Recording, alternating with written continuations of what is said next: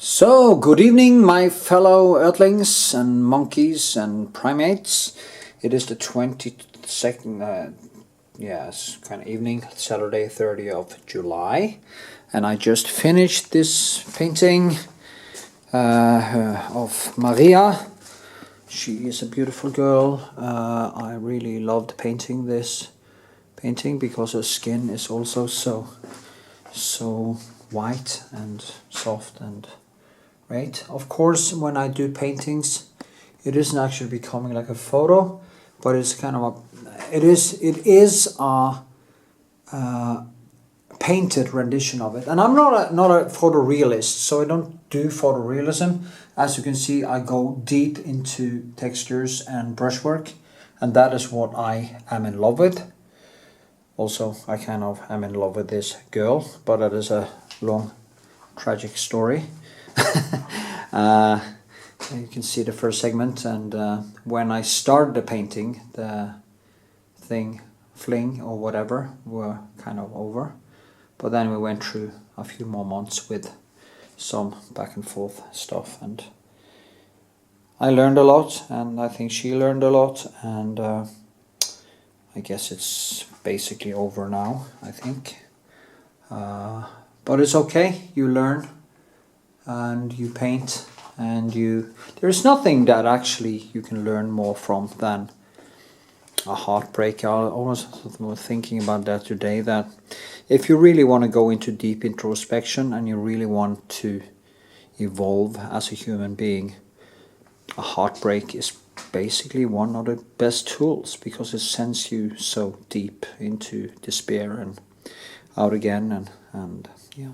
So I think actually much of this despair and all those has been put into all the brushwork.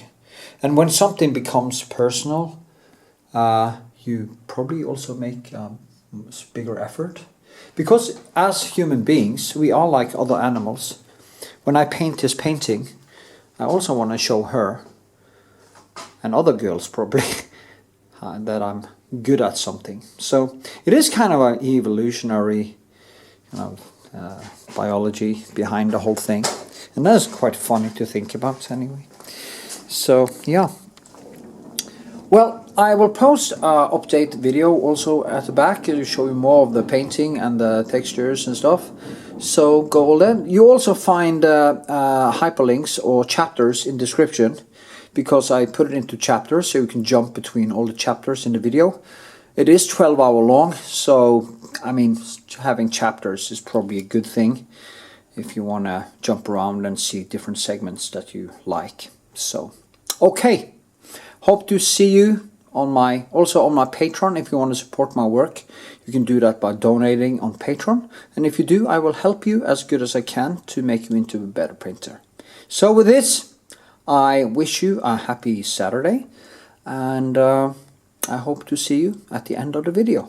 Okay, stay cool, keep painting, and I just wanted to add a fun fact. In the beginning of this video, you can actually see that my hair on top and stuff is very thin, and that is because I have the known side effect from COVID, which is hair loss. And you can actually see as the video, or the progress in the video, I get more and more hair back.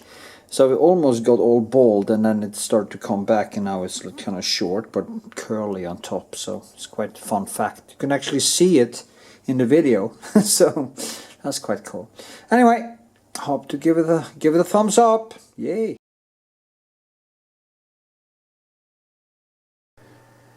Okay, my fellow earthlings.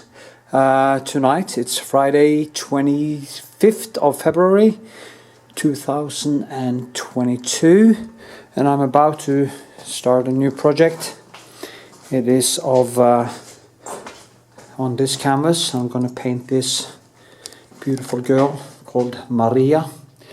Her name is Maria, and she is just gorgeous, and I'm going to paint it on this canvas, as I say. The tragedy here is that we have had this kind of a relationship going for a month, and at this point I'm kind of deeply in love with this girl. And it seems like it's not going the right way, which is strange.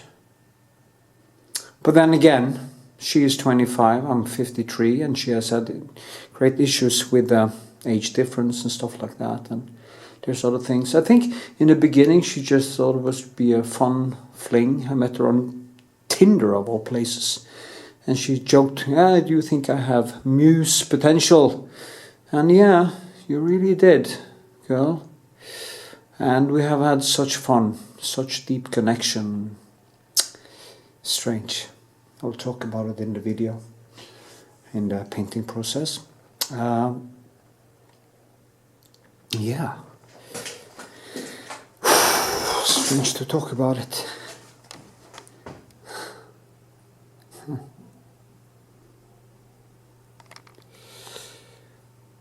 Yeah. It is strange how you can... It is 10 years ago since I felt like this. And anyway, I see you in the painting process. Yay. There will always also be the funny thing in this painting tutorial is that when this is finished, I guess it's probably over. And in the beginning of the video, there will be a new introduction with the finished painting and the story of what happens. So that's kind of a time travel in a way. Anyway, I'll see you around. Okay, bye-bye. Start. Okay, here we go. As usually, I have to measure. And I found out that the head was like up to the arms was about 1. And then the hands comes on top of that. It is a little bit to this side. And I need to find the right place, so I'll just try to go, let me see here, 1, 2, and about 3 and a little bit, and I just have to find kind of this 1, like here, and then the hands will come a little bit over there. I don't know if that is good enough, but I'm going to see 1. So you do 1, 1, 2, 3. No, that was wrong. I need to go further down, a little bit higher. The face will be a little bit bigger than reality, maybe, or at least real size. Let me see now. 1, and you go down here. You go 1, 2, 3. Even a little bit more there, like this. 1, 2, and 3. A little bit less here. 1, 2. That was okay. From here, 1, 2, 3. Well, I'm gonna do like this, and I'm gonna mark here and see. That'd be right. That's also very important that I measure from there and down, yeah.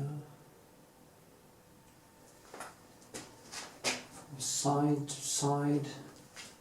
It will be about here, actually. So we just count 1, 2, and 3. And a little bit more, maybe a little bit more down here, maybe. This is how it is when I don't use a projector. I don't never use a projector. 1, 2, tree. That was a little bit too much. So I'm gonna place it about here, I think. And I'm gonna bloody well hope for the best. And I'm gonna do one more. One from here. 1, 2, and 3. A bit more. 1, 2, and 3. Well, it's like, let's just put it there, okay? And she's a little bit more to the side, so the face will basically, you see, okay, just mark things up. Now I want this to be very perfect, or not perfect. You can't really paint perfect when you paint in this way, but you know, she has the arm, she has that arm that comes out here, there's a perspective there, goes in, goes here, draw, okay.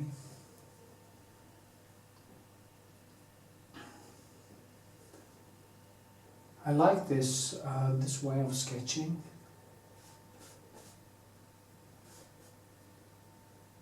And I do like this.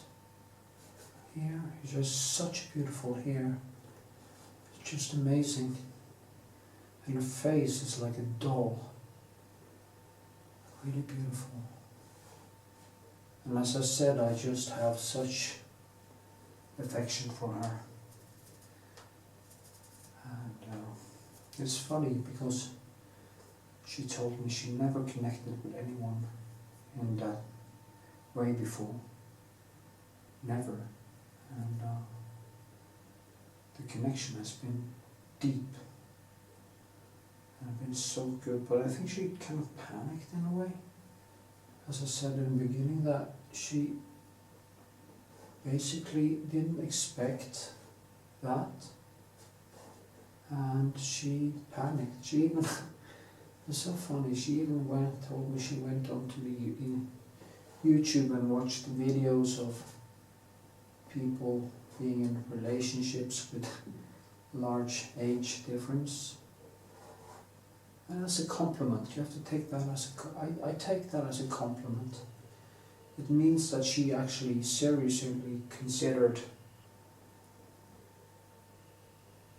having a relationship.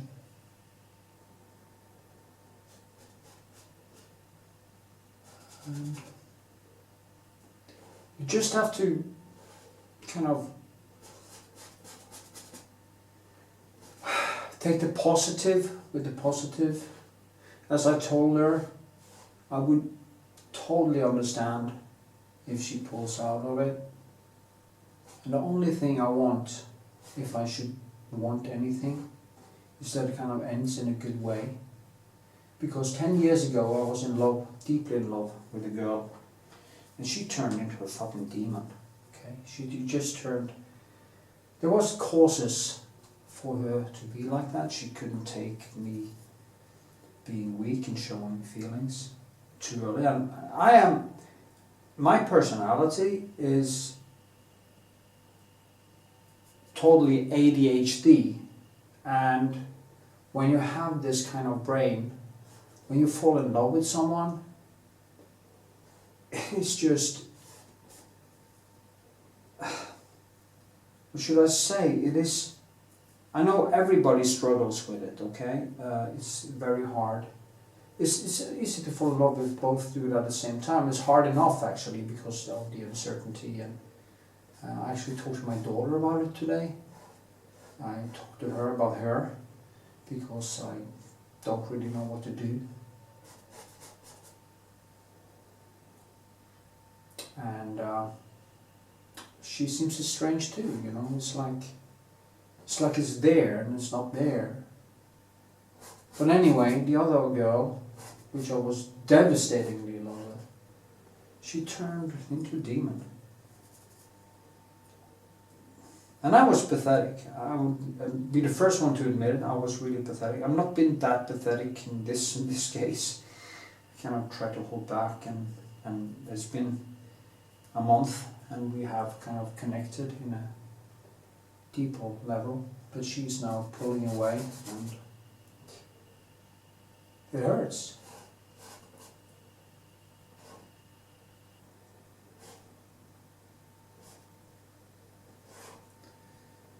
And it's also so annoying because I actually had given it up. I had given up this relationship thing. Fuck, I'm 53 years old. I have a daughter which is 26. And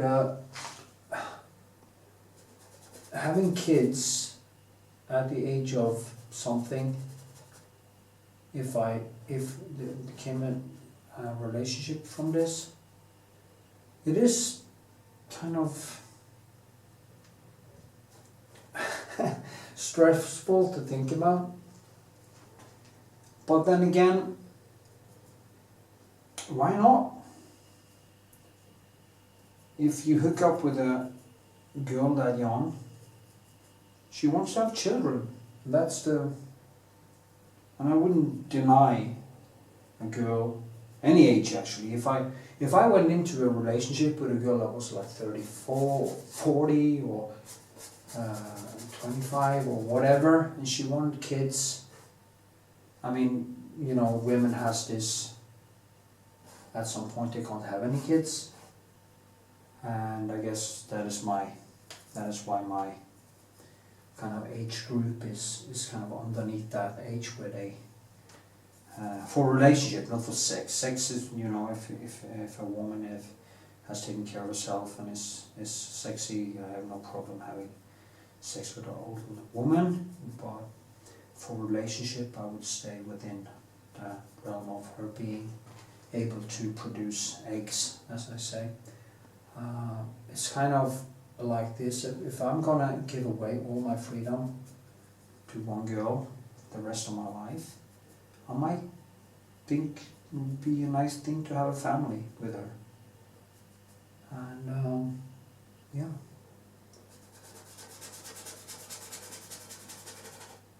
But anyway, the strange thing here is that all the signs of her being in love is actually there when we are with each other. But for some reason she has this capability of turning that thing off. As she told me, being with you is like being in a dream. It's almost like it's not real. That is what she told me. And when she leaves and she goes back to her own thing, it's almost like she can't really understand that it happened. And I think it's because she hasn't experienced anything like that before. And she is used to being more in control. And she is kind of a control freak, and so am I, so I don't blame her for that. So maybe it's that, or maybe it's other things. Maybe you're not good enough, I don't know. But then that connection. It's so sad that you should actually throw out deep connection with. I have had so many nice girls in my life, and I know one girl right now, when she sees this video, she will really be sad, but I'm sorry. And she has been a good friend and everything, and she is in love with me, and I haven't been able to give myself to her. And there's been many girls like that in my life. I had so many beautiful relationships with girls that I didn't actually fall in love with. And it was devastating because you start loving them. I start loving them. And you have to break up with them. And it's horrible. And it's like you can't really choose who you fall in love with. I mean, I fell in love with the one I fell in love with 10 years ago. I mean, I had so many, 3 girls in a row there that was just great, that loved me. and I couldn't love them that way. I love them, but I didn't fall in love with them. And that was so sad. And I'm still friends with a couple of them and stuff. So it's not that there's any bad feelings or anything like that, but it's so sad that you can't choose who you fall in love with. And maybe she's not in love with me, but then why is everything there when we are with each other? It's so difficult to understand. It's hard. Man! But you know, it's inspiring. It's very inspiring. Deep feeling is very inspiring. Deep connection is very inspiring. Despite hurt. So yeah. That's how it is, you know. As we say, we can't always get what we want. Most of us never get what we want. I had so, as I said, had so many relationships and so many nice girls in my life. But I never was with a girl I actually, well, the first one, when I was like 14 to about 16, 17, we were in love. And I had girlfriends. So after the first one, all the girls I've ever been with, I was with because they fell on my lap. And the ones I fell in love with, I didn't get. Why? Because I'm too emotional. I show it. You know, I'm the kind of guy who wants to give them flowers. And it only works in the movies. It doesn't work in reality. It's not what girls need. They need the alpha. They need the one I am when I'm not in love. And that's the paradox, because if I can actually manage to not show feelings, I become more attractive. It's ridiculous. The movies in Hollywood has it all wrong, okay? I remember the movie that, what is it called again? Love Actually. Oh God, that scene with him with a cardboard. I came this close to doing that with the other girl 10 years ago. And I sent her that video probably 3 times or something like that. And I was so pathetic. I became more and more pathetic. It's like watching yourself from the outside doing all the things that you know you shouldn't do.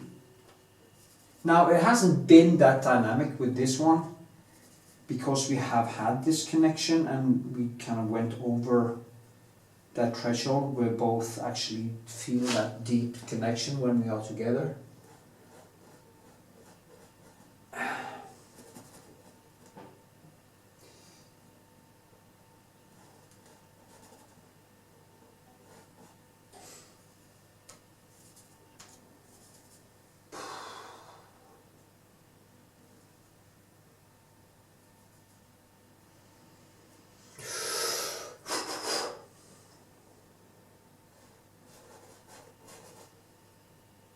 And we have been crying, and we have been laughing, and we have been such a ride.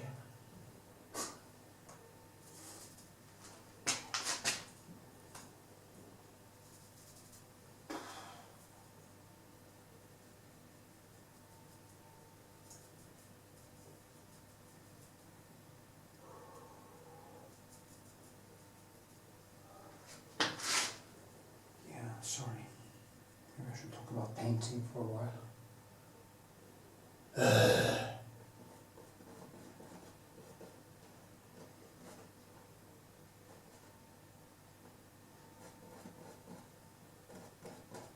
Such a cute nose. Actually, we kind of have the same features too. Strange. It's always with me when I fall in love with a girl, it's always these features. the same kind of round face. That kind of, strange to say it, but it's kind of a overgrown baby face. And this girl is actually, she is, I'm like 170 tall and 71-ish.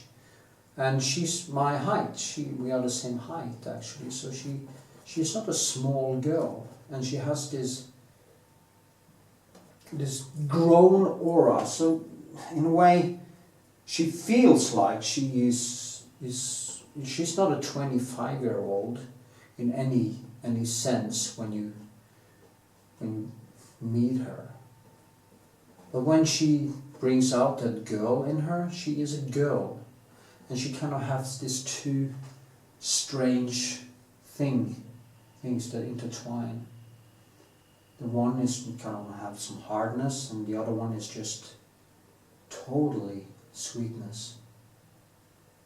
And she kind of feels like she's like 35, 40, like in the personality on some levels. And she also she's a chemist. Good education, smart girl, and yeah. The first time I saw her, I thought, "Oh shit, out of my league." That was my first thought. Shit, out of my league.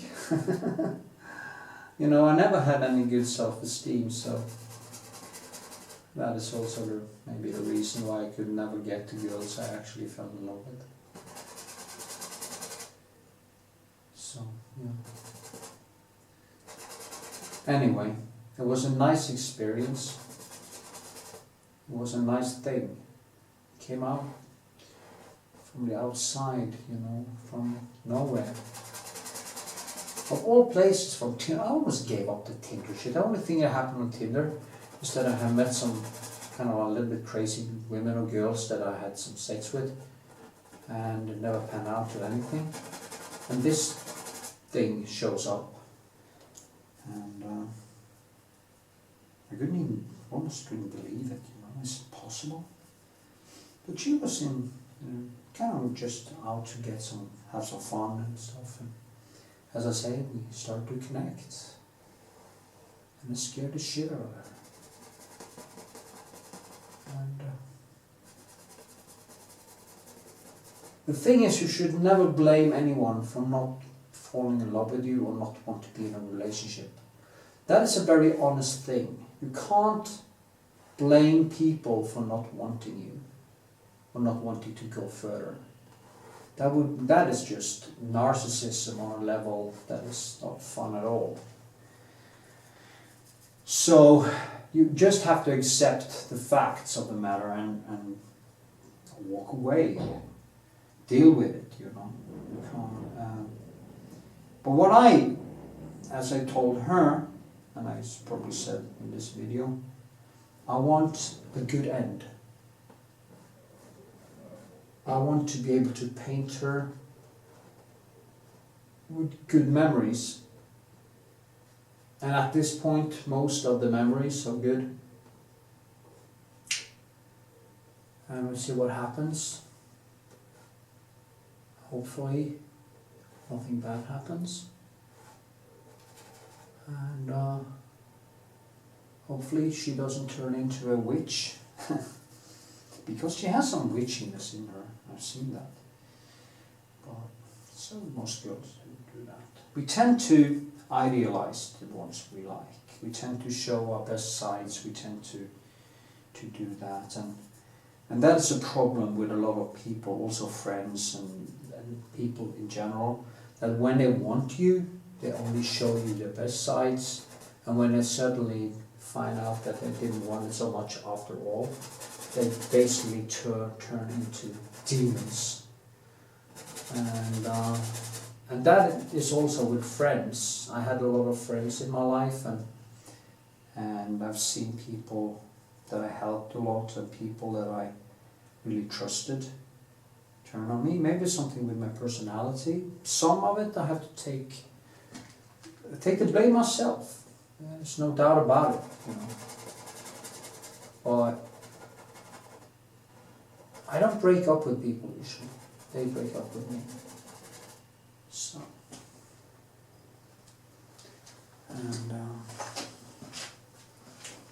I can take a lot of shall we say,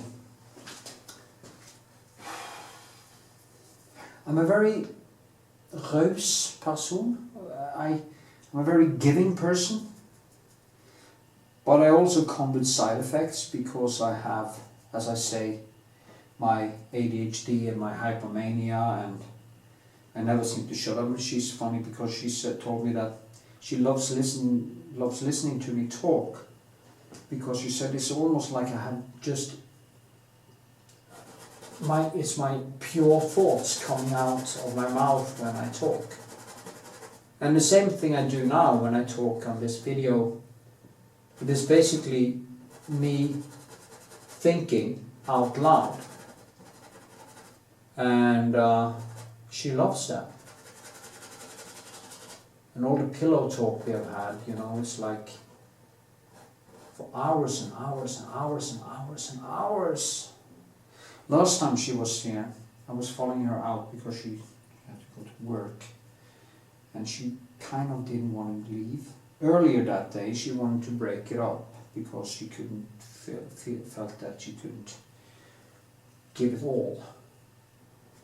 And after a while, we started cuddling, had all the great sex and stuff. And she kind of didn't want to leave. And when I followed her up the stairs, opened the door, kissed her goodbye, and I closed the door, and then she sees that she walks back, and she looks through the window, and her face is kind of strange.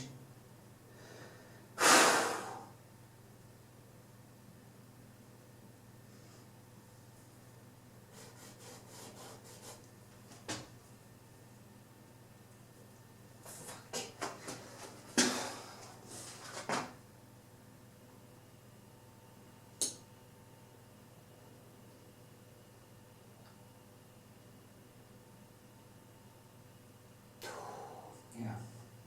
And I didn't open the door. She probably wanted to come back in. And then she just smiled and she walked away again.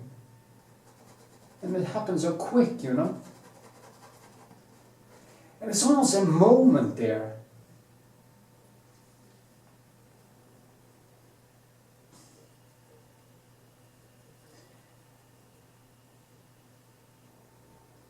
That if I never saw her again, that is the one that would be seared into my brain. I remember the other girl 10 years ago. She was sitting in my bed naked, beautiful girl. And I said, wait a minute, sit like this. I want to take a picture of you in my head. And I did like this. Like this. So click. And I smiled. And that fucking picture is still in my head. I'm sure I could paint a painting from my imagination.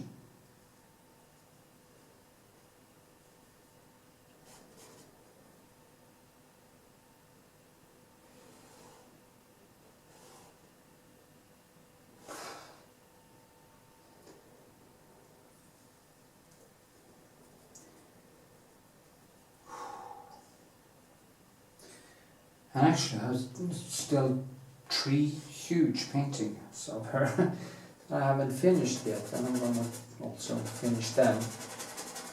So, yeah. Her name was Mette. And it's so strange because I had Heidi in my life. Great woman, great girl. Julia, Victoria. I had so many girls. Göre, you know, I had Hege. I had so many girls. And Elin in Stavanger. You know. And maybe I deserve it, you know. I don't deserve it. Because I had love. I had a lot of love. so much love. But kind of, maybe I thought maybe it's the universe to just, you know, I'm an atheist, so I don't believe in faith or anything like that. I'm more on a type that would say you create your own destiny, which I have noticed. But you could start wondering if there is something to it, because it's almost like the universe is just throwing back at you what you put into it, you know.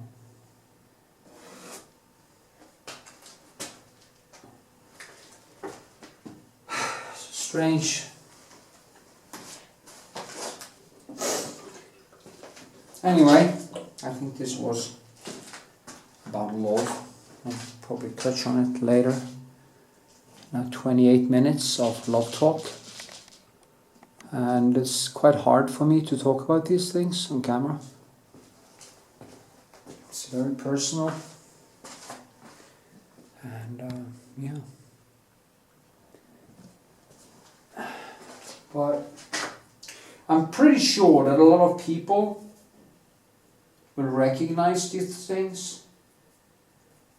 How do you keep cool when the only thing you want to do all day long is to see the person? All day long. It's the only thing you think about. What is she doing? Where is she? Why doesn't she send a text message? Blah, blah, blah, blah, blah. It's just amazing. So, yeah. As I said, with this I'm going to do some more painting. And see you later in another segment. Okay?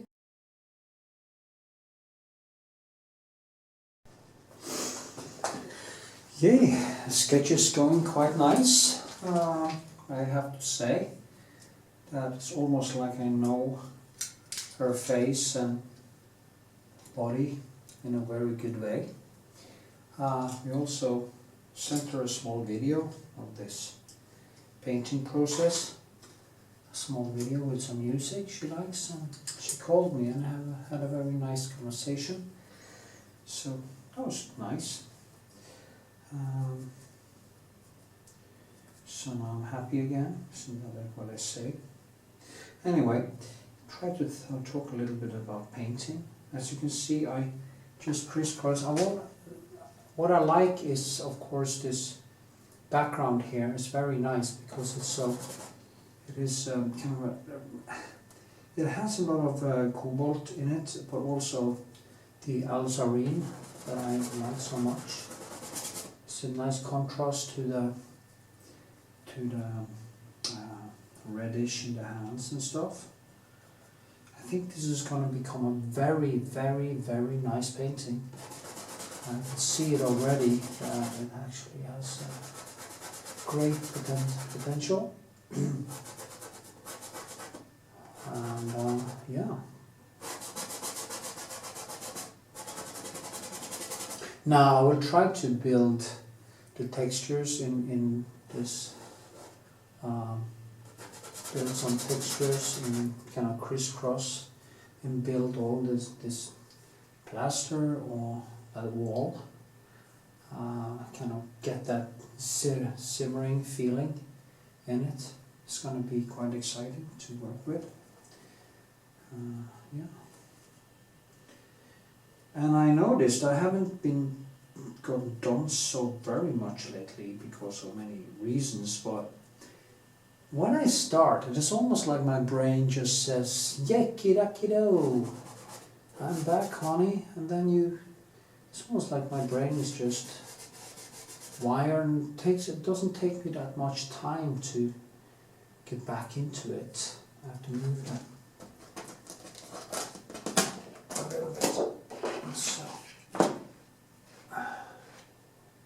here, actually I don't even think I need this right here now, but it's nice to have as a reference point. she's so feminine, you know. She doesn't have so big, large breasts, but she has this very nice feminine body.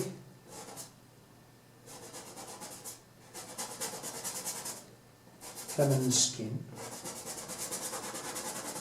High estrogen woman.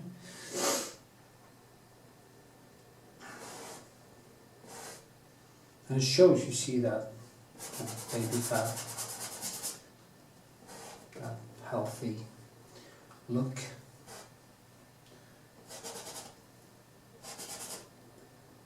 And yeah, let's see here actually. Kind of there, yeah, here actually. I would like to get the whole sketch in tonight, but I think it's going to be quite difficult to get that far.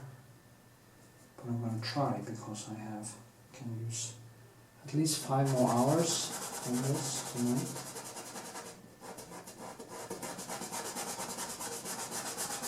Four maybe.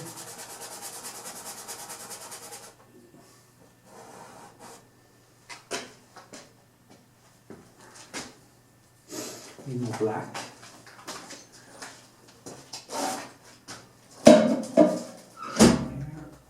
Okay.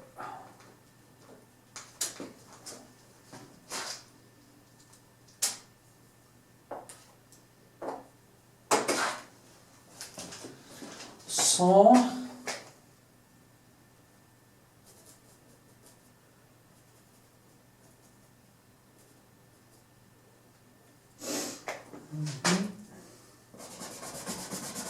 in here, behind.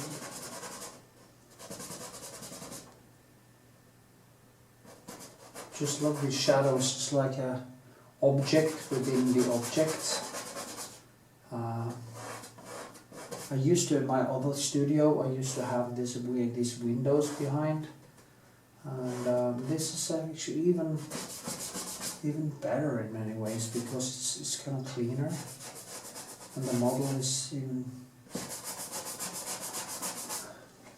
As you can see, I basically used the paint as it was charcoal or drawing or something. So I just kind of keep adding.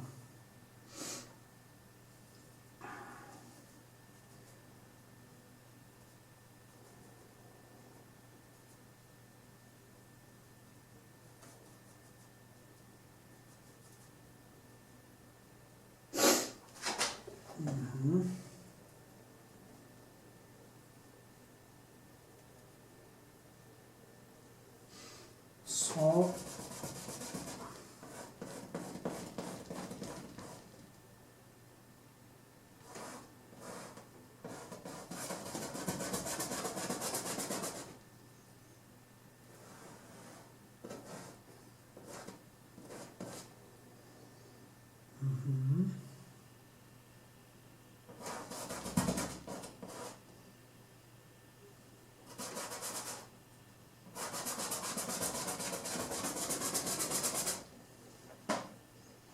yeah, it's a very nice bra. It's perfect for her.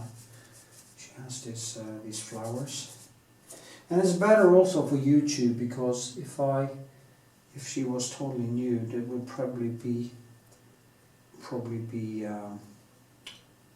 flagged. It might be flagged, seeing she doesn't have panties on, but you can't actually see anything, so it should be okay. Anyway, it is sad.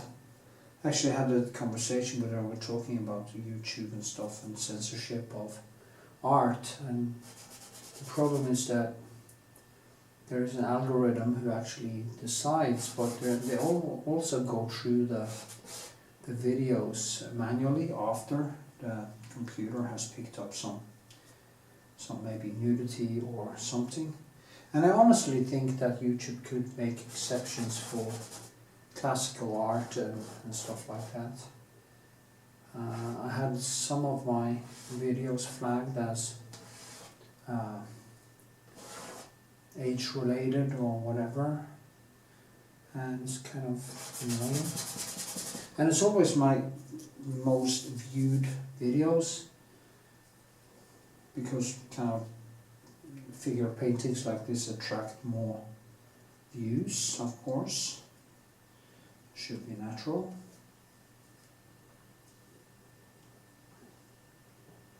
See, now I want to get this in. Now what I do today is just to get the basics in, and I'm going to use tomorrow evening and night to kind of build more textures and build more skin tone and kind of tighten it up. And then I let it kind of surface dry for a while, and I kind of start painting over it again.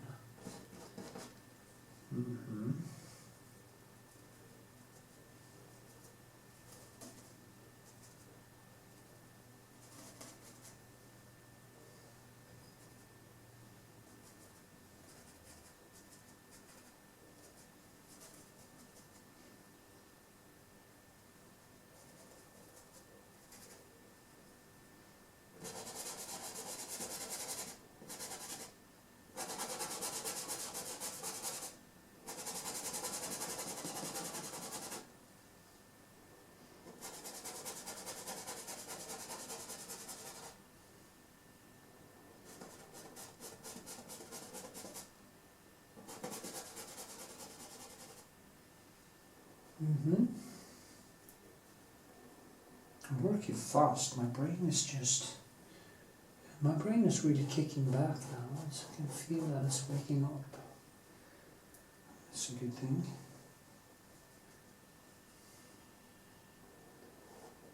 Having this girl in my life for a while actually kicked back my hormones. There's no doubt about it.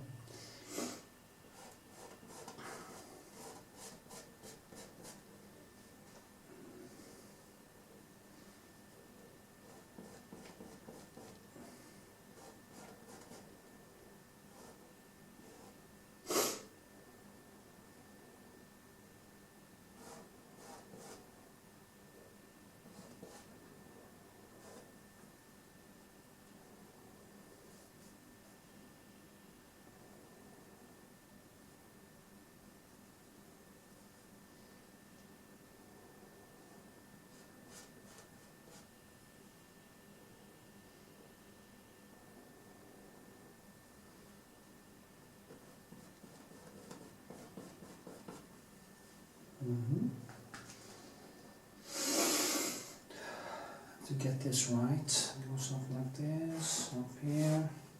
It's a brilliant thing to have that bra on. It just can't be better than that, because it just underlines the whole shape of the body and gives her the roses in it, and everything is just brilliant. It's almost like the tattoo girl I painted, just that her roses were on the skin.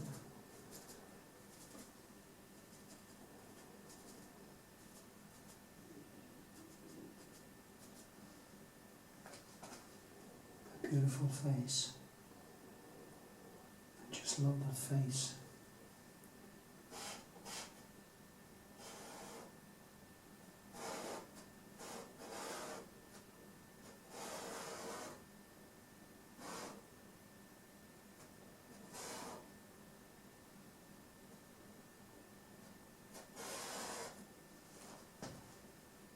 Yeah, I can make it darker.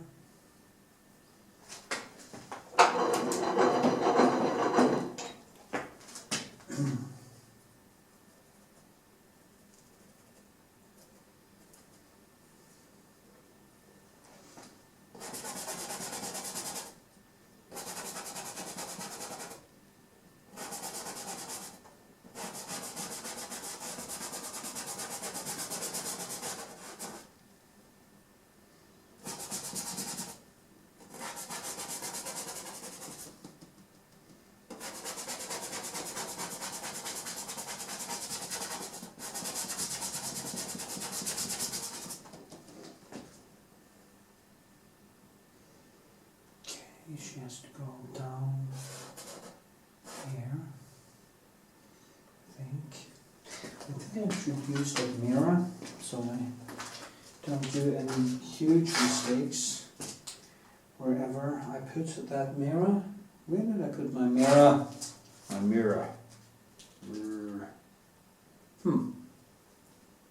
Why do I keep misplacing important things like that?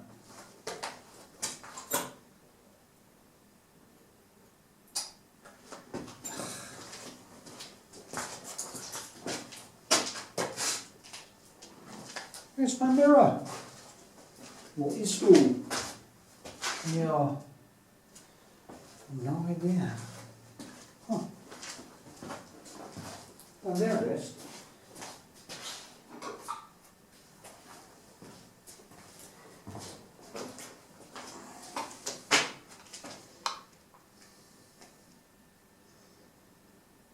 Yolla, yolla. Nice. Okay, let's go into dark. Work myself down. Should go a little bit in here and down like this. The waist goes more underneath here.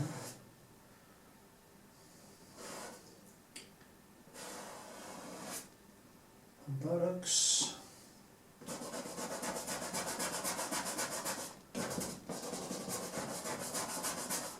Just work myself down.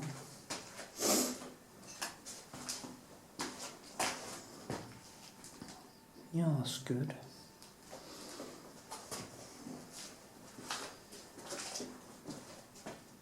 Yeah, nice. Nice.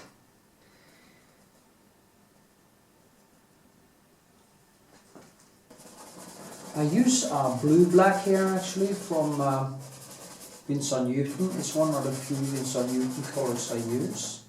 I haven't found blue black in any store in Oslo from Old Home.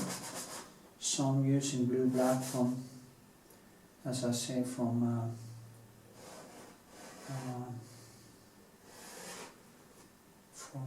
Winsor Newton. Actually, I have a different photo of her. The same photo, just a little bit more focused out. But I felt that this composition was the best because when I put it out a little bit, was some more of the legs, it kind of lost some of the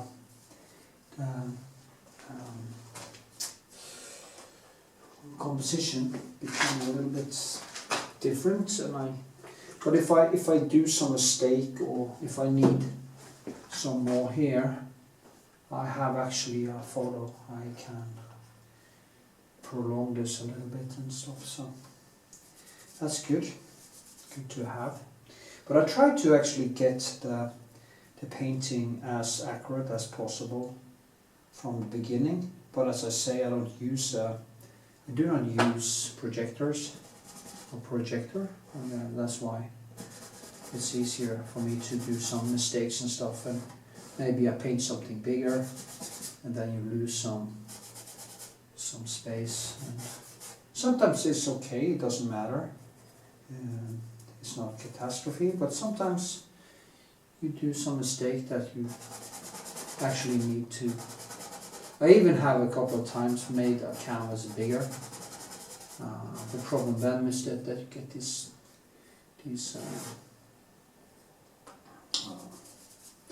sharp kind of lines afterwards in the canvas from the gesso. So it's not really a good idea to do that.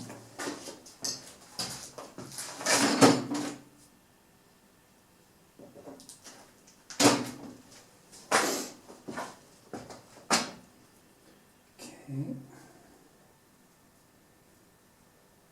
It's a lot of cup lock, it's a lot of this, I use Naples Gel Extra a lot, and I often mix that, say skin color, well I use cup lock and that one a lot, and I also mix it with more blue and stuff to kind of get this kind of natural skin tone. I remember I had a friend once, just a long time ago, we're not friends anymore. Maybe that was my fault, maybe that was his fault, but anyway. And he was obsessed with how I made skin tone. And I told him, I don't know, I just look at the object and I paint what I see. And he just got angry. The reason he got angry was that his name was Jarl, actually, the same as my brother.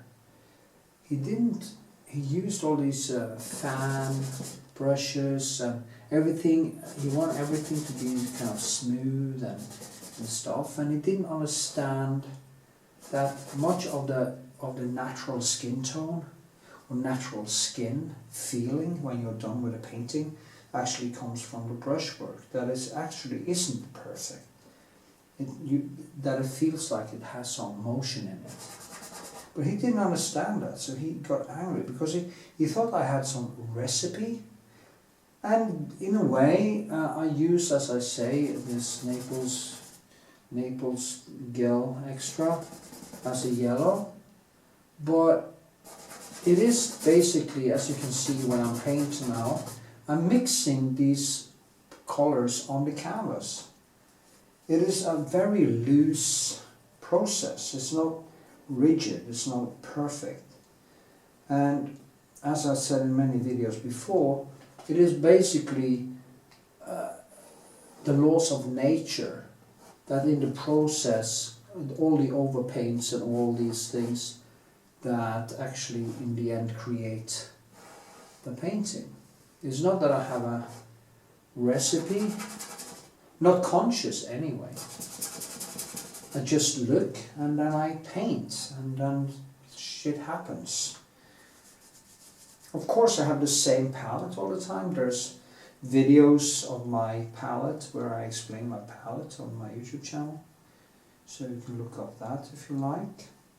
Where I actually explain how I think with the palette and how I set it up. And it has to be, I have some different palettes, but it's usually the same rhythm in how I put up the colors. And of course that is why, the reason for that is that it's like, if you're gonna have a dynamic, loose process when you paint, you have to stick with some of the same colors and the same rhythm how you put them up. It's like a piano.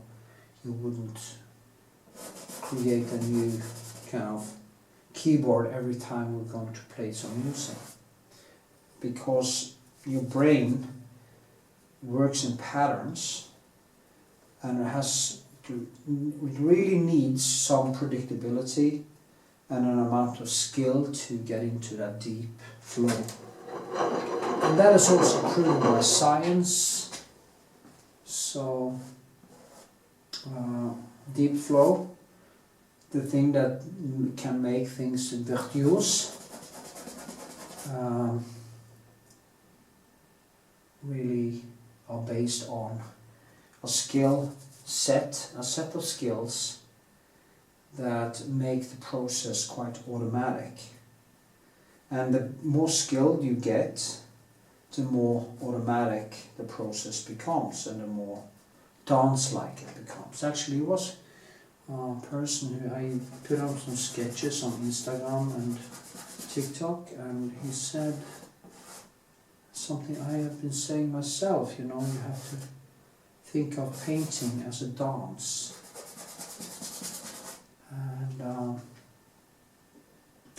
And he said, your brushwork looks like it's a dance, and it's exactly the point.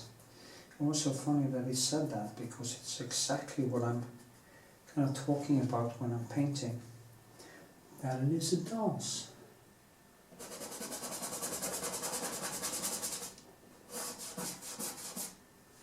So yeah. And if you can't dance, if you haven't practiced dancing, it's very hard to find a rhythm And it's the same thing here. Rhythm is a dancer. Dun, dun, dun, dun, dun, dun. I feel happy now. I was miserable earlier this day because I hadn't talked to this girl, and I felt everything was just falling apart. And then we talked, and now I feel good again. And I guess this is going to be a roller coaster. I have no idea where we'll end up, but I'm inspired by it. So I think being inspired by beauty, by both the love of painting, the love of the person, the love of life is maybe the most important things of all.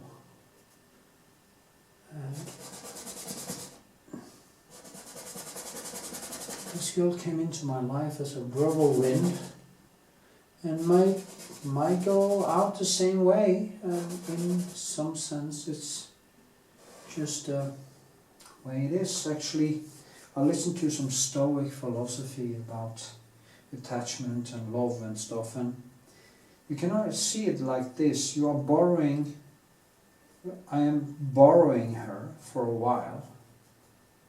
The universe let me borrow her for a while in my life, and maybe someday it takes her back, you know, and you have to give her back.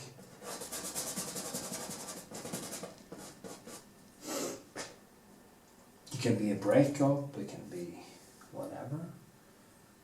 So nothing is permanent, and in Stoic philosophy you try to think like, okay, what is stable? What will be there with you for the rest of your life? And of course the answer is just patently obvious. It is yourself and your consciousness and your flow. That is what the last thing you do. You take a last breath and you have a last thought. Hopefully you have a last thought. And then it's over. And that was your life. You can't take money with into your grave anyway. You can't take people with you. You can't take things with you. You can't really take your status with you into the grave. You are just going into the bloody grave. Now it's nice to think that people will appreciate your artwork after you're dead. Of course, of course. Of course. There's no doubt about that. But it's not the driving force. Oh, you have to create a legacy. A legacy? What the hell is a legacy? A legacy means that you're dead. And you're not gonna experience your own legacy. So the experience of life, the experience of love has to come while you're alive, while you're here. This is it. And yeah, that's. I start to feel that I'm doing something right here. And yeah.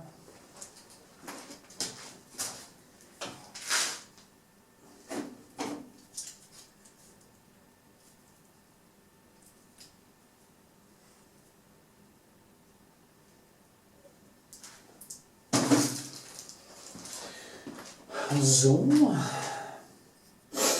Zimzalabim.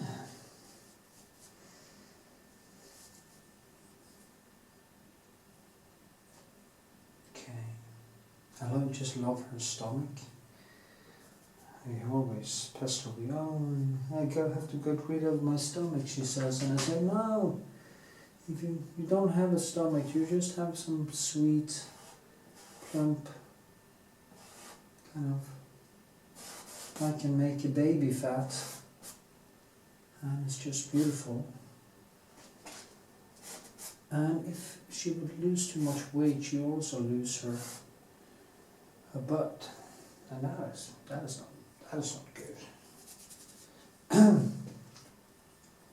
Now I do like a plumper girl. as long as she has a waist and as long as she has kind of a broader hips and waist, I can tolerate a huge amount of fat. So I'm kind of a, I maybe call myself, not chubby chaser, but kind of a little bit plumber chaser. I don't like them to be unhealthy, you know. I have to look healthy, but you know, a woman with the right shape can gain an enormous amount of weight, actually, in my view, until she starts looking bad. And I don't care if a woman has, some have children and the stomach is maybe hanging a little bit. I don't mind at all. It's kind of, it just looks natural and beautiful in many ways. So, for me, anyway, that is not a turn off at all. And I mean, if you are turned off by a woman who brought children for you into your life, and you are complaining that her body isn't like when you met her the first time, you're just a fucking asshole, okay? You're just an asshole. I mean, having babies has a price. Some actually have a larger price than others, but the body will of course change a little bit after childbirth. My mom actually almost didn't change at all, but she was very slim and stuff, so and she didn't gain much weight. But girls like this, who is a little bit more of the, shall we say, the budaya kind or the milkmaiden kind, they can gain some more weight because they have on average. Yeah, as I say, they have some more fat tissue and they tend to gain a little bit more. But it's fine. I have nothing against that. Actually, I prefer big butts. As I told her, if you're gonna lose the stomach, you have to start doing compound weight training to keep this shape. So compound weight training. Well, what's most important when you meet a girl that you like is actually the smell and taste.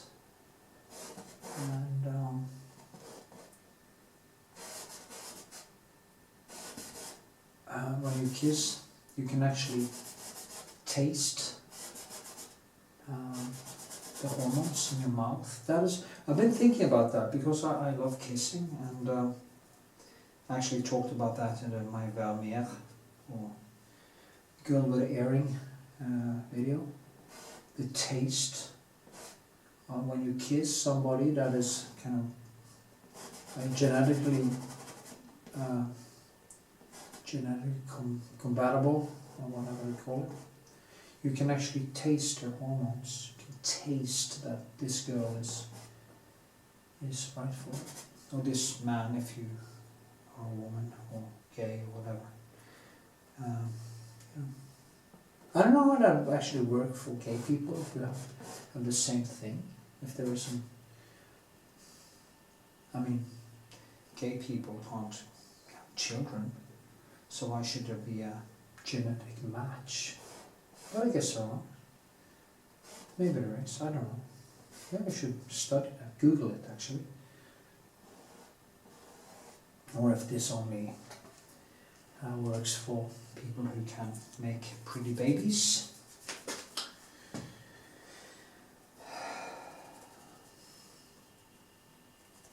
That's the things I think about when I paint.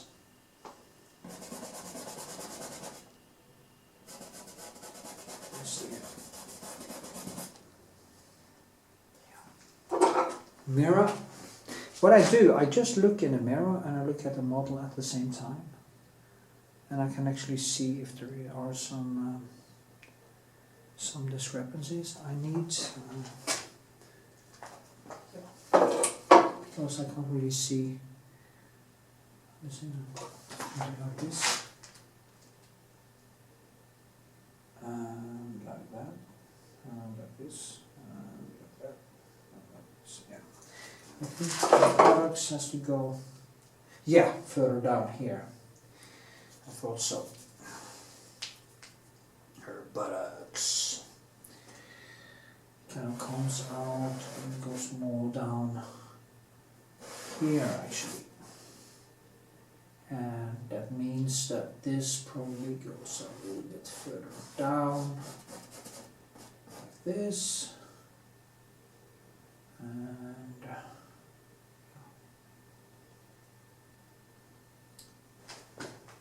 And this foot actually goes out, and it's kind of short here because it goes just around like this, and it goes kind of straight down here.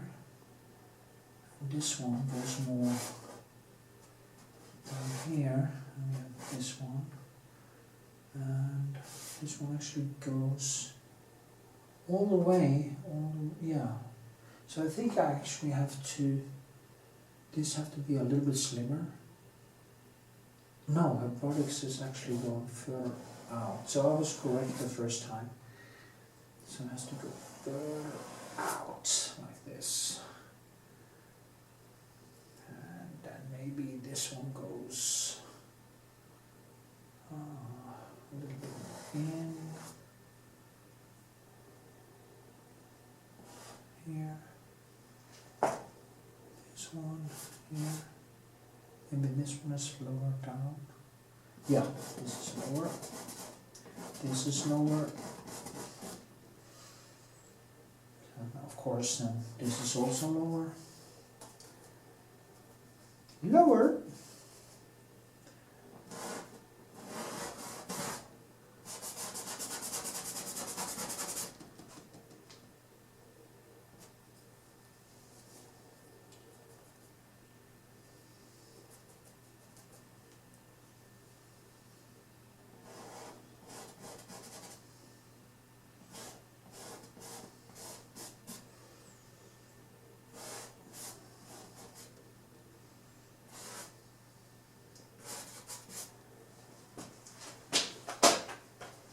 Okay, maybe this also, so like this, a little bit more in, like this maybe. And these are the things I will kind of figure out as I go along.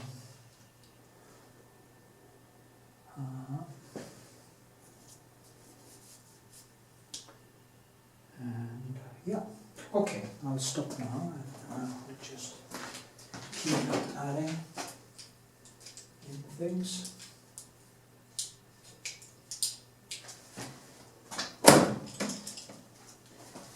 You complete me. Yes.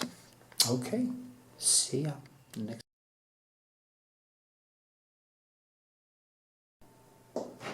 Okay, I actually noticed some mistakes I've done.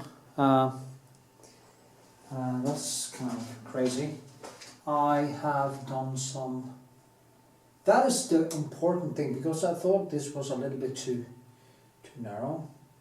And I see now that I have done mistakes all the way down here, actually.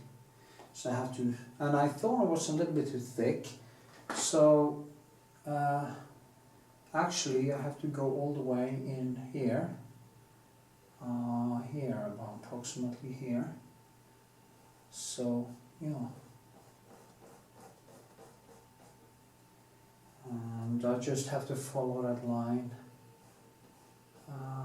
You see, it goes in like this. Also her face, her nose goes out here. and the forehead actually goes all the way out here. That is the kind of things, and then the nose probably moves in a little bit, and the forehead tilts a little bit more that way. That is the things that happens when you don't use a projector, and you sketch very fast like I do. I kind of tend to sketch pretty fast, as I said, and then things like this can actually happen. But I think it actually gives something to the painting when I do mistakes like that. And suddenly you just see, oh shit, the whole thing is just wrong. And you just have to do it all over again. And that's fine, really. It's a shame because I really like the sketch, but you know, you have to get it right.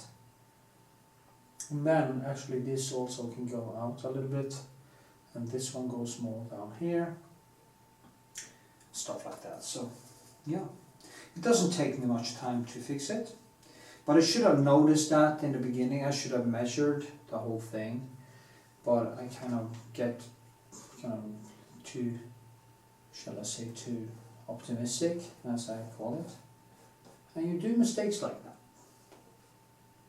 and I guess it's fine.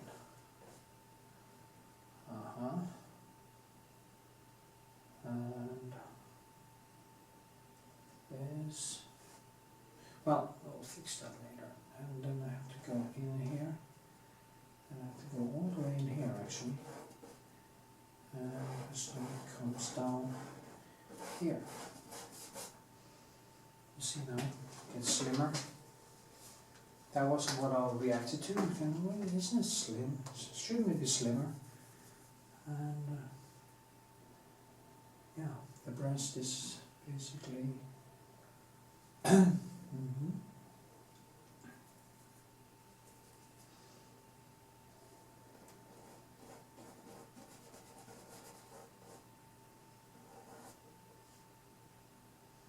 Of course this have to go further back.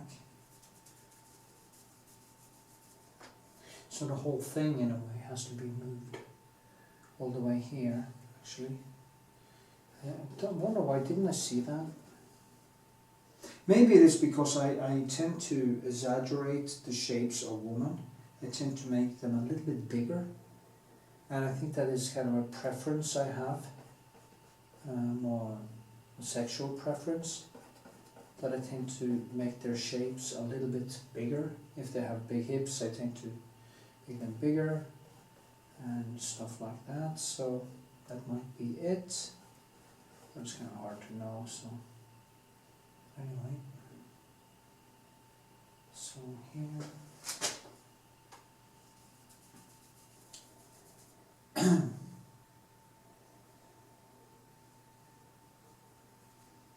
It was kind of lovely, but it wasn't this one. It was another painting, another model, another picture. So that would be cheating. I would never. The thing with me, I would never be pleased with it, because I would actually say, oh, there's some mistakes here, and I would never be pleased with it. So I can't just let it be. Say, it's good enough. No. It has to be what I'm painting. So that's why I'm changing it now. Maybe it's interesting for you to actually see that process. So what's this? Okay, yeah. That is just a thin stripe here. And it goes down to the brow is here now, actually. Is that not correct? Yeah, actually it is.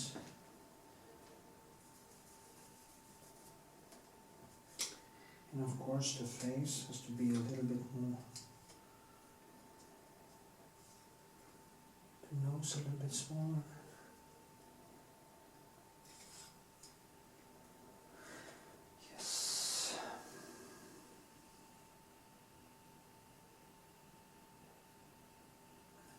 That's why I like the old Holland paint, because it's kind of clay-like.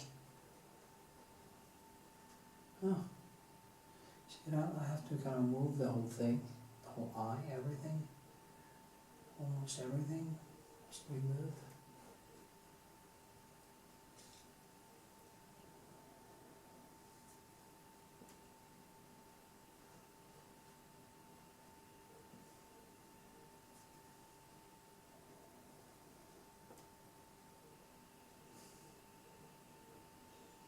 Yeah, that's better, I think. It's more correct.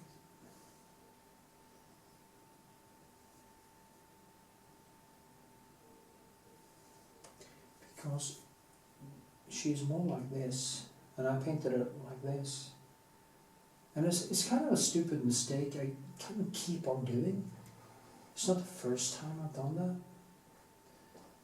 that. And that's the things you have to look for when you paint freehand. Be very careful with seeing those perspectives, because it's so easy to do these mistakes.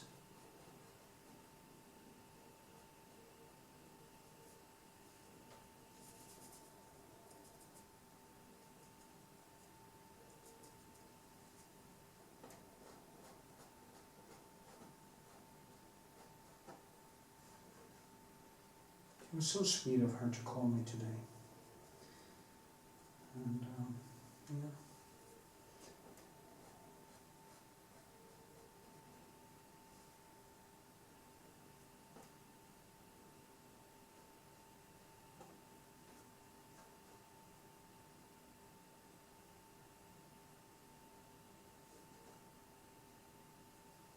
Mm.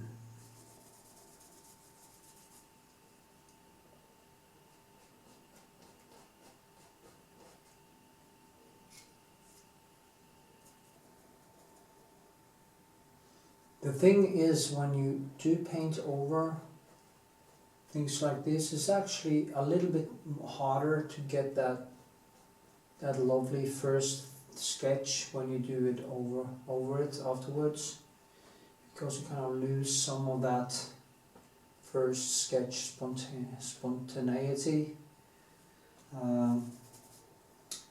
But it is a price you just have to pay to fix it, so there's nothing much you can do about that. I had COVID in the beginning of December, and one of the side effects are actually, and that happens 2 to 3 months after, because the hair is going into this this hibernation, and for it to start growing it I actually had to shred the hibernated hair. So suddenly I lost a lot of hair, you can see, and it comes from COVID. It's actually one of the, I didn't know what the hell is happening. I also had another stress event, quite heavy stress event, so it can also be that, but I think it was the COVID thing, because it kind of fits the signs.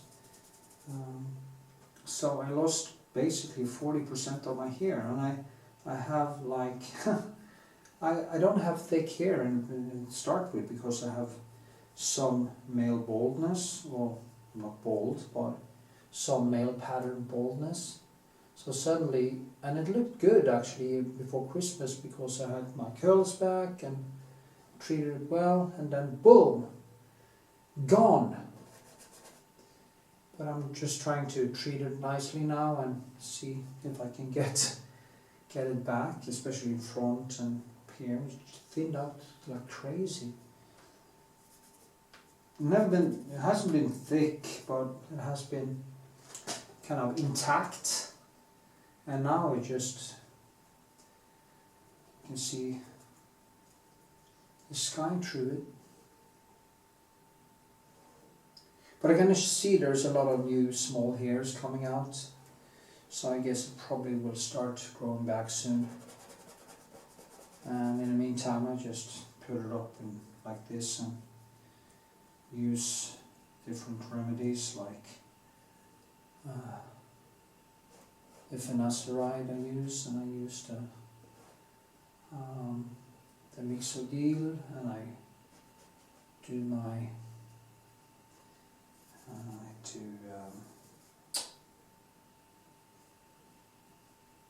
massage my head every day, and it actually helps with hair growth. If you do massage your hair every day, it can actually stop the hair loss, because that is actually how the mixodyl works. It opens up the veins, and also that will help to get more of the finasteride into your hair follicles. I have been losing hair for like 30 years or something. I used to have thick hair, very nice hair. And so I had a friend actually in art school, had a colossal hair, and he lost his hair in a heartbeat. It was just crazy to look at it. I couldn't understand what was happening. Curly, beautiful hair, and it just fell off in droves. And it's crazy. Okay, I think that was more correct, if you can see. You just moved it a little bit more that way. And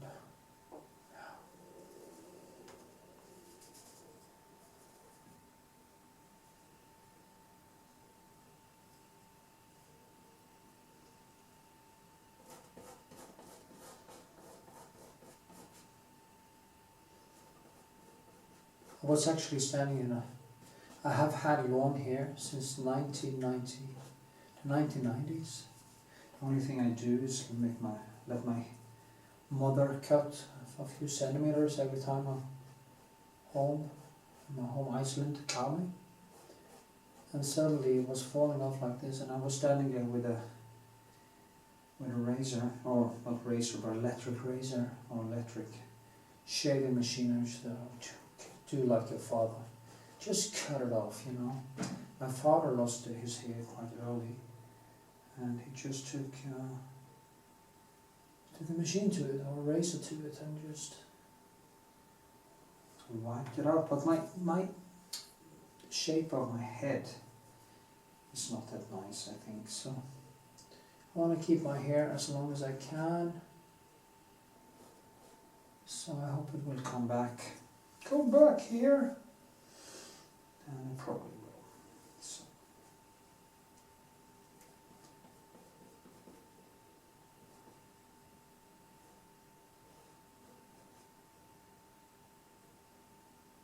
And another friend of mine actually experienced exactly the same thing, and didn't know what it was until I figured it out, because I started Googling it and looking at YouTube, and it's actually a very common thing, and it can take like 3 months to a half year before it actually comes back. So and then it has to grow out, of course, and that takes time. So yeah. Okay, I think it became better now, more correct. And yeah.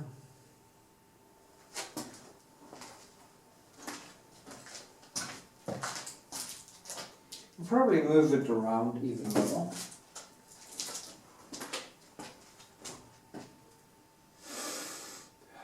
But at least it doesn't kind of, if I take the forehead now and it goes like down like this, the forehead here is approximately the same. Not all the same, but almost. So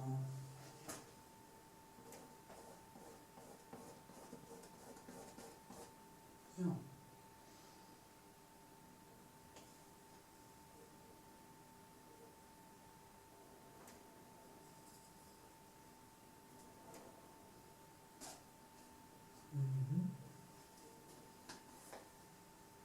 The thing is, when you put on layer upon layer upon layer with thick colors, and suddenly you realize that you have to move things, it can become a little bit messy.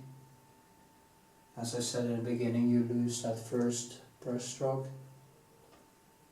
But I think this kind of didn't mess too much up.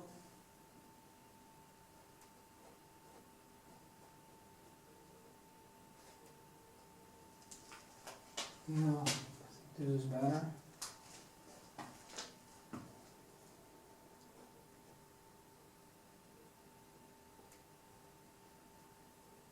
This girl's amazing face.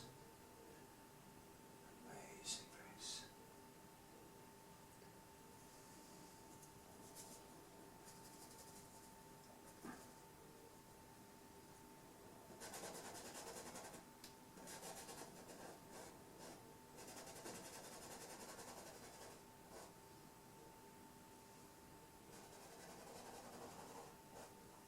Okay.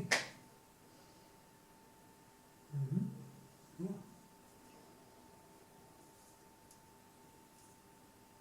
Okay.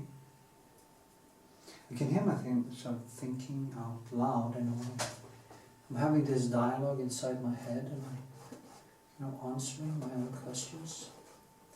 And as I said, this girl pointed it out. Funny that when I was talking, she loves listening to me, and that's nice because I'm a talker. Especially after sex, I talk. And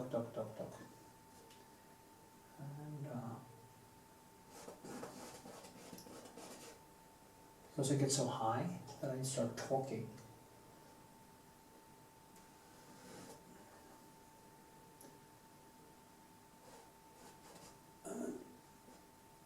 She said when I was talking, I was like listening to my thoughts coming right out my mouth, like unfiltered, like I was thinking when I was talking, or I was doing both at the same time. And I guess, do people actually think and then talk? For me, it's like thoughts just appear in my head, and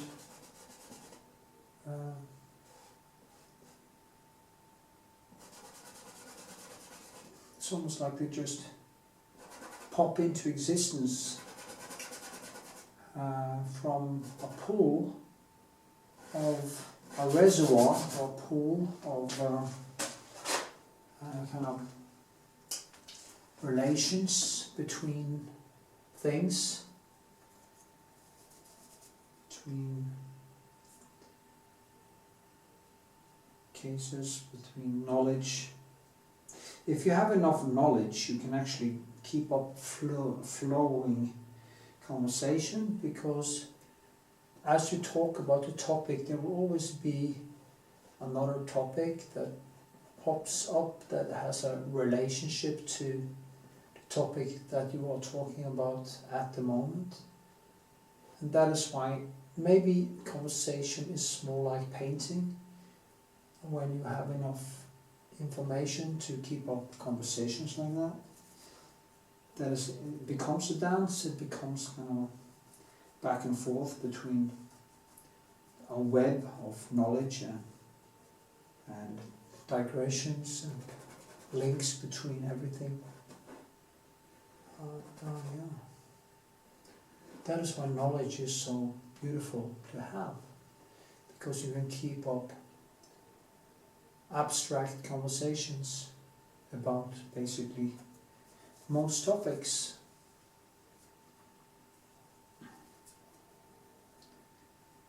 And I listen to a lot of science when I paint. I listen to a lot of science every day.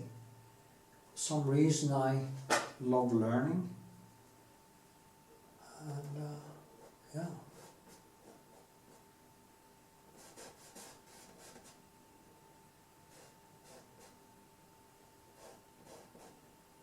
I wonder how it will turn out with this girl. I was talking to her today on the phone, and I said, well, my daughter doesn't want me to have more children, and I was talking about me inheriting things on my hometown. And then she jokingly said, well, then I will probably inherit it someday. I thought, wow, that's a thought, you know. Yeah, if she had kids with me, she would actually have a right there, I think. If I died, which I probably would before her because I'm quite older. Now, David Sinclair is doing a lot of age research, and what I'm hoping for within my lifetime, and which I also think will come, is medicines that will actually stop the aging process and even reverse it. As he says, for every year you live right now, you get I think it was, or was it 3 months? 3 months was it more to live. So for every year you live, you kind of so you're not only aging like 9 months a year at this point in history, and his goal is to get this down to basically no aging at all. So you age like 9 months every year. You used to age basically more than 1 year every year because of things from the outside like diseases and lack of food and stuff like that. But now you actually age only 9 months in a year. So what they're working with is actually getting it down to that you don't age at all every year you live. And hopefully that will be possible within my lifetime. So nobody's going to inherit me anyway, because I'm simply not going to die. I don't have time for death. I need to live. I need to create. I need to see.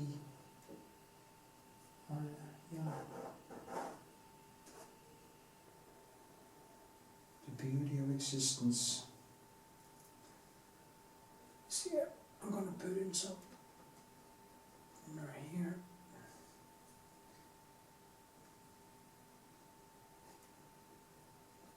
She has such a beautiful hair too, so just amazingly thick hair.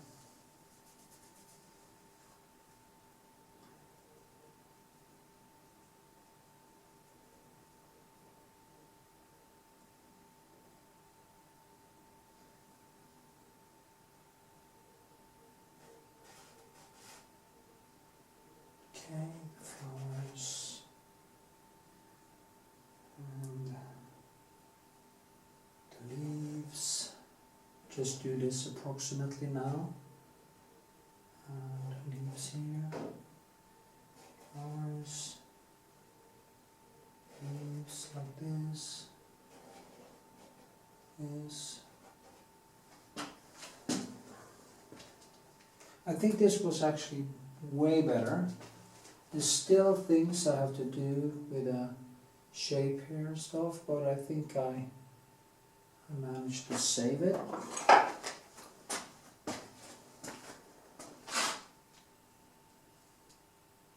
Yeah.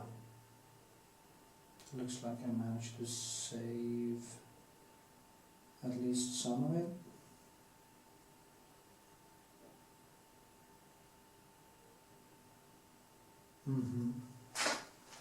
It actually looked more like her in the first sketch, but that would be natural. I felt it more like was a little bit more like her, but you know.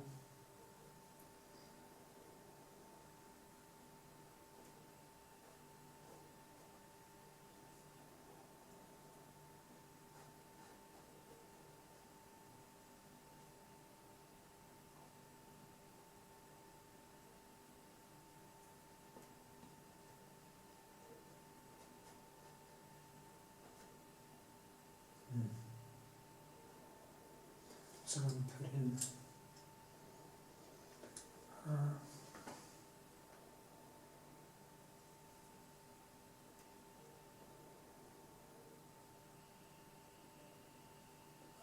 That was actually better. There.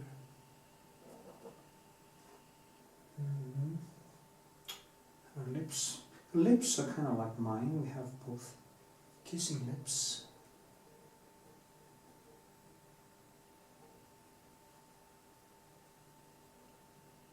Gorgeous. So, yeah. She kind of looks. She looks at herself in a mirror. There's a mirror, and so her pupils is actually kind of there. She just have to go closer and see. She looks a little bit up.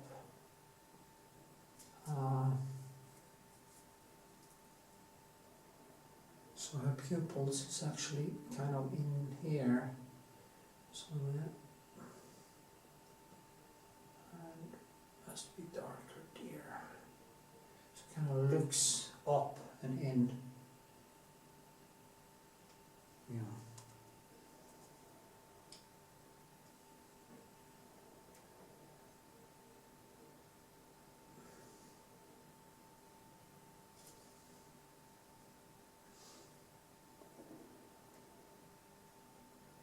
Yes. Anyway. It's hard to get this done now in all the wet paint here, so I'm not really gonna try to do too much detail. Just want to underline these things a little bit.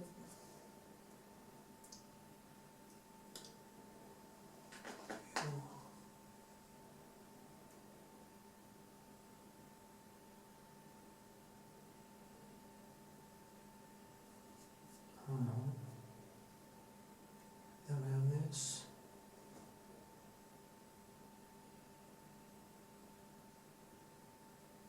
It's quite nice.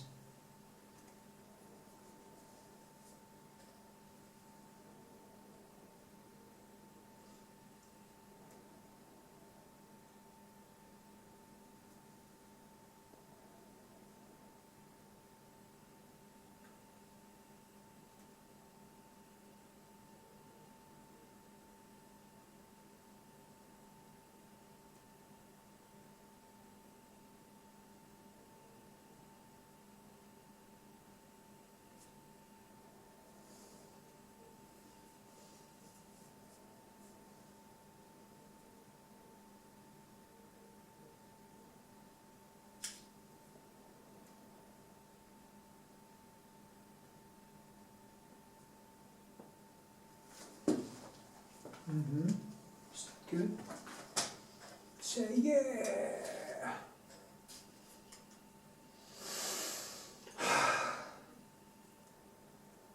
Now it's getting more stressful and difficult because I'm trying to get this right.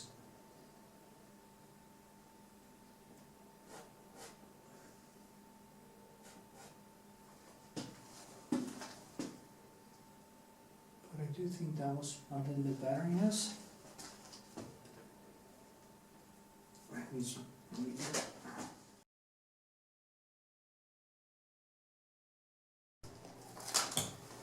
Okie dokie, as you can see, I have painted the whole thing, the body, and I'm just gonna do some adjustments and stuff, and I'm gonna mold it more tomorrow after I've been sleeping and stuff. But I think it comes out pretty nice. I had to, of course, fix everything and redo some stuff, but in the end I think it's becoming quite nice, or soluble, as they say. It is something people can probably hang on their wall. So yeah.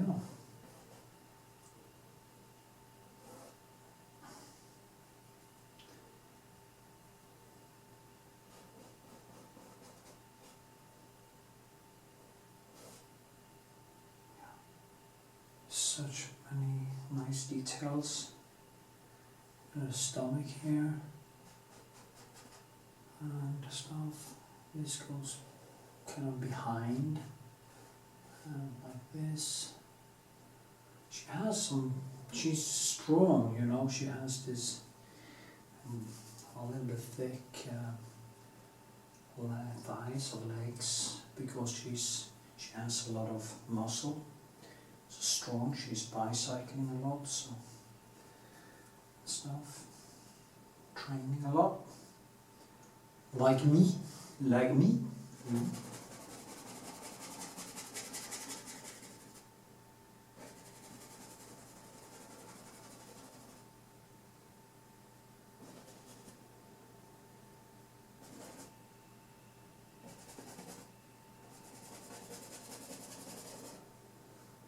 That is what is so enticing with her. She has this femininity about her. At the same time she is very strong, so it's typical, the kind of Rubens model. And she's sitting in actually the same position as one of these Rubens paintings.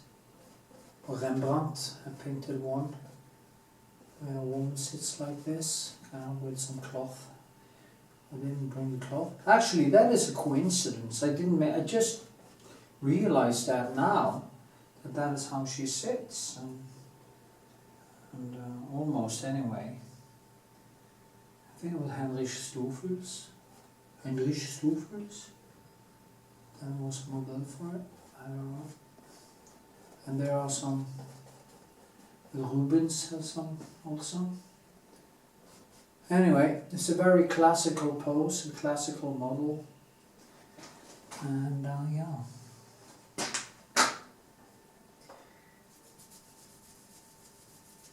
I'm a lucky guy that actually can have models like this.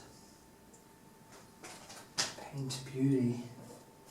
All my life, the rest of my life, I can paint beauty and enjoy.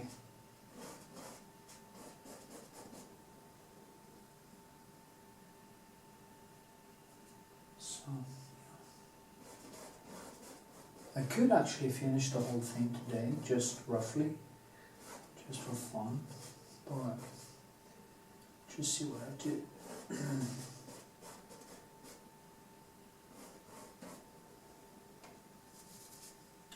I put in the blue and stuff in the surroundings, and like this, and way darker than that. And here is where the blue-black comes in, because the blue-black has some color in it, or some, and it gives the painting a little bit. The ivory black is kind of grayer, and it's probably good for more earthy colors, but this one is more in the bluish, so we can actually bring it more up to the blue, or you can bring it down. It just depends what kind of color you mix it with. So now it will look here as you is actually hovering. You see that chair in the background? It also comes underneath here, so when I'm done you will actually be able to see that she's actually sitting on something.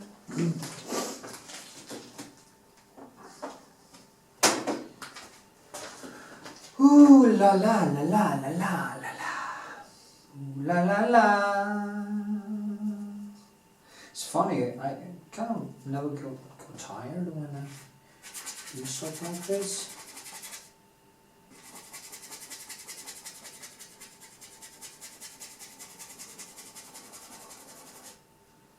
I could bang on forever.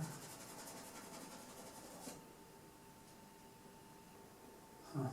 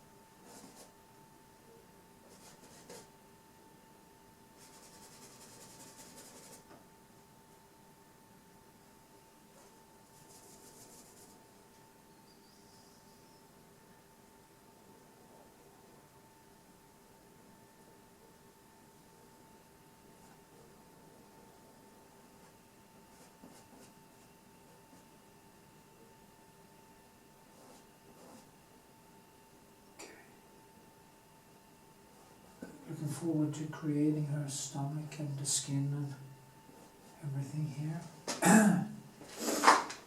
It's gonna be great.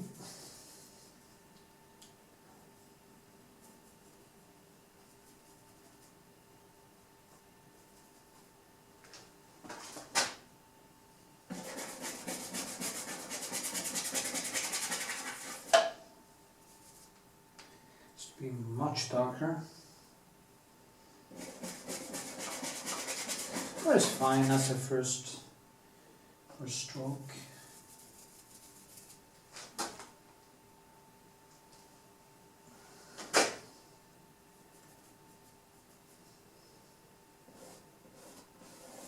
Such a round buttocks.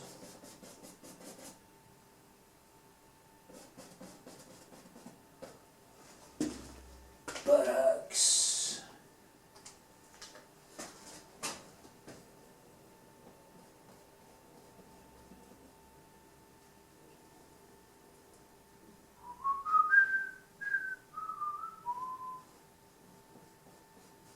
Let's see.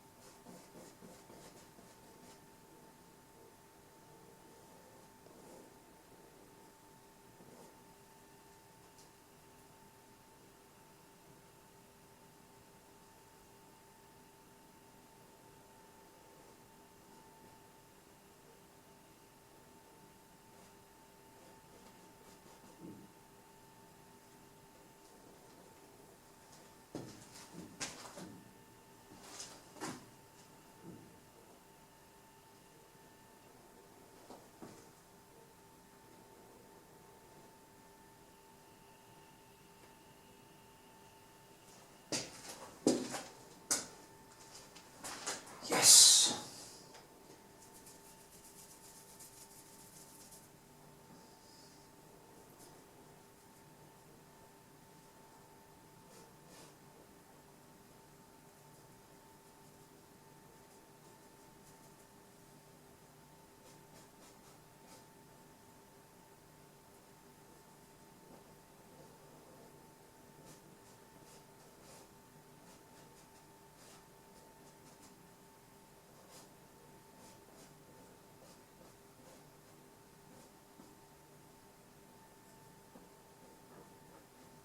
So,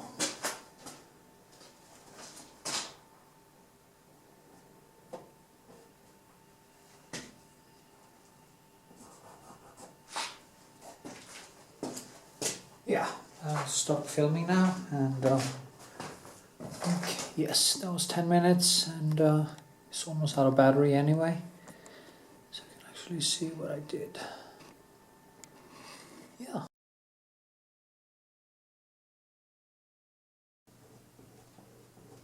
I think it will end in a good way, if there is such a thing as a good way. Gonna make her some lamb and have a good time. And I think life, I probably said it before, I'm pretty sure I said it before, you have some friends for a while, and things happen, things change. You have some girlfriend or boyfriend or whatever you have, who's listening to me right now, and it goes to tatters. It doesn't work out and things. What surprises me is the amount of hatred that people go to many times, also in friendships and that dissolve and stuff. I mean, why not remember the good things?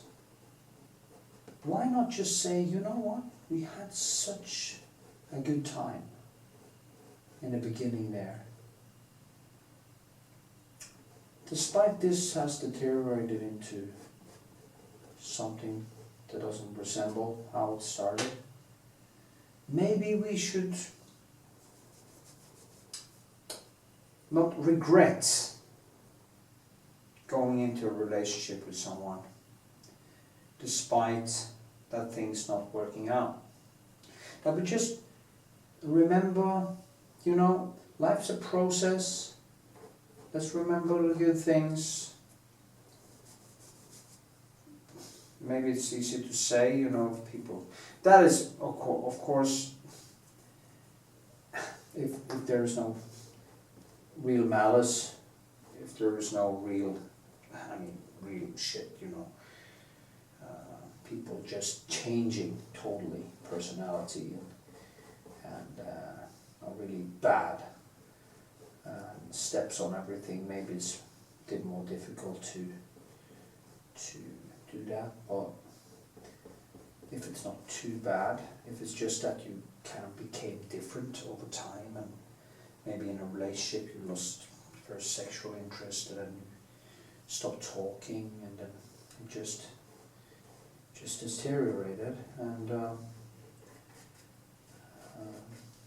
nothing more than that. You should be able to have a good relation with the person. Kind of not a loving relationship, but a relationship. I think that should be possible. I think that would be. Yeah, I'm ranting now. Well, I think it's strange that people that used to love each other becomes so entangled in hatred. That if one could actually step back and try to remember all the good things, it wouldn't be so bad. You wouldn't regret being with the person. That's my point. And now heartbreak is no fun, of course. I mean, I had a friend, and I was actually his best man in his wedding, and he married this girl too young, I think. They married in the beginning of the 20s. And they had 3 kids. And while he was working in a North Sea, she was fucking a neighbor. Which he also went to trips with, diving trips and stuff. And that is something you don't walk back from. That is such a, and that was a friend of the family.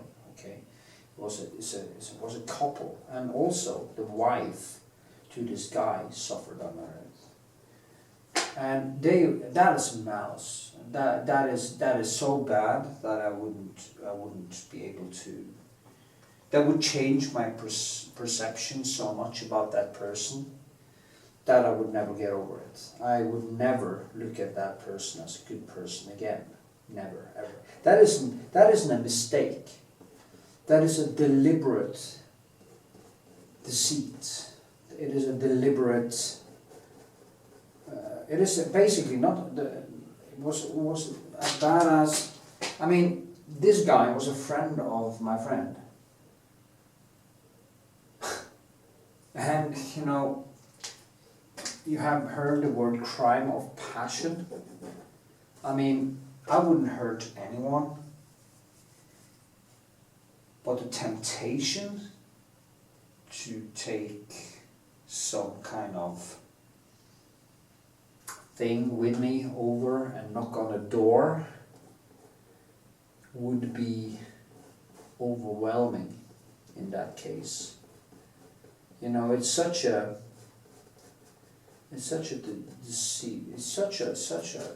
horrible thing to do. So people do stuff like that, and they are so selfish. The selfishness in doing something like that is mind-boggling. It is sociopathic, almost psychopathic. At least sociopathic. You are so needy for attention or for sex that you are willing to have sex with your friend's wife, and she is so hungry for attention that she goes over there and screws, or she has sex with the friend of the family, or the family. Yeah. And that is just crazy. And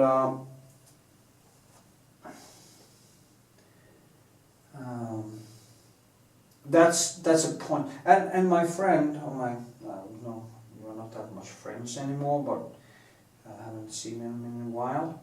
But the point is that he tried to kind of fix it.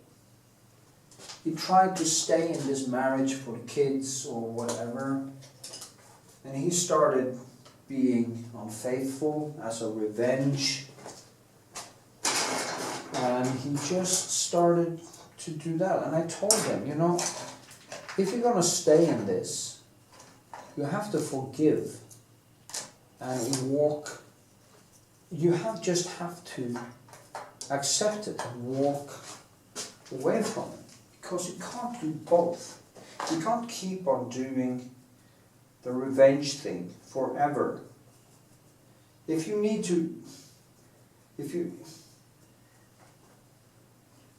revenge, the greatest revenge is just say, okay, I'm just walking away from this. The best thing would be, I just said I would take some object with me and knocked on the door, but the best thing you can do, the stoic thing to do, is just to say, wow, okay.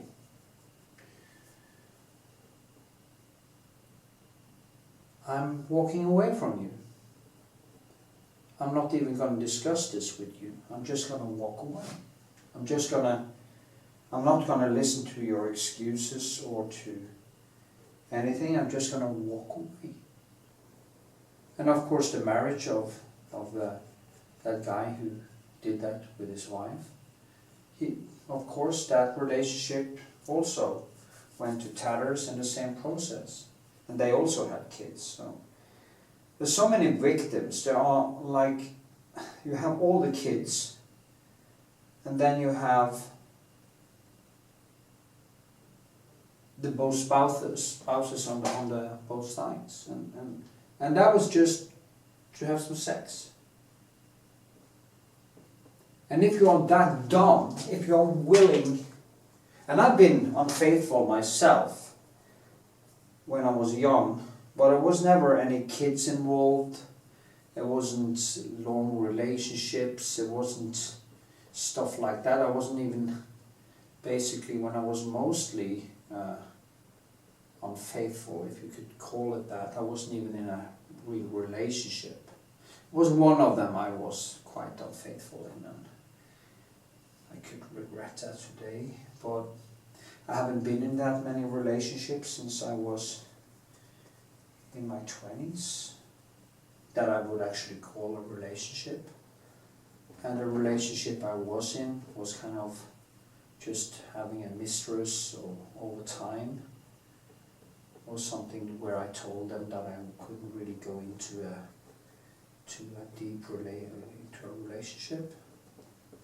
So I kind of covered my ass in that way, but it's also not a good thing to do, because you're actually, especially if the one who you're with are really in love with you, it is kind of an abuse. Even there, if you're going to keep a mistress, you should be faithful to her. You shouldn't have her just as a tool for your own ego or pleasure. And I've done that, I admit it. I've done that, and I've done that a lot actually, and I fucking regret it. I really regret it. So and I had so much love from so many nice girls in my life and haven't been able to give it back. And I remember when I was in love back in 2010. No, sorry, 2012. And that was after, so I had some great relationships with some girls I didn't really fall in love with. I felt when that deteriorated, because I became so emotional, when it deteriorated, I thought, you know what? This is fair, you know? You had so much love from so many girls that you don't bloody well deserve it. You don't deserve it. You've been an arsehole. You've been, basically, what you have done is to use them. You used them. You knew how they felt for you. And you used them. And it's kind of what I feel now also, because I have no right to whine about this girl or whatever not necessarily wanting to go into a deep relationship with a 53-year-old man, because she kind of holds back, and age difference and probably other things too. It's like she doesn't know if she even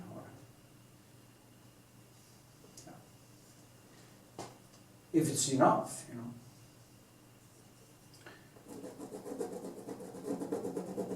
And that too, I have had some really nice women in my life, and they never were them as persons that stopped it from growing into a deeper. It was actually a deeper relationship, because I love talking, I love cuddling, I love kind of being in a moment and stuff, but it didn't go deep enough. It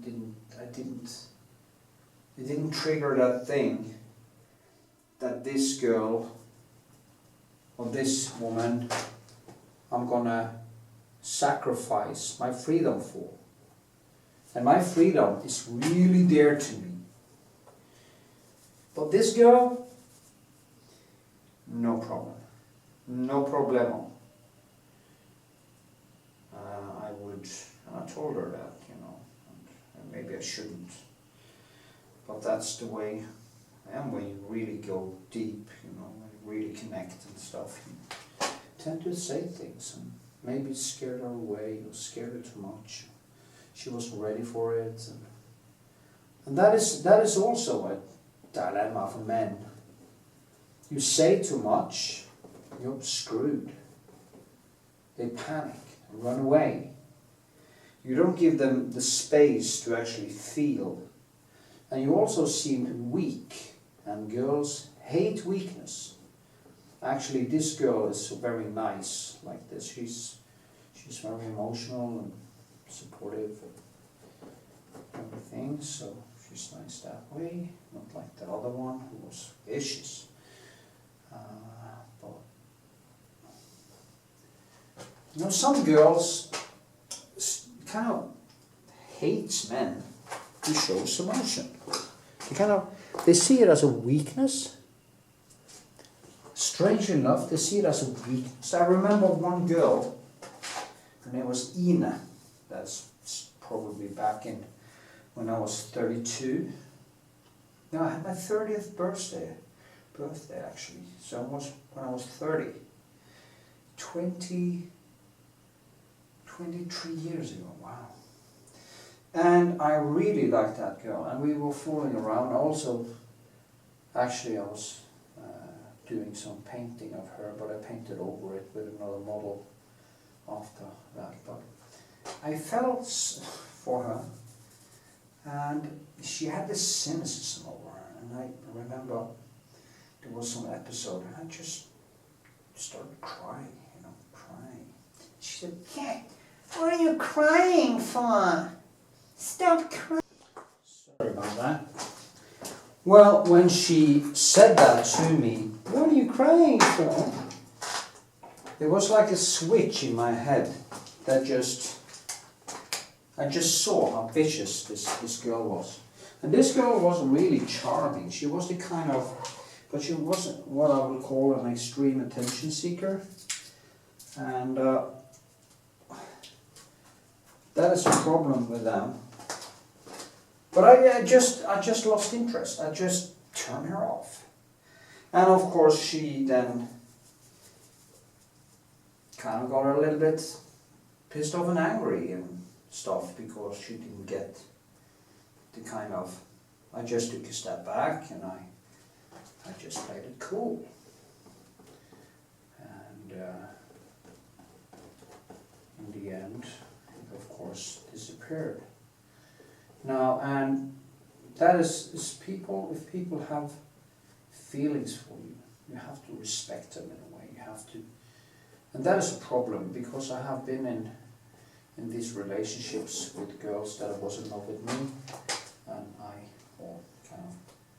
and the thing is that if you are in that situation and you are seeing that other person is suffering, the right thing to do is actually to break up with them. I know it's in the short term that will feel horrible for them, but at least you're setting them free. But it's difficult. It's really difficult to hurt someone you like, and we tend to stick with it for way too long.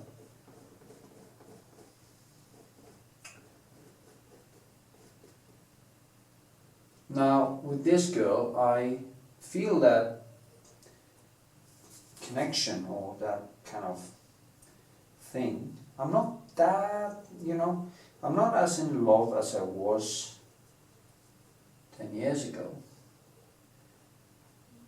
But that is hard to say because this girl is acting very nicely and she's nice and she is considerate and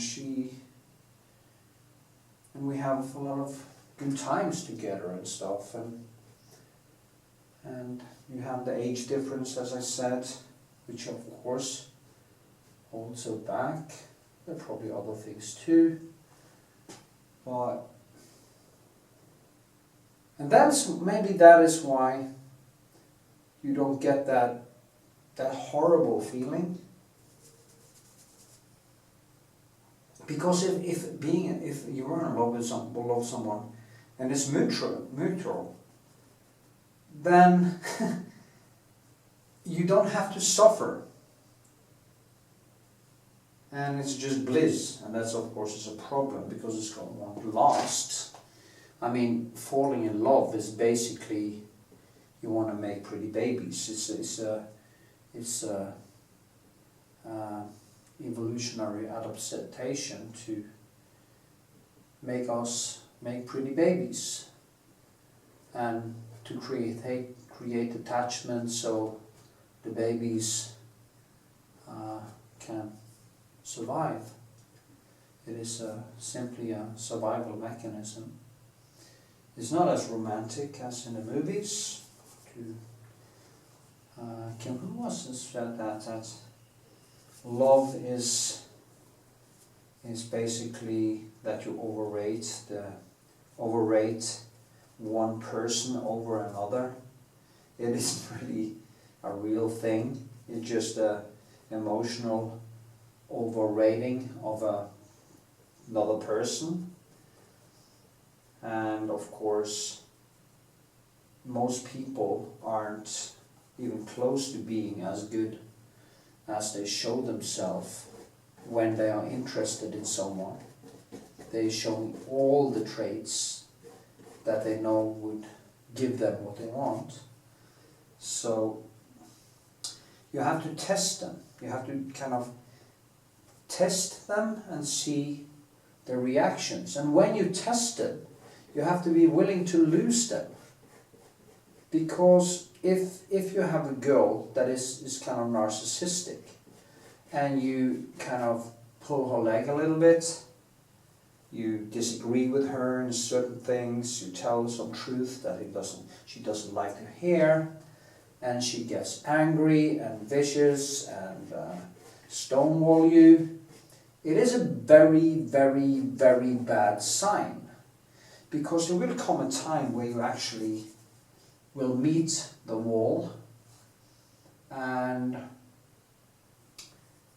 the best thing you can do, and the way I see it, is to kind of find out as fast as you can what kind of personality this person have. So, yeah.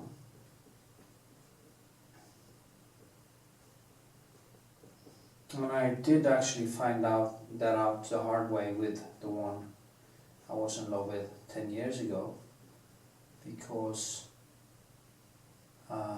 she was very sweet when she was kind of still interested, but she really turned into a demon when she wasn't. And as I say, it's easy. What is being a good person? Is to be good when you least want, when you don't need to. You know, it's not being bad when you have the power. When you don't get what you want, or you don't want something, that is the time to be kind and nice. Sometimes it's hard, you know. I try to be nice, but sometimes it's hard. Just talking about this, I know there's a woman who will be a little bit sad if she listened to this video. Maybe a couple of them actually, that I had relations with for a long time. Kind of just mistress friendly. And it is girls that actually kind of love without falling in love, without that falling in love part, sadly, because they are such great girls. Women. I say girls all the time, just as you know. I like to call women girls for some reason. Some get offended by that, and I don't give a shit, to be honest, if people get offended. Some like it very much, so yeah.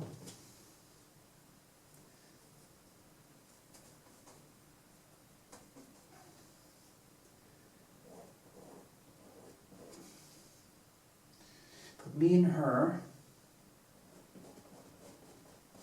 will probably never go beyond a certain point because of the circumstances and stuff. But anyway, one has to take the good for the good sake. And at some point you just have to go for long walks, cry, and basically just rearrange and walk away. There are so few really good girls out there. Really good, I mean really honest, with the right spontaneity. This girl has this quite fun spontaneity and kind of we are very much alike actually in our personalities. So both have probably both ADHD and are a little bit hypomanic. So we kind of understand each other. So, and it's not many people who understand that kind of hypo brain in a way, the overly creative, the brain that goes kind of deep into have deep happiness, real happiness, like, oh, I'm alive, and then you crash the day after, or a few hours later you just crash because you used up all that intense energy in one go. And she's kind of that person that burns. I tell her all the time, you know, you're burning a candle in both ends, you know, doing too many things at the same time. And my daughter is actually the same type. She's also really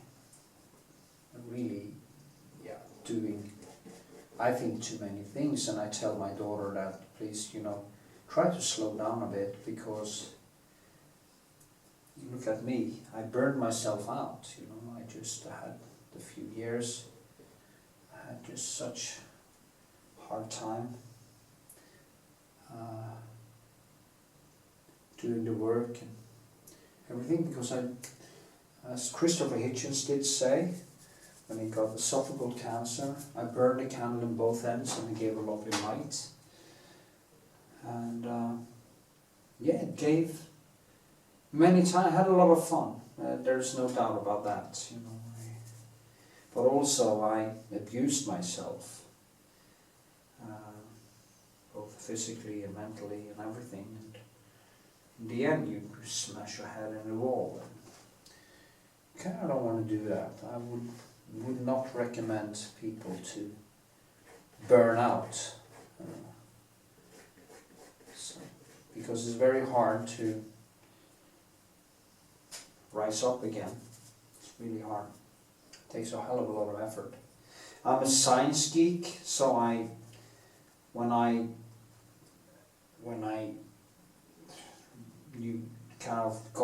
got a diagnosis that my thyroids were out of whack, probably too much cortisol, too much sugar, too much alcohol, too much work, not enough sleep, everything.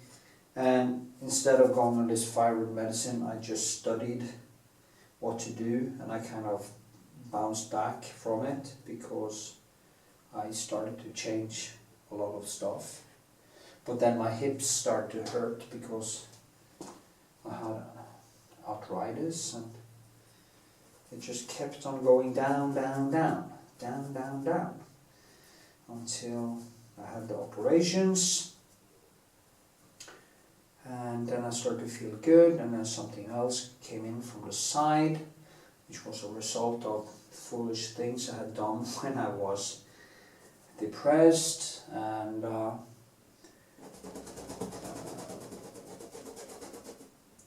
like I won't go into these things, but the point is that I haven't hurt anyone, nothing bad, you know. But it was bad against myself. So then I had to use a lot of energy on battling that. And now I'm me now. But as I say, it led to a great amount of new introspection.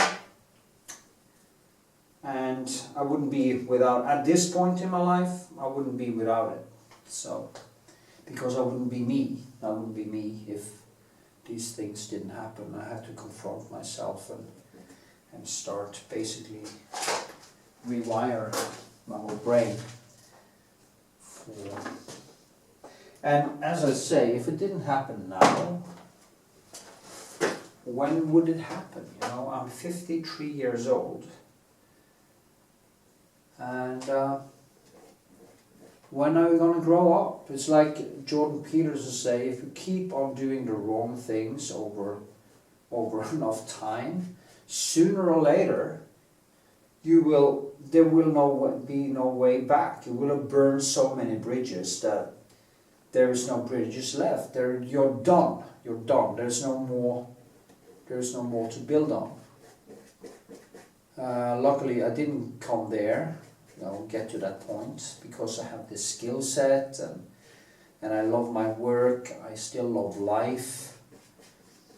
So, but I think I came pretty close to that stage of no return. And if I kept on banging on with all this stupid shit for 10 more years, I would probably be done. The last 20 years until I was 80 would be just a waste of time, basically. But now I will take the time I have left in existence. I will love life, and I will paint, and I will think, and I will write, and everything. So, yeah. I think this is better. It's maybe not there yet. But at least I think the angle now is a little bit more correct. I'll take my mirror again and see. My mirror! Let's see here.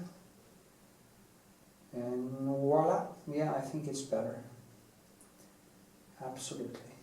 So, but she has more buttocks up there. Let's see.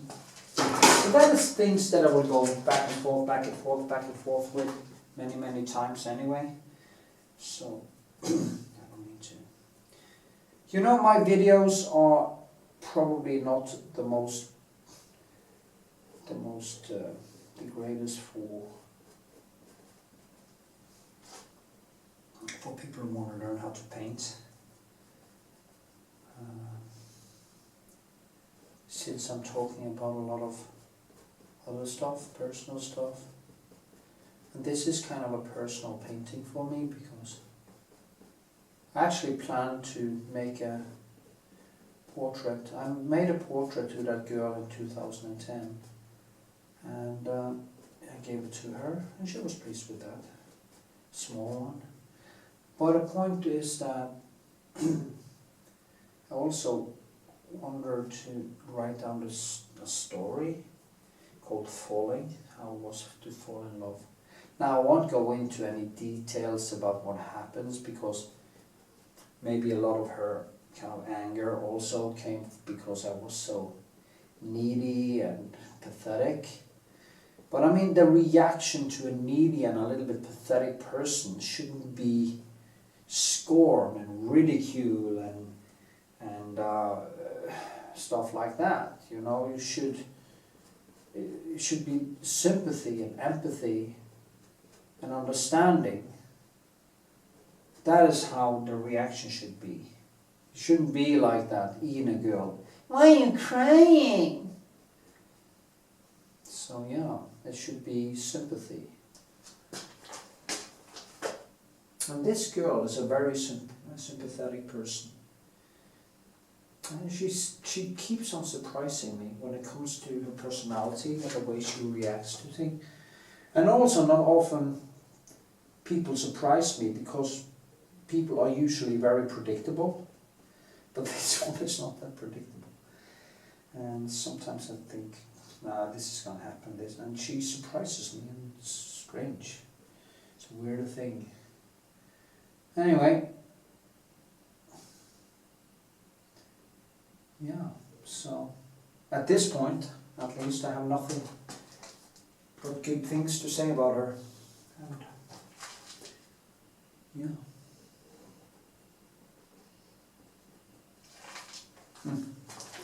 Strange life, I guess. So I'm just gonna then start. I will start up there, and I will do the surroundings, and I will film maybe a couple of short bursts of that, and then I will let it dry. Won't go over the whole thing again, just mold the whole thing. And then I have to let it dry for a week or something like that, and then I will do another layer. So yeah.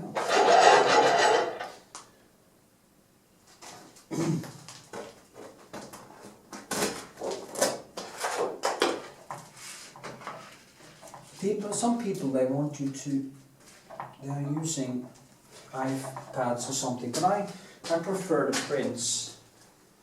I use an Epson for 4800 something A2 printer.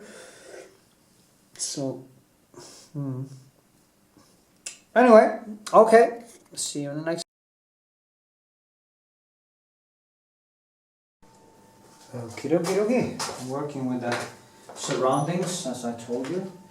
What I do is just knitting the colors in, creating a carpet of, on this side is more reddish, on this side is more greenish, bluish stuff. And this is just the first layer in this painting. I will try to go a little bit further to get the plaster feeling to it. But at this point I'm just filling in the blanks or whatever. I'm just trying to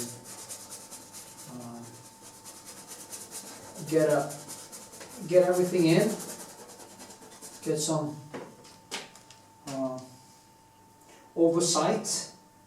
It's always nice because some people actually believe that my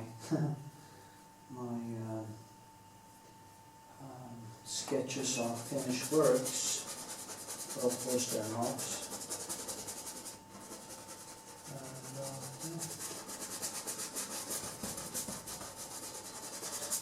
I also paint quite dry, straight from the tube. Usually I just use the medium to wash off earlier paint, so I can actually get some more paint into it.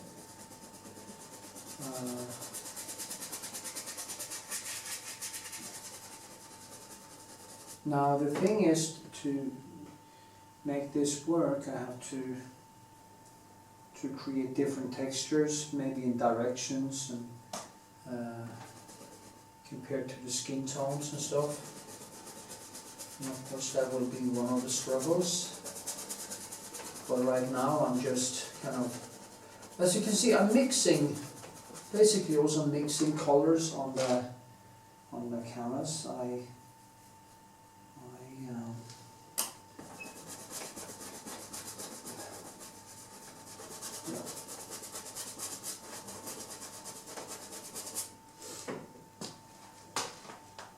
This is going to be a very nice painting. Need some more white. I actually have some old tubes, some paint that isn't the best quality. It is fine art, but it's not Old Holland, so I just use this now. So I actually use it as a basis. Usually I of course paint with old, or over this again I will paint with Old Holland. So. And that was more red. I need some. Here the Prussian blue is very helpful, because as you can see I push it down to the green immediately. Now I see that the camera is basically filming this a little bit more bluish than it is in reality. I think it's, in reality the painting is a little bit warmer, and also the colors. But reality is of course subjective, since my eyes isn't actually a correct, it is basically a correct representation of reality as humans see it. We see just one spectre of the colors, and of course there are way more to reality than what we see. Other animals may see in different wavelength and stuff like that, so they can see both more and less colors. There are animals that can see all specters, and I mean, for humans that would probably be quite annoying, actually. Well, if we did, it would be normal. So, you see, what I would do here is to create some kind of woolly thing, brushwork in directions like this, and then I will, of course, use different things in there. I also think the elbow is going to be a little bit more out.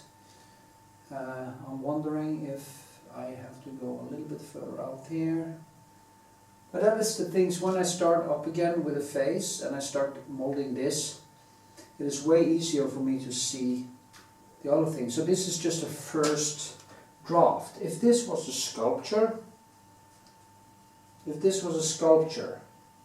what you would see is this is kind of the first raw piece of clay, and then you go in and you start molding back and forth and adding here and striking there and pushing it and stretching it and just molding it. So this is just that thing, the first one, I wish I could actually start doing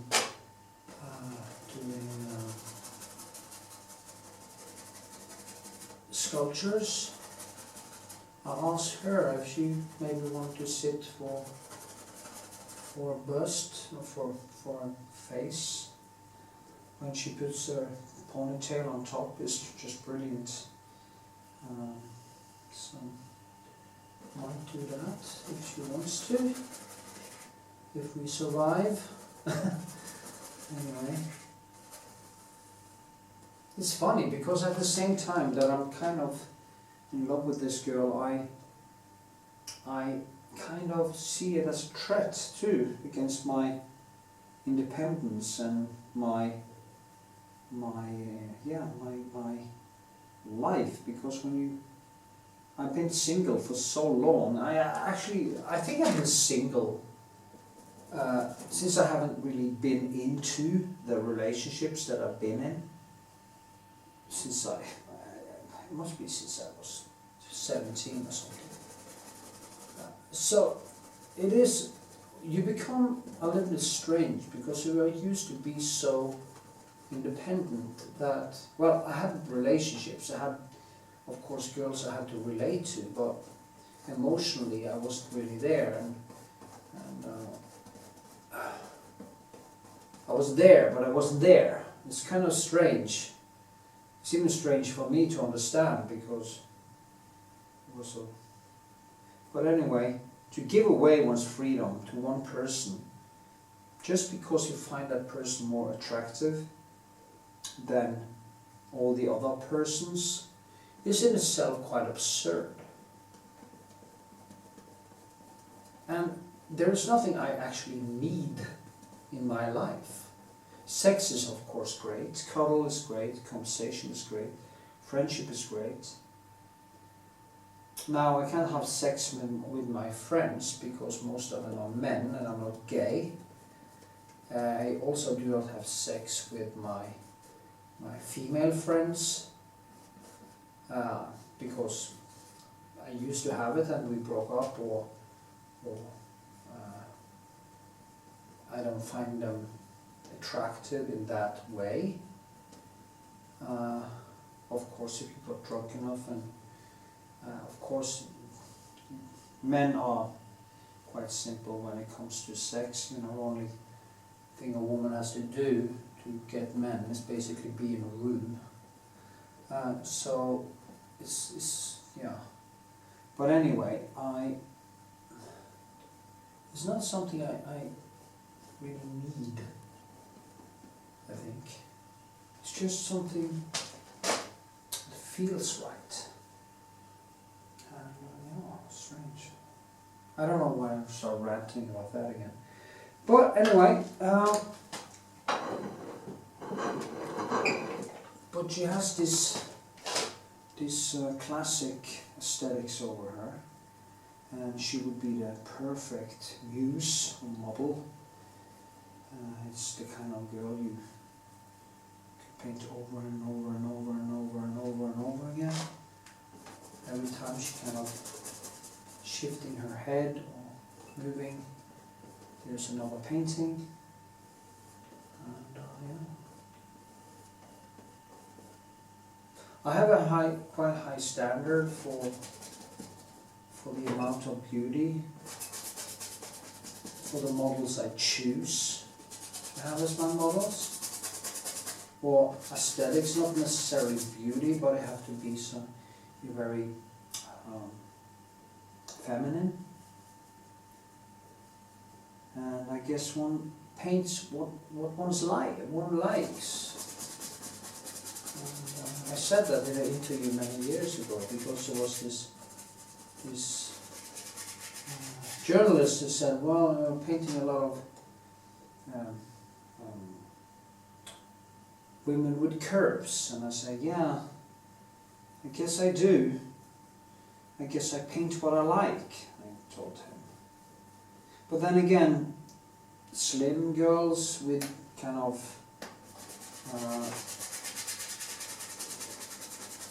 very slim girls like these Russian ballerina types are also very beautiful,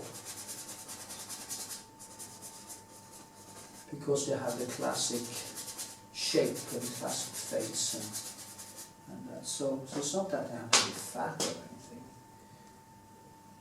But I do like husky butt. I do that. Yeah. Anyway, if you can see, here is a kind of, I mix in the Alzarine. There is the Prussian blue. It's cobalt.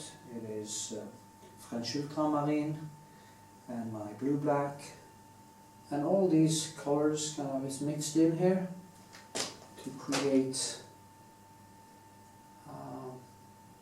some kind of basis for the layers that comes on top of that again. What is so beautiful here is that you squint on it and you see this elbow will basically come out of the painting when it's finished, and down here will be more toned down, more calm. I can just see that this is a sculpture.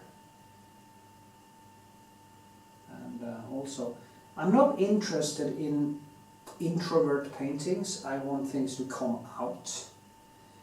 I want things to feel like they are almost 3D. And this is kind of the Rembrandt effect with night watch and the spear that comes out of the painting. That has the same effect, the same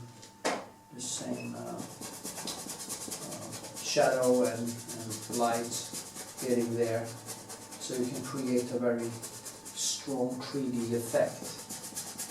Other painters would like to tone it down and maybe keep it more inside the painting, but to me it is, I want to drag it out, I want to just come out and get me. That is the way I like it. By the way, this one actually went out here. I used it to kind of straighten up my back a little bit, because I have some shoulder injuries, so it's kind of good to use that. Anyway, keep on painting, finish this thing, and then I will let it dry. Okay, last stretch in the sketching process here, and I will use up some old.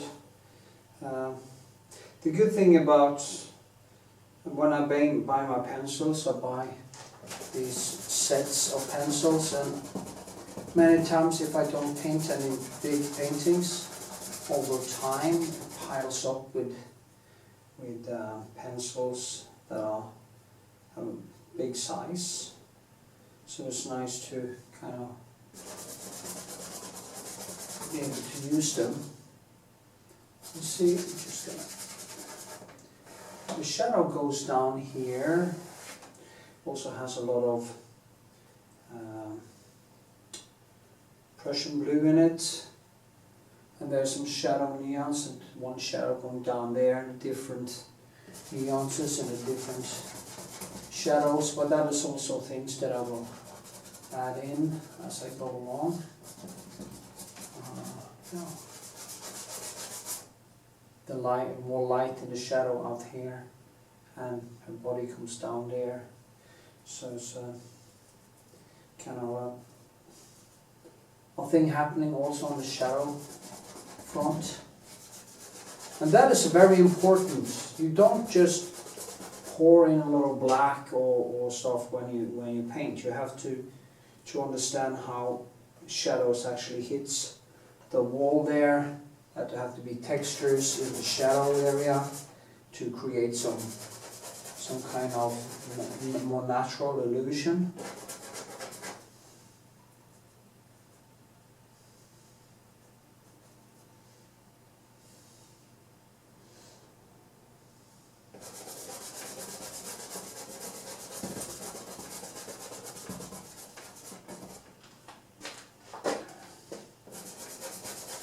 You see, I work quite fast now, but as you progress, it takes more and more and more time to do it, and in the end, kind of just, you know.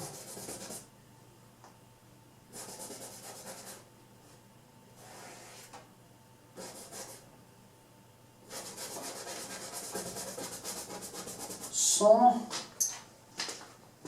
yeah, and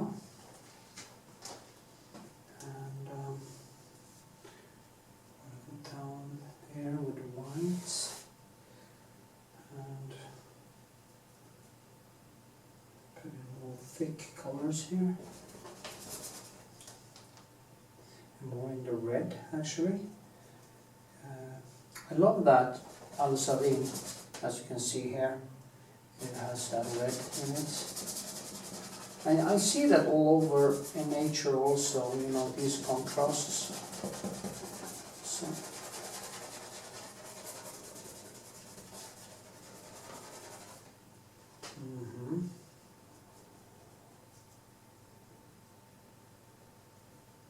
So.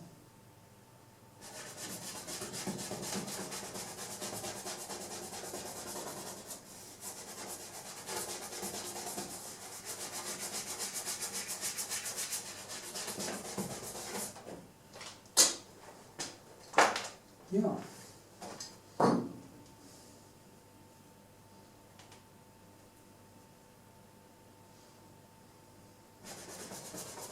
Now, it is the brightest light is actually over here, so this has to be more toned down. This is where I will build very thick with colors in these areas here. And also kind of to make the shadow in her arm even more kind of, because I kind of build here, build there, shadow there, and you kind of just build the whole thing with the thick colors. Now this is way too white, so I just need to push that down. And that is exactly what I'm going to do. Yay. Bloody hell.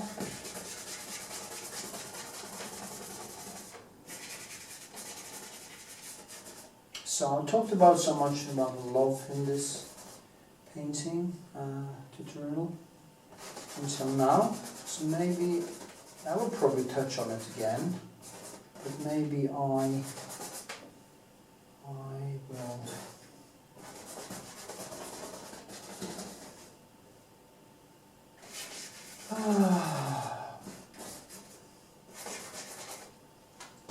try to focus more on the paint.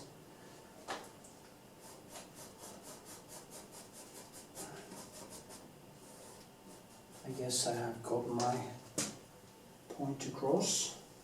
Is there also some kind of, it also is some kind of, this painting to for her is some kind of love letter that will be on YouTube for a very long time, and the painting will of course exist for a long time. So it is kind of a representation of some kind of love, both love to life itself and her as a girl. Yeah.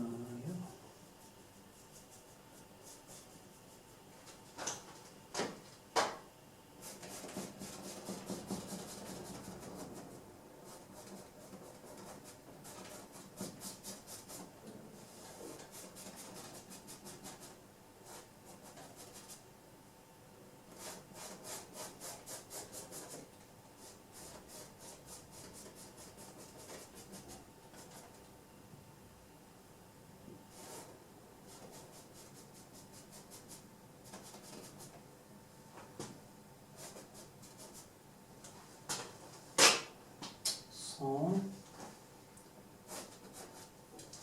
there, and do the wrist down. So, because I also make, of course, time lapse of this video, so it's kind of nice to have the whole process in. So we can actually see the whole sketching process. And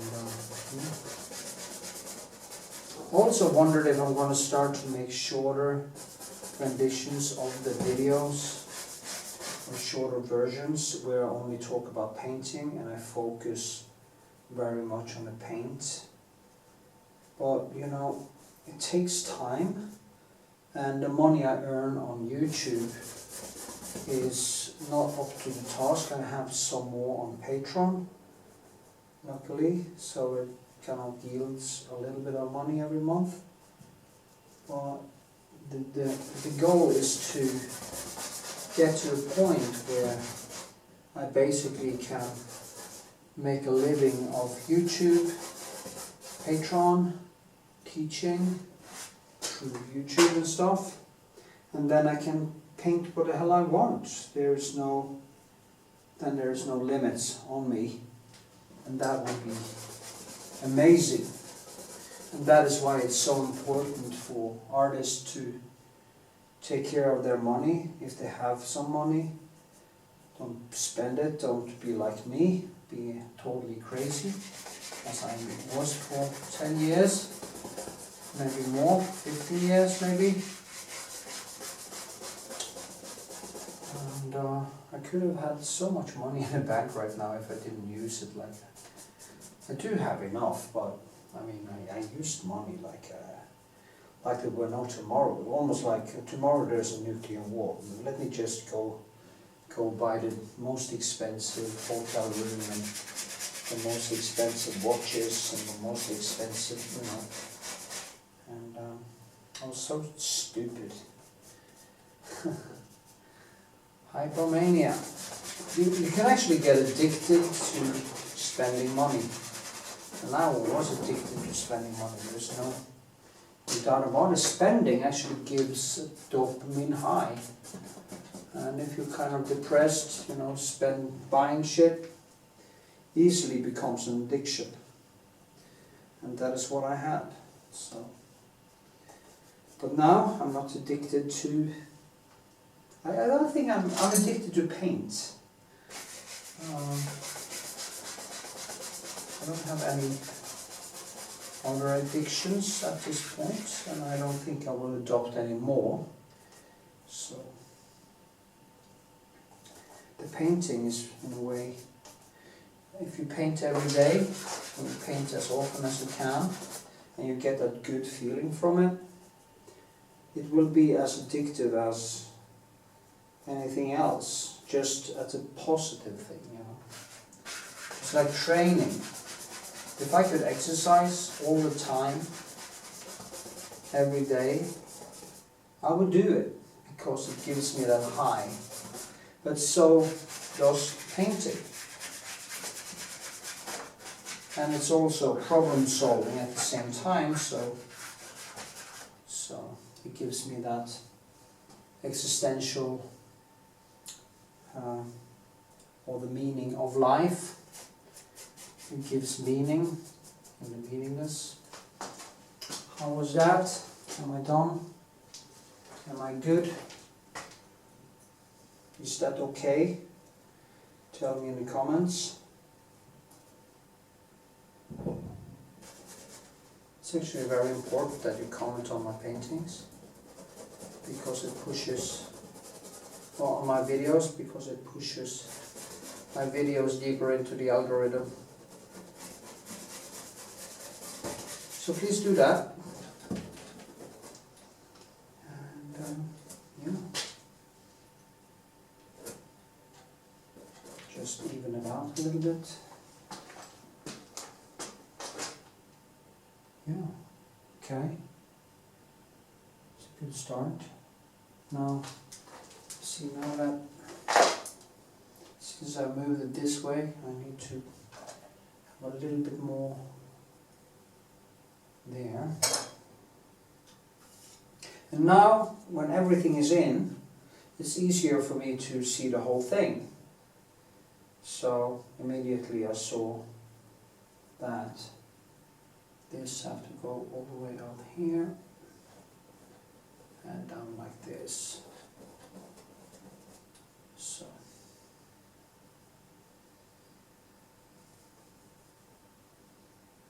minor detail.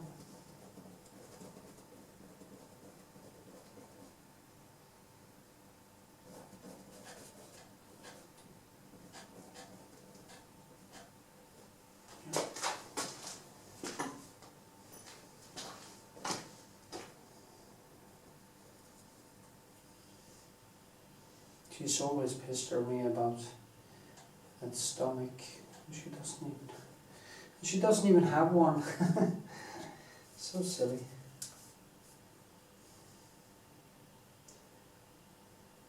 It's called body dysphoria. I think my daughter also talks about it. We see ourselves as, it's me. If I am thin, I see myself as thicker. And sometimes when I've been a little bit more husky, like if you go to my YouTube channel and you look at when I painted a Muhammad painting, I was definitely a little bit fat. Maybe I'm now, just don't see it. But the point is, it's very hard to see oneself. And yeah. Is that good? I think that was okay. Just this thing going down here, all the way there, there. Yeah, there's so many details that has to, so much work with this. You have no idea. This is just a start, you know. But it was a nice start. So, with this, I rest my...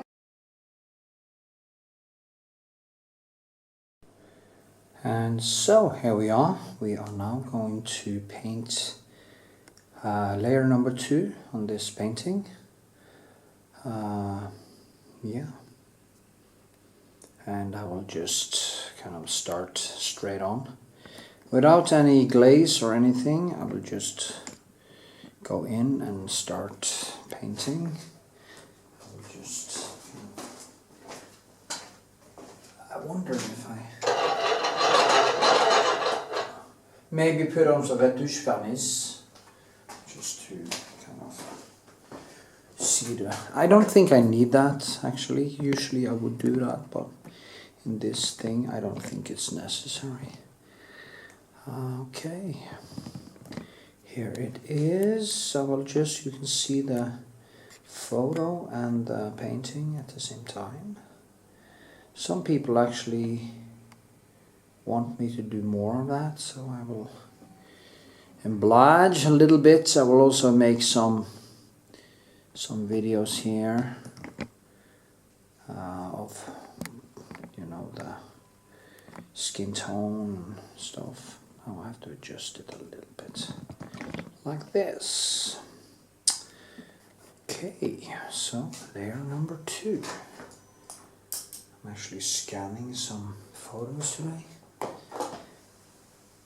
Also, so what do? Usually I just, maybe I should use some retouching varnish from Old Home.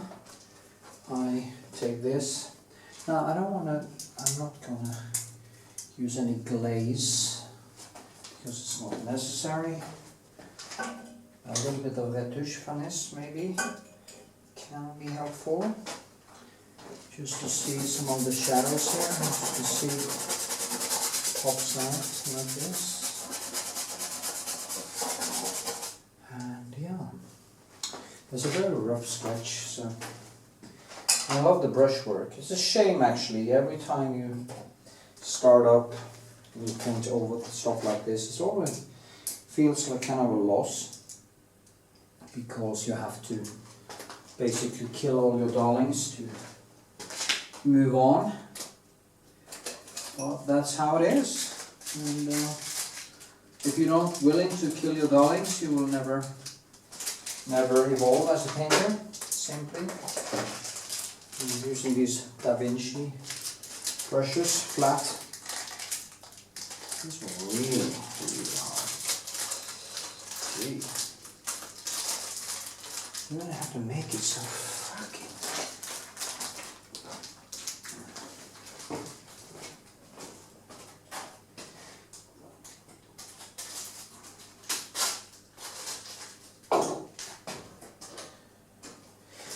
Okay, I just need to use some. Now, I will use these flat brushes in the beginning here, and you see the size. Yeah. Okay. So, layer number 2. I will then start with these things, put in some light there, or some color. So, yeah. Oh, Jesus.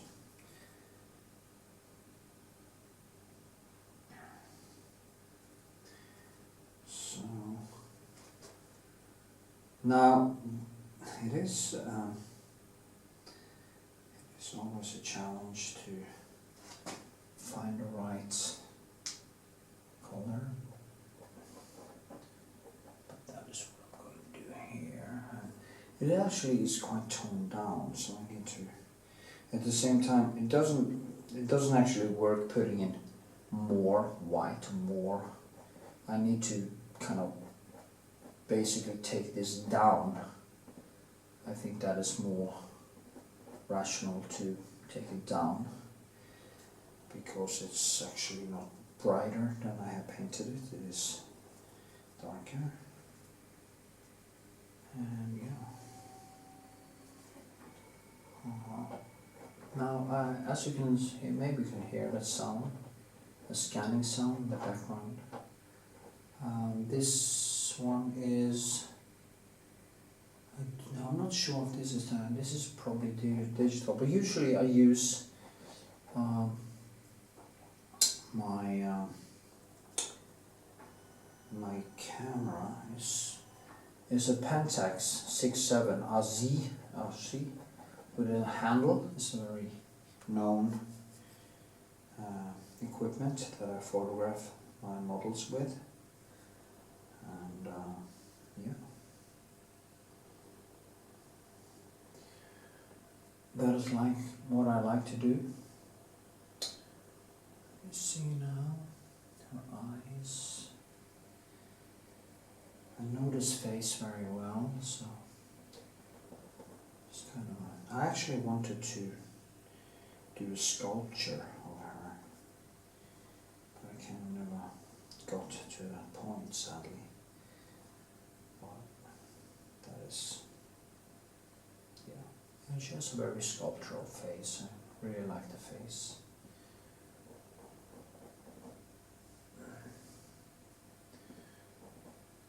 So yeah.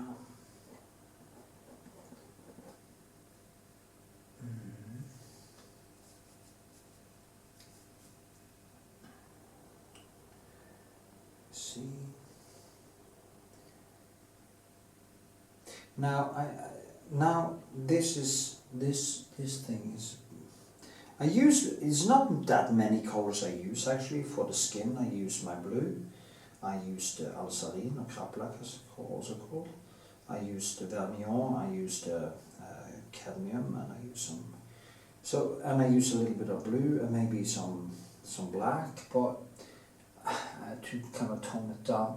It's not that many colors. I think it's more like you just have to place the yellows and the greens and the blue and the stuff so that actually they start to kind of create some coloristic dynamic between them.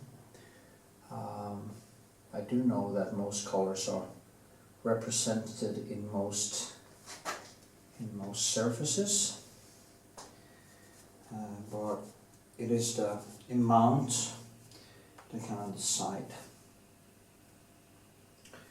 how it looks. So there is not as I said, there is not something called the skin color. It just doesn't exist. Skin color is just, yeah, it's a non-existent belief, and so one basically just have to see what colors there are, more of or less of, and go for that. So yeah.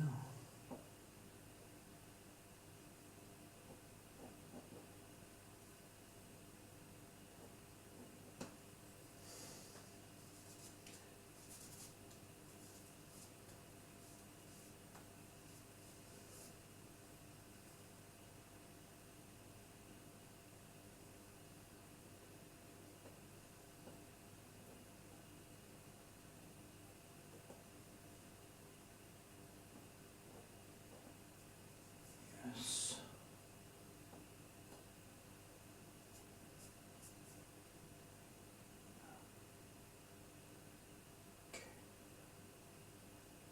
The thinking eye. It's funny when I just fall out into the deep flow.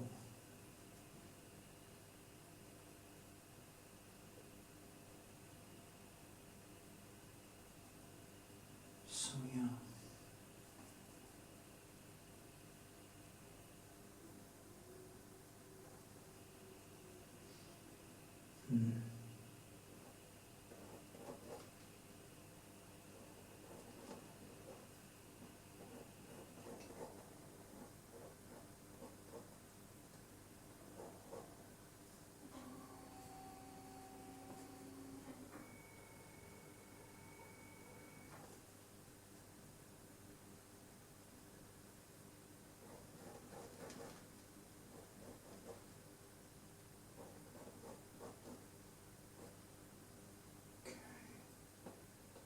There's some blue there.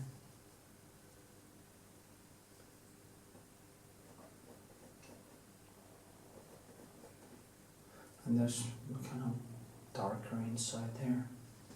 Yeah, the shadow. There's so many things happening in this.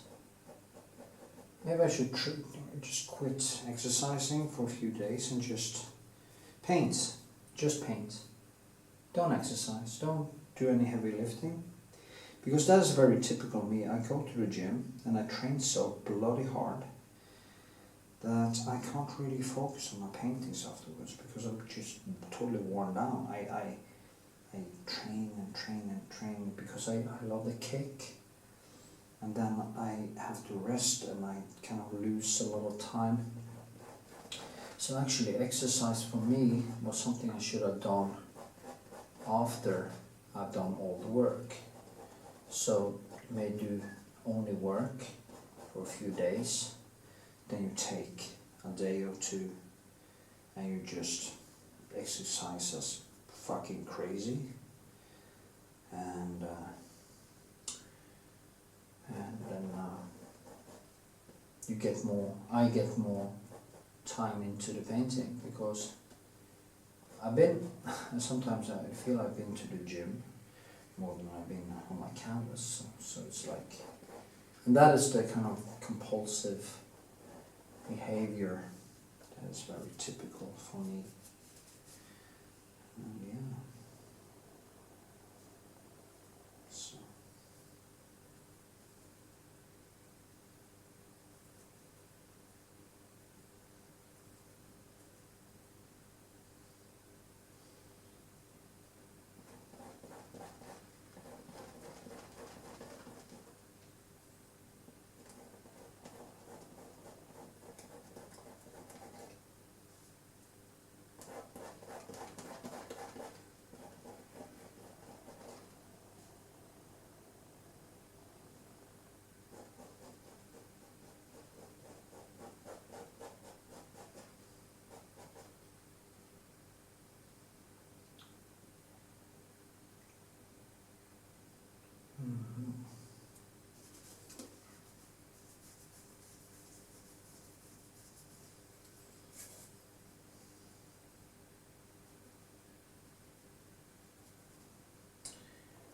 Let's see.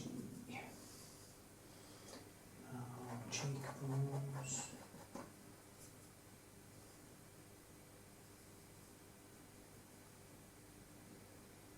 She's actually German, but she has a very, I mean, the Germans and Norwegians are basically the same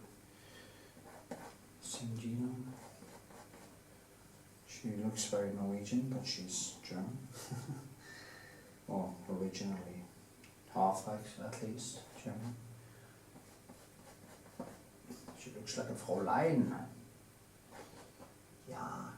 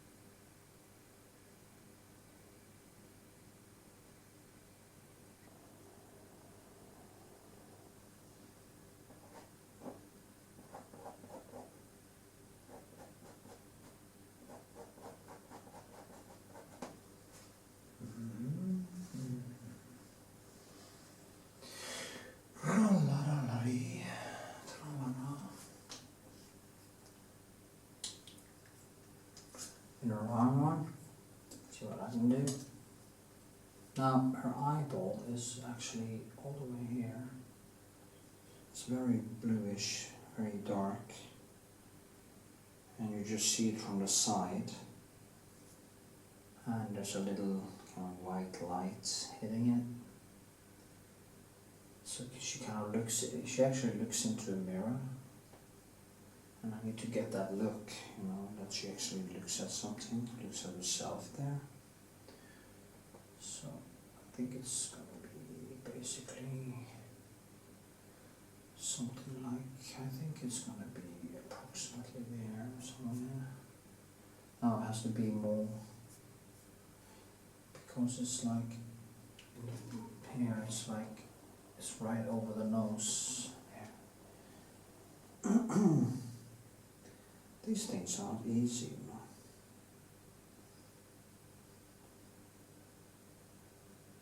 So yeah. But as I say, I love a challenge.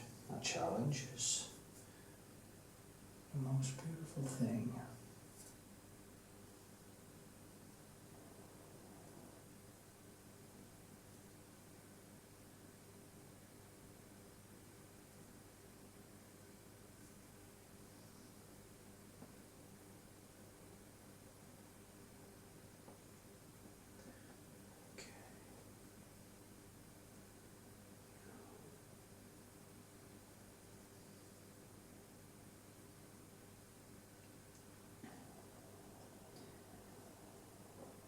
I'm so much into brushwork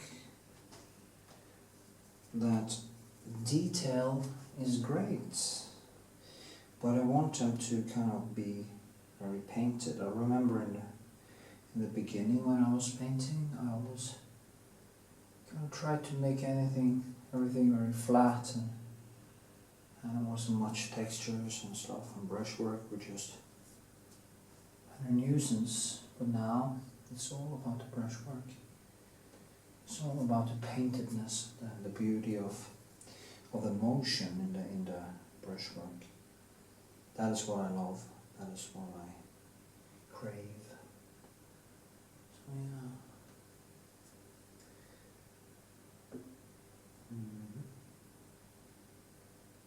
So now, I have this thing I need to operate because I've been training so much that I kind of tore my block, it's called. It's so annoying. Sometimes it makes me sound. Yes, it does, really. Well, yes, it does. Okay. Maybe I should take this first.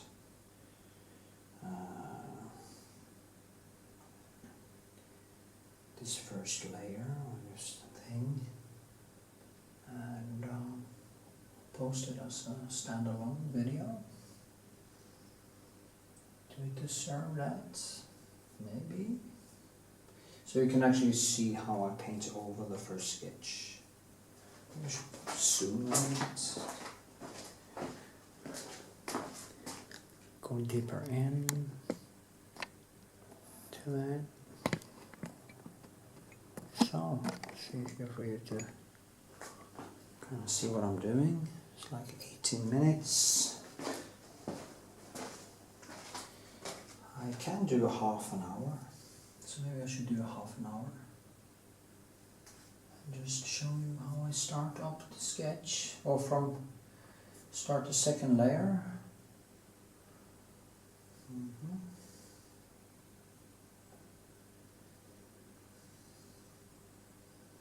People ask all the time, oh, I remember I told it before in other videos, but there was this guy called Wile. Actually, my brother is called Wile. This Wile guy is a figurative drawer painter, but he lacks. Now, today, knowing a lot about narcissism, I would say that he is probably a narcissist, because he was treating his wife very badly, and he was smug, and he was closed down, and basically the reason why he was actually drawing and painting was clearly not the love of brushwork or stuff. It was to basically impress people, and his stuff bore the stamp of being closed up. He was actually good when it comes to technique, especially drawing, but he couldn't get it to come alive. And it is almost sad, because he could have been so good if he had this openness and honesty in his work, but he didn't have that. And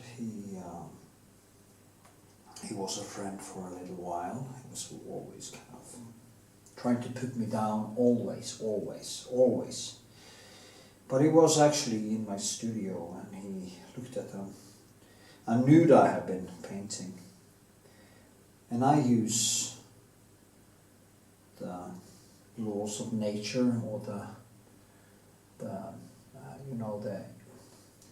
Goethe's color circle, and basically the rainbow as my objective standard, how nature actually creates colors, and that is how I think when I paint. And he asked me a question, he looked at some, he couldn't, and that is so strange, he couldn't get the skin tone right. You couldn't, it was kind of this almost kind of kitsch-like, you know, when they used these feather brushes and brushed everything out and stuff like that, and it couldn't really get into you couldn't get the glow or the color. Like when I'm doing this, I'm adding some yellow, okay? Basically lemon yellow on the hair to get that thing to come alive, and I just put it on to be a contrast to the reddish, and then I will probably go over it with some kraplak or something, and I start doing brushwork. I start to kind of mix the colors on the canvas itself. Then I can go in and I want that highlight, so I go in and I put on some more textures, and then I start to build kind of the sculptural reality of the face, almost like I'm using clay. But this is clay and color at the same time. But this guy had no clue. It was like he couldn't see color. And he was always going to brush out everything because he thought that, oh, it has to be so kind of, there's no texture in it and stuff. And he asked me how I painted skin. And I just told him, you know, I don't paint skin. I just paint what I see. And I use the colors I see.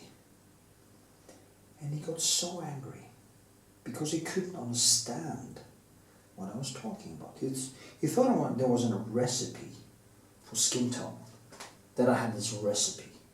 Oh, I can see that you have this technique, I can see that you are doing, well, I just look at it and I try to paint what I see. And he just couldn't grasp it. He needed some almost like you have this, you buy some technical thing and you have this little book that explains to you how to use the iPhone or whatever. And he just couldn't understand that for me painting was simply a back and forth communication between me, the colors, the pencil and stuff like that. He just couldn't get it, and he got angry, like a typical narcissist would be, because he couldn't feel. He lacked that feeling, and he also had this emptiness with him all the time.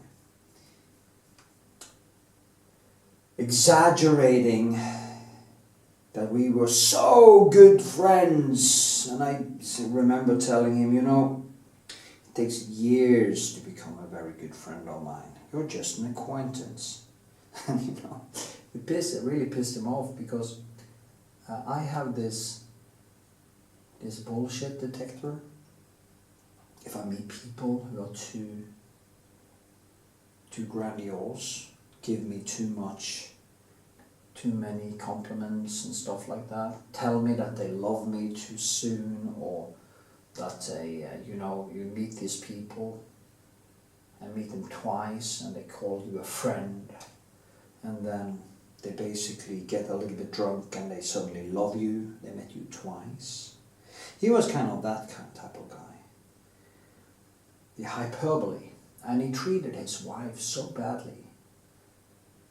Beautiful, Eva, her name was Eva, I remember, and he treated her so badly that it pissed me off in the end. Just told him, fuck you for treating your wife like shit. Gaslighting her, pushing her down all the fucking time. And, and I kind of broke up with him. In a way. And he couldn't take it, you know, he tried so many times to.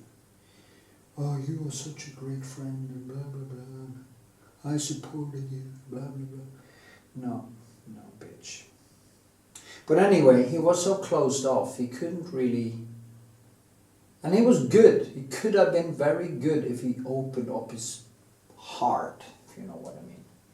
You open up to his emotions. I'm a very emotional person. If I fall in love, I fall in love, and I have no control. If I like something, I really like something. If I like a friend, I really like that friend. I love that friend, and I mean it, and I really mean it, and there is no half thing with me. When it comes to painting, life, existence, everything burns very brightly. I was talking to my father just now, and I was telling him that. And he thinks it's so strange because I've also done so many mistakes because of this brain I have, and I become so emotional. And I told him that, you know, of course, I've done a lot of mistakes and it will cost me dearly. But it is that part of me that made me teach me how to paint. That gave me the black belts in Taekwondo. That made me be able to weld with both my hands. But also the thing that made me burn out both my hips. Having my hips replaced when I was 50, basically. And a lot of other things. There was the same brain that made me learn how to paint, that spent an extreme amount of money on bullshit. That kakadu in my head that said, go, go, go, go, go. But it's also the thing that brings with it the passion for everything I do. So I guess it's a mixed bag. And if you don't have passion, you can learn basically everything. But you can only take it that far. And it's the same with love, it's the same with painting, it's the same with life. So, yeah. Anyway, I think this was actually quite a nice rant. I don't know what happened to that guy. It is a shame because he was good. He is good, or I guess he's still alive. But his smugness and his ego and his narcissism was the thing that kept him from understanding that painting is not about this motive. There are reasons why I love this motive, this girl and stuff, but it's not why I paint. I paint because of these things. I paint because of the brushwork. I paint because of the challenge. And that is the only thing I need, really. When it comes down to it, fuck, if I never have sex again, that would be my least problem. If I couldn't paint, I couldn't do creative work, I would have no reason to be here. There would be no incentive for me to exist. And that is why I always say, you know, that's why I always say painting is not something I do. It is at this point in my life a thing I am. And when I get distracted and can't do the work, I get really seriously depressed.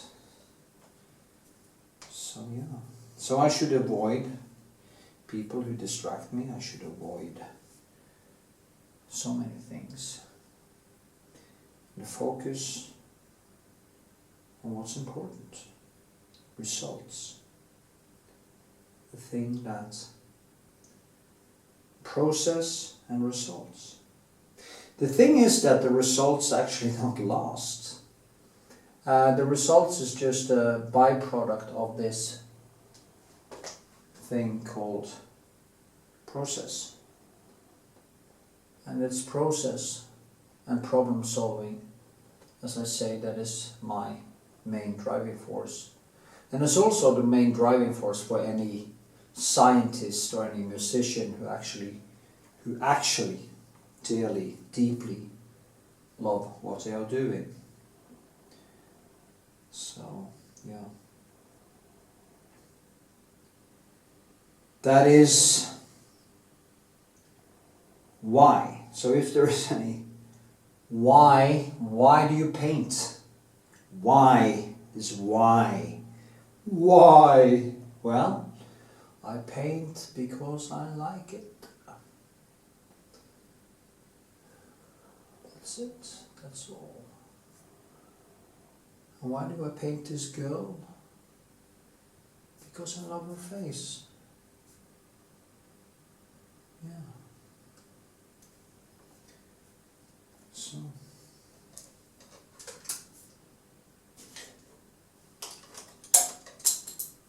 So yeah, I think that was a nice rant. It's kind of a good beginning. Hope this kind of cleared out some things. What I use to create is basically this Naples thing. It is reddish, it is some blue.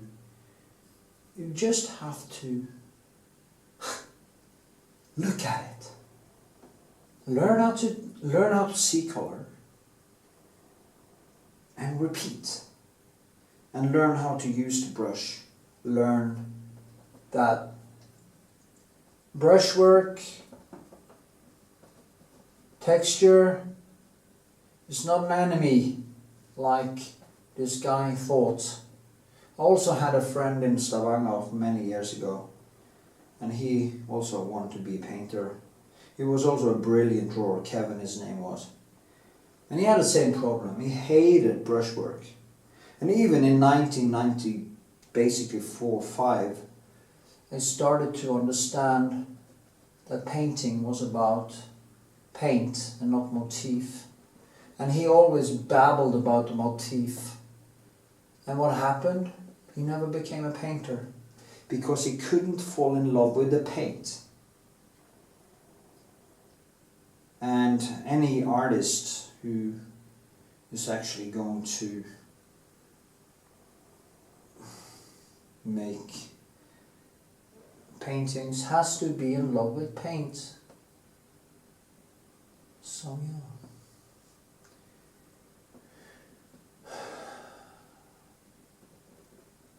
It mustn't be the girls, it mustn't be the fame, it mustn't be anything of that. It must be the pure feeling, the feeling. You know, money, fame, it can't push me to do anything.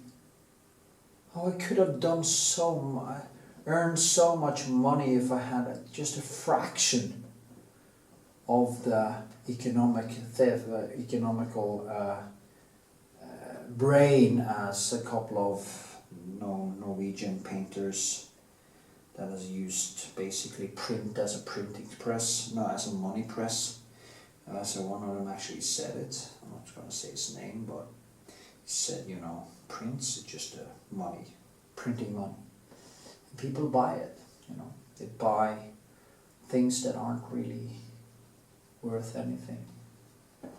And painters who actually print too much or print also steals the market from people who actually do printing. Maybe that's also a little bit bad, but you know, it's every man for himself, I guess. So yeah, now I'm gonna stop ranting and I'm gonna actually post this video as a standalone. It will also be in the main file. So yeah, I hope it made sense. And, let love be, the love of what you do be your motivation. If you can do that, you have come very far as both a human being as a,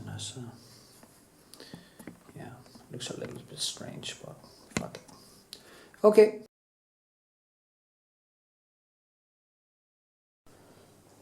So here we are, a few hours later. Just getting into it, as they say. Going to tone down the background a little bit. Or am I? Maybe I'll just keep doing it here. It is going well, I think. I'm gonna try to get in a few more details, then I will go over more of these areas here and just keep on banging on until I get it right. I also have the need to paint down the whole thing today, and maybe even the whole background. People always ask me how long it takes to paint a painting, and it is kind of difficult to say. It depends on how deep you go into detail, actually. If I do it more impressionist, like I'm probably going to do here, it doesn't take as much time than if you go into extreme detail. I mean really deep detail. Now, of course, I go into detail anyway, but there is a difference between going kind of into photo realism than a little bit more rougher painting with, of course, more brushwork, which I'm doing here. There's a difference between those things. Everything has its own thing, its own value.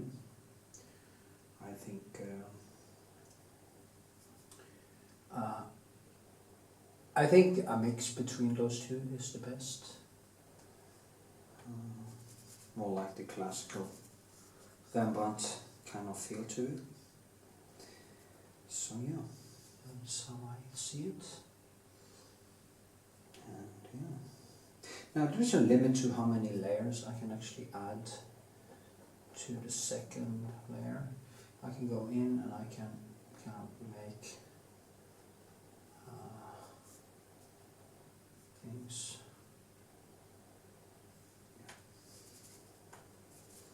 But there's a kind of limit, as I say, to.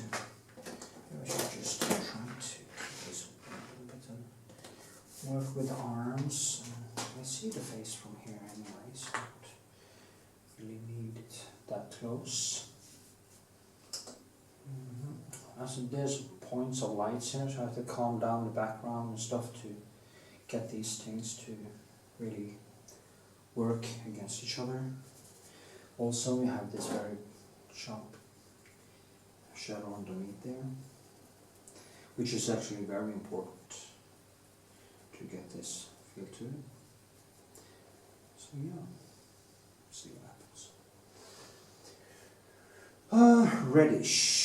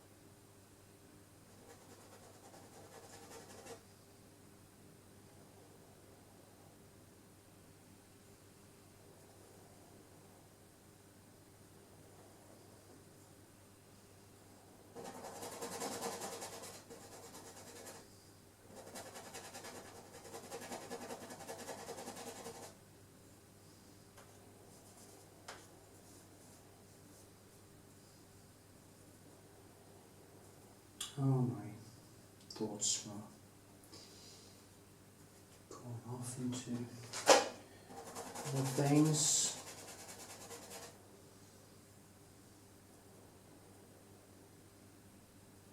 Usually does when I paint on this painting. Anyway,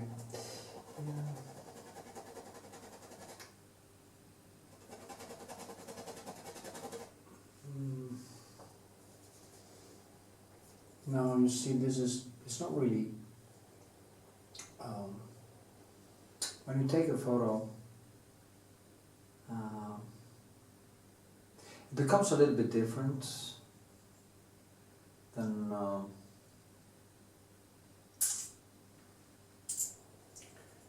if you paint directly from model. It becomes a little bit different, there's no doubt about that.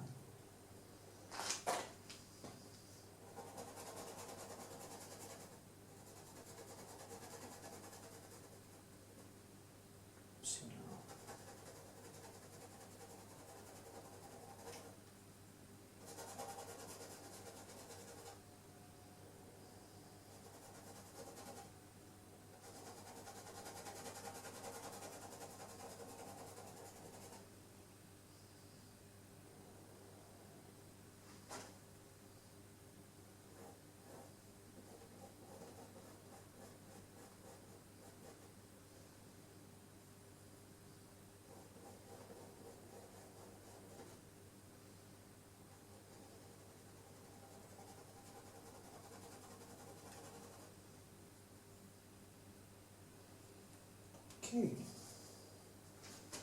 and darken that a little bit. See what happens then.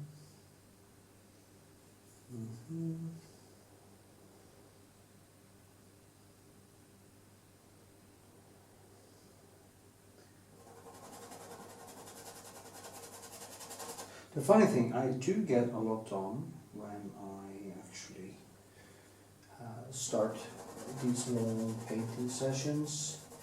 I go into this painting frenzies, I would call them painting frenzies, and just keep going. It's such a lovely place to be, it's the best place. That's better than sex. I love sex, but this is kind of, painting isn't exhausting. It isn't exhausting in the same way as training and doing other types of work, like I used to be a welder. It's not the same thing because it kind of taps into the, I wonder if it maybe even taps into the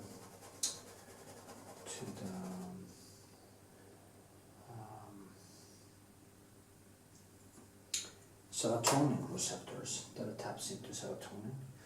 And if it taps into serotonin, of course it will release all these love drugs, and that is why I probably feel so in love. Even the day after I'm in painting, I kind of feel, if I do, I feel like I'm in love. I'm in love with life. And if there is one reason for you to have it as a hobby or whatever, it is that. So yeah.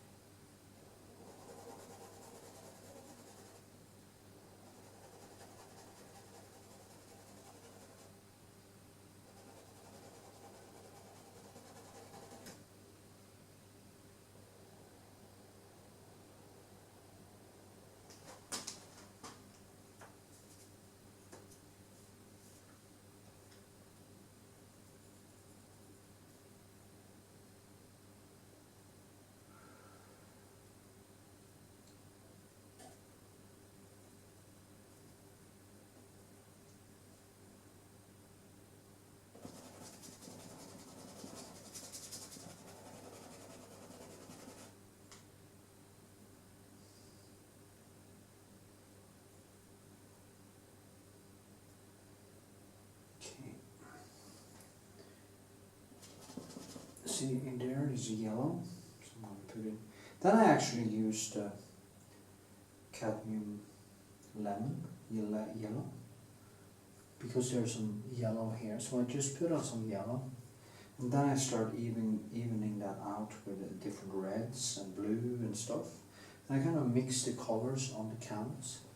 I also mix it in directions, so I kind of follow the directions of the skin and stuff. So yeah.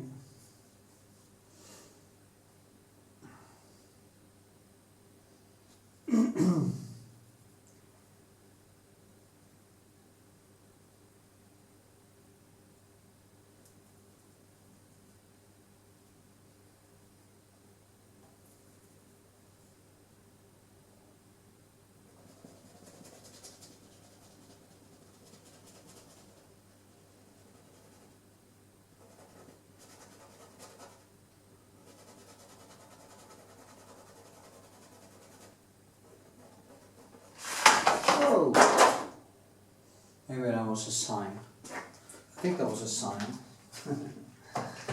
So I'm gonna stop now, and I'm gonna keep painting, and I'm gonna do some more later.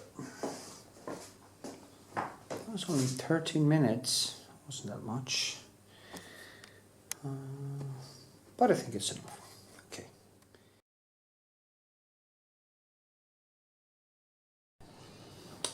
Okie dokie dokie. Okie dokie dokie. I've gotten a little bit further. Yes, I have. And now I'm starting to work myself down. It is a little bit difficult now because there's too much light down here. Not enough up there. But now we'll start to work with that too. Yes, yes, yes. And just keep building, as I usually do. Now, there's a lot of people on the internet who's actually better to make videos than me.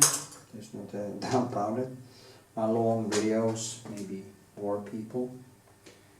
But that is a price I have to pay, I guess, to be me.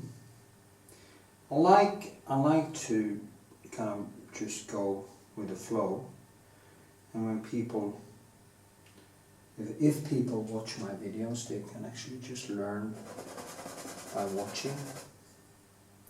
Some people say that I make it look so easy, and it's not. But it gets easier over time because you connect neurons to it, and it becomes easier and easier. So see what happens. What happens, yeah. So,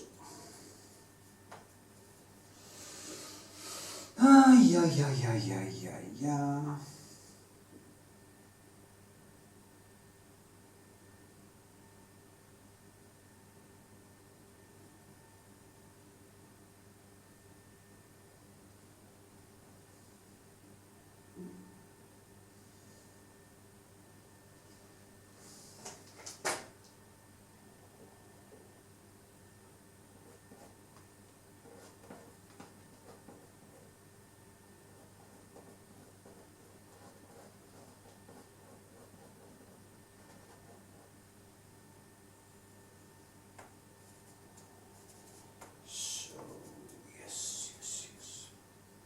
Now I see that this has to go a little bit more out here, so I'll do that. Okay, like this. That's quite nice.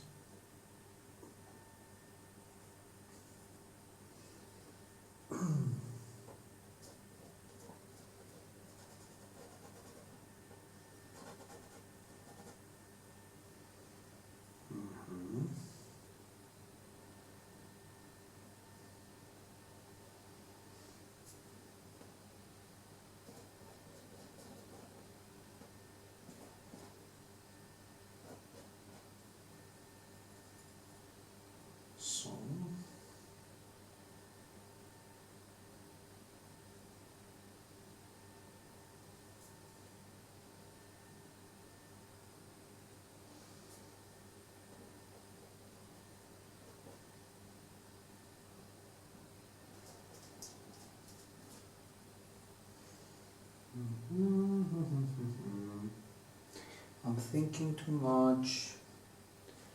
My brain is ruminating. Actually over this girl I'm painting, which became a breakup, which I loved. Now I'm painting her. And it's a little bit difficult. I keep on crying all the time. It's funny. I play music and I paint on this painting and I can start crying kind of. So fucking crazy. But you know, that's how it is. When you fall in love and things don't pan out as you want it to be, you just have to kind of deal with the sorrow. That's how it is. That's life. I think life is quite difficult sometimes. I think it's a very stressful place to be.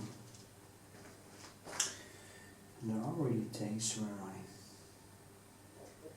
wish I just, you know, when you start envying the dead, like my dead friend Luna. He's been buried for many years now. And I go to his grave every time I'm home.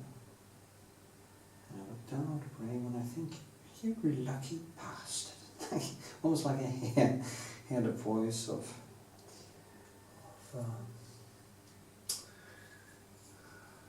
Monty Python. You lucky bastard! You lucky bastard! You lucky! That's how I sometimes feel when I see his grave. You know, the dead. I will be dead soon, you know.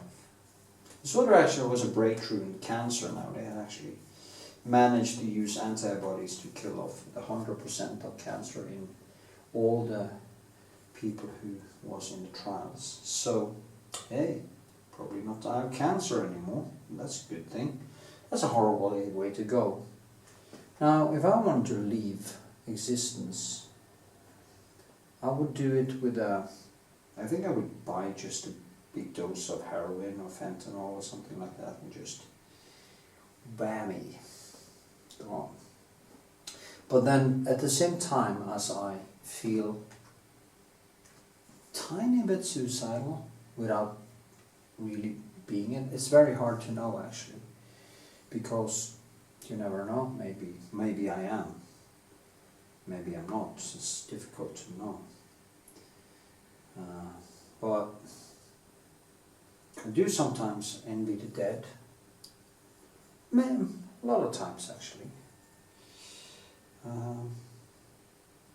But I'm not there yet, you know. I haven't given up. That is why I stand here painting. Quite heartbroken actually. Now it's kind of a little bit back and forth, but still, really. But not in any physical sense, just. And but I see it is basically dead now.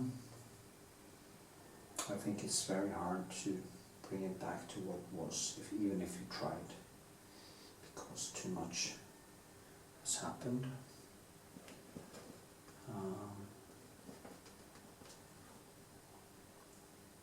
But you know, despite that, it's kind of, you only meet yourself, you only grow when you only grow in heartbreak, I think. You only grow in death. You only grow, really grow, when you are pushed to your limits mentally. I think that is the only time you actually grow. And that is my experience, that there's nothing that makes me grow like heartbreak or adversity in any form. So one just have to take it and, you know, just build. Just You take it as Marcus Aurelius, take everything the universe throws against you and turn it into a learning experience. And I think that is the right way to think about it, you know. Girls come and go, friends come and go, life comes and goes, and in the end, nothing really matters. I mean, soon there will be 1,000 years since I was born, or dead, or whatever. Soon there will be 1,000,000 years since I existed. And if I didn't do anything unbelievably extraordinary, like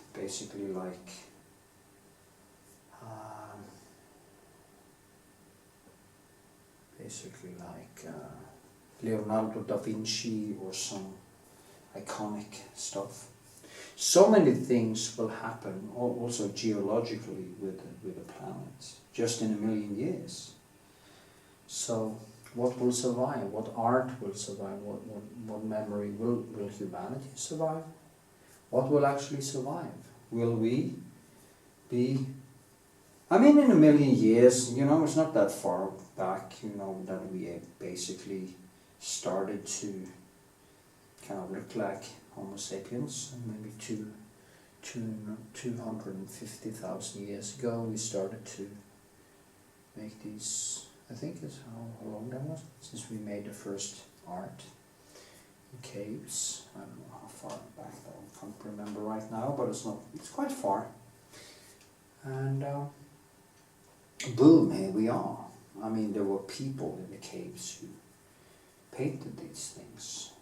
You know, they probably had stories, they had religions. I mean, if you can paint animals on a wall, and you have found technique to do that, you probably have a religion also. So, the stories they told one another, and where they're dead,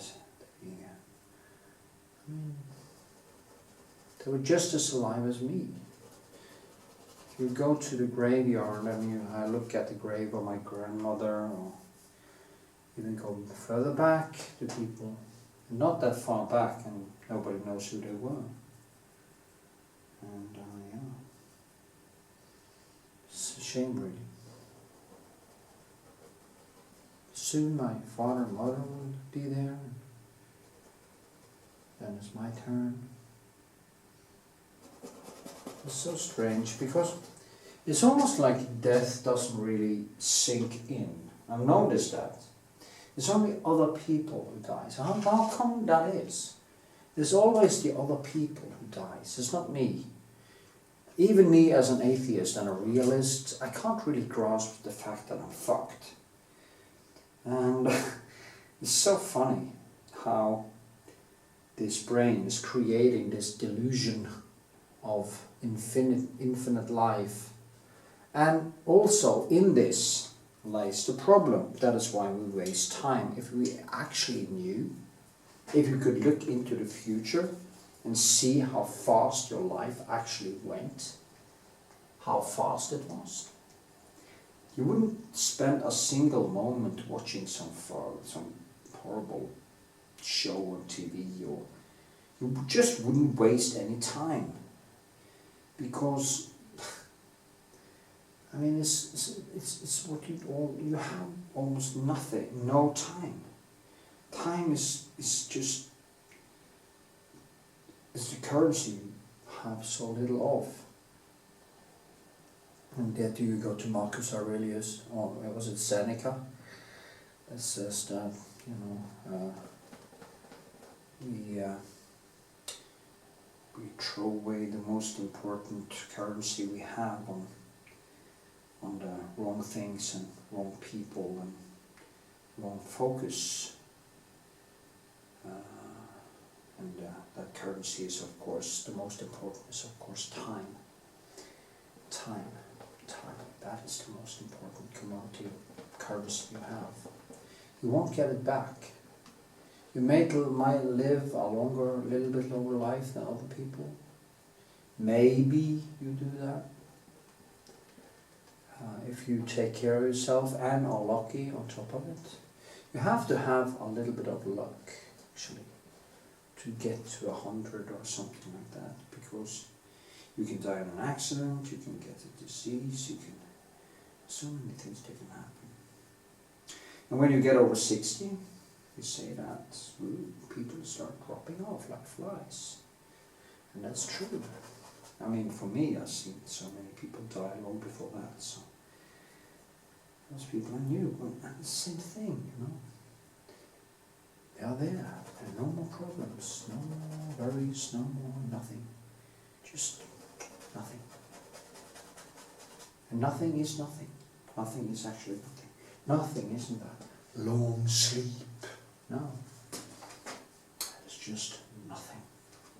I'm not there forever. And as I said, sometimes I envy the dead. Am I allowed to say that? Can I say that just because I'm quite healthy? Is that a bad thing to say just because I am not dying from cancer now and fighting for my life? Because I would probably fight for my life. If I got cancer or any other disease, dangerous disease, I would actually fight for my life. So I'm not more, I think anyway, why shouldn't I? I'm fighting for my life right now. When I paint, I'm fighting for my life. I'm trying to create a life. I try to survive. I try to make something meaningful. To get this feeling of meaning in the meaningless. So yeah, it's weird. It's the whole thing, the whole shebang. It's just weird. I think life is weird.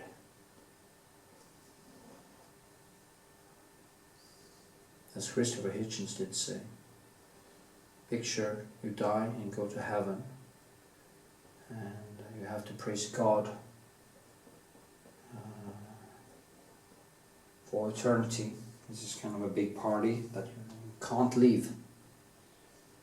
Now, at first he said, you know, well, for the first scenario is you die and there's nothing. And that is bad enough, but think about, you know, you die and you wake up and you're in heaven. And you're at a party that lasts forever. You can't leave. You have no possibility. And you have to praise God forever. Now, hallelujah. I mean, just think about that scenario. You're gonna praise God, this crazy thing in heaven, this crazy dictator, despot in heaven, forever, you know. And you can't leave. You're not allowed to. You have to be happy. So it's very hard to picture life after death in any sense. And my friend actually, when he was in a helicopter, I was told he was in a helicopter when he was flown to the hospital with a heart attack, and he said, I'm dying. I'm scared, I'm dying, because he felt the pain. And it's so sad to think I knew his voice, I remember his voice, I remember his smile and his humor. It's almost like he's been gone now for almost over 11 years. So I should think when he was sitting in a chopper and worrying about dying, and then he died. And yeah, that was it. How is that moment, you know, that dying moment, you know. It's going to be... Christopher Hitchens did actually say that he hoped to die in a lucid, you know, he did hope to die when he was awake. But he also said with his diagnosis and prognosis, he wasn't sure if it was such a good idea, since he had esophageal cancer and would probably be suffocated by it at some point. So it's not a good way to go. And he actually passed away in a coma because of pneumonia and organ failure. So he never got to experience his own death. Now there is a way to experience your own death, and that is of course suicide. But then again, you don't want it. When you pull the trigger or you put the needle in your arm or whatever, you have a few moments. If it's a needle, you have a few moments, and then you're gone. If it's a gun, you're gone immediately, hopefully anyway. I want to survive that. And if you hang yourself, you probably hang there for half an hour, you piss and shit your pants before you die, if you're unlucky. So I would recommend that. It's not a way to go. So I don't know. Do we want to experience death, or do we want to just sleep when it happens? I wonder what's going to happen to me. That is one of the things that I'm very occupied with. I wonder how I'm going to go. So these are the things I think about when I paint, and that is probably why my channel isn't that popular. But I think it's very important to think about death all the time, because when I paint, I feel alive. Like now, I get very creative, very conscious, very introspective, and actually very happy. So yeah, I would love that.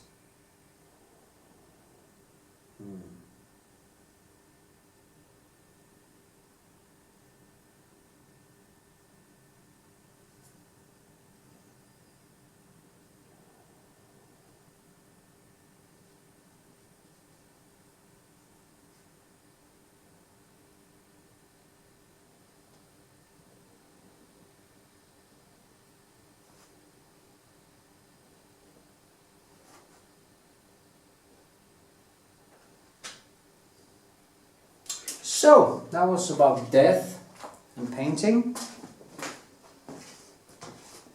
for 21 minutes. Anyway.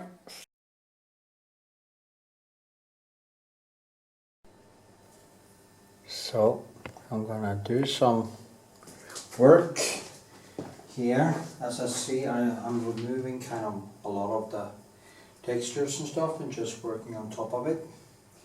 As I said, I'm working wet and wet, so I'm just going to tap down this a little bit, push it down, and push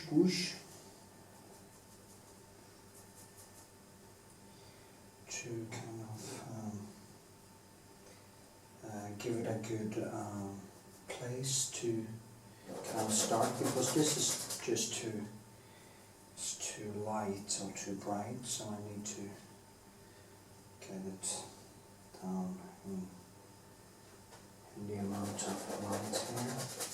Now these textures now is underneath, so they give the whole thing a little bit of life. You see, I'm losing all these nice brush strokes and stuff, but that is, of course, if you're going to paint over something, you will lose all the nice things you did the first time.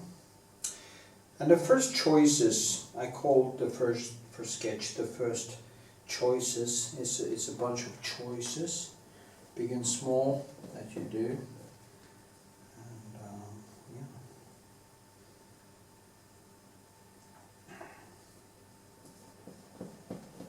You see now, here too, just push it down.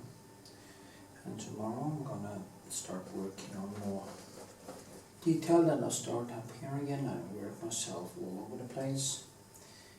I don't have that much time, so I need to use every day advisedly right now.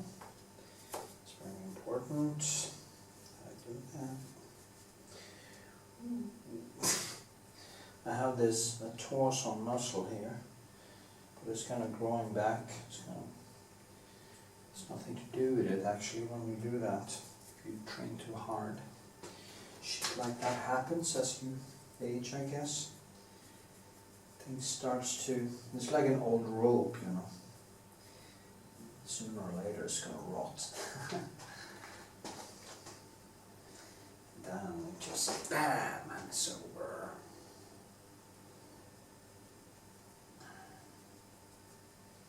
I don't really need my glasses now. Yeah. Well, it's a little bit.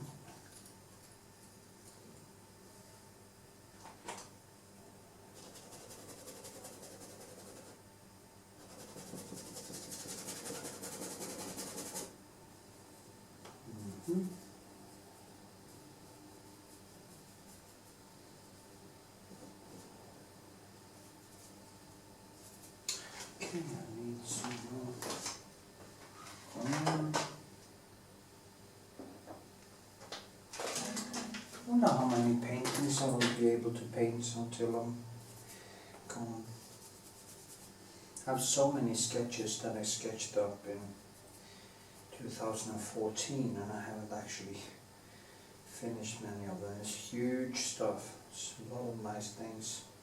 And the funny thing is that I keep on starting new ones because the artist's brain is it's easily bored. So when I start on things a long time ago and I haven't finished them, I tend to lose a little bit of interest, sadly.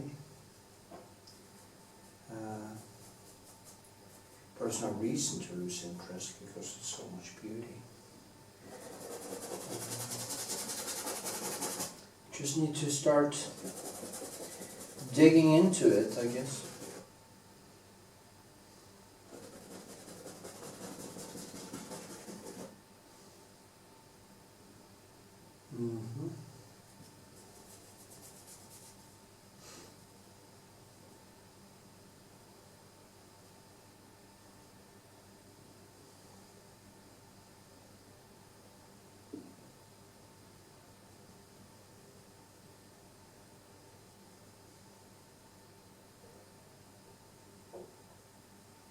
Okay.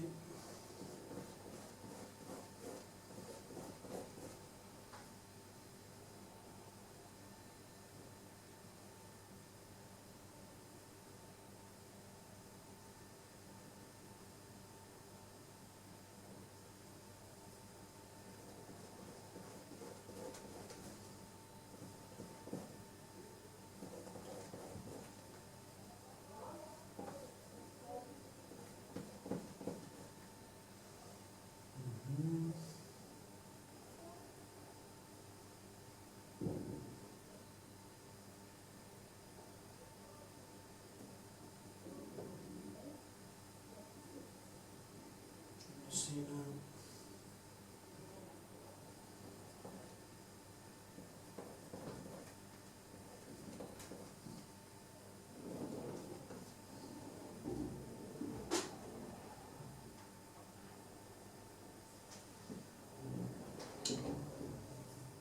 She's cycling a lot, so she has quite big thighs actually, and it's very nice.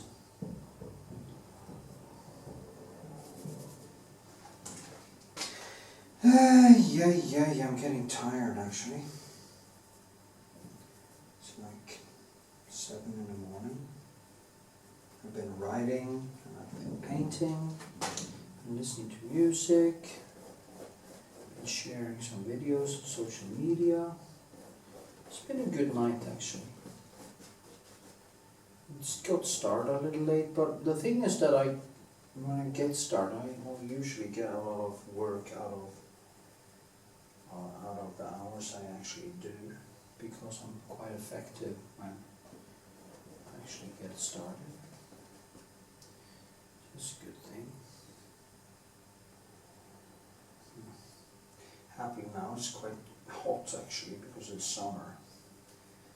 So the paint dries faster. Also, when I crisscross over, crisscross, I get more oils into the paint, and it also makes it dry faster. Because I don't actually use so much medium or oil in my paint. I just kind of, as you see, I dip it and I dry my my pencils. I use the medium like this, and I just kind of dip it and do like this between the layers, or between grabbing new paint. And often when I do that over and over and over again, what happens is that I spill oil all over the palette. I spill oil on. It kind of gets more oil into the paint, and instead of kind of mixing the medium into the paint, it kind of accidentally just becomes a part of the process. So, yeah.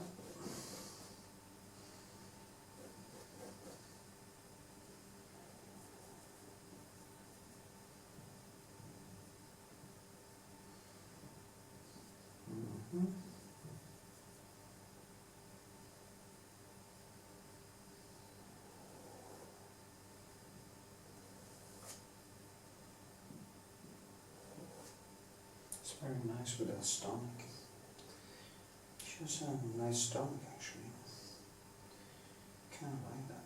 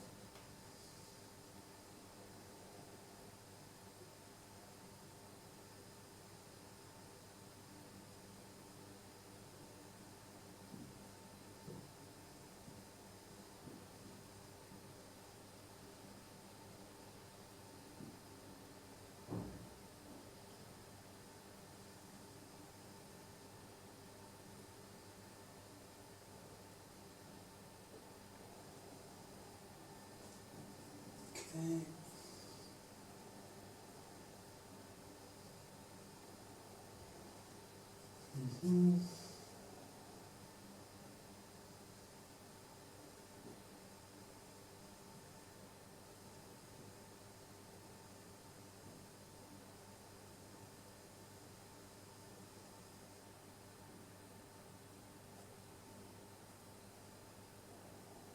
See, now I'm holding my brush a little bit light, and I just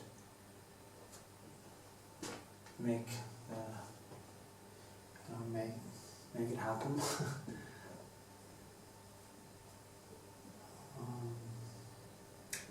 The colors in this is quite neutral. There's not so much punch in the colors. And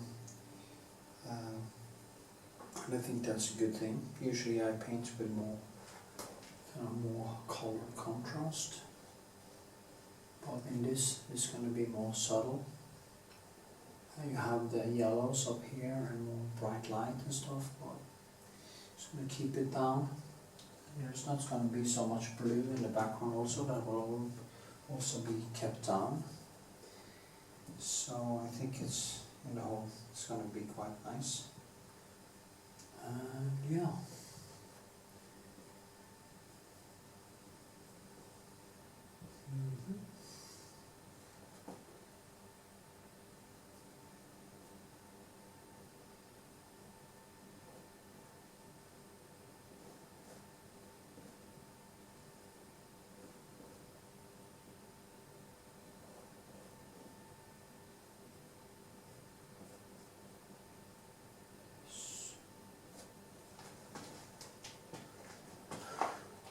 Oh, yeah, I can feel I'm getting tired.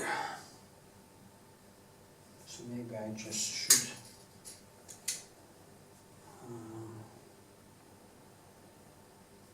yeah, stop for today.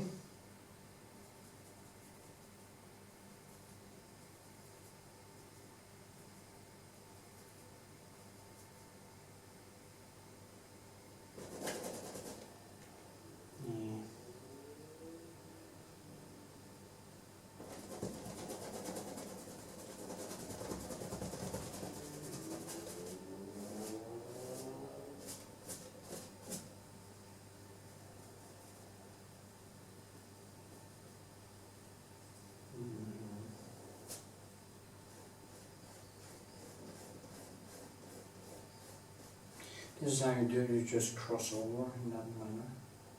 Now her butt actually comes further out here. It goes actually further out there. A little bit anyway. No, not that much. Come here. But let's go. And there's a shine behind there, you know, with light that comes from the wall there. Hits the wall, sends it back, and then you get this coming out. Also a little bit here. So, yeah. That's a little bit too much. Anyway, I like these butts. So. Yeah.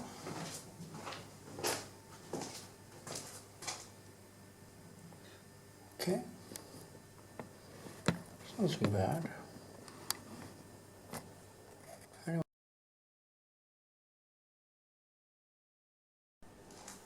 So, I'm just working around on the thighs and everything, and yeah. So you see here, just putting some.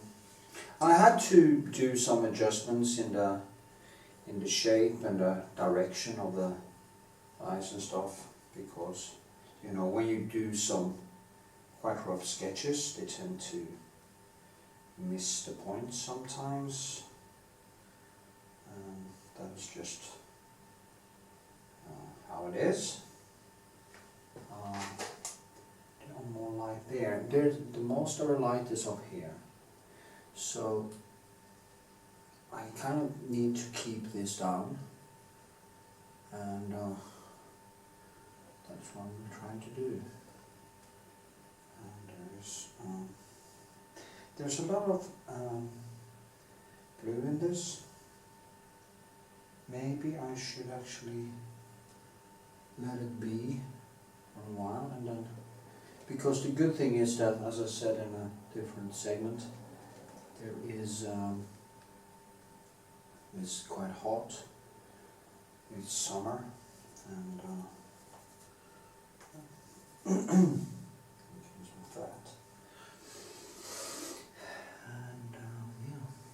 to get this shape right, there's a lot of stuff to think about.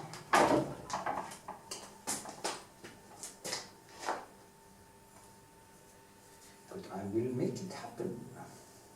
I'm going to do some work down here, then I'm going to go up to the face and all the things around there and start on the details. That's going to be quite exciting, quite difficult, quite nerve-wracking. I have a few days left where I can paint, so I think it's going to turn out pretty nice. Yeah.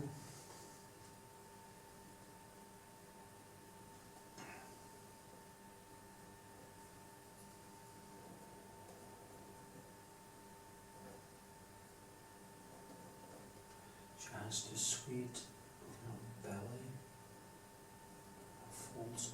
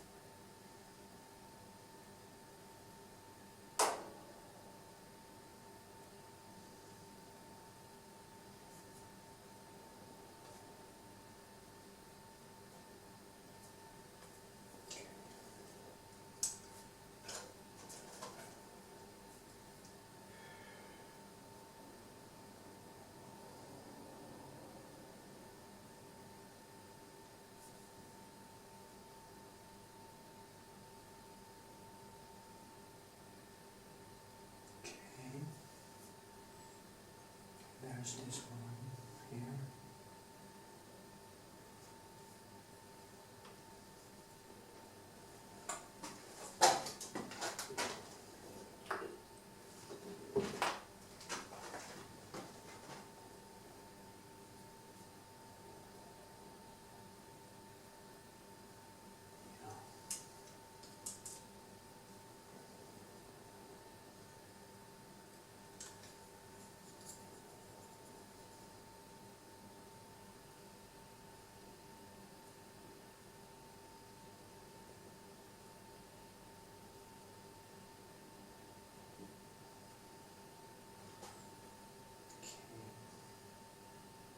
Key. I really have to keep this down. This is actually going down here. I'm going to try to keep this not so vivid and not that blue.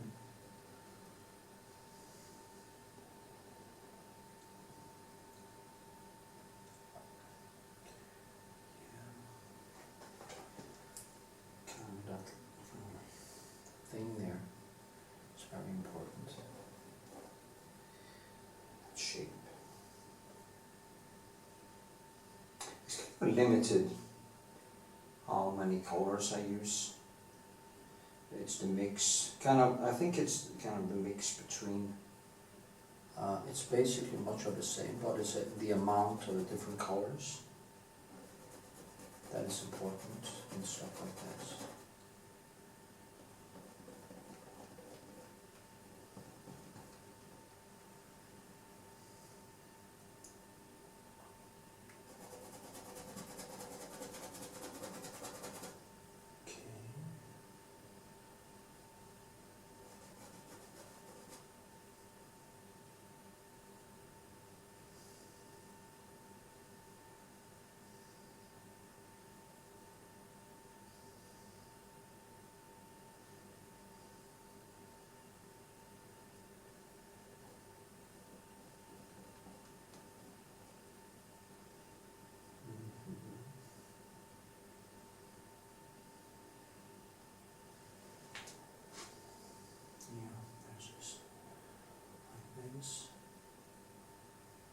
This dark underneath there.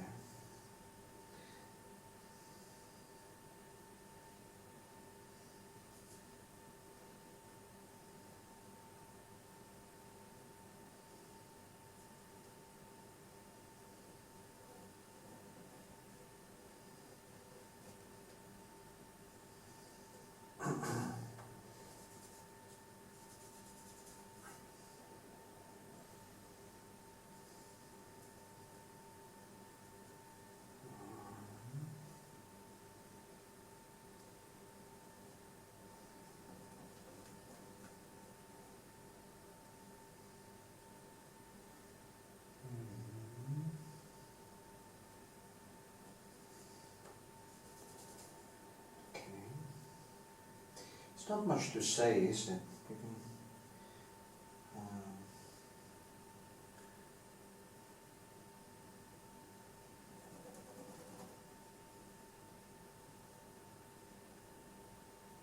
I saw this video just now about people doing mukbangs on YouTube, basically eating themselves to death.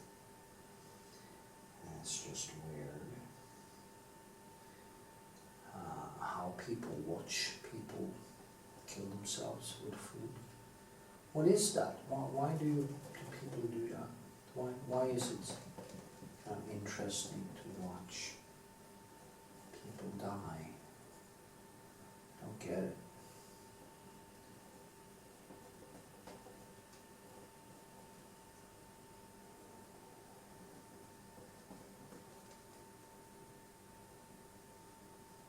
It's such a viciousness in modern society. People are bored to a point where they actually are willing to watch people eat themselves to death. Now what is that? It's probably absurd.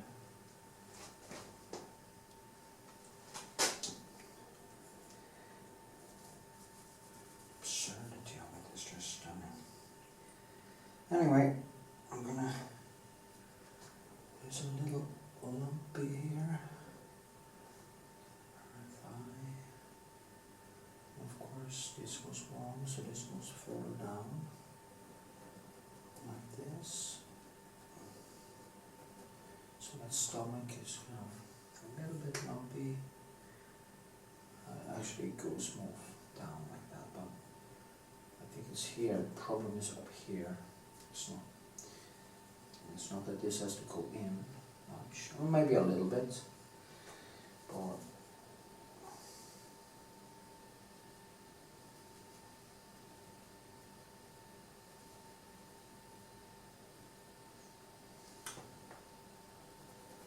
so let's go out like this. Yeah.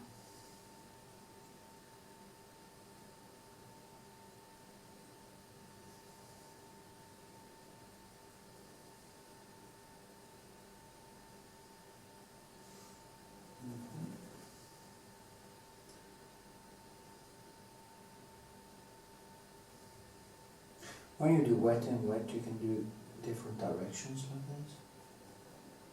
And I tend to kind of put on one layer and then we can kind of do like that, do like this, and then you kind of create a nice,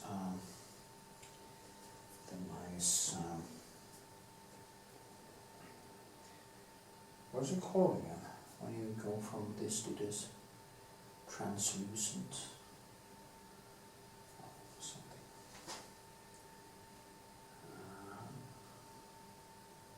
It's all the way down here. But this one doesn't go all the way like that. You know, there is an inner dialogue going on. Problem-solving dialogue going back and forth in my head. So if I talk out loud, and it's actually me thinking about it while I'm painting. Like this. This.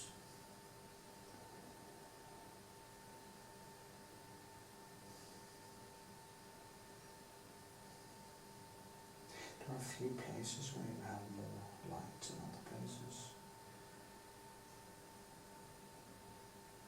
Here. So that it kind of explains that line.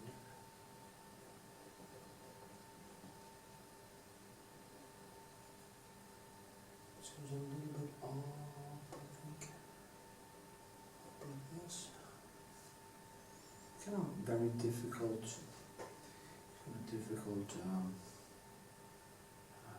angle.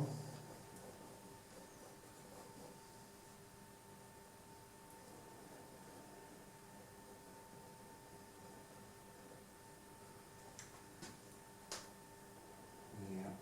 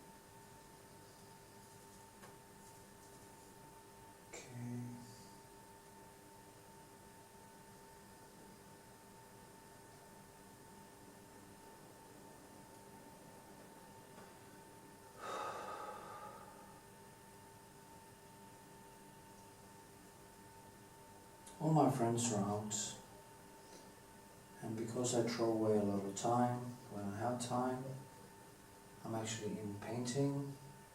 And it's so funny, because so typical me. I kind of do not do enough job when I have time, and then I basically doesn't.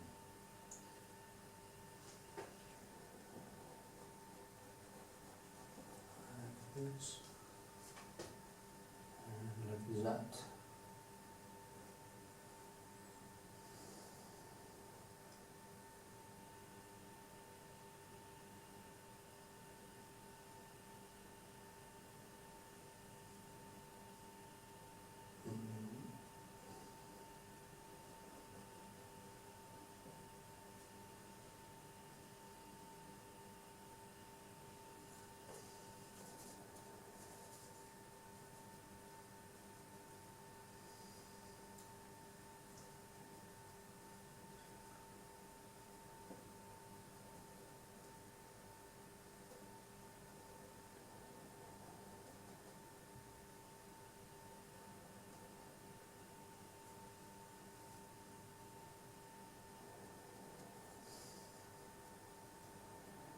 It's funny when people say, oh, time goes so slow. Well, that's a good thing.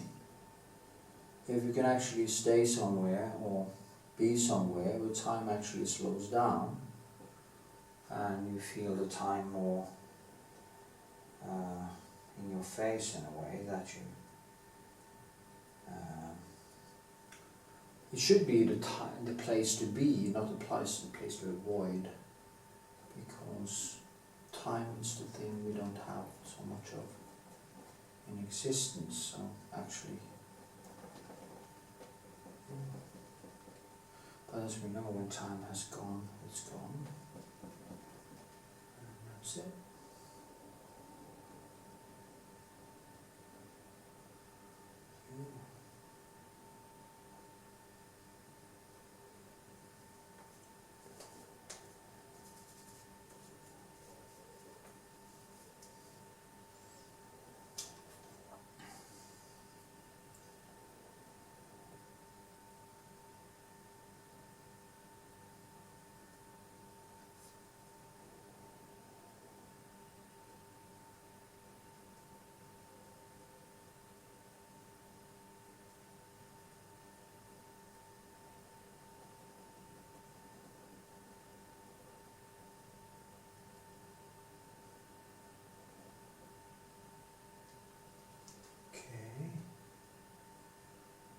Okay.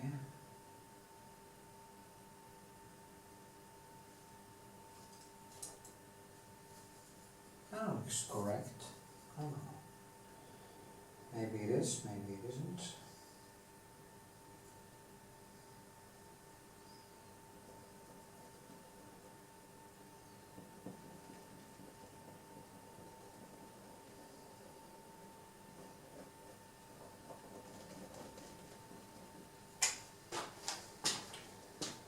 Let's see, I'm cleaning out the mirror.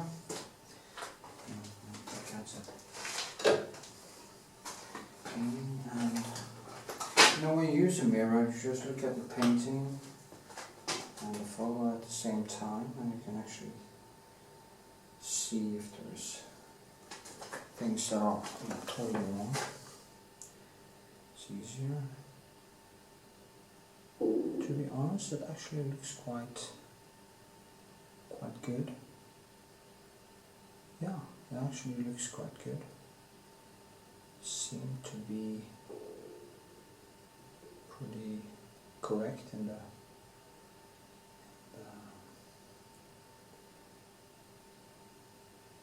what do you call it? You know.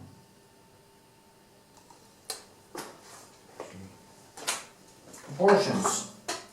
The proportions. Of course, I will shape everything way more than this. So. But I want to go up to the face now, and I want to do more on the face. And then I will work myself down towards the body. Then I will do the whole, I'm going to do the whole background today also. At least that is the plan, because I have to go over that a few times. So to manage that, I need to get the basics in.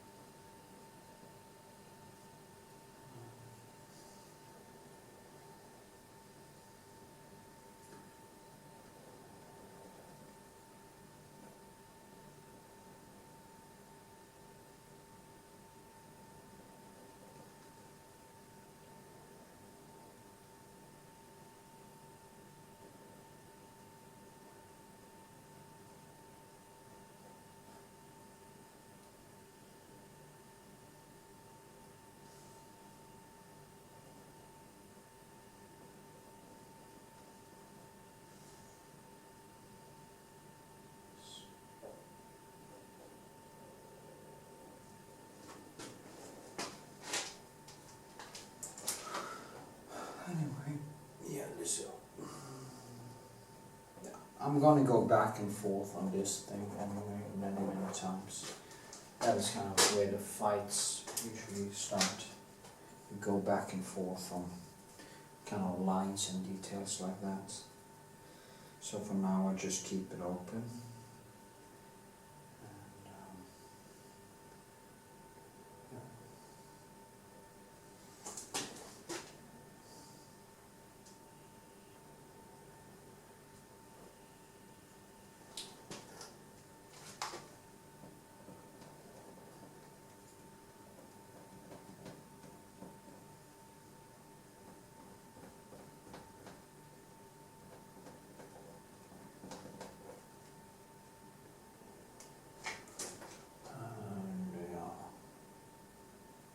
This one goes more out. Up here. Like this.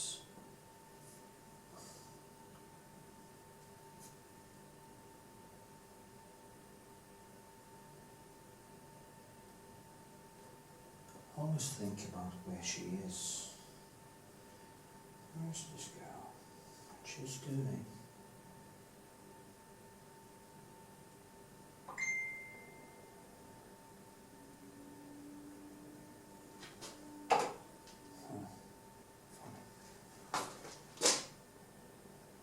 Well,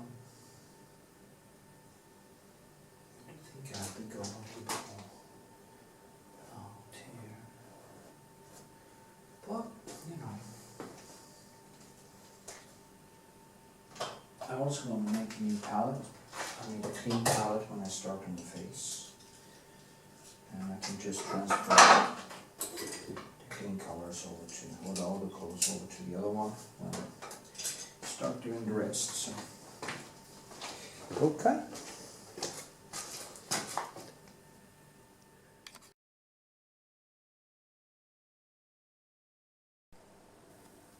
Okie dokie, here we are. I will now continue with the face and the surroundings around the face, and then I will go over the whole thing. The problem with oil paint is of course drying time. That's the most difficult thing when it comes to getting, if it was actually tempera or if it was now I don't do any acrylic because I don't think it has the same texture or the same paintedness as, or gives the same as a good oil paint. Not at all actually. So yeah.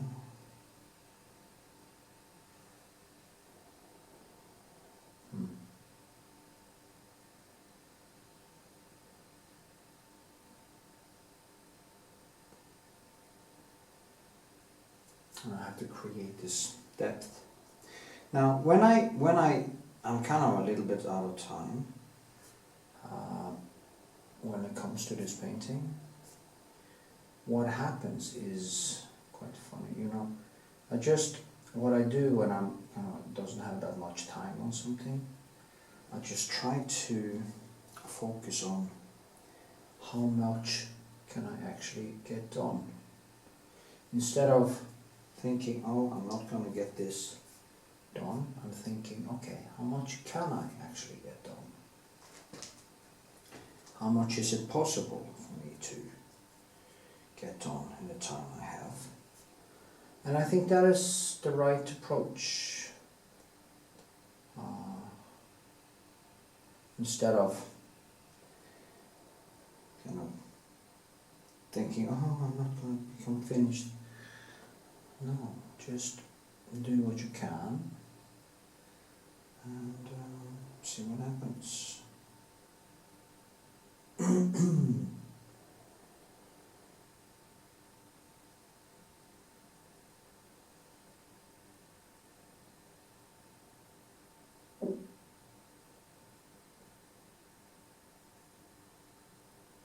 And it's also painted wet in wet, so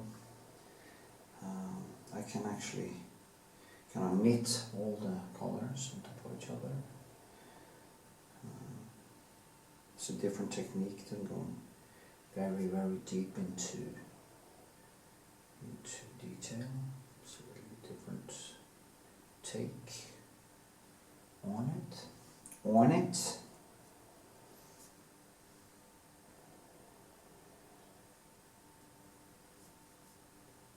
And here, this. I just love this face, you know.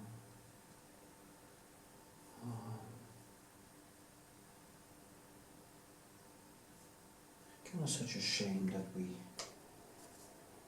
broke up.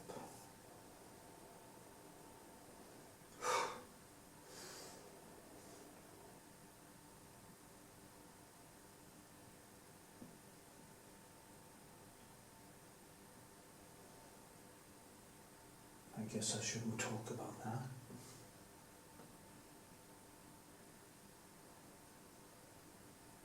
If you don't want to see a crying artist, I just felt it and just, yeah.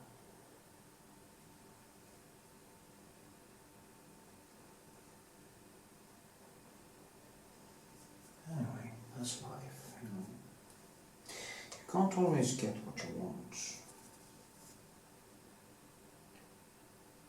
And that's just how it is.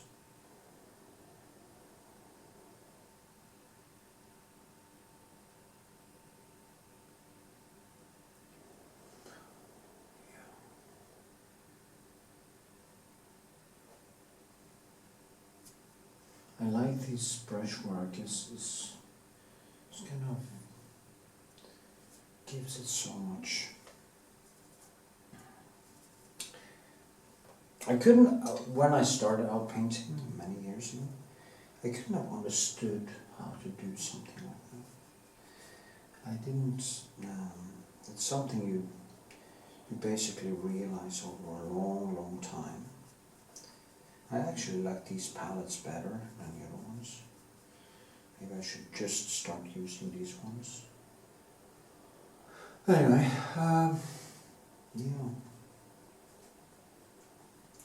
It's almost you can look at the painting or look at the motif and you can know how to add brush strokes.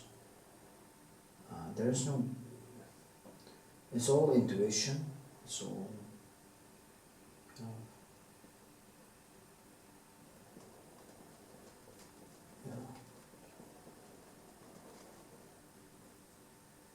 I'm going to zoom a little bit so you can see a little bit closer to what I'm doing.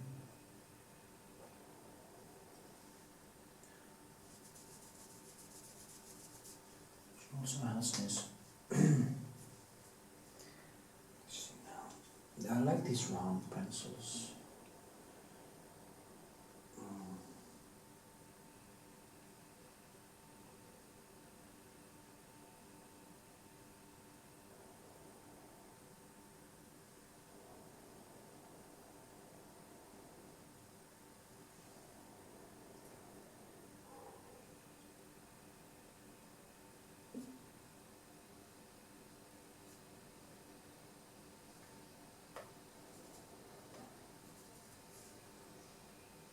So weird painting her.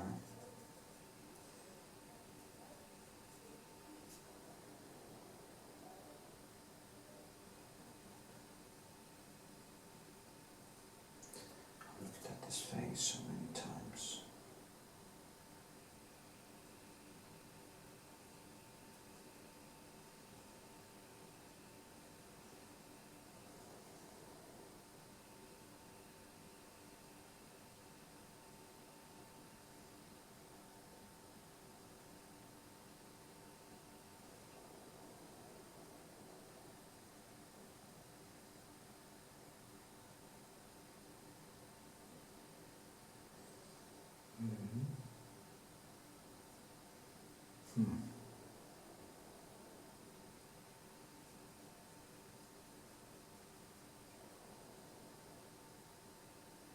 almost hear myself and I think,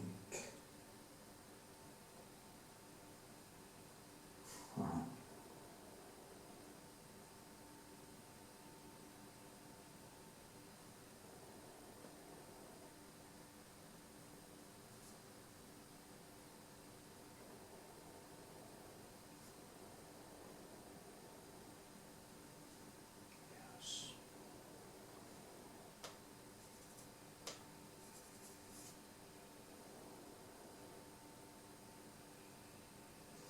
I'm just going to stand there painting today, basically until I drop, so that I get something done today.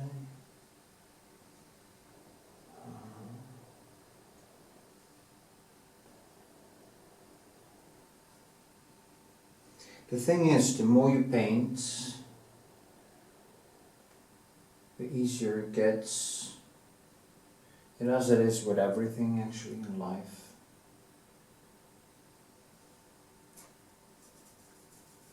So,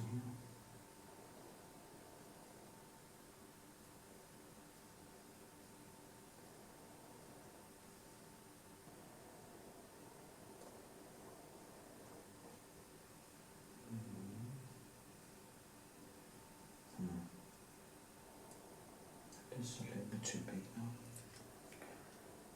See? This one. These are quite expensive. This is very important to remember to wash them after every session.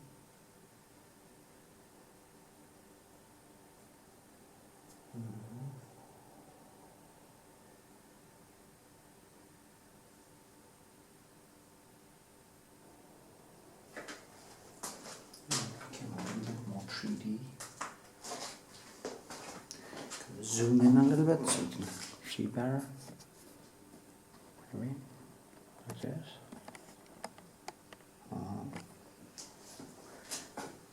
I have to remember this is absolutely not finished yet. The problem now here is because it dries, to make it dry, it is to actually be able to get in more of the nuance. So that's kind of a problem.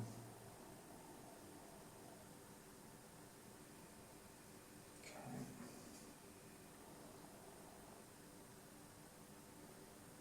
And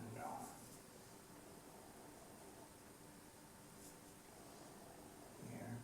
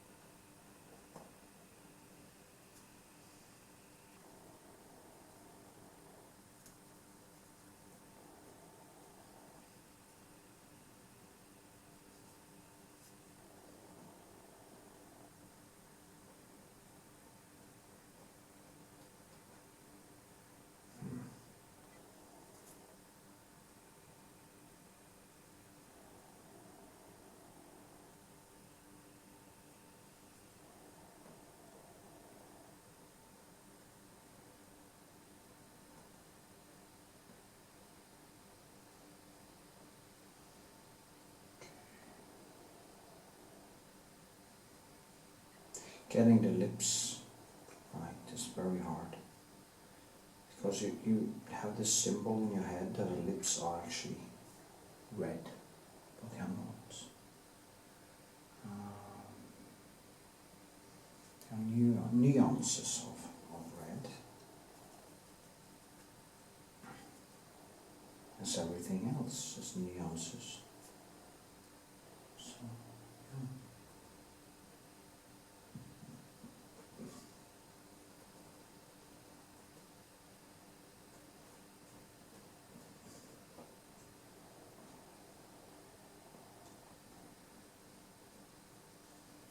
Okay.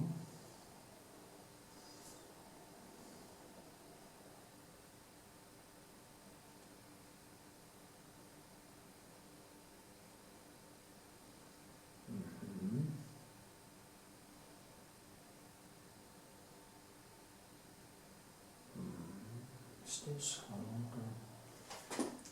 Yeah, maybe that's no. What is it? It's hard to know.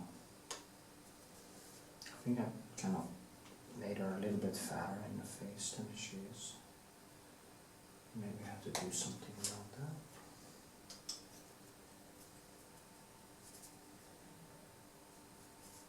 She has a very round face. I call her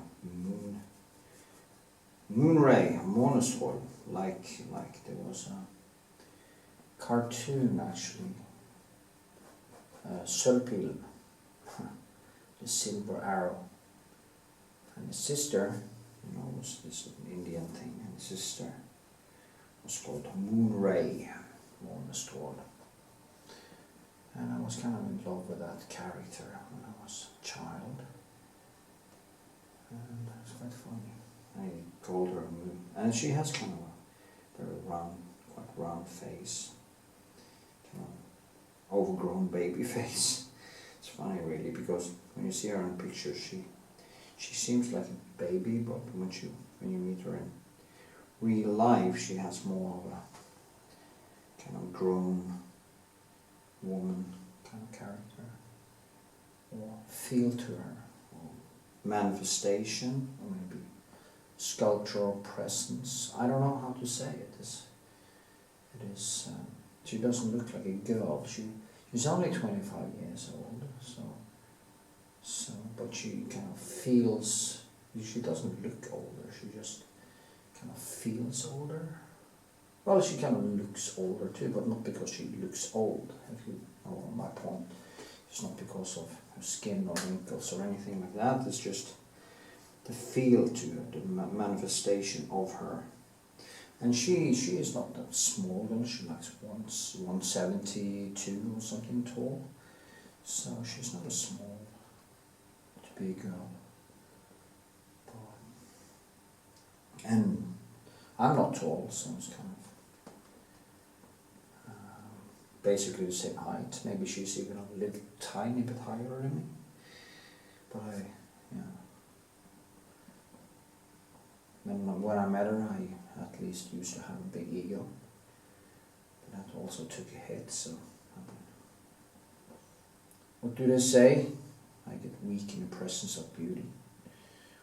Or you kind of lose yourself when you start falling in love or whatever. You kind of start losing your cool, and then you get weak.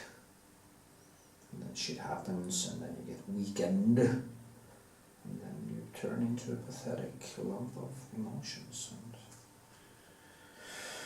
girls don't like that. Yeah, strange. There's so much to learn. There's so much to learn always, and that is a thing I think is very nice. There's so much to learn from everything from heartbreak to other stuff. So it's probably a good thing, you know.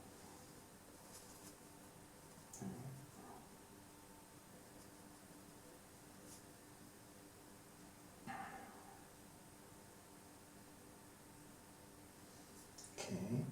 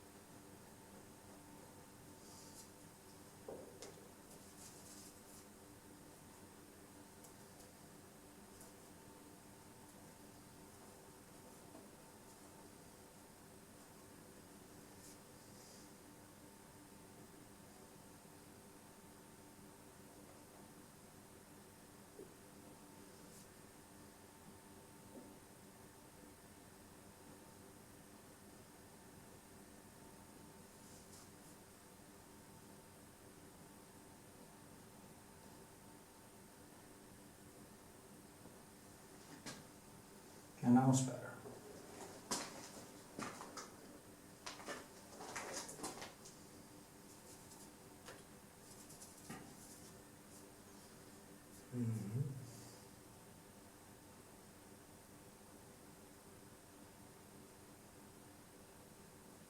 Yeah, I'm thinking a lot when I'm painting this painting, I'm sorry. I'm thinking about her, I'm thinking about what happened. And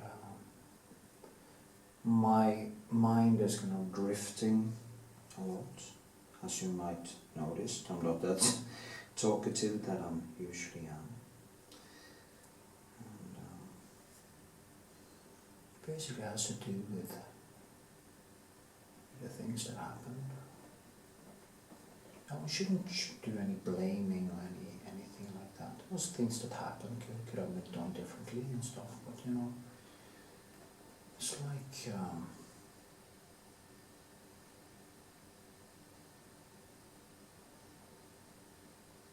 anger and stuff. It's not really a good food.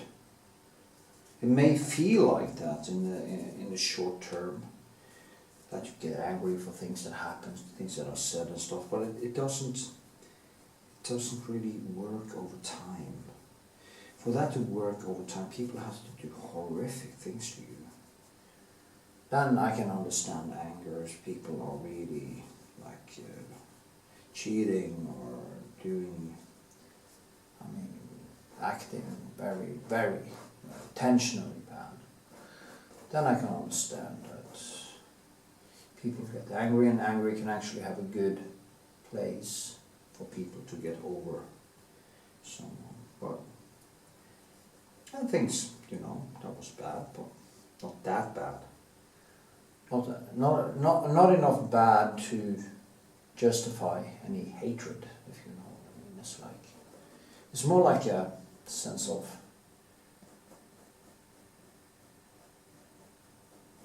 sadness.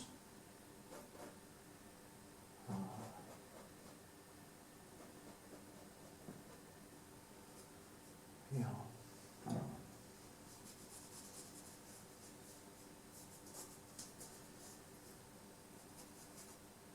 I wasn't actually going to talk much about these things in this, but I think it's important. People tell the truth, you know. Don't be a truth teller. If you're happy, you can tell. You can tell why I'm happy. You can tell why I'm sad, you know. Don't take it out on anyone. Don't out people unless they have really done shit to you, you know.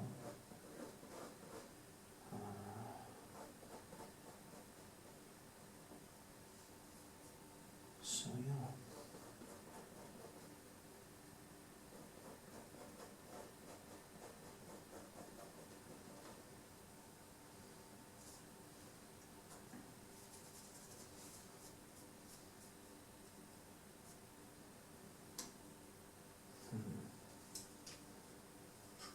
Down here too.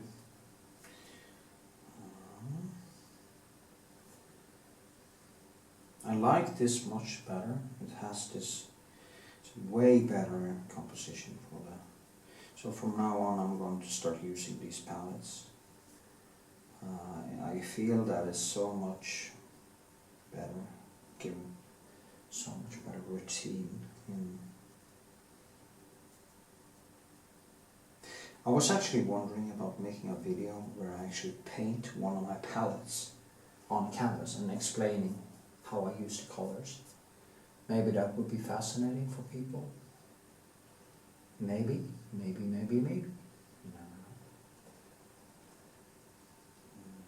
That was wrong.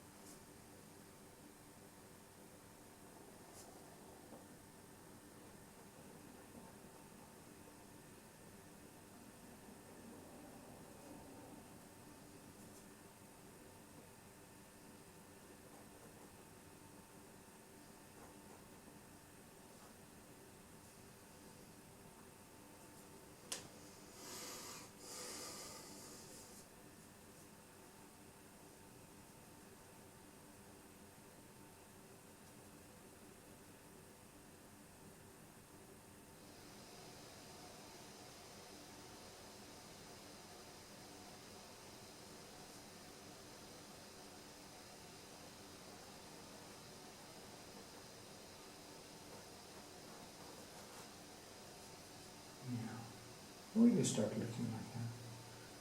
It's not bad.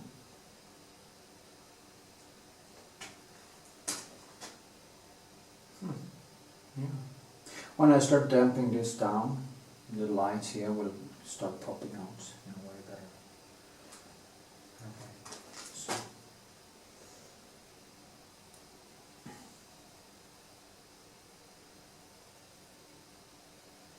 The sounds.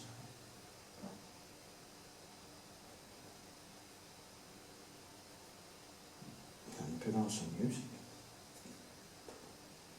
When I paint, the funny thing is that when I paint and I listen to music, and some music that we used to play pops up in a list, you know, you just feel, oh gods, you know, you just feel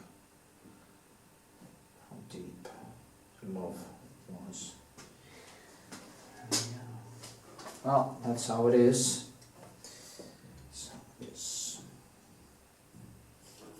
So in a way, this video is becoming kind of a long love letter in a way. I think with a little bit of painting in between. Talk about painting. I mean. Now, no wonder my videos doesn't kind of go viral because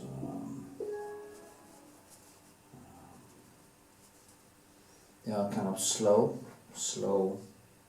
I mean, people are watching mukbangs for fuck's sakes. I mean, for heaven's sakes. But watching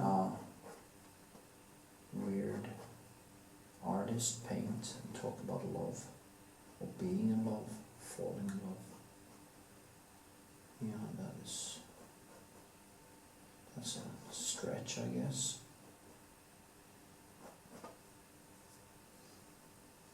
For most people.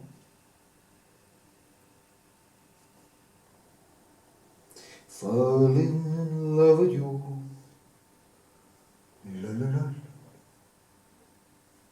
So strange.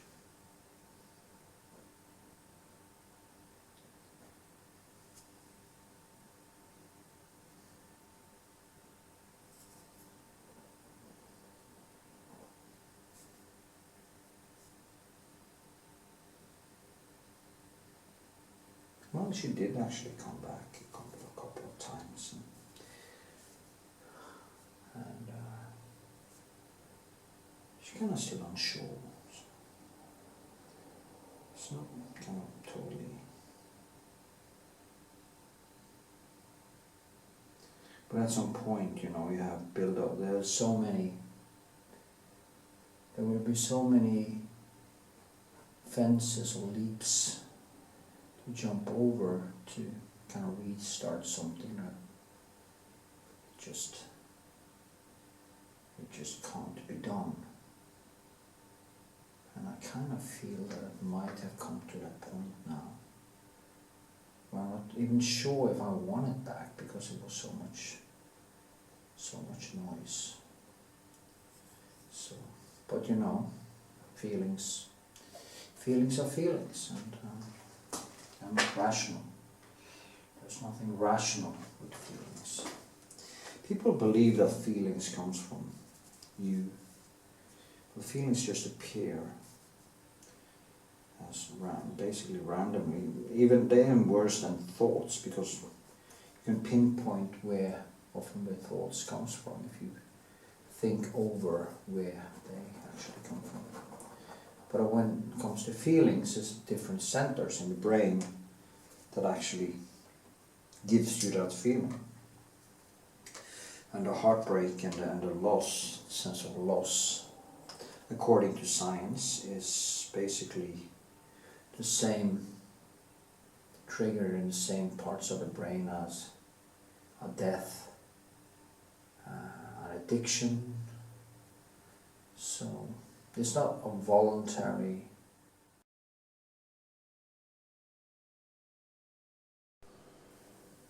See here, okay, I've been working for a while with the face and everything around here. I also did some work on the background, actually yesterday. So what I'm doing now is basically just trying to mold more detail and add in a lot of different things. So also gonna work down here. The nose I'm working with. Yeah, it's a lot of stuff. Maybe I should use the mirror a little bit, see if I see any faults. It's very important. But it looks quite nice actually. It looks quite correct. There's some details that I should be working with, but despite that it looks starting to look actually quite correct. So yeah. Okay.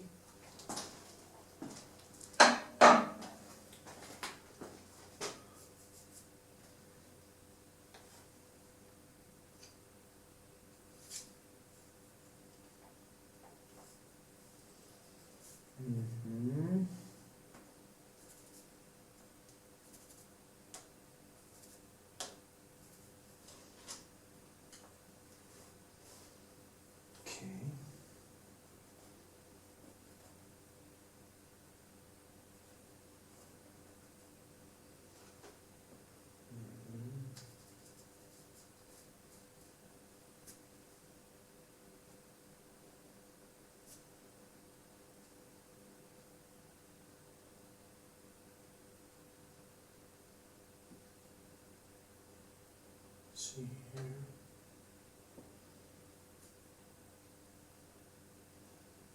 Kind of more.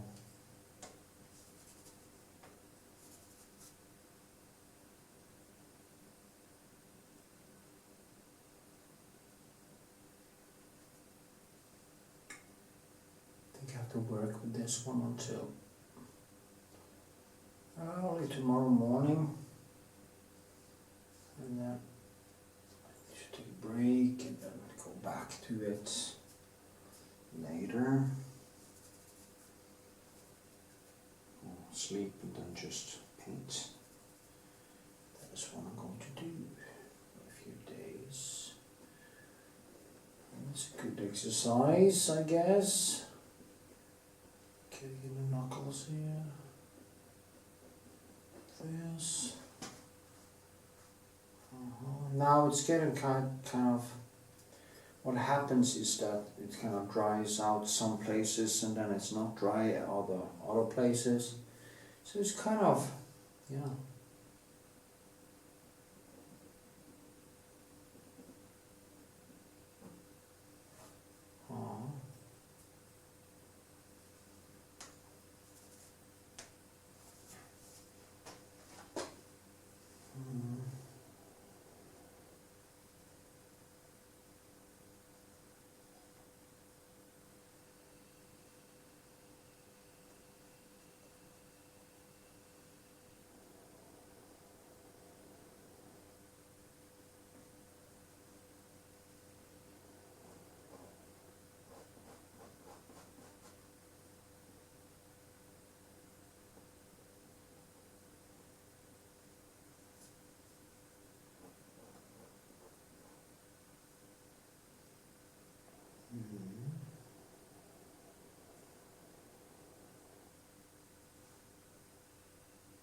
Yeah, this one.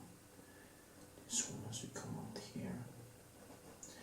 That's what I do. I start to correct all the small things as I go along here. And getting stuff right into the right spots. And yeah.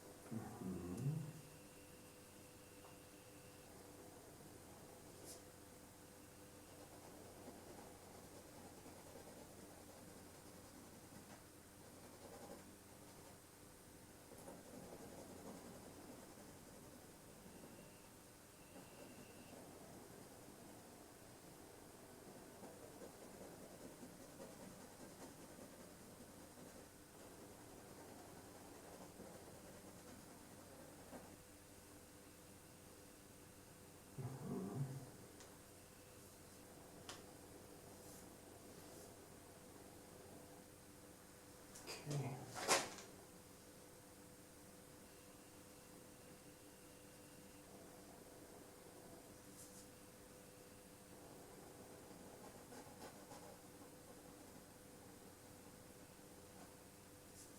Wet and wet. Wet, wet as it's called. Wet and wet, yes. Let's see. Here. Just a bra.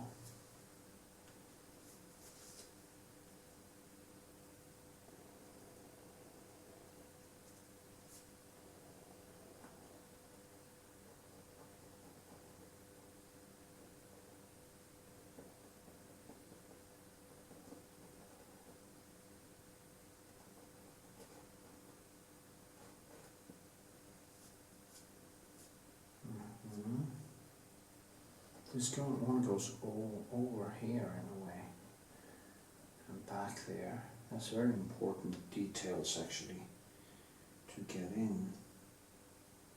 That's the things we have to be able to pick up.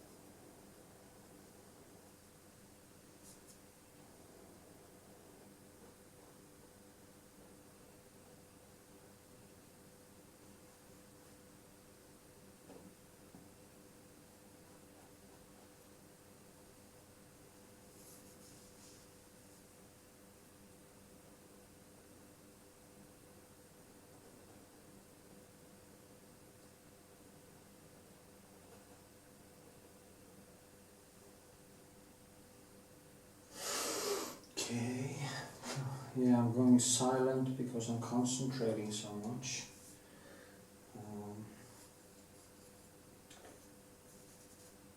That's probably a good thing because I usually talk too much anyway.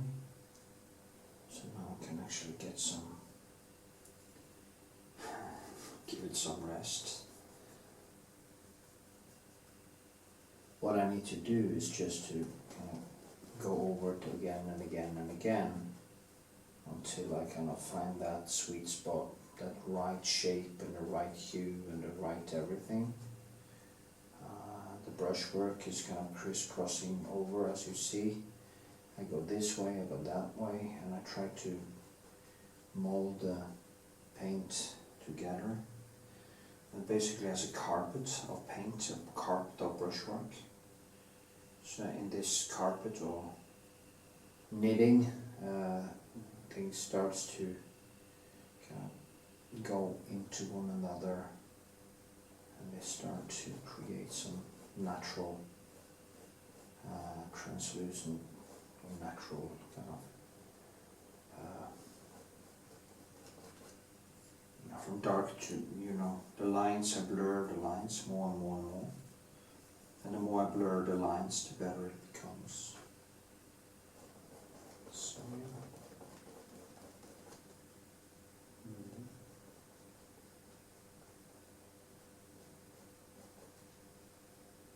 yes.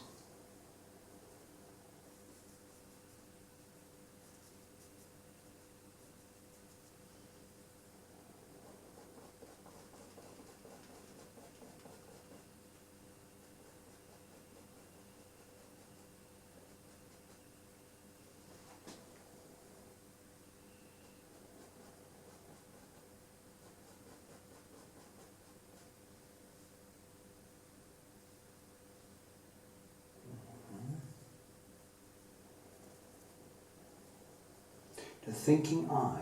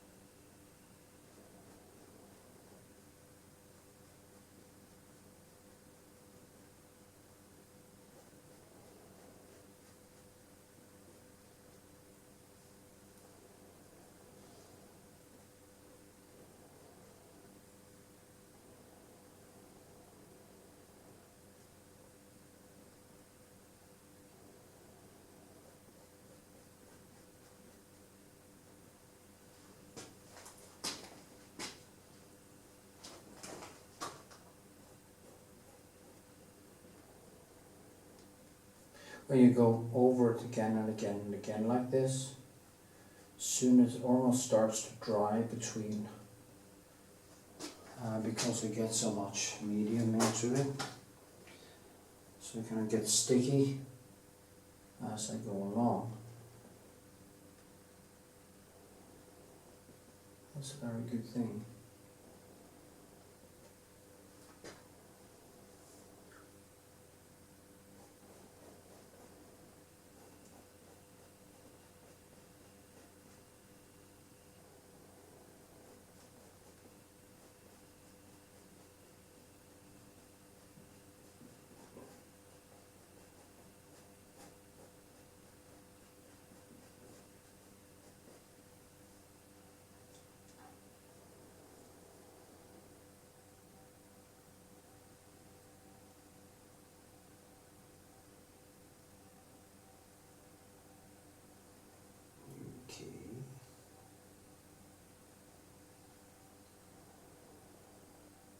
So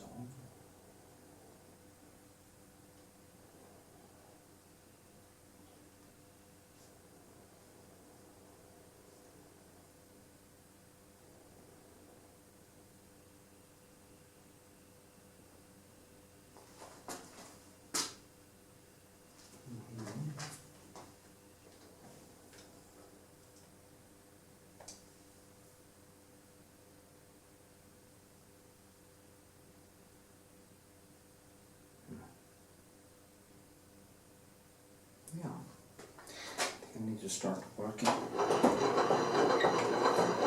myself more down here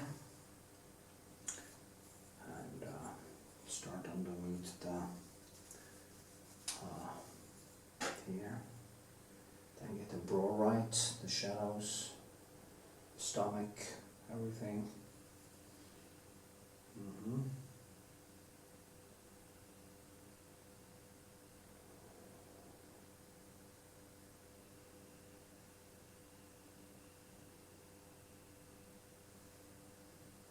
Okay.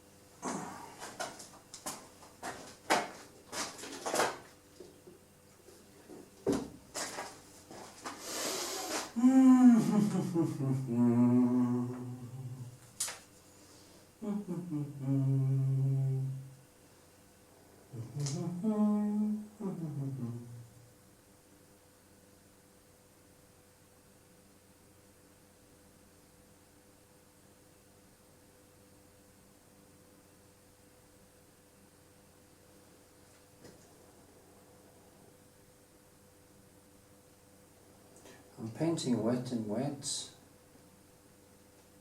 and I'm also going to put in that necklace, but that comes later. It's like you put that on after the fact, in a way. So it doesn't need to get the other things right first before I put in a necklace. So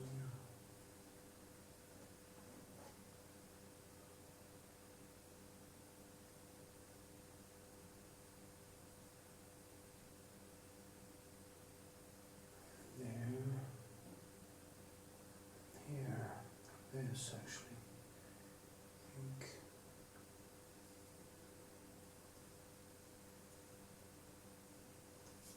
I think basically it is the yellow and the reds and the stuff that I keep on going back to over and over again. So it's not that it's so extremely advanced when it comes to the color. And it's just how you kind of put them together and the amount. So.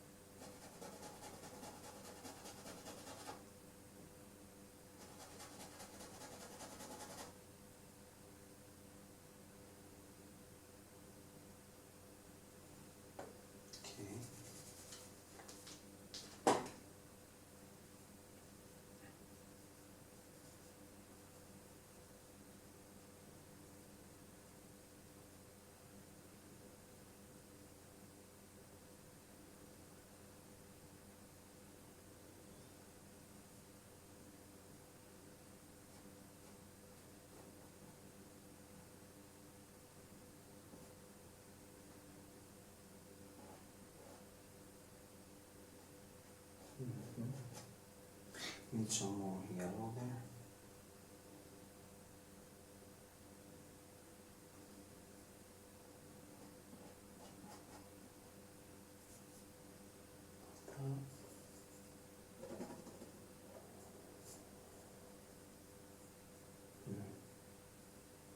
I was at the PATRON exhibition here in Oslo, and I have to say he should have used more color. I kind of liked when his paintings were way more expressive in the colors, and now I think they're kind of dull in the color, so it's a shame actually. Okay.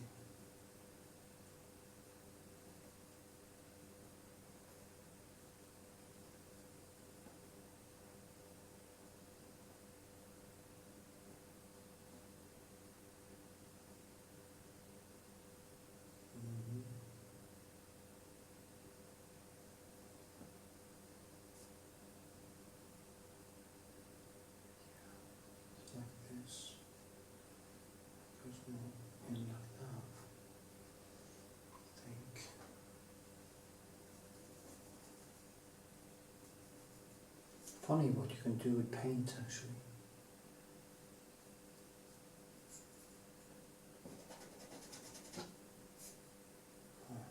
And I was actually wrong. I was correct the first time.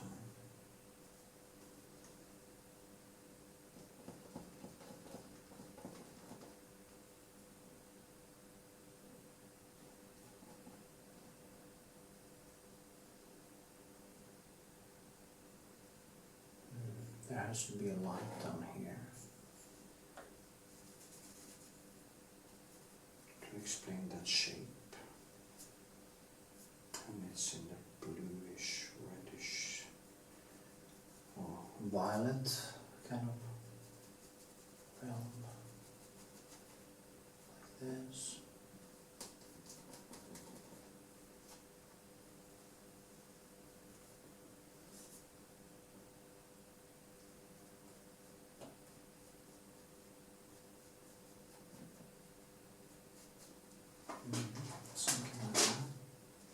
do the 3D effects.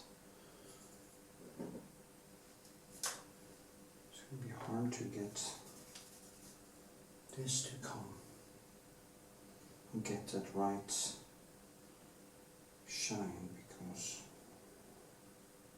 it has to dry to get it to come more alive.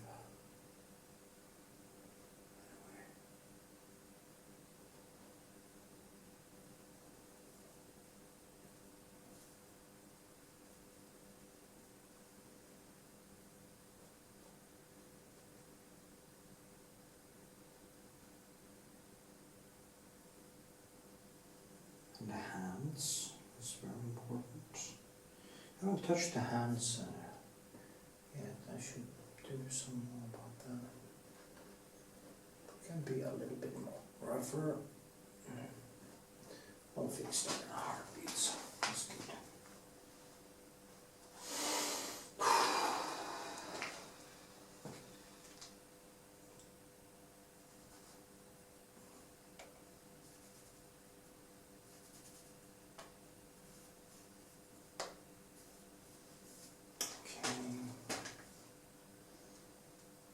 It's actually quite difficult to see exactly how the shadow there is.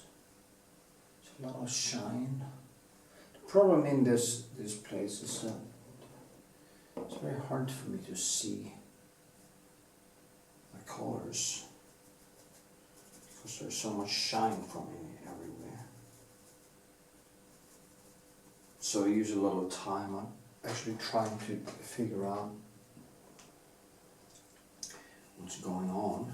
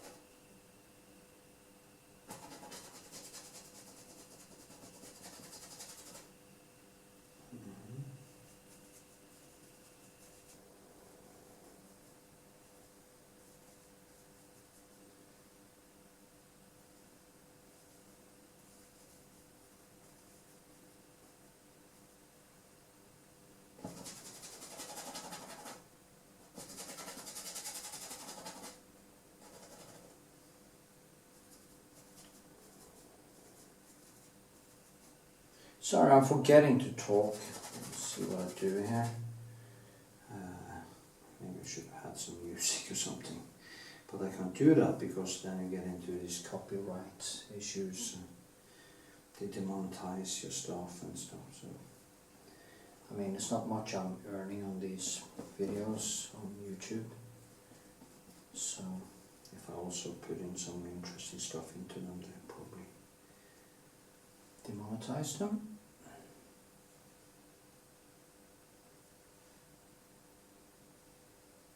See now. Okay, just tone it down and then bring it back up again.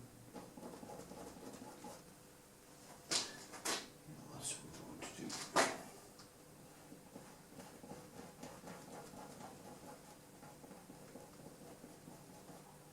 Crisscross.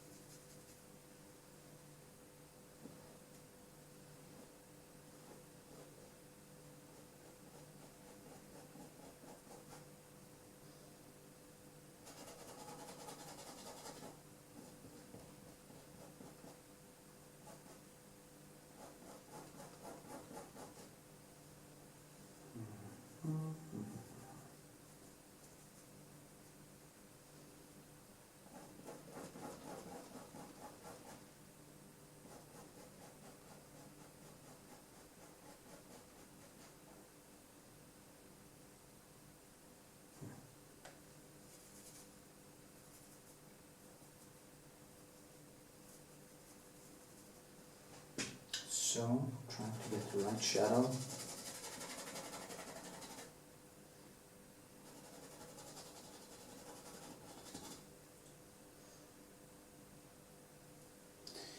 I found some brown cheese, and which tastes quite good, but it's too much sugar in it, so I can actually feel my body has problems with fuel, you know, being in ketosis, which I prefer. If you're in ketosis, the body burns fat and the brain works way better. So I need to throw away that cheese and then just go back to eating more healthy, I think. I eat healthy.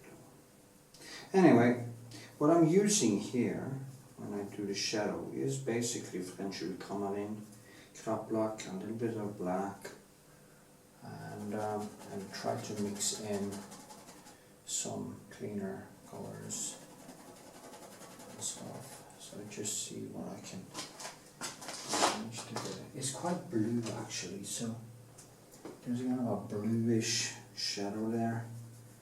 So I can actually pour in even more of the French ultramarine and the black and just keep on banging it down more and more, and then I bring it up a little bit more with some yellows and stuff. Oh. So like this.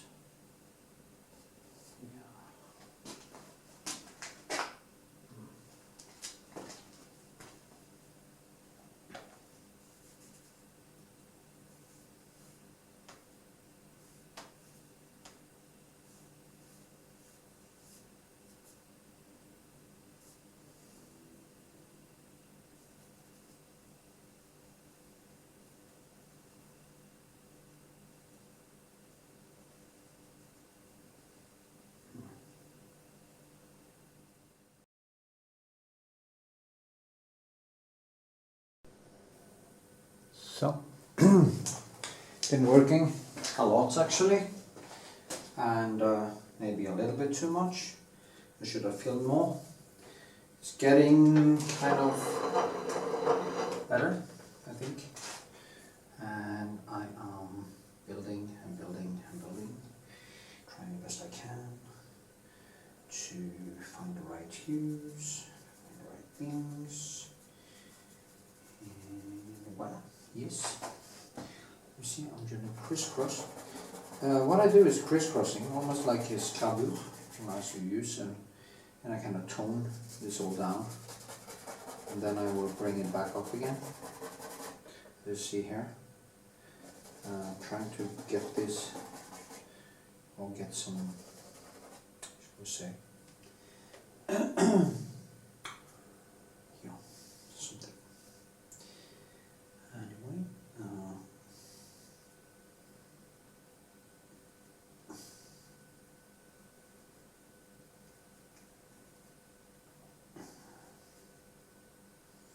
okay, let's try to give it some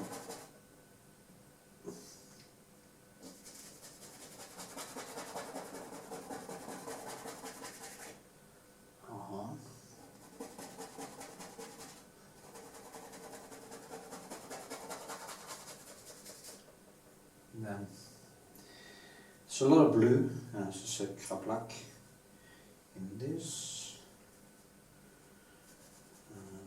Voilà.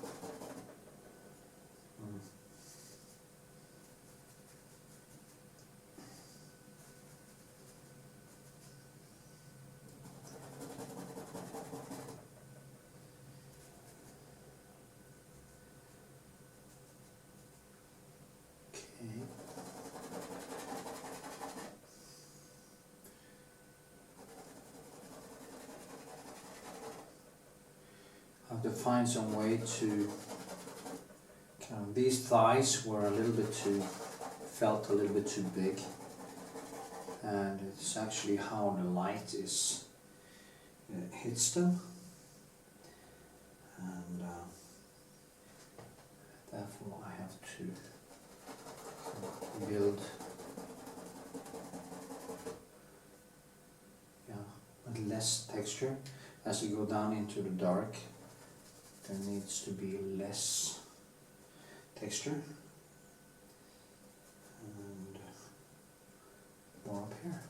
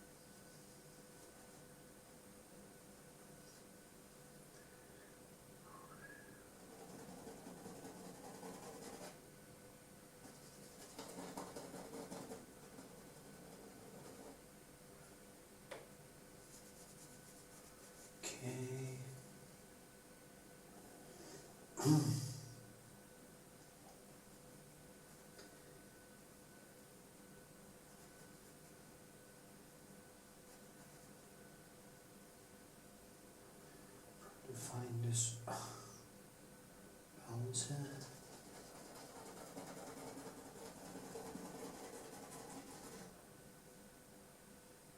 Okay.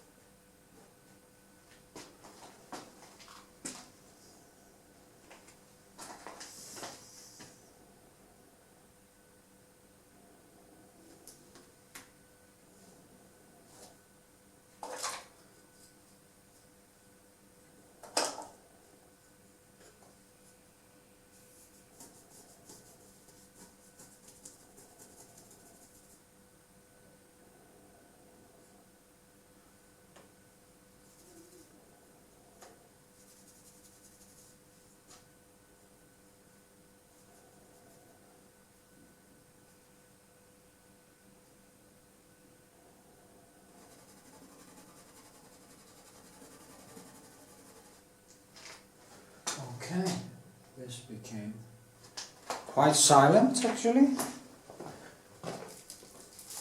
That was fun. It's only 13 minutes though.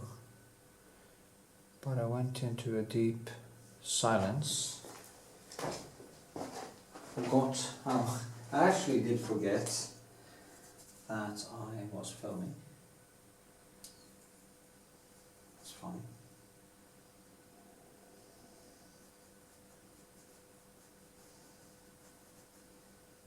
I often do that when I paint this painting because I'm thinking a lot about what happened.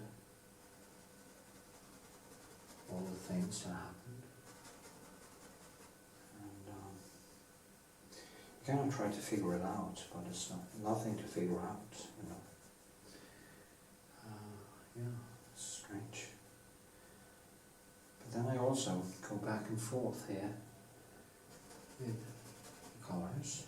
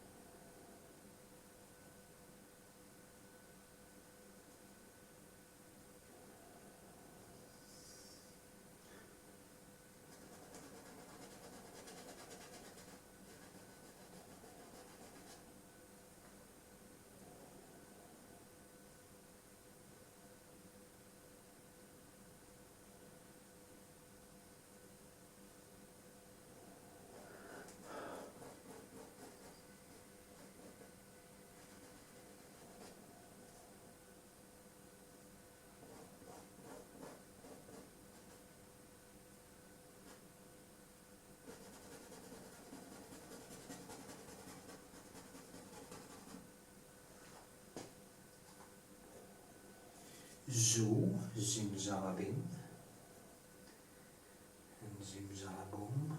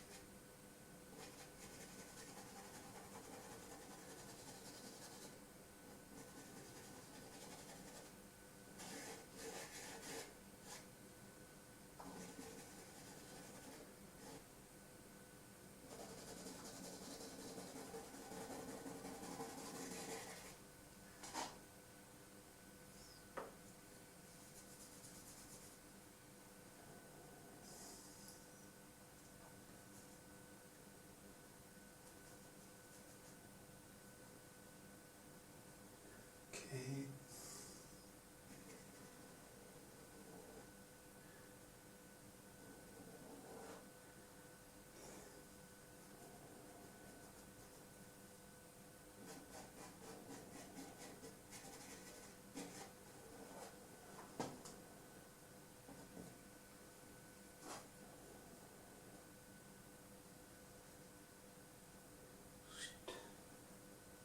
I'm forgetting speaking now.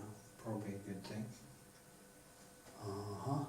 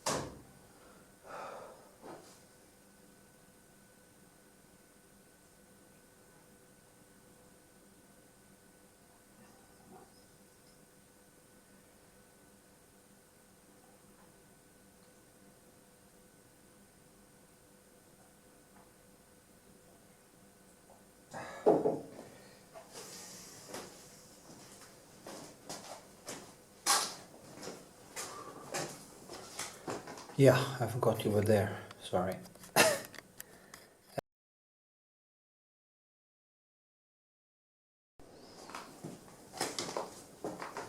So what am I doing? I am working on the background, trying to knit this together. I would like it to be a little bit more, shall we say, coherent, or a little bit more, what's the word? Less chaotic, more like a plaster wall. But I will do that tomorrow. I will then start, because now I'm just adding in a lot of different textures and colors. Tomorrow I will start adding some more kind of things that is actually happening in the wall, so that it gets some address in a way. It's hard enough to go all over these things to get them to stick together. But it's even better when I start adding in some lines here and there, so that it actually is a wall behind there. It's not just a surface, but an actual wall. It's also a little bit more. It's a little bit more looser, the canvas now, because it's hot in here. So I guess it has loosened up a little bit. I also have to tighten that up. So, kind of one of the things I need to do. I also need to get this light to come alive. And I need to do the hands. And there's a lot of small stuff like that coming up.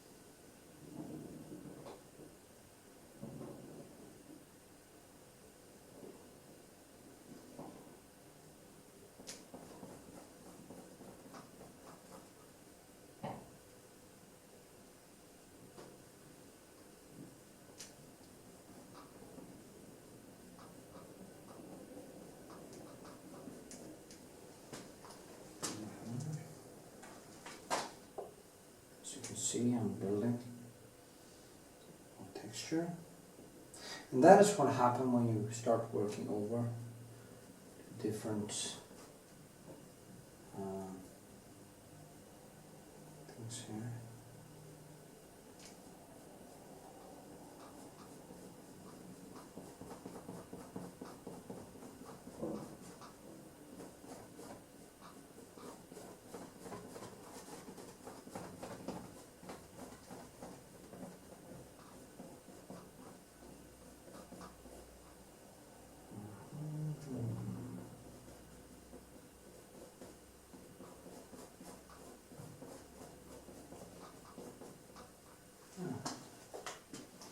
Existing like that.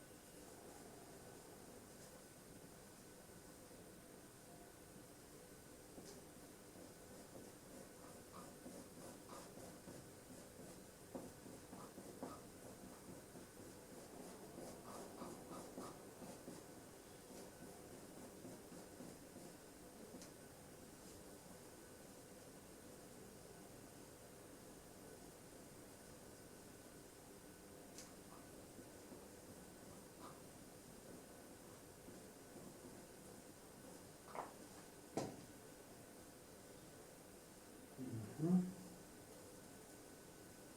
thinking too much. Simply thinking too much. There's something that happens to me when I paint this painting. I become thoughtful and silent. Said.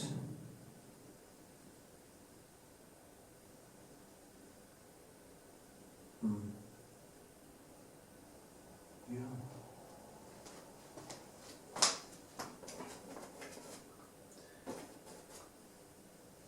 I need some more color.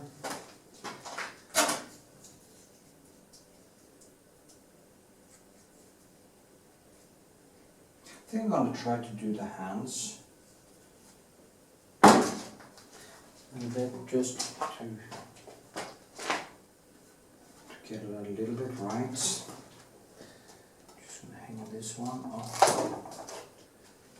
Let's see the hand better.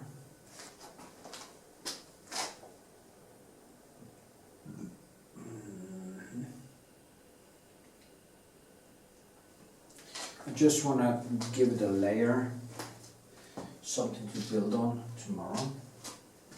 That's the whole plan.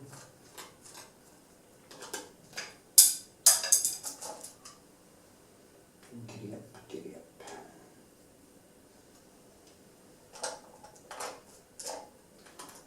I want to use these flat pencils for that.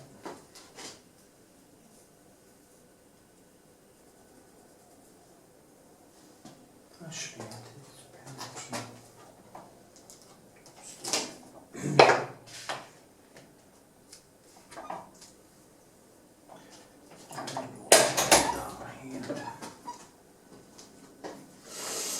okay. I feel I'm starting to get tired now. Been working for hours. My neighbor is awake. The guy who makes noise in the morning.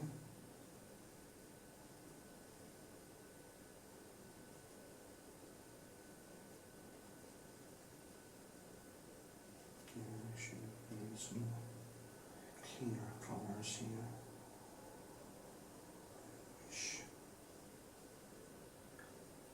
Okay. See now.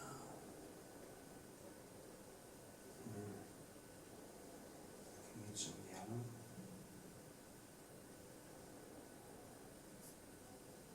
Yeah. Yeah. It's never easy to work on a dirty palette. Because I've been using this palette now for the bigger things.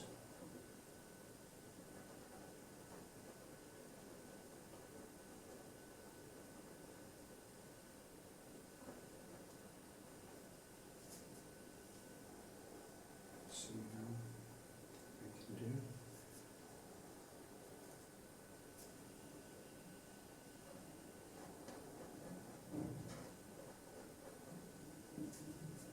It's better.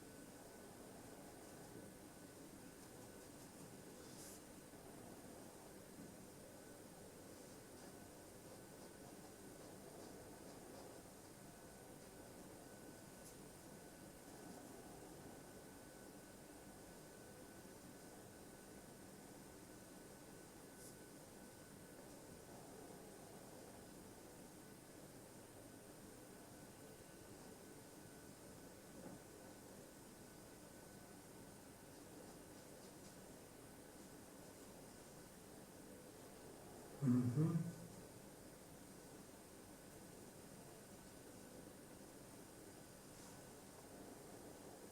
I need to get a little bit more.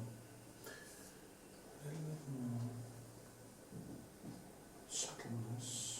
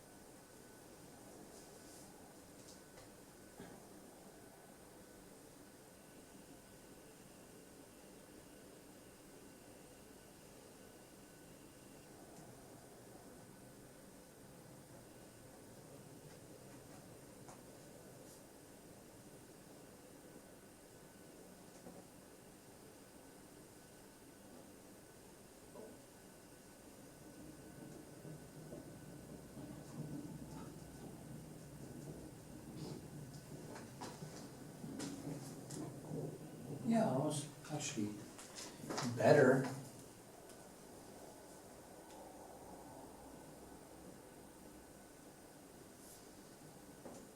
It's possible to take some liberties.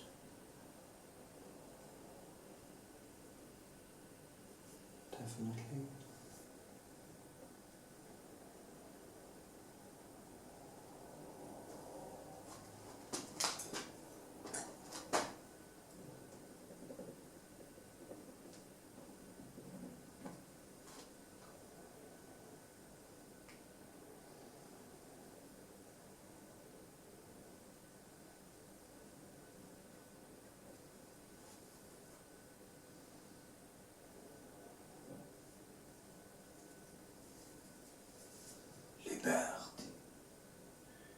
Liberty.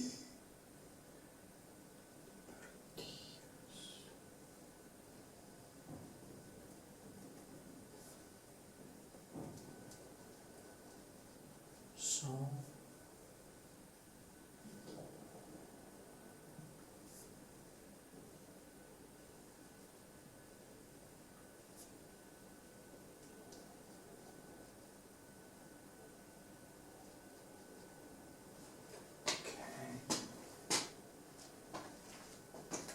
Tomorrow I'm gonna work all over this thing and get more life into it.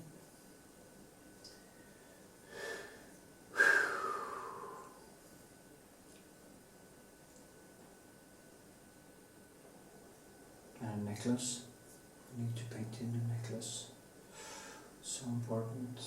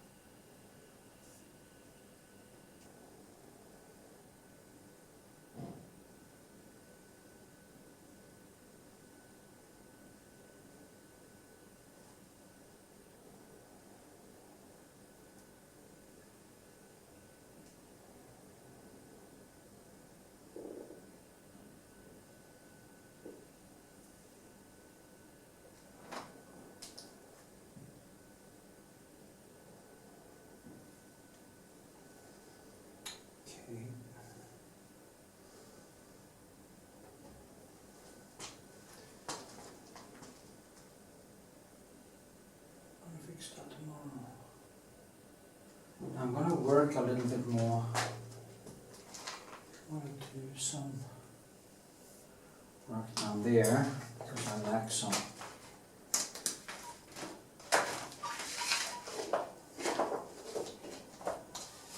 Like this. Even out this surface here. And then I'm going to get some sleep, actually. I think that's a very good idea.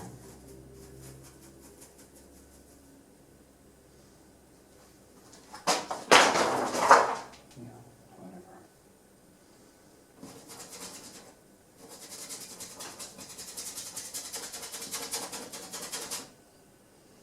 I need some more black again. And I need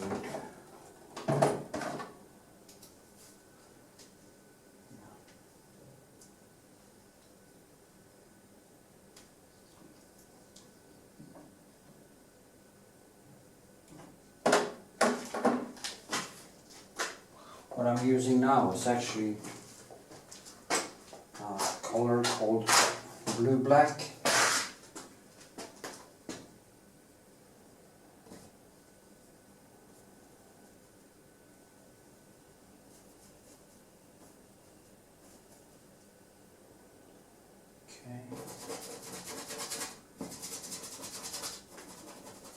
Because I don't want it to be too blue, so it's going to have this more neutral color, but I also need it to be kind of natural. I should move the camera a little bit.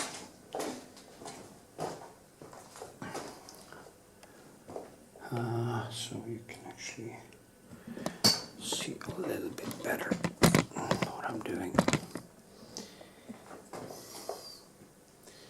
Yeah, it looks very blue on the camera.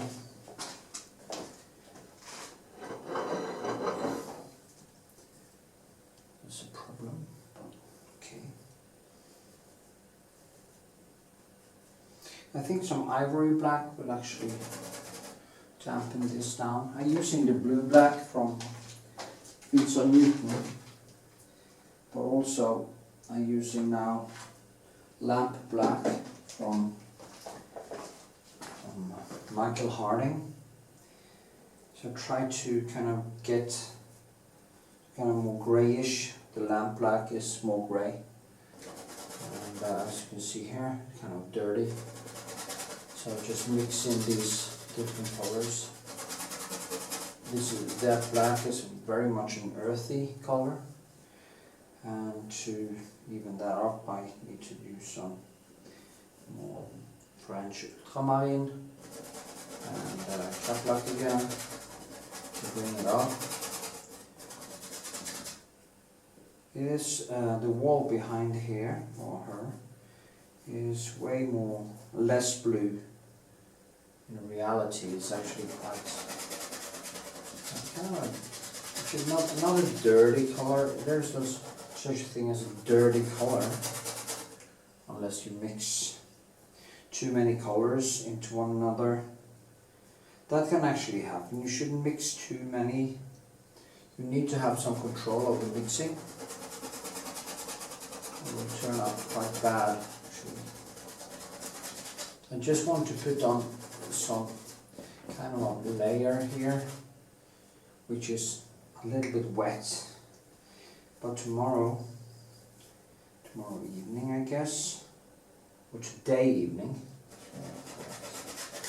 it will be a little bit sticky, and it will be easier for me to put on kind of the final push, because the whole thing has some wet in wet texture and stuff like that. So that's why I'm doing this.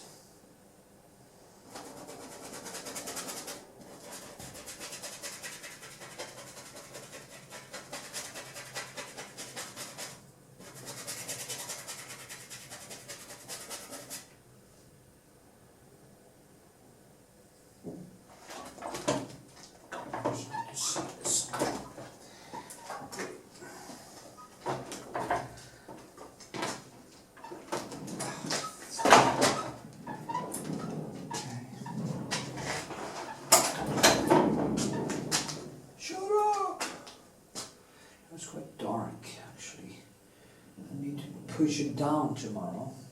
Push it down so the light in her body kind of lights up like a candle. I need to go over these things more. Also, will also strengthen, of course, the colors there.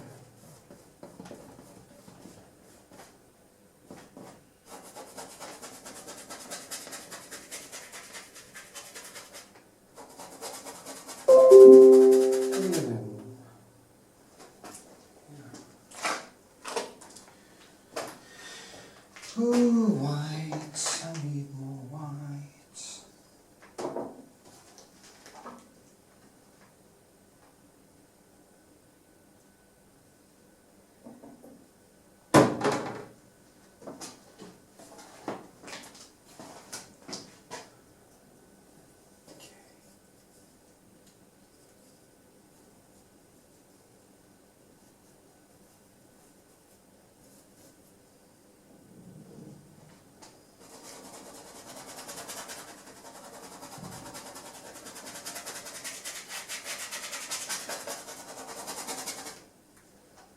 Giddy up. See now.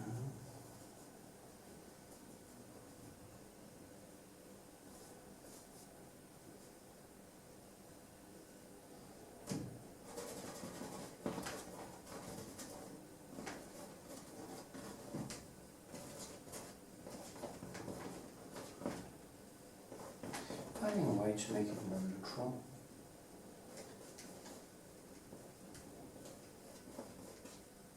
I need to add in some more of these colors. See here, I will kind of hold the brush more lightly, and then I will start pushing kind of the black and bluish into that tone here, so that I get more textures. No, they get more contrast in the. It's more like I did with the stomach here. I just keep on working on top of it. Yes. So that's how I do it. Because if you push it in too hard, it just becomes one boring surface like this. So to get it to kind of live, you have to kind of build some layers on top of each other without. Of course, they are linked together, but you don't kind of push them too far into one another. And when I go over this again, I mean, now I'm just making kind of the main thing here. So, yeah.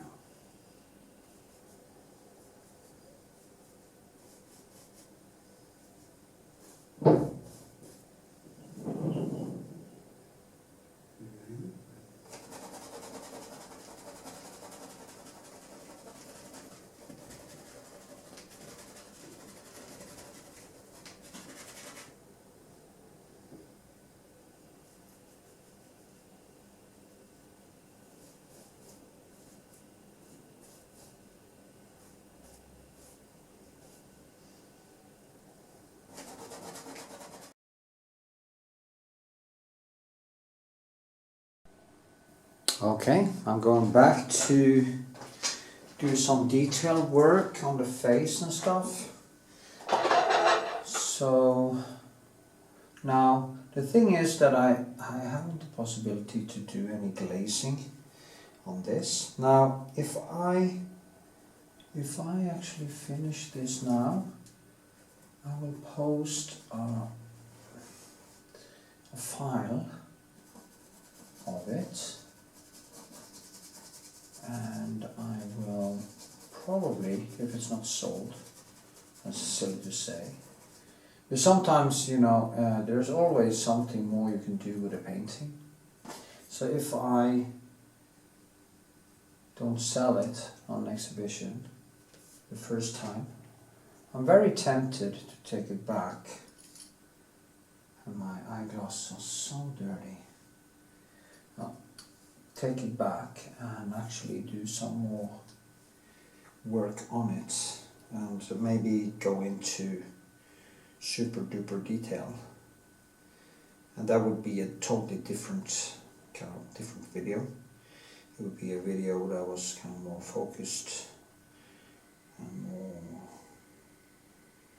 yeah, and where I basically do more of the detail work, focused detail work.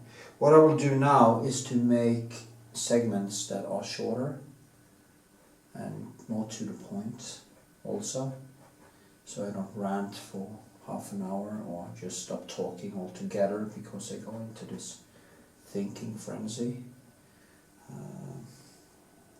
I'll try to kind of keep to painting. So as you see now, I'm just gonna run it. There's very nice things happening with the light. The hair is on top, the light underneath, and there are things like that that I really love working with.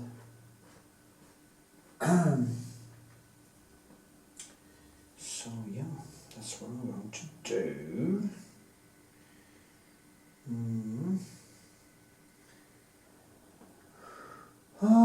Oh yeah, waha. And I don't want to overdo it either. I just want to get in a little bit more of detail. Some things are actually dried, so I need to be a little bit more careful. I'll work around here first, and then move on to other things. So so many brushes in my hand. No, I don't need all the brushes.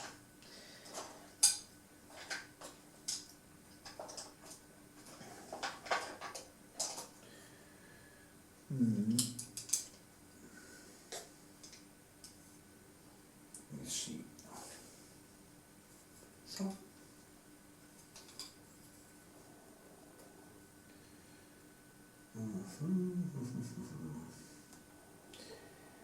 Okay, I think that is.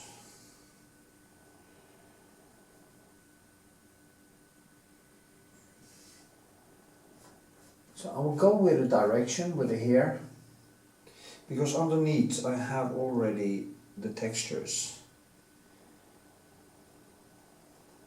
So yeah.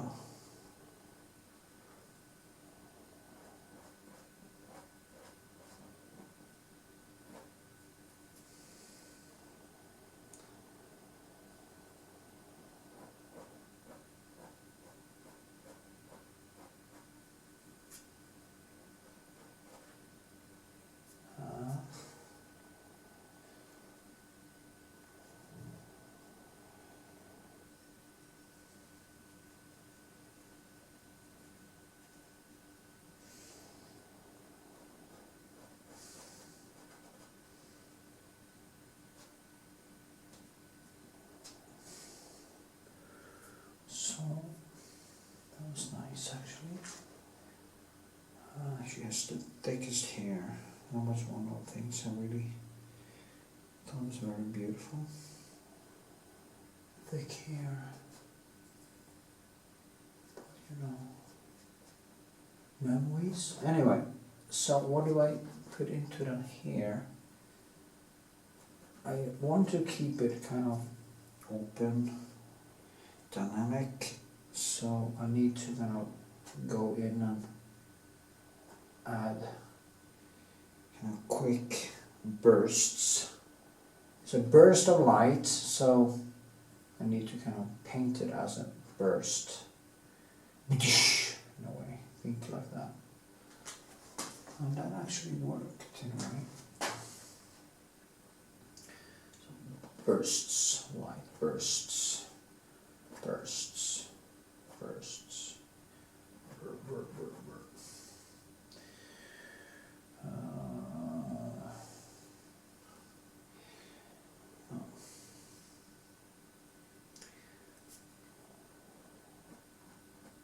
Also try to put in some more things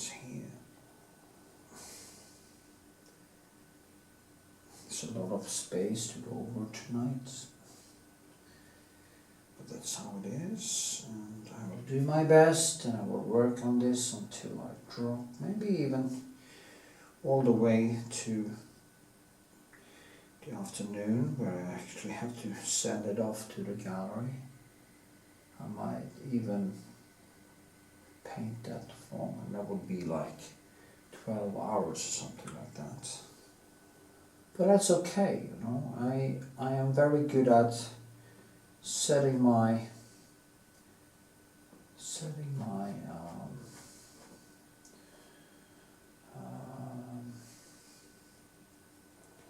my thinking to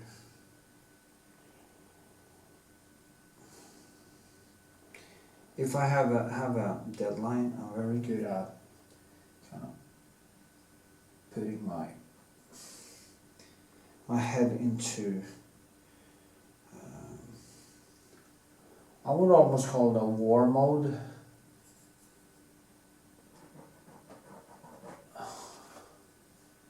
So that I can actually finish stuff.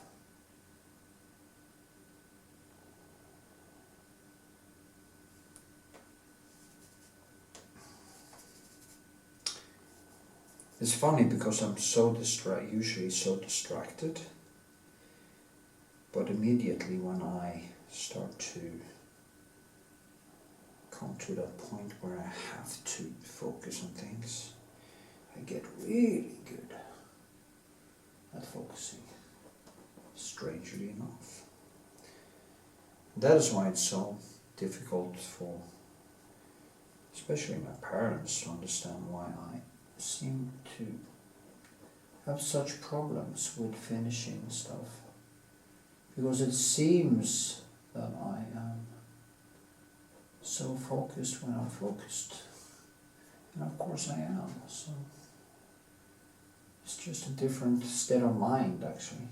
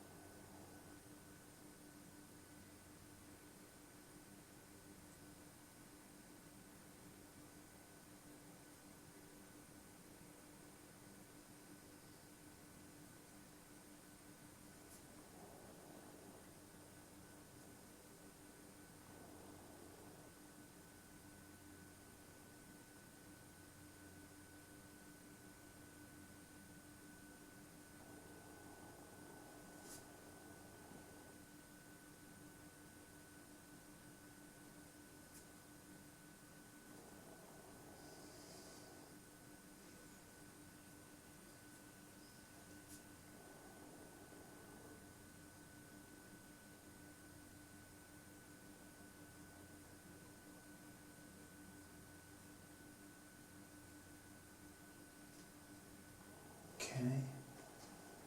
A little bit on the lips. The lips, yes. Now I need to clean my glasses. That's one of the things I need to do.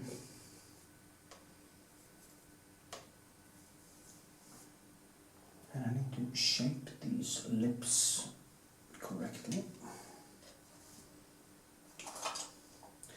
With this one. And then I used basically the background to shape it first. Like this. The light in the background actually explains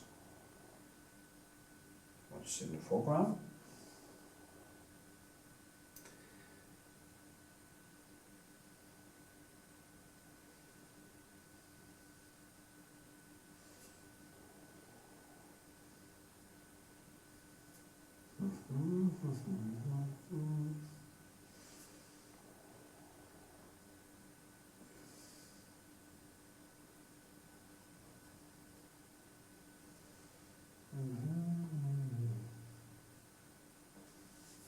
Yes. Yes. And there's a little shadow. How I make the shadow, I use the same color, Caplac, French Ultramarine, and some blue black, and I just try to get the neons, different neons of the other colors to shape it.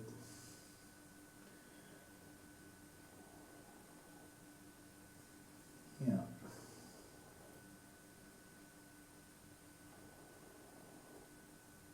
So many different things here that I now start to see. You know, you start to get into the details in this way.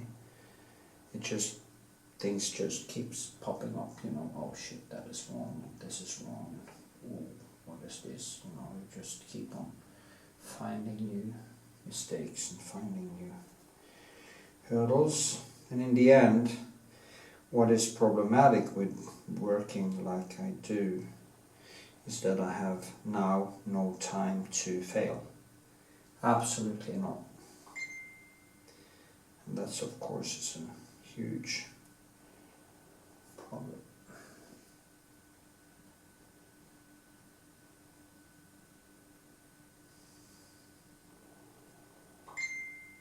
Okay. Somebody's eager.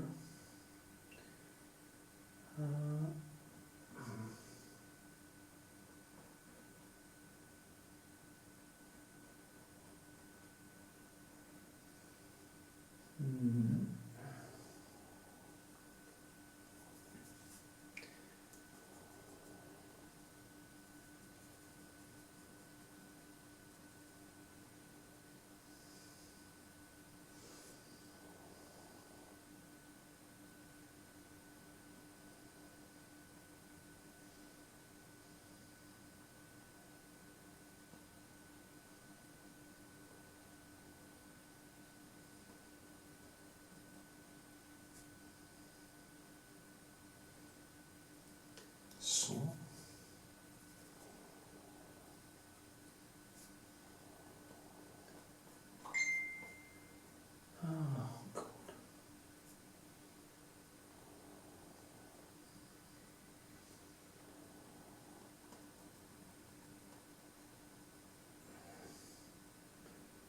So,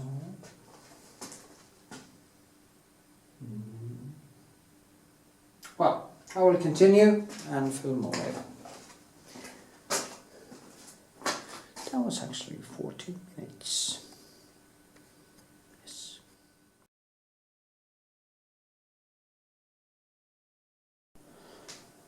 Okay, here we are.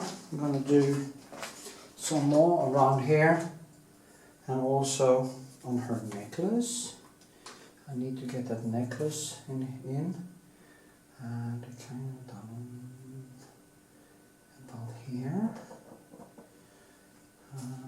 Maybe I should wait with that, but see what happens. Let me see.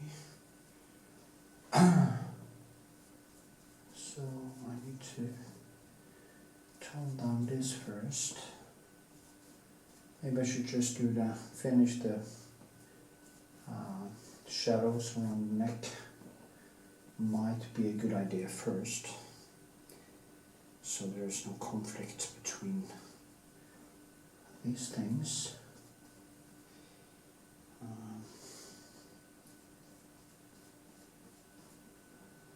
Now there's a lot of neons here. Can I clean it up a little bit? get the shadows to feel like shadows. The very important thing when you do shadows is that you can actually see that there's something underneath the shadows. And yeah.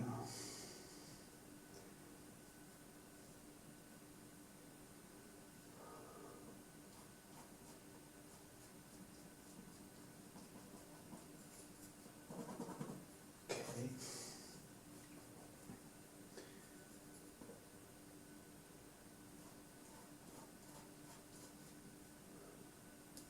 Mm-hmm.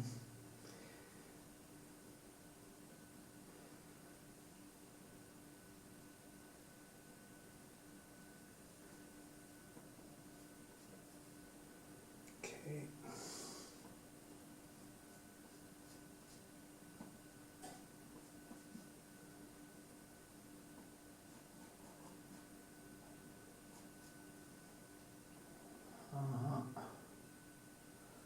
The funny thing is that the bra is also, I need to fix that bra thing, and it's also a little bit different. I thought coming actually down here, very bright color, it shines like this, and like here.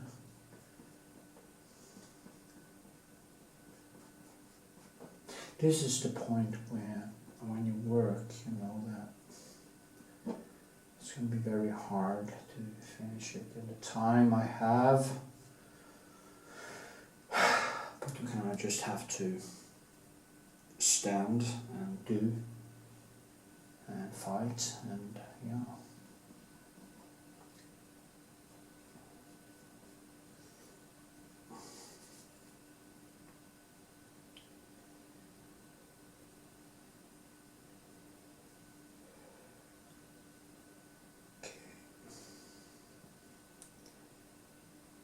Finding the right thing here.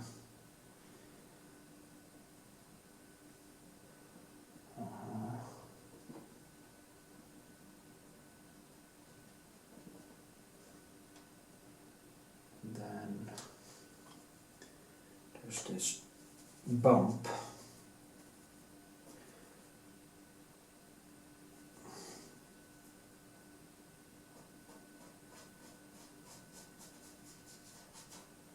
This, in a way.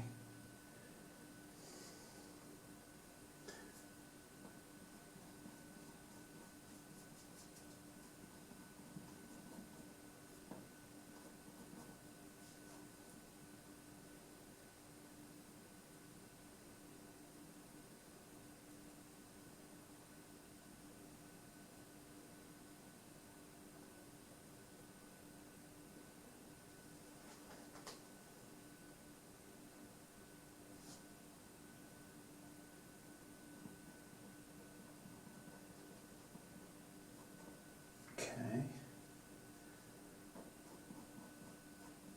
That's more like it. And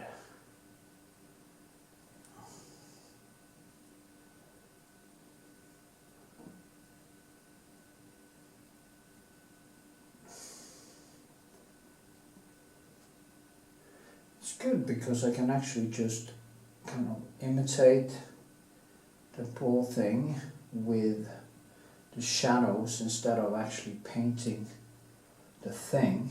I'm painting the shadows around it, and it works like a charm.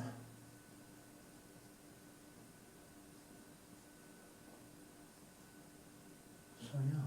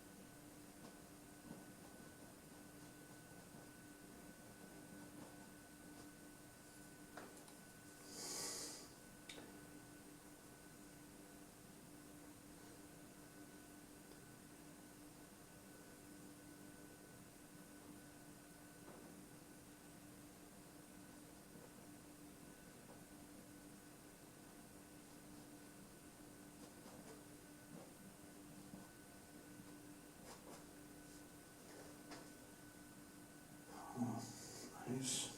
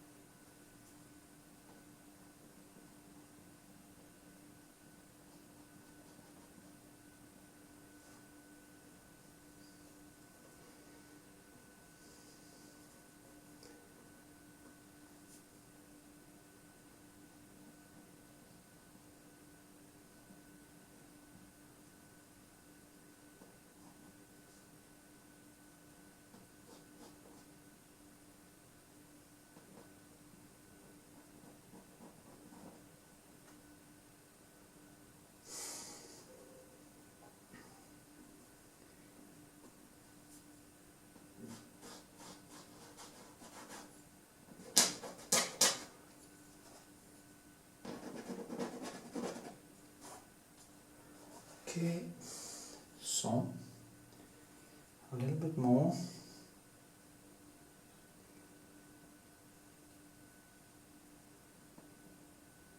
Like this and like this. Yes. Yes.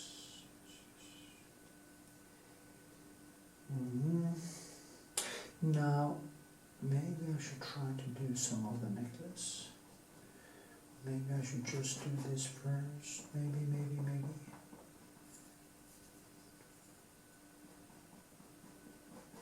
So I'm cycling for a little bit.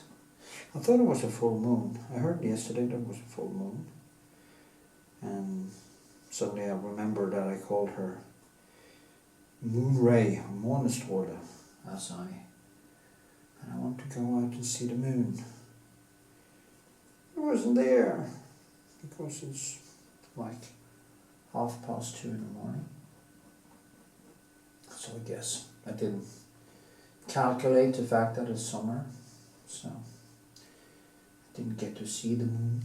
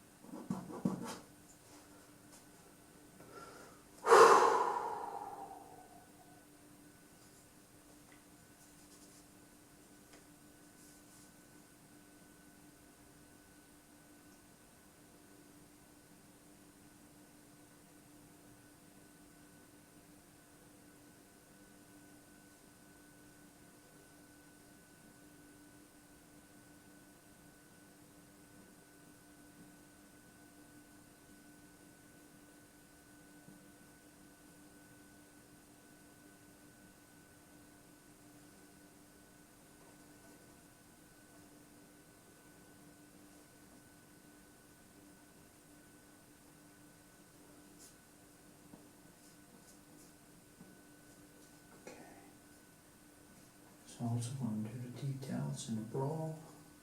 Well, actually more details in the bra. It's a nice bra. One of her nice ones, actually.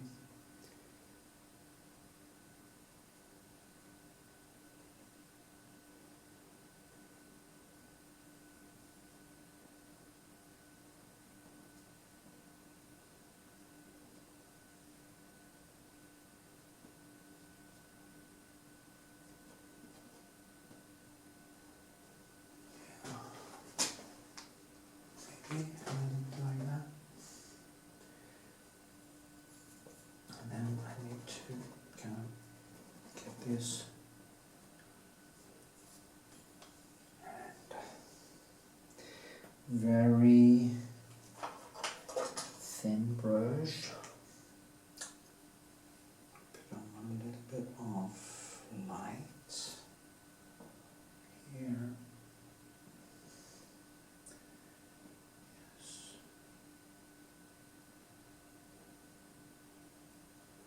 And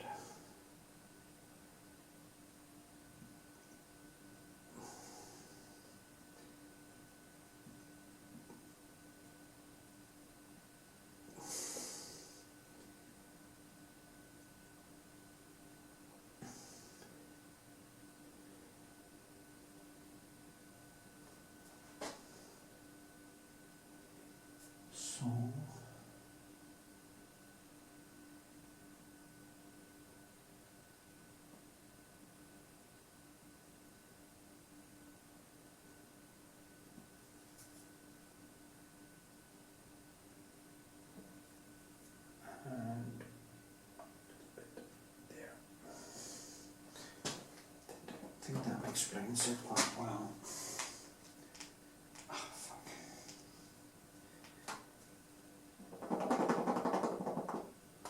Yeah.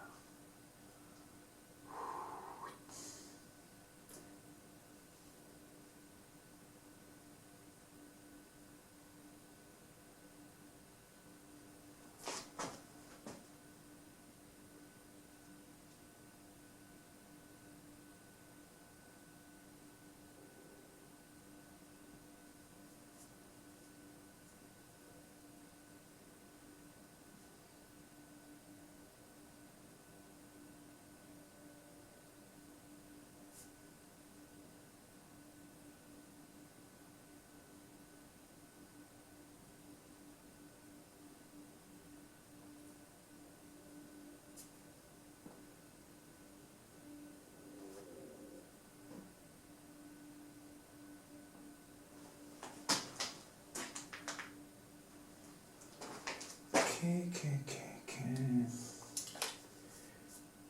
I need to give her some more reddish in the chin, I think. Even it out a little bit. Some way.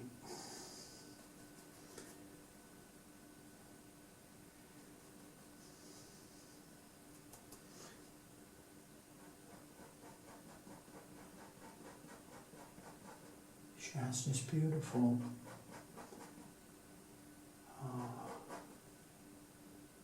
kind of very classical face. I love her face. It's gorgeous, I think.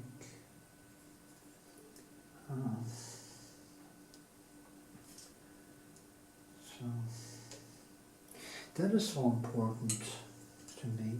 There's two things about women that is extremely important if I'm gonna fall for them in any way. They need to have curves. Can they even be a little bit fat? My friends always tell me, oh, all the girls you like are kind of fat. Well, they're not fat, they're a little bit curvy.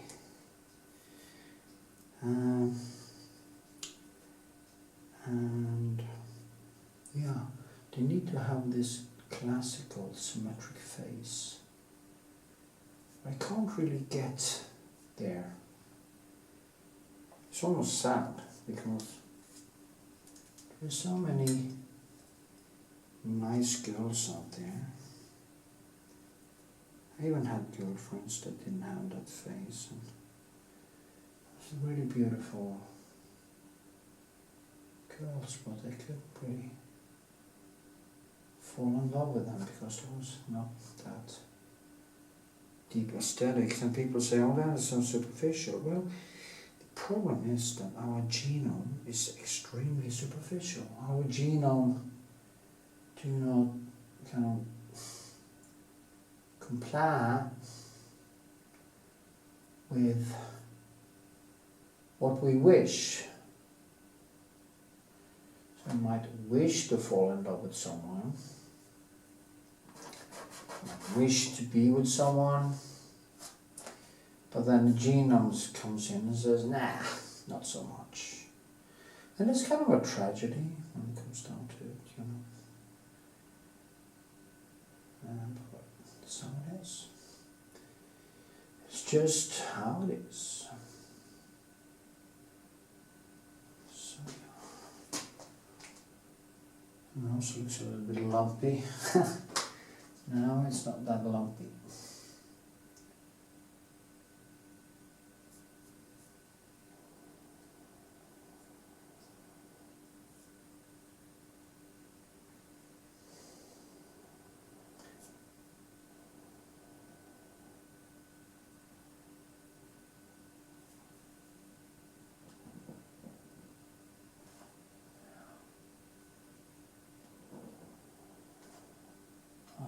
It's a little bit difficult for me to see in this light in this room. I'm going to do some changes and see what happens.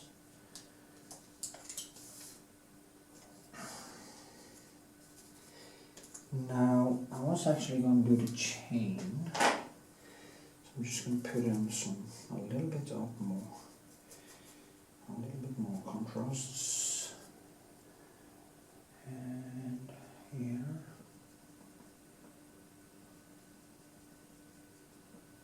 So I see where the neck and the chin goes.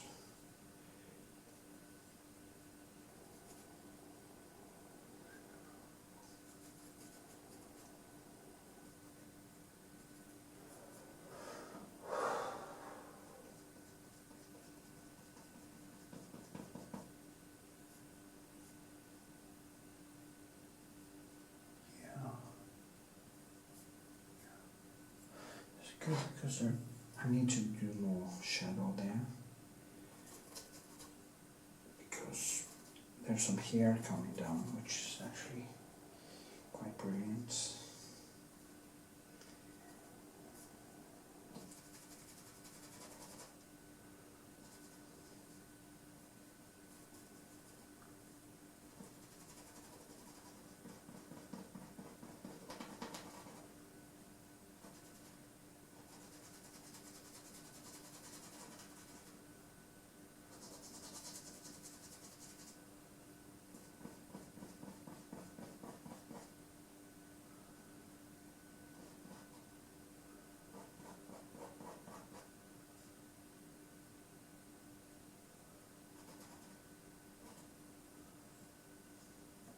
And also there's light coming there from underneath. That is so important. That is kind of one of the Rembrandt effects, that you get a light underneath here that I've just thrown up from underneath there. And you just have to find the right colors.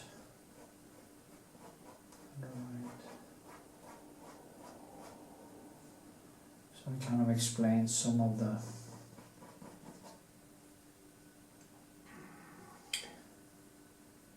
shape, the face.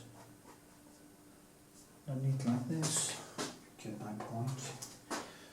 And then this comes up here, approximately.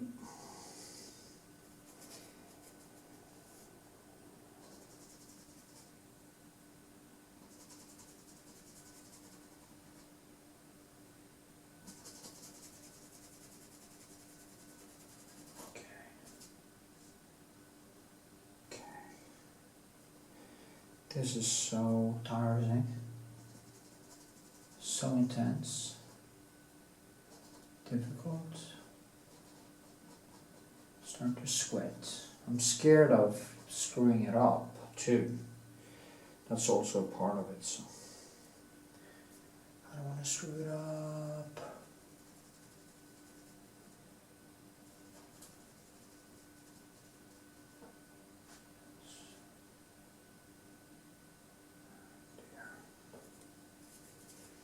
Deirdre.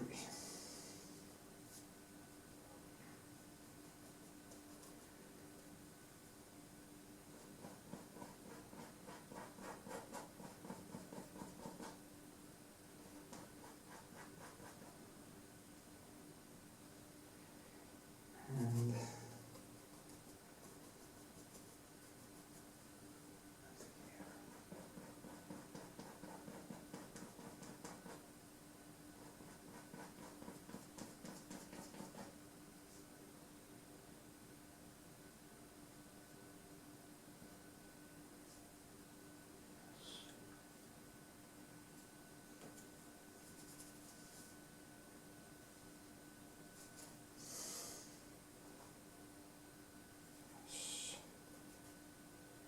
well, this becomes a long video, and I haven't even gotten to the bracelet. Yes, there's a bracelet. This one. I guess that's how it is. Doing a lot of other stuff.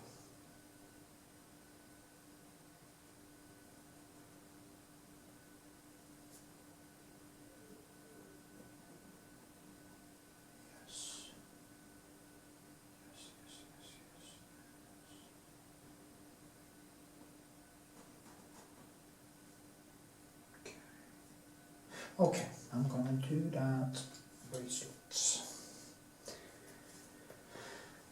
Now it's under the cheek, there's a heart. And I have to focus on the lips. It's basically, I think, approximately here. Something like that. And you have this thing coming out and coming on her skin. Like this. And kind of goes up, falls on the skin, and goes all the way back there. I even think it's going to be a little bit further down, like approximately down here somewhere.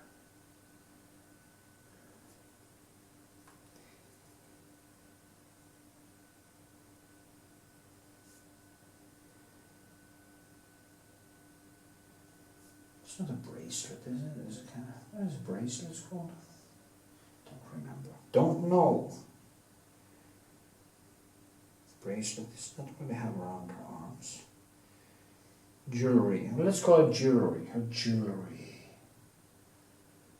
Her heart.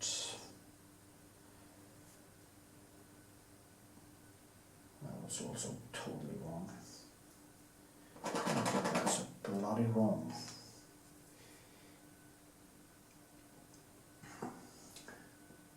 It just falls like this. I did it totally wrong. That is when you kind of paint symbols instead of what you see. You have this predetermined thing in your head and you believe that this is how it is, and it's not.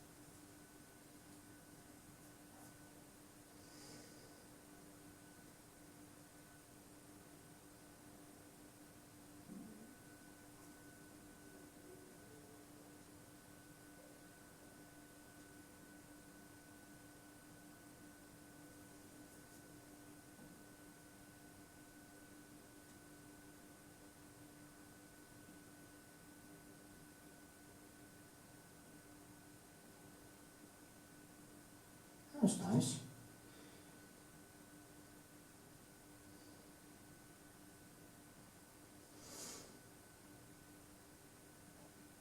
So I built some more high textures there.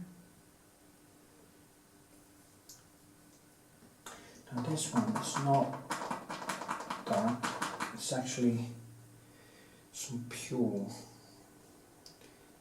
white. Not pure white, but some very bright thing there. And there's some here. And in between there are some orange and probably blue. So I just put in there so it can get this golden type of feel to it. Because I think it's a silver and gold thing. And there's a lot of blue and see now. Highlight like this. Yeah. Huh. It's a little bit too big compared to the original.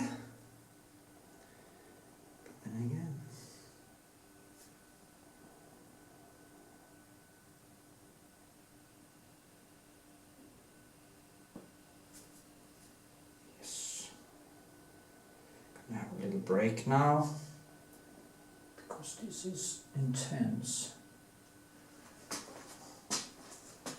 But anyway, yeah, I have a break. It's 28 anyway, so okay. Maybe you saw what I did.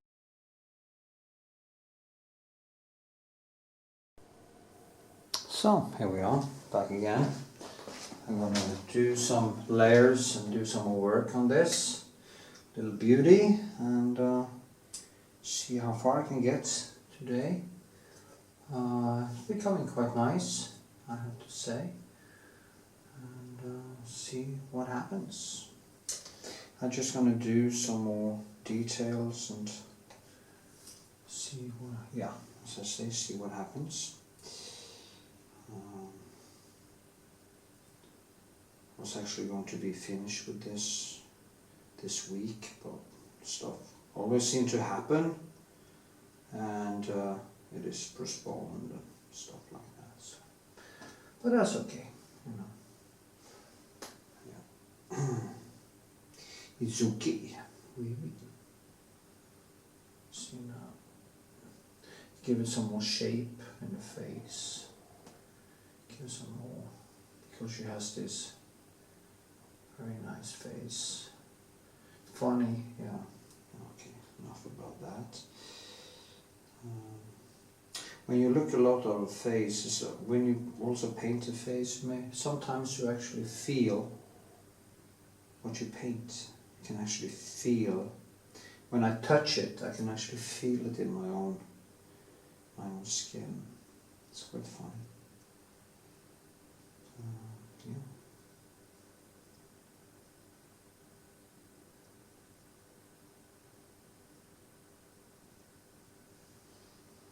So.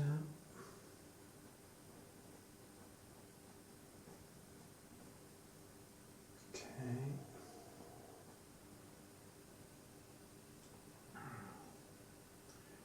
Yeah, maybe some more red.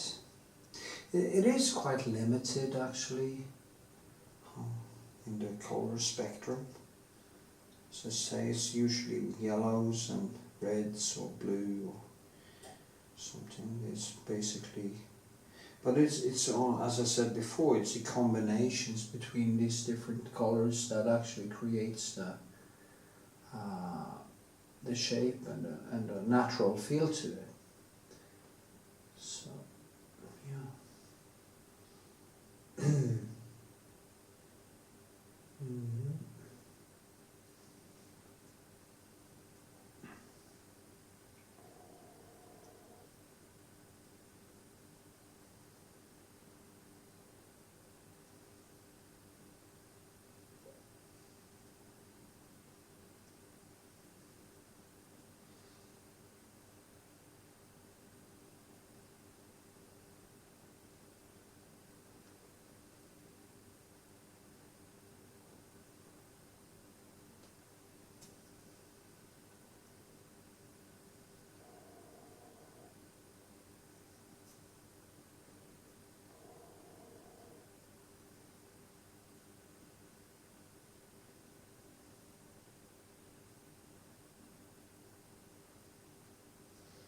Okay.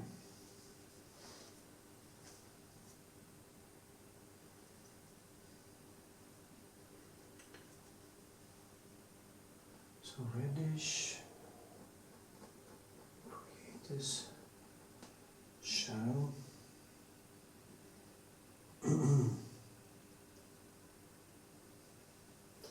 Usually I should actually start filming after I've been painting for an hour at least. So I haven't been doing that today, so when I start there's always a little bit of fumbling around before you actually get deep into the thing and you start seeing everything very easily. So I'm kind of in a limbo situation right now.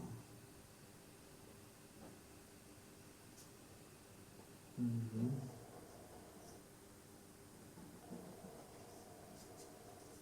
See.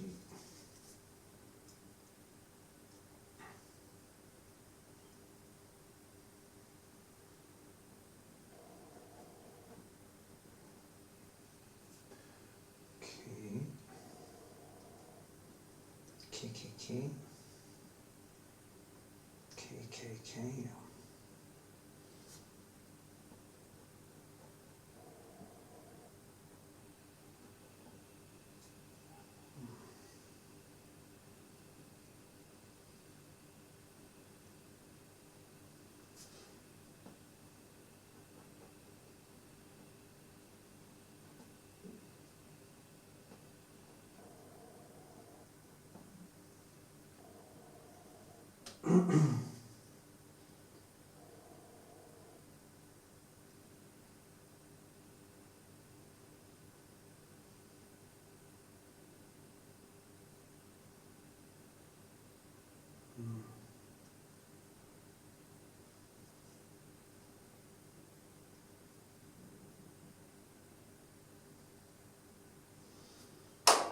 Okay.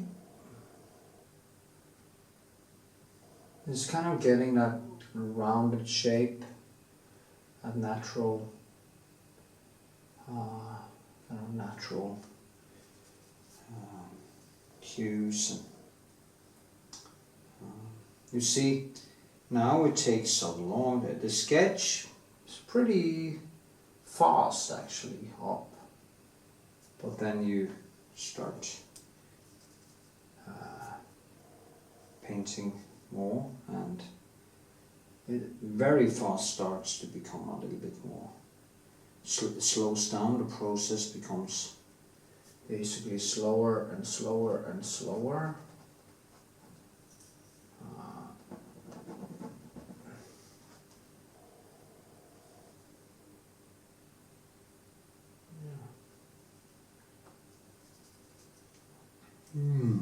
No. Okay.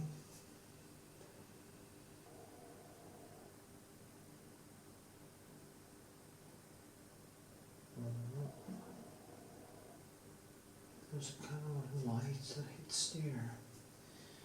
I need to get in.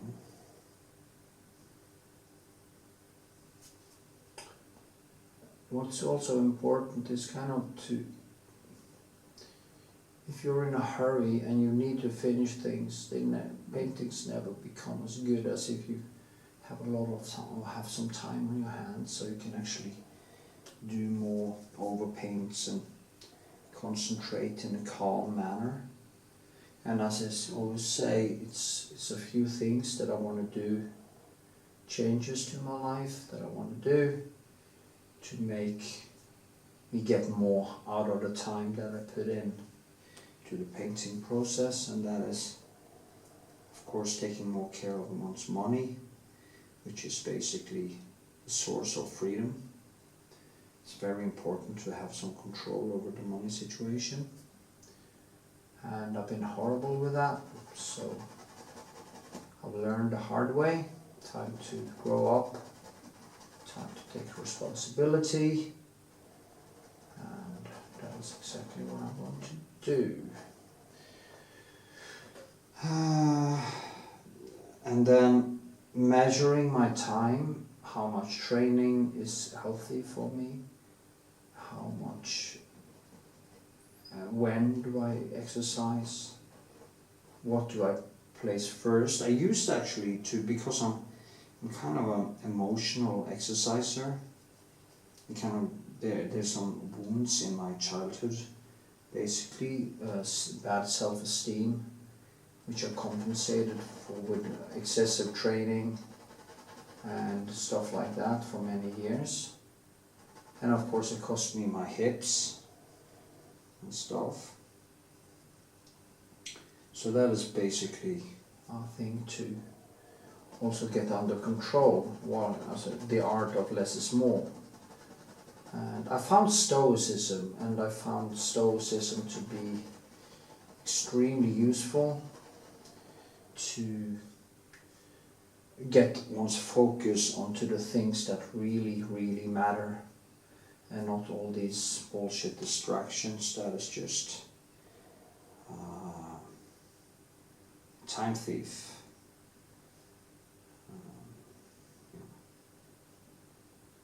Or life thief actually, because Your time is life. There's no difference between your time and life. So yeah.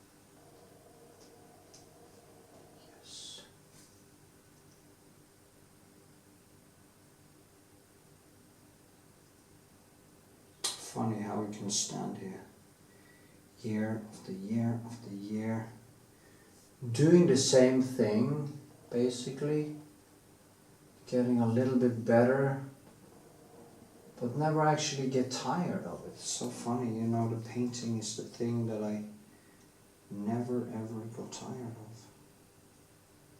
So that's nice.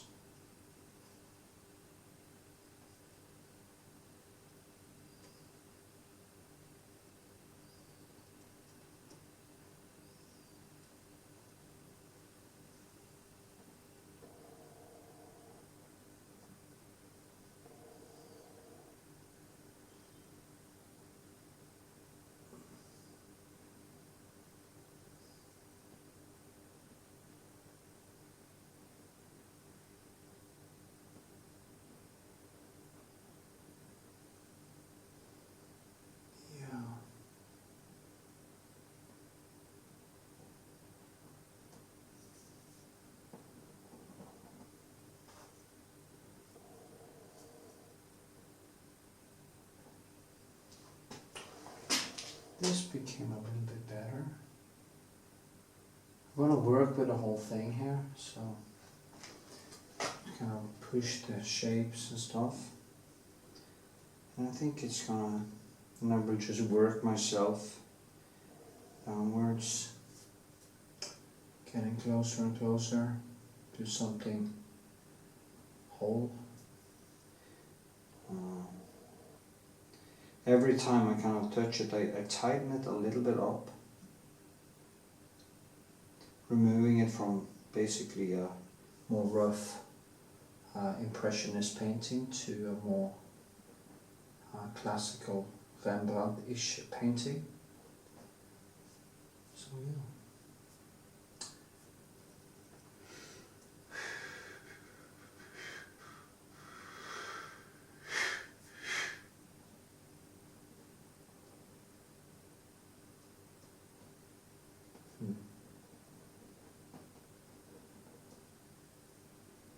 Yeah, it needs more toned down.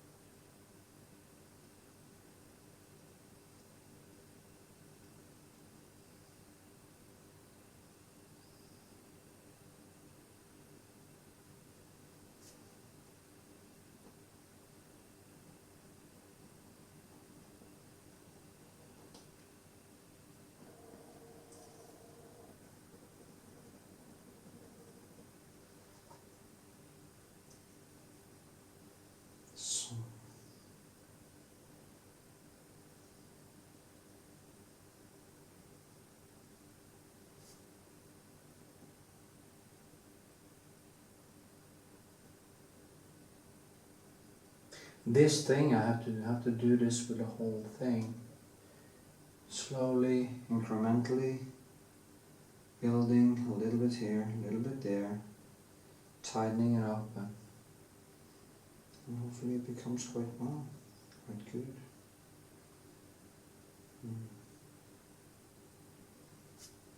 Yeah.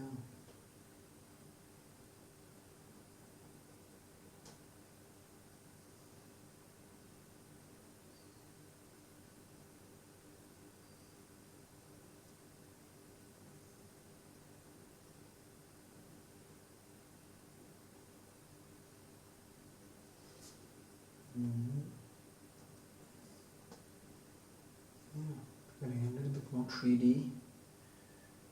3D.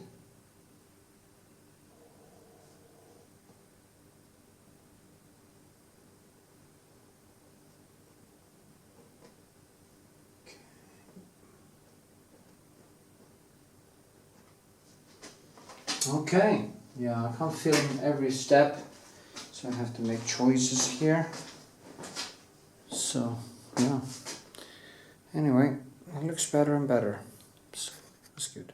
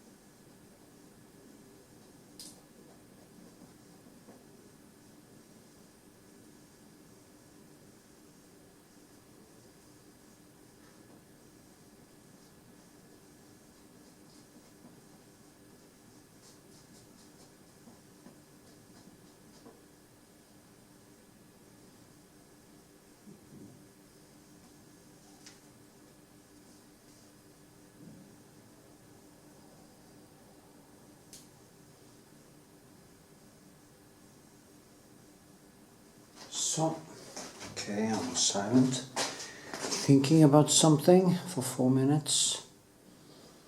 I'm kind of shaping everything now, trying to get into the last things in the face and stuff. As you can see, maybe I should zoom a little bit so you can actually... No, wait a minute. Like this. So, also gonna do the fingers on top of her here.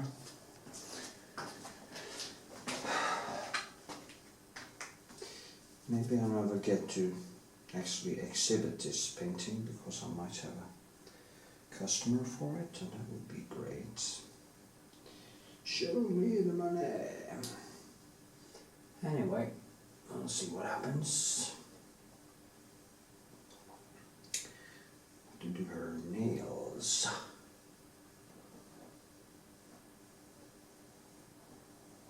Yes.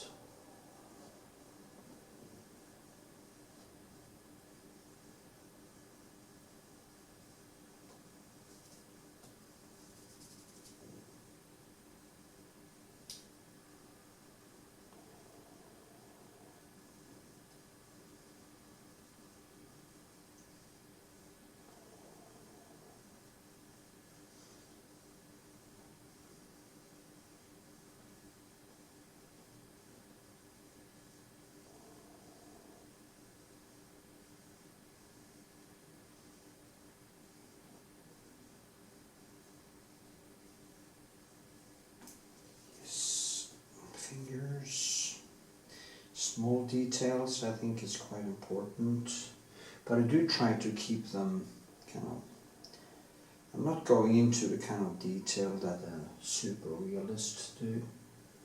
I just try to keep it painted, but also kind of that you see that what it is, and that drawing is fairly correct is quite important to me. The likeness in the portrait is quite important. If you can't get that to stick,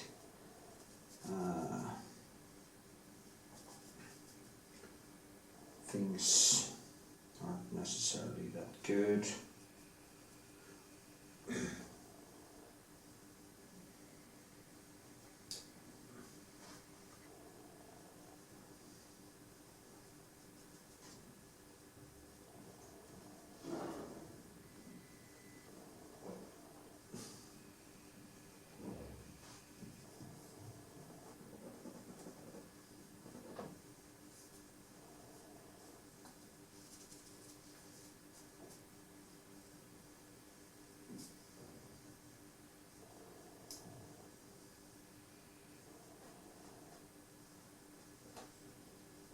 Giving it a little bit natural thing with some hairs going over the nails like that, and you get that transparent effect.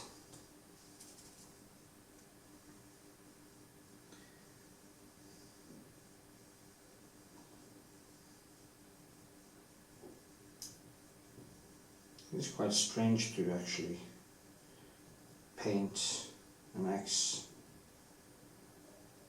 which you have so much turmoil with, but also it is one of my features that I'm actually capable of making when I do paint it, despite that this painting actually sends me sometimes into kind of a deeper introspection and thinking about her and stuff, what happened, and I still manage actually to keep my cool in a way.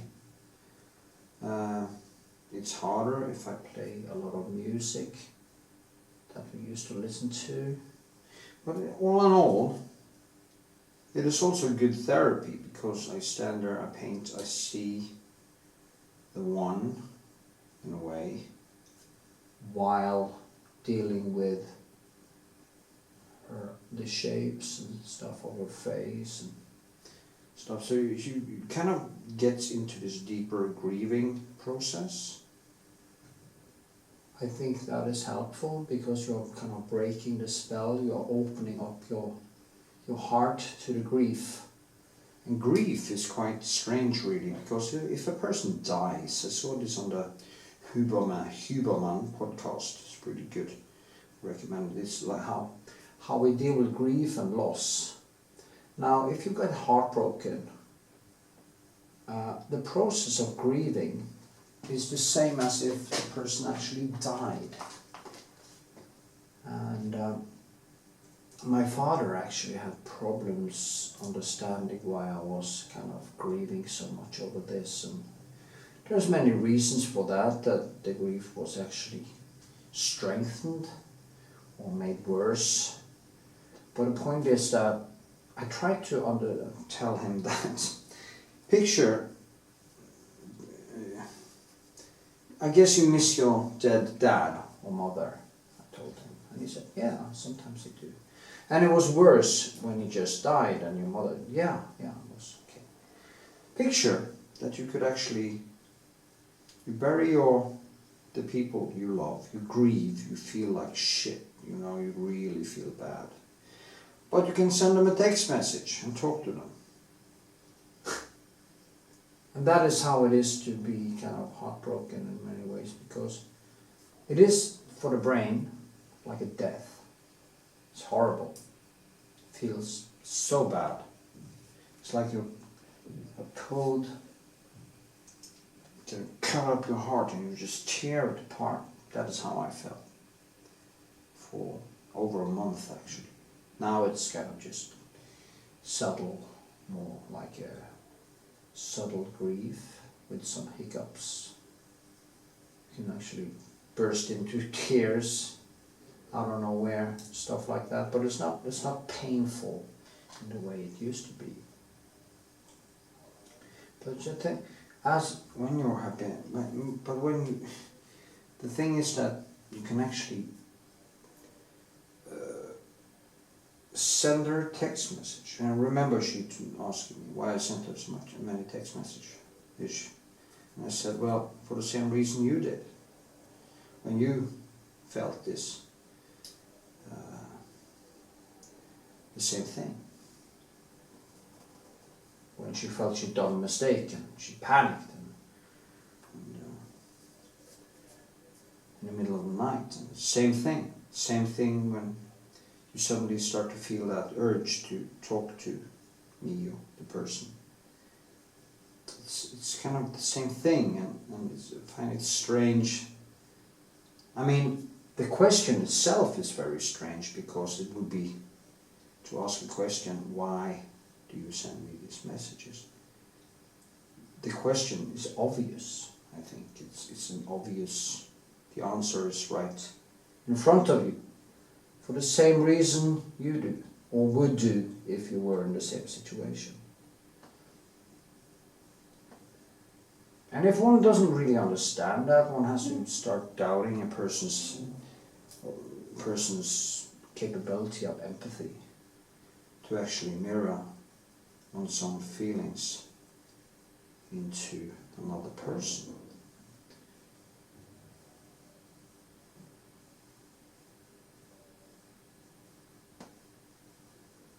Of course, if people stalk people and stuff like that, you know, it becomes totally crazy. And one should be careful with that, as with, that was funny, you know, Britney Spears was marrying this guy and her ex was actually trying to crash the wedding. that is when, you know, things have gone too far.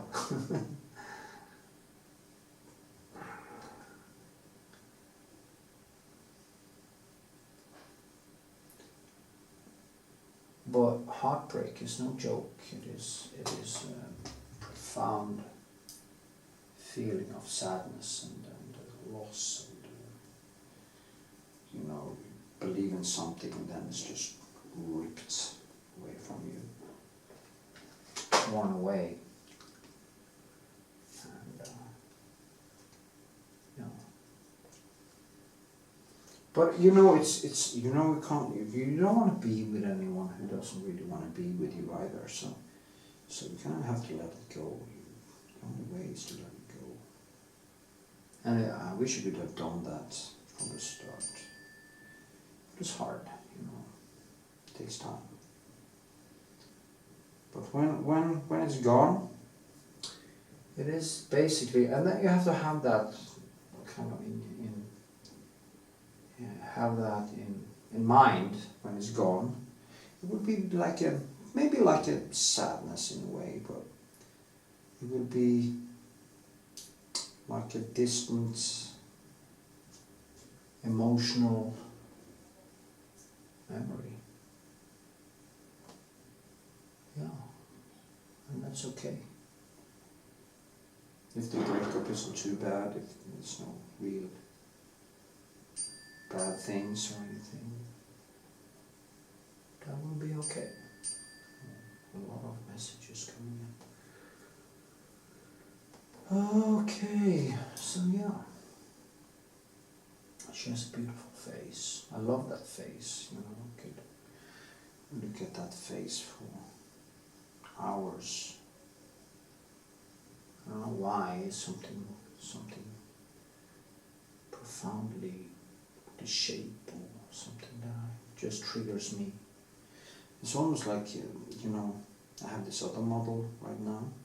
She has a beautiful face, beautiful, really beautiful. And it's the kind of face that you just can, it's like a living sculpture in a way. And you know, that is what I felt with this one too. So I kind of choose models or things I paint from the purely aesthetic. Usually, it's not necessarily personality. I mean, if it was that, there's a lot of girls I wouldn't have painted at all. So no, it's not that. Anyway, I just try to touch up this as good as I can.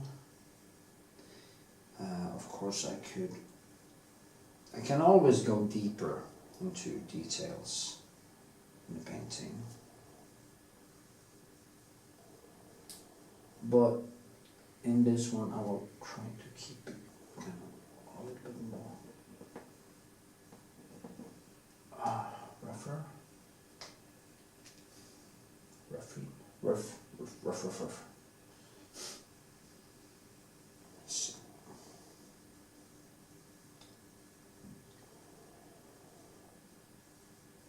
It's so seldom I actually, it's very hard for me to follow. The last time I was in love was over 10 years ago. And it's kind of 54 now. At some point you just have to kind of give it up and go for real true love. And true love is creativity, is the creative flow.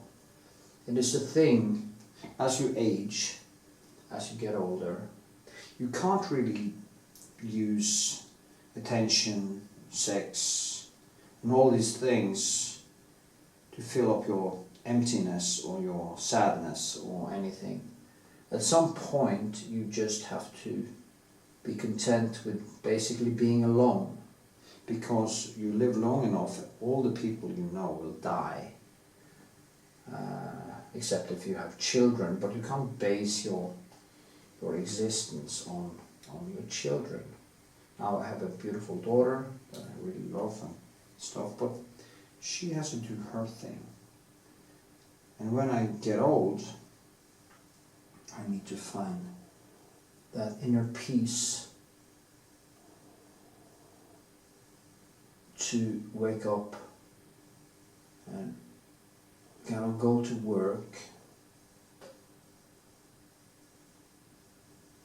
on projects. So one gives life a little bit of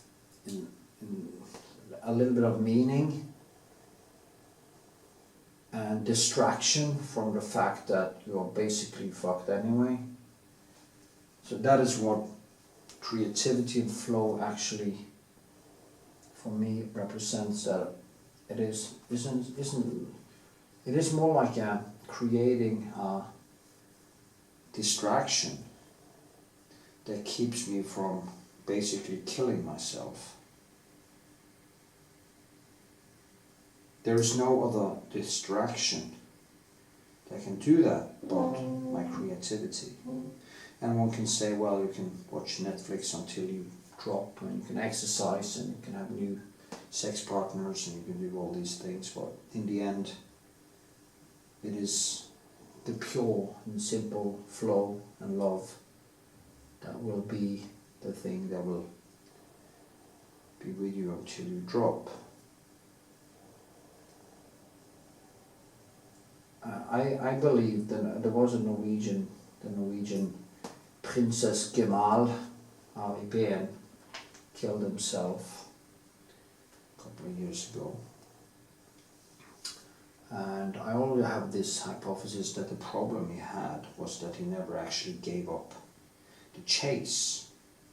And as he got older, the chase, it's easy to chase sex, partners, using drugs, using alcohol, all these things to kind of create some distractions and a way to feel happy, because sex and attention can be very seductive. There is no doubt about that. It raises the dopamine levels very high, and it is very addictive. But it's dopamine, it's not serotonin. Serotonin, which is love, demands deep connection. And when I paint, or when I love, it is the serotonin that is triggered. Casual sex, it's like eating pizza, while the healthy way to create happiness, or something that, or not happiness really, it's more like a flow that gives enough to distract you from the fact that you're, as I say, fucked.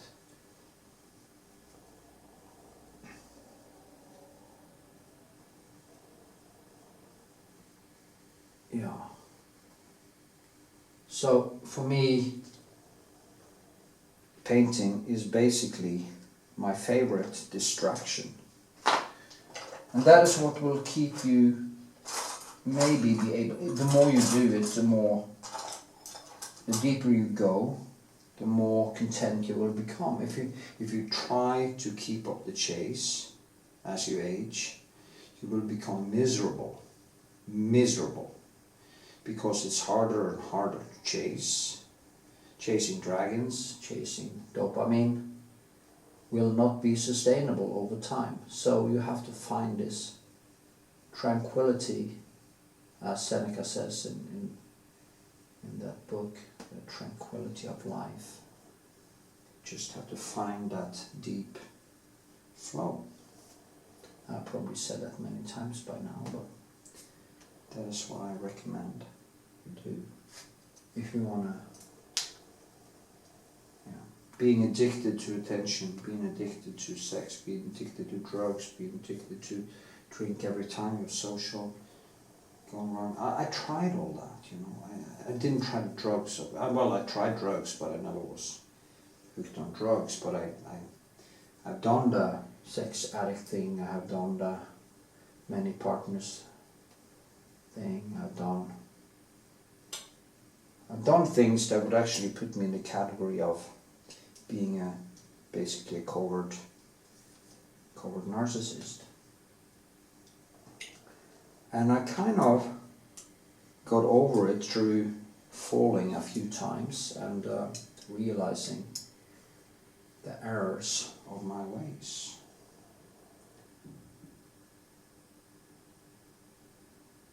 And I mean, falling can be a very good teacher. very good teacher. But the trick is to fall before you collapse, so that you have something to build on. And I think I actually managed to do that through the painting, through thinking. So at some point you become calm. You accept your death. You accept that life is basically pointless. You accept that you don't always get what you want. That's very important. That you're not entitled to anything more than other people. That you're not entitled to anyone's attention. You're not entitled to anyone's love. You can only hope that the people you engage with has the capacity of both a moral and a moral compass to treat you as with the golden rule, treat others as you want them to be treated. And when people do not answer text messages or say things that are bad, and it's almost like they do not understand that, as I told a friend of mine today, it is horrific to think that people are acting like, just think, every time you're gonna discard someone, every time somebody has feelings or whatever, before you act, before you send a text, before you should ask yourself, how would I feel if I got this text? Let's talk about lying. If you're gonna lie to someone about something, at least have the respect to tell them a lie that is intelligent enough that you would actually accept it as a truth if it was given to you. That way you at least respect people's intelligence.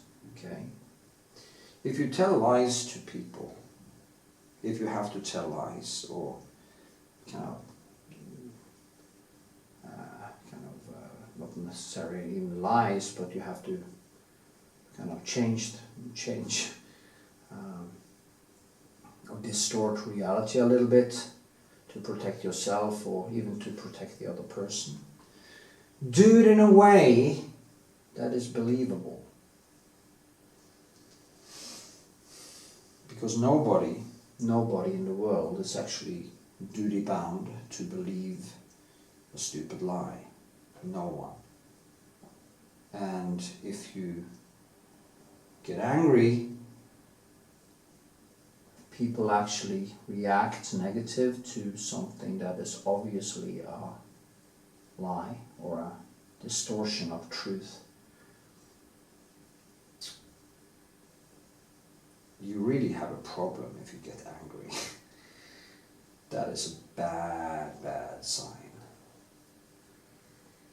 It's almost like hitting somebody in the face and disrespect them totally, and then wonder why, or get angry when they kind of points out the fact that you did something you shouldn't have done, or at least should have done in a different way. So, and I think that would be basically a telltale of some kind of disorder or some kind of narcissistic trait in a person who actually gets angry when they are outed like that. So, Don't demand respect unless you treat other people with dignity and respect. Respect has to be earned. It can't be demanded. And there are way too many people who demand.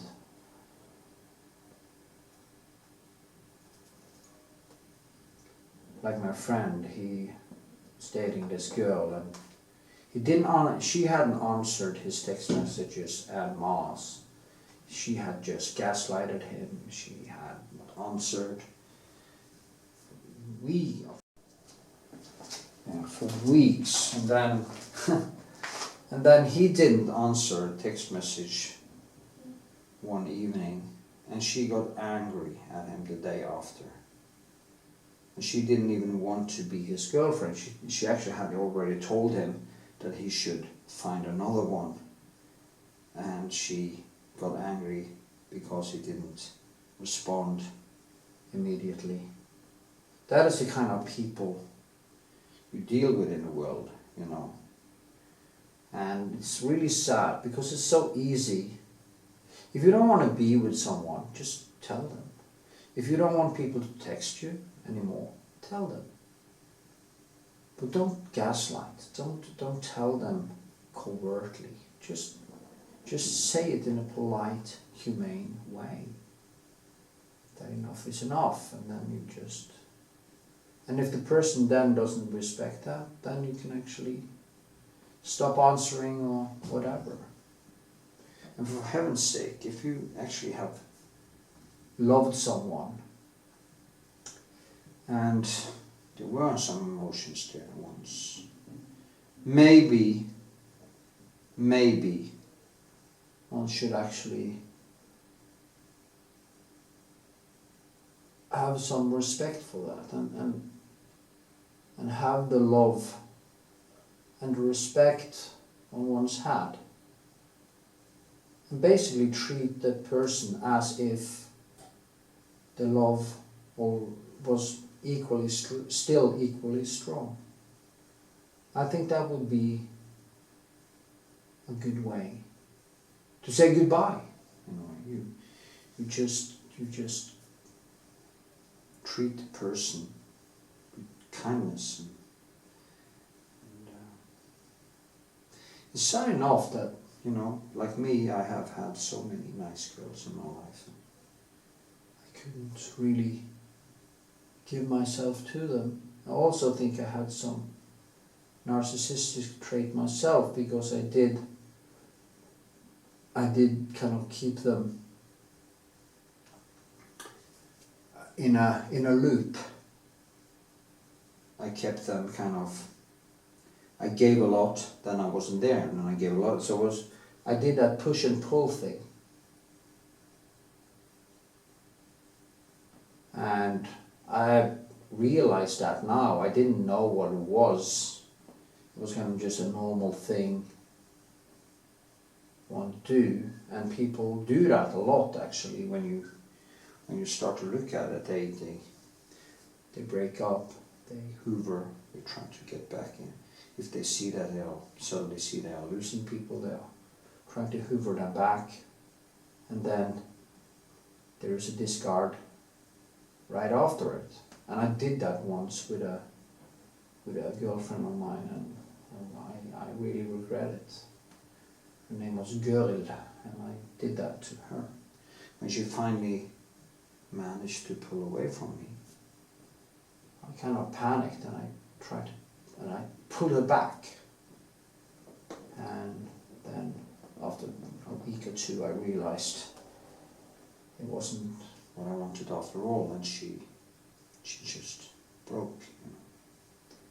And I feel bad about that. It's not a good thing to do. And if you know, I've been thinking about this a lot, if I know that some date or something is not going to go anywhere longer than being maybe sex or some socializing and some fun, be honest.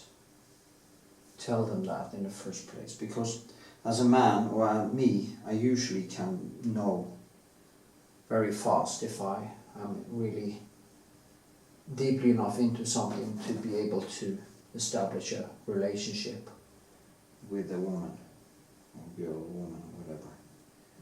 So I should always try to not act as if I was more interested. And that is of course hard, because if you tell that to them before you have kind of had the sex and the cuddle and everything, and you will probably lose many of them before it's even started. But I mean, that is an acceptable collateral damage for being an honest person. I think it's more important at this point in my life to try to override my need for attention and my inherently narcissistic traits and go for truth. The more you exercise truth, I think the more easy it will become to be truthful, because being truthful is extremely hard. Being truthful has a high cost. It's a high cost thing. You lose things. You lose that cake.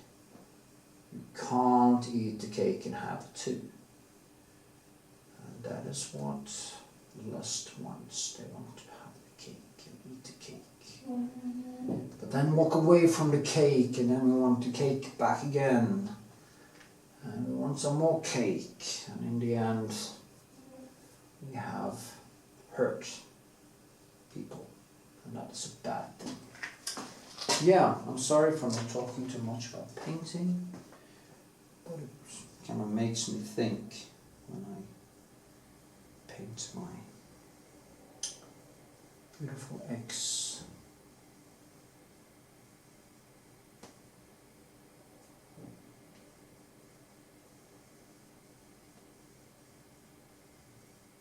She sure is beautiful. Huh. Didn't even take it serious in the beginning, because of age difference and stuff like that. But yeah, we had a good go. We had a lot of fun. It's a lot of emotions and turmoil for both of us. So it's like one of these things that you will really remember. And it's not that I have lacked sex in my life. I have more sex than most people have in a lifetime before I was 18. So I have no complaints when it comes to that. What is important now is to find that inner peace again, and just live life in the now, and in a more stoic way. And if somebody wants to have sex with me, you're welcome.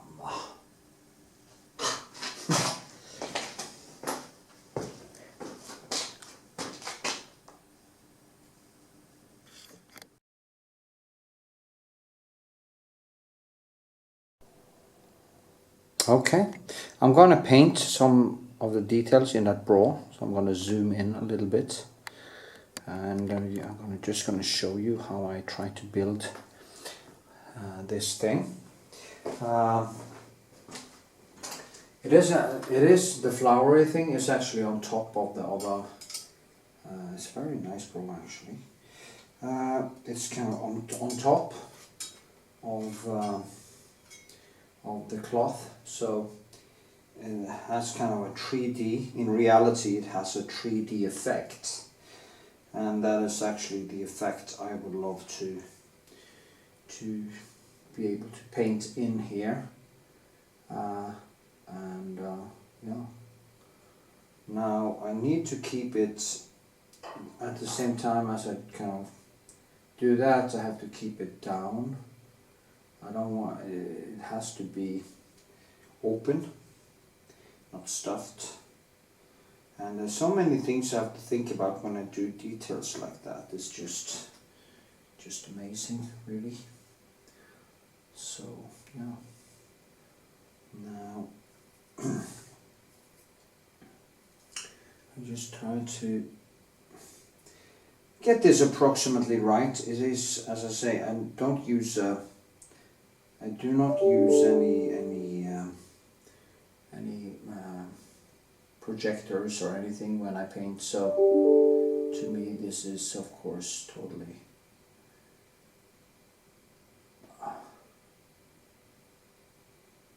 on freehand.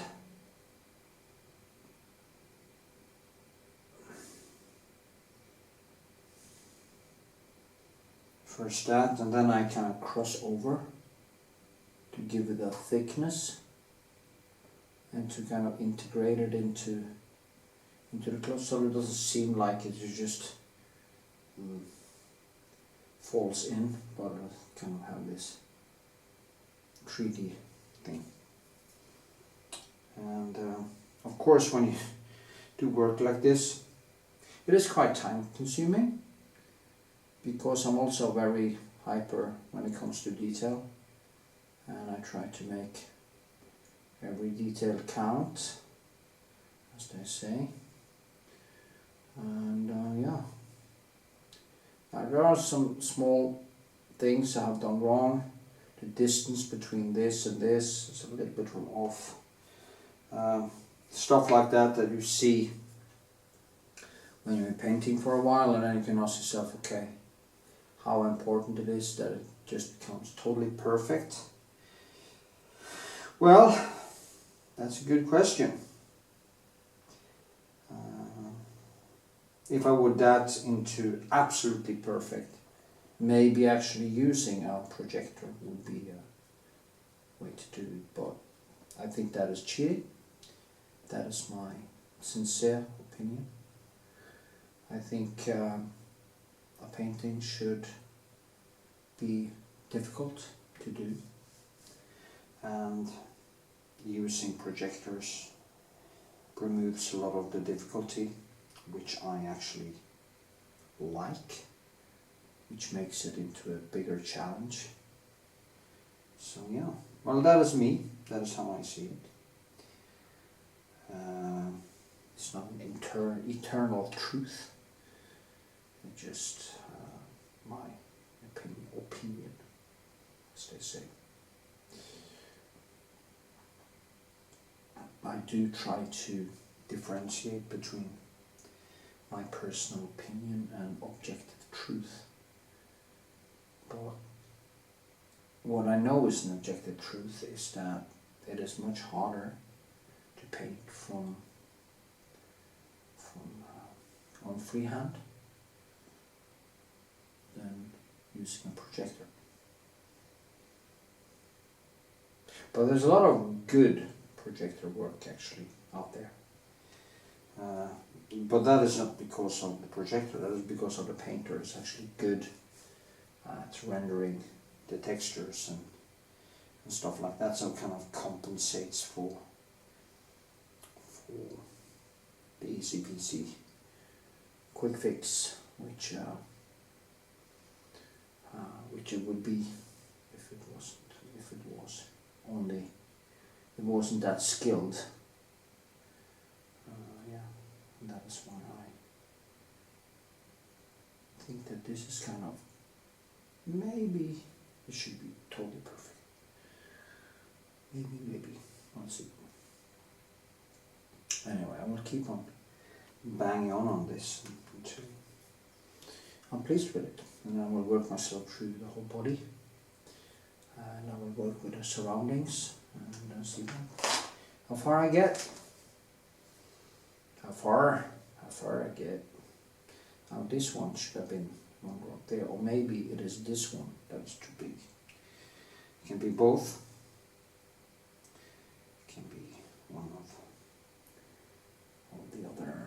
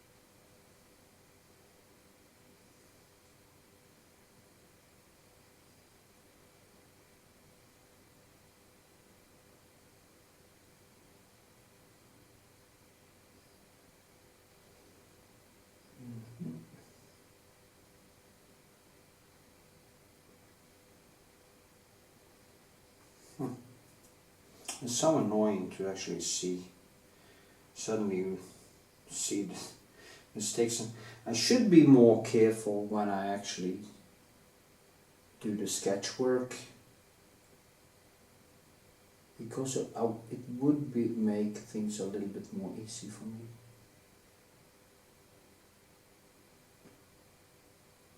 So yeah.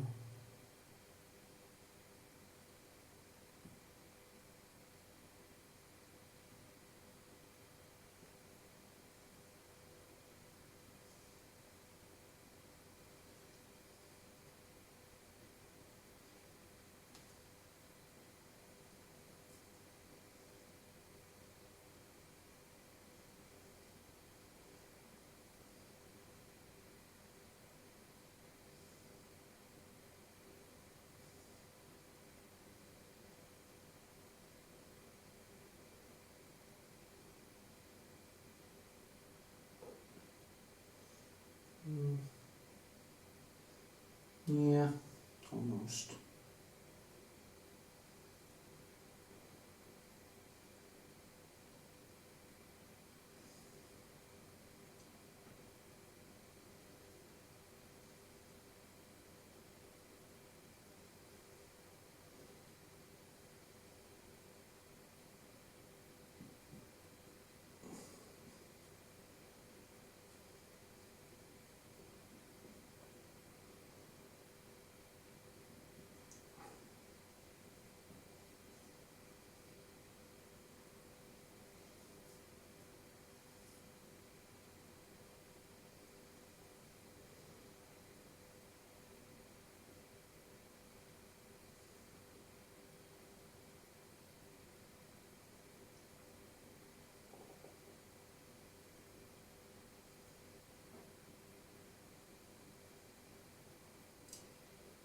Mm-hmm.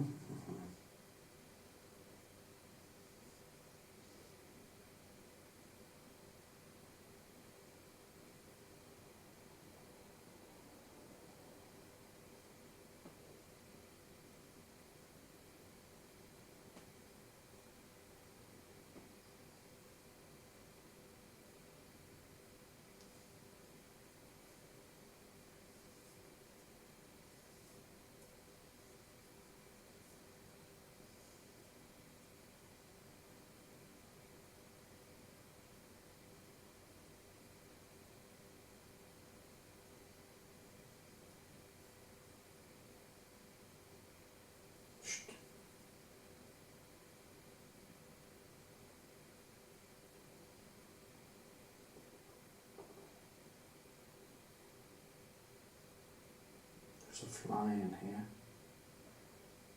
and it's quite annoying. See now.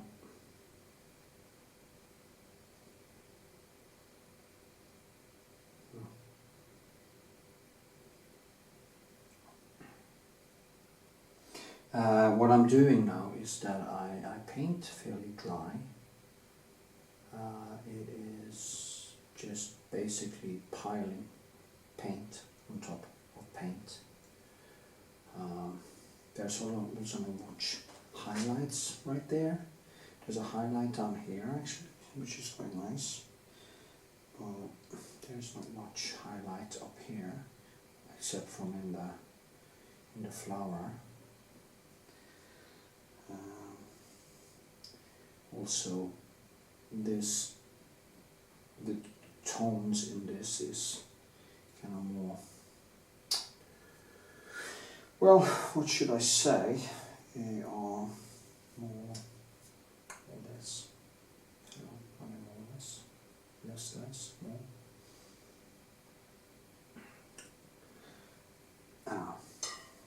Oops. Bing. Okay, I'm just gonna build a little bit more here. First I do like this. Oh, yeah. Then I drag, that.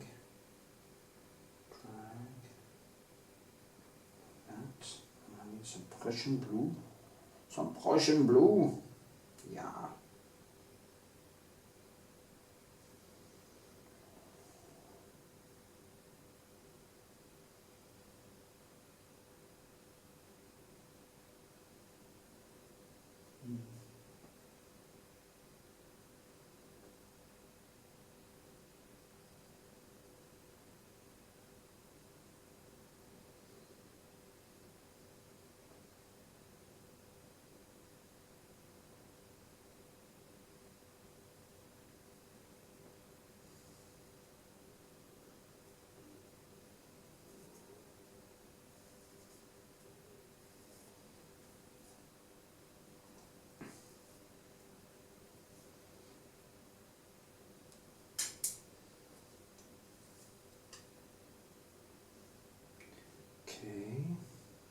Sorry for not talking so much, but I'm concentrating, so I'm thinking, and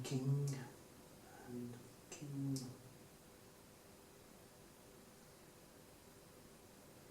I just have to line it up a little bit. Then I will remove the lines afterwards. Like this. I'll remove the lines then. Going in and dragging the line smaller, thinner, like that. Maybe I need to go over this one several times because you can see that it's going to be difficult to make everything happen today because of the drying and stuff like that. But we'll see what happens.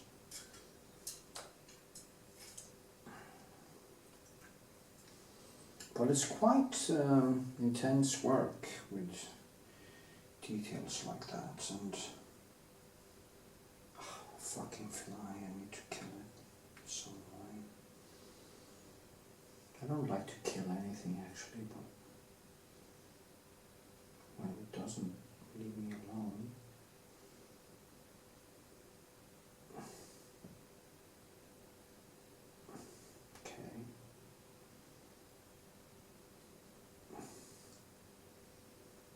This one goes down like that, and there's this thing there,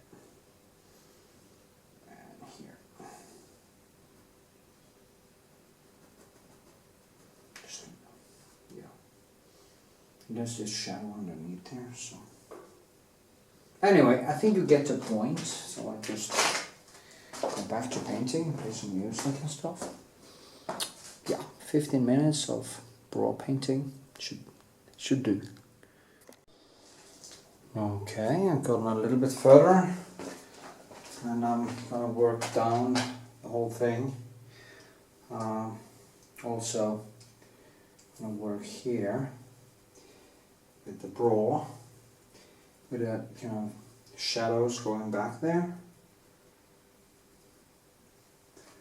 And yeah, like this.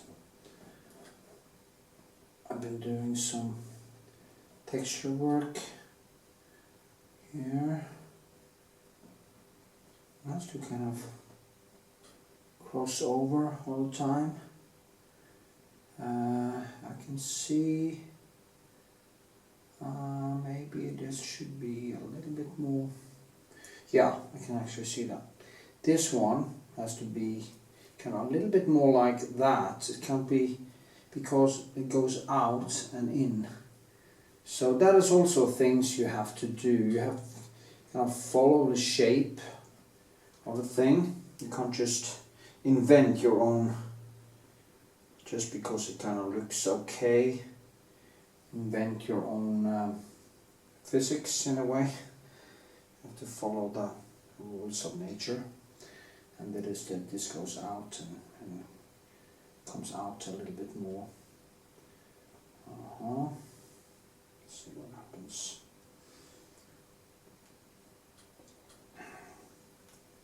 So what I have to do is basically take my small pencil here and add that light, and this one has to be a little bit thicker. That is kind of crazy detail that I go into when I keep on going over that, crossing over from sketch and goes deeper into detail. That's the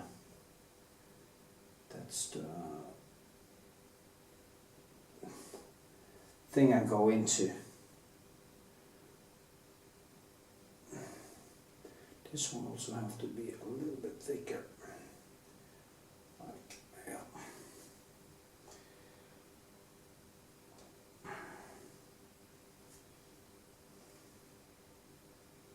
So, and so.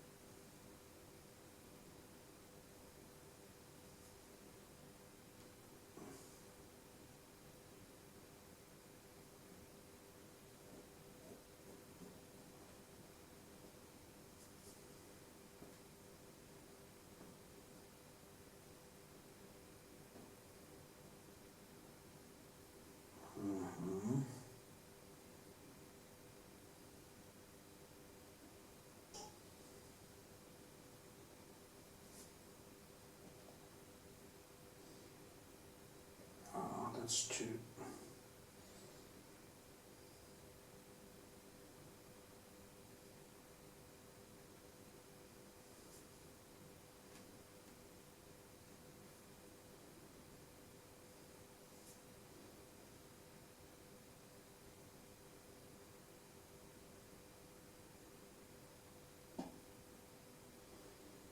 see here, like this.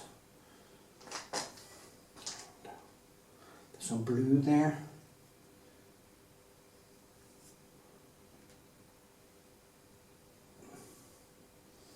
And this one goes more like down here. I don't know, something like that. Also I have this light on top of there. Everything kind of goes behind, but it gets very dark in there. And my book.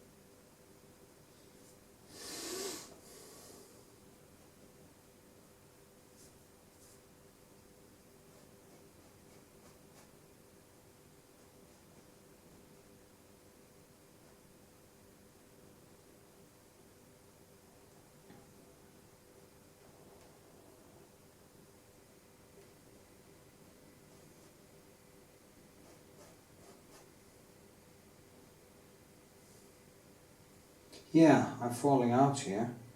I'm not talking because I'm thinking and thinking and thinking and thinking and thinking actually about this girl. So strange. As I told in a different segment, it's very strange to paint a girl that you actually loved, which is not there anymore. But, well, we're in contact, but nothing. Implicit, no, explicit, yeah, whatever. Implicit? No. Whatever. So I was just thinking about us in the beginning and at the end. Strange. Well, yeah, basically at the end, I guess. Anyway. So my brain tend to wander off into these thoughts. And yeah.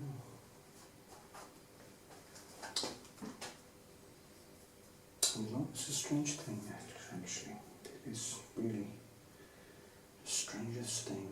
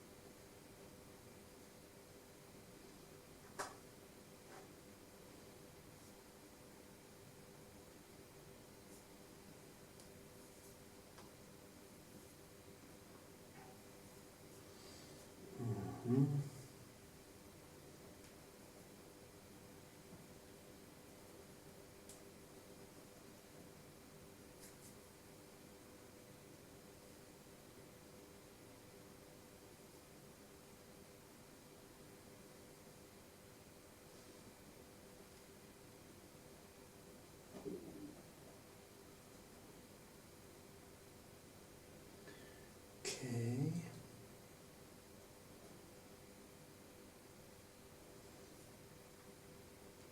Some red here. Now I'm really going in deep into this, and that is when it starts to become really, really time consuming, because in a way there's no end, there's no real end to what I can actually do at that point, because you could just go deeper and deeper and deeper and deeper with no end in sight. And that's kind of cool also, but it can be frustrating also. So yeah.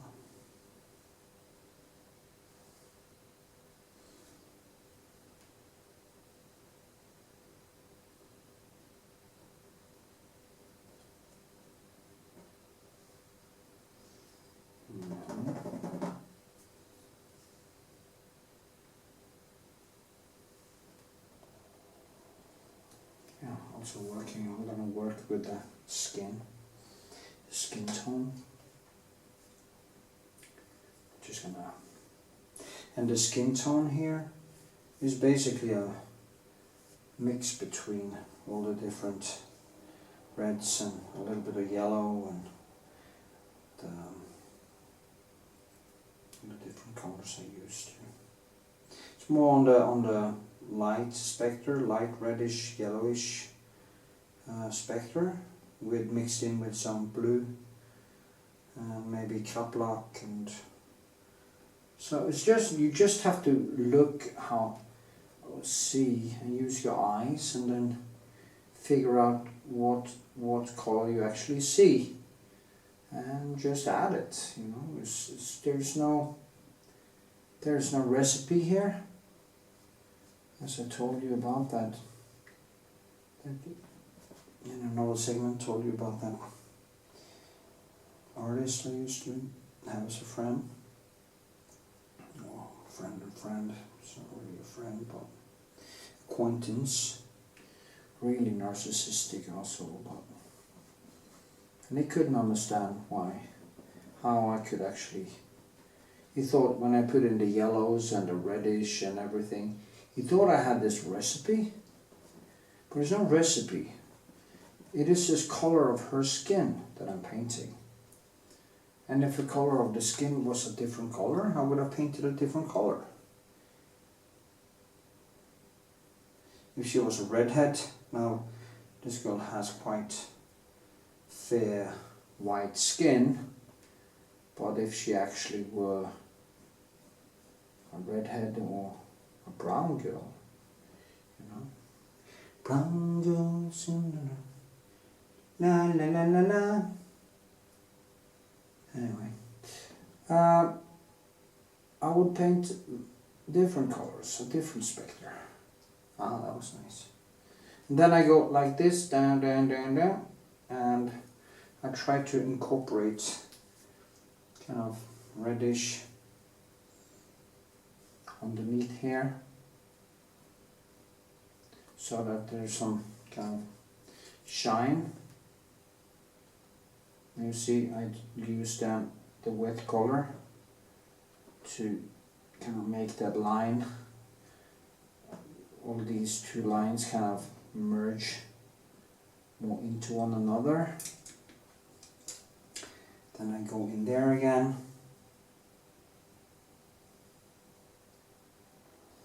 And I add even more color there.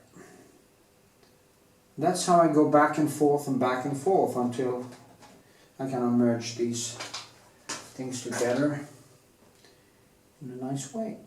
Yeah. Now you see the brown is kind of starting to fall in to your skin and becomes a more physical entity in the painting. Yeah, okay. 17 minutes. Yes.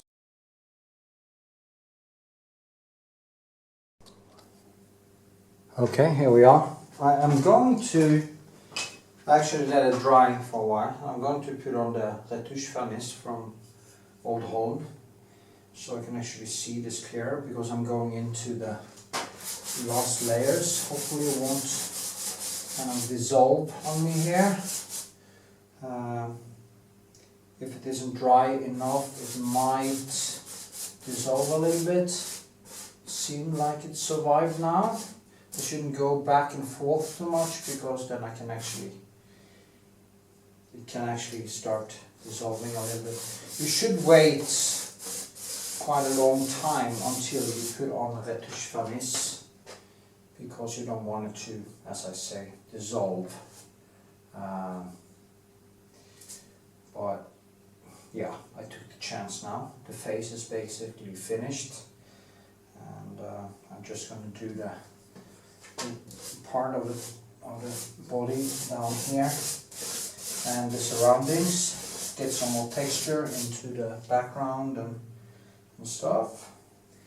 So hopefully I will be able to finish it maybe today or tomorrow, so I can actually move on to my other pressing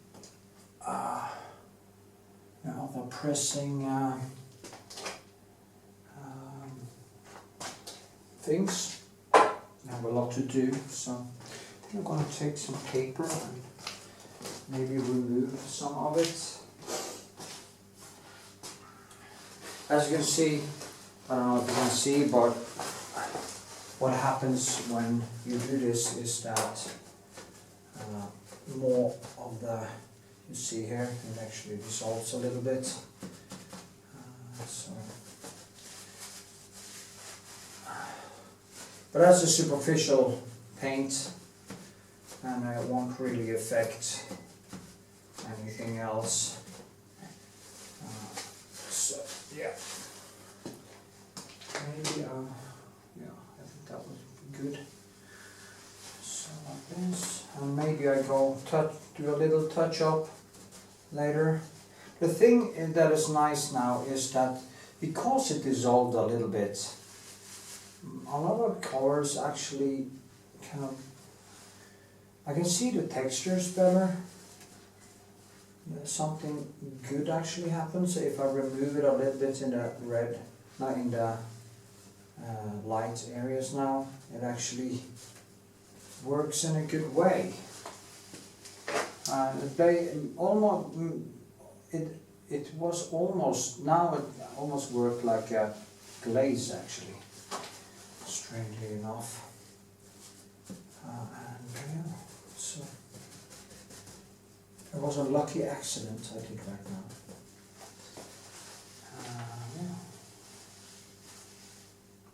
Yeah. It's quite a nice face actually.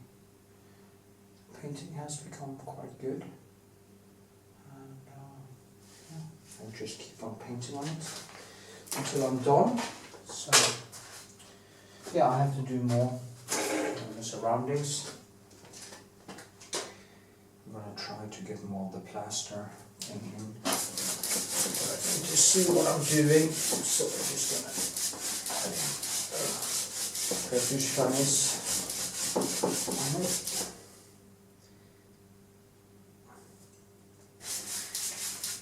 So it smells like turtle.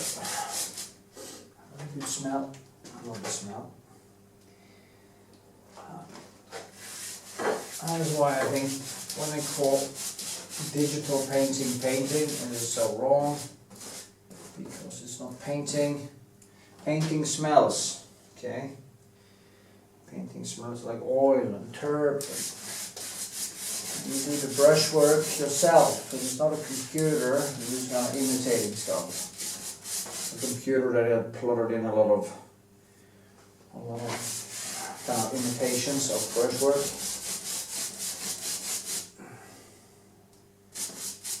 Brushwork is also about touch, the amount of touch. It's like playing the piano. You can't play the piano with one touch. And the amount of touch actually gives every brushwork a different thickness, a different 3D effect in the painting. And of course you can't get this in digital painting. So when we call digital painting painting, it's just annoying. It should be, at least they could call it digital imitation painting. Something like that. At least it would be honest. So, and the funny thing, people actually think they can paint because they can use a computer program to create some illusion of painting. So it's just so stupid. Okay. So this is good. I'm not going to put on any glaze, so.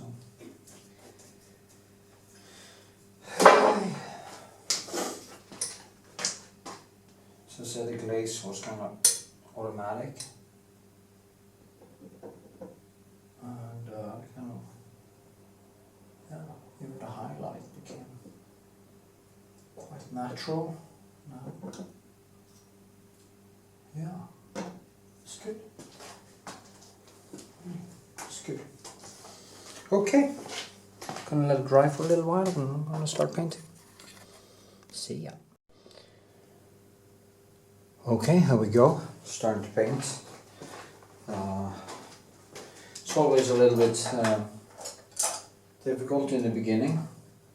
What I want to do now is to get these nuances right, get these nice skin tones in the small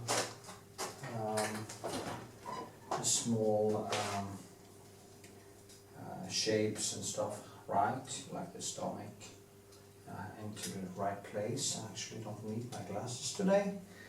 So always a good sign, means I have had the correct diet lately. Diet is very important for your eyes.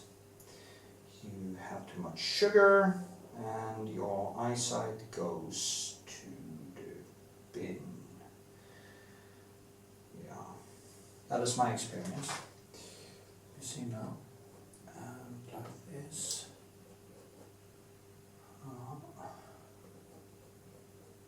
I'm also following the directions here. Do wonder if I'm going to put on one more light. Let's see how that affects stuff.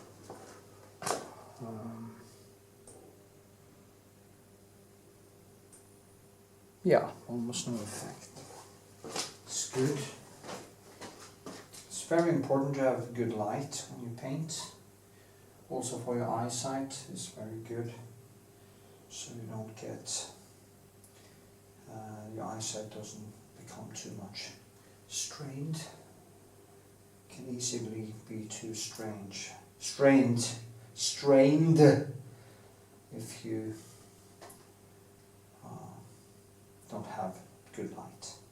I prefer to use fluorescent light, and I also work a lot at night, so really have the daylight because it changes too much and it's kind of confusing, so I prefer one type of light.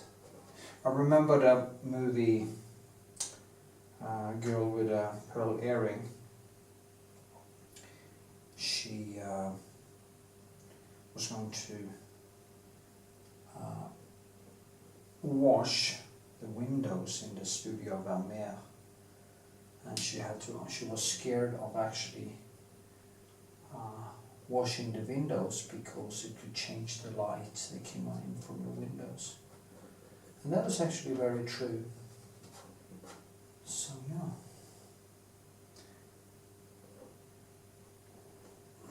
that's the rib case. A little bit too light, I have to push it down a little bit because it has to be the same hue as up there. I also probably work a little bit more up here at the end of this thing, but for now I will do down here. Also there's a lot of blue here. Her skin is definitely bluish and yellow. She has all these nice colors in her skin.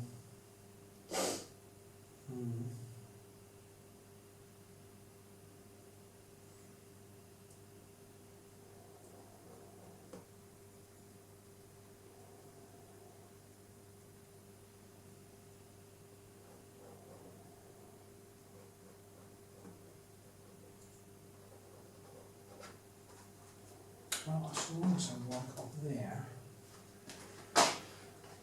change.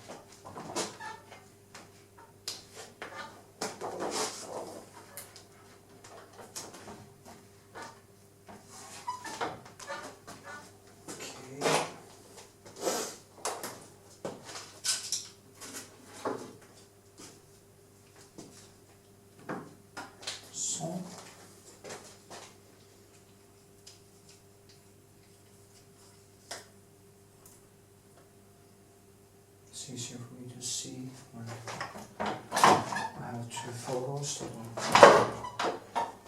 make it longer for me.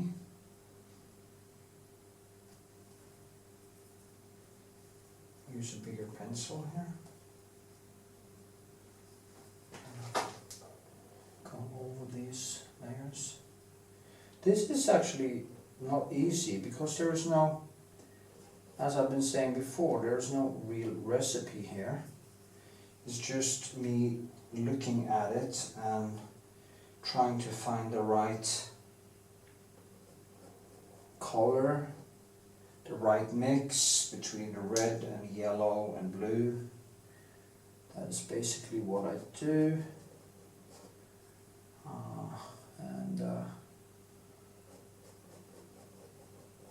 Yeah, trying to find that natural skin color or combination. There is no skin color, as I've been saying many times.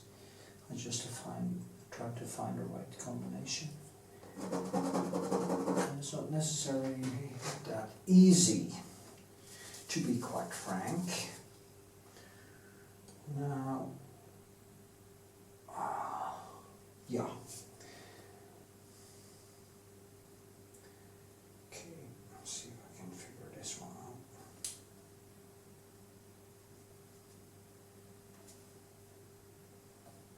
Figure this one out.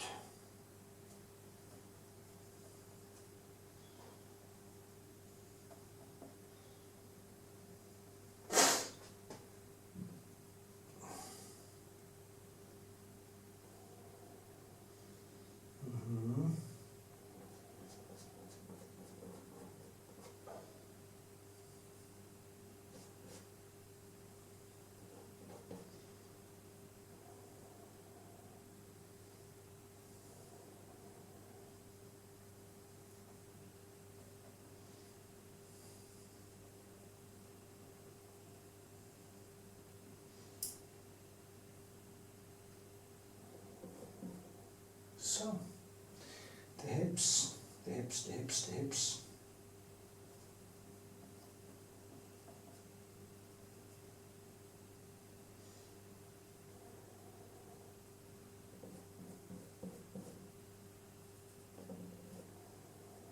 Okay, I'm building out that.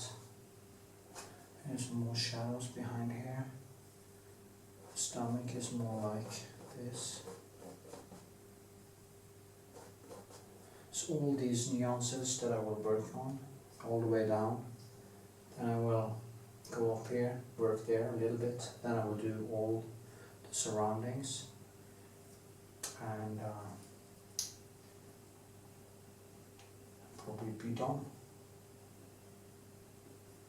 A painting can always go a little bit further. There's no real kind of point where I would call a painting finished. Maybe it is when you have exhausted your skill wall, and you can't really get any further, that you're not good enough. You have to evolve your skills to be able to, for it to become better. And of course that is always a problem, both in life and everything. So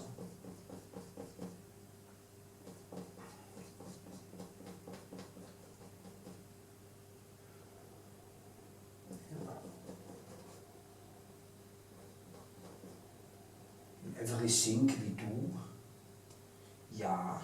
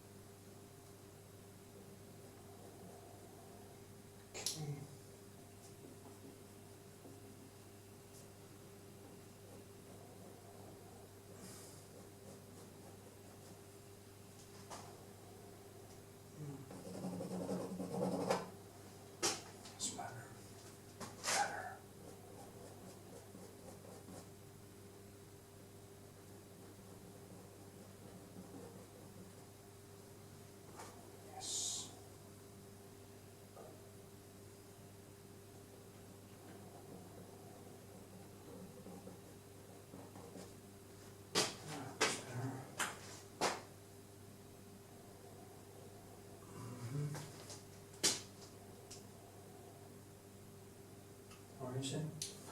It's so hard to tell. The best thing is to put on some music or something that kind of put me into the flow, into deep, and then go from there.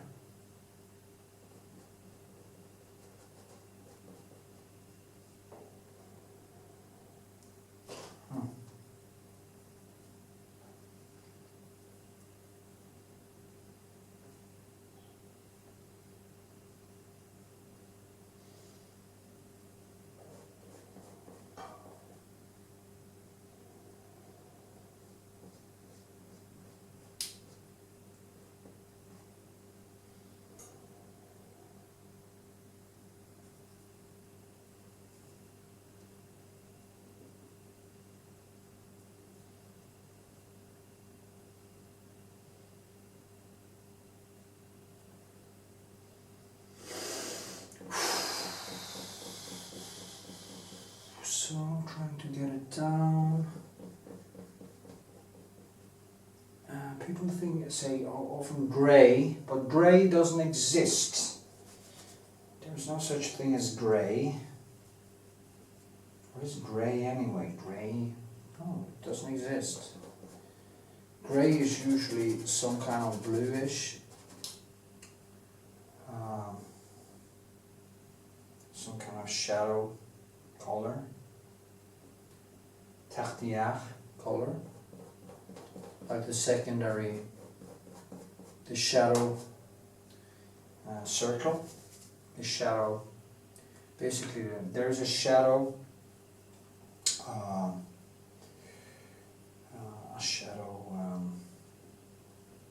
color circle, which is a kind of a reflection of the mix between the primary colors. And it's a mix between the primary colors in the amount these are kind of manifested in nature, and they are compared to how much kind of it goes to the red or the green or whatever, and you find the shadows on the same scale in a way. So shadows is basically a mix between the primary colors. And people don't really know that. That's one of the things I learned when I was a young artist in Stavanger by Sissel Koppastad, my teacher in drawing school, not actually art school. I didn't learn these things in art school. I was talking about this in art school, but I didn't really know what I was talking about. So, because the teachers there didn't really study that much color circle stuff. They're more occupied with more modern art, conceptual art, a thing that I just didn't care about at all. I wanted to be a painter from the start. From the first year I started drawing, I want to paint, I want to be a painter. I fell in love with paint when I was like 22 or 23 years old, and I never looked back. It's always been that thing for me. So yeah.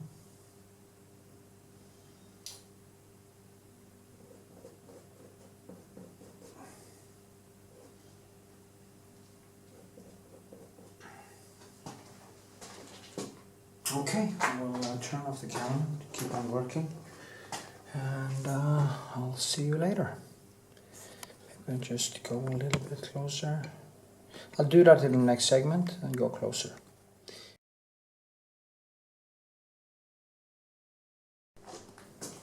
So, I am now working here. I'm crisscrossing all the brushwork. I'm going back and forth and trying to build. I had to kind of cut it in here, and I had to make some changes. I saw that I had made her buttocks a little bit too fat, and it might be that still. It's very typical of me to actually exaggerate a woman's butt, because I'm kind of a butt man. And yeah, I know it sounds strange, but you kind of tend to paint what you like to see. She is shaped like a woman, so she just really don't need that many adjustments, and that is basically how it is. I had kind of gone too far out, and I want this more natural shape here, and I think I'm onto it. It's very difficult to make these overgang, as it's called in Norway.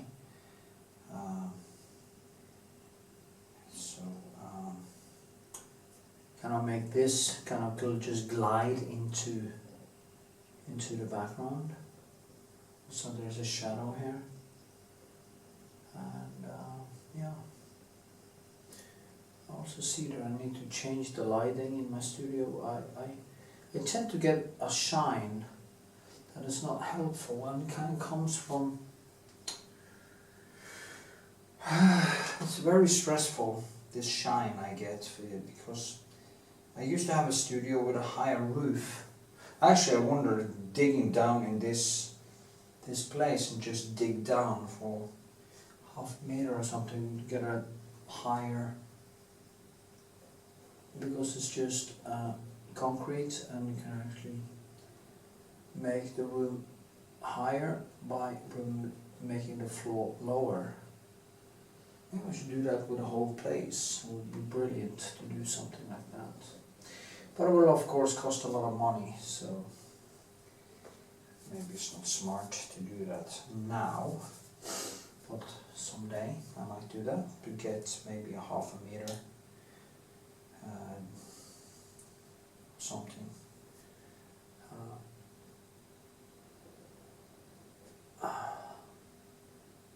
Then again, I don't have that many years left in existence, so there are so many things I need to do before I cash out.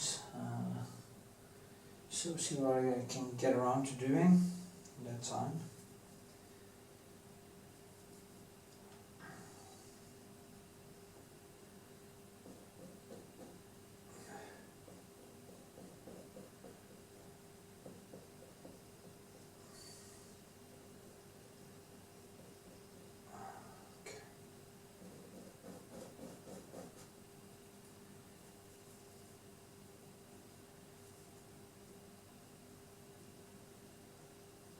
So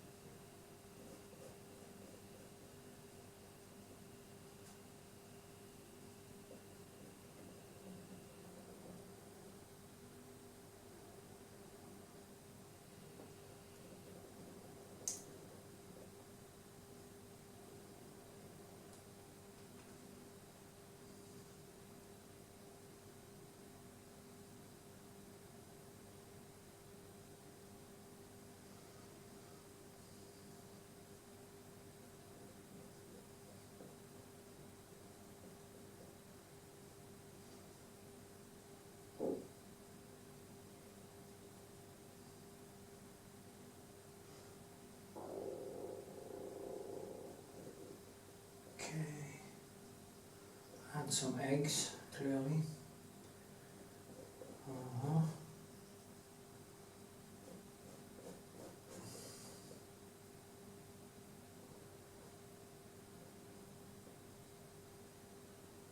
Okay.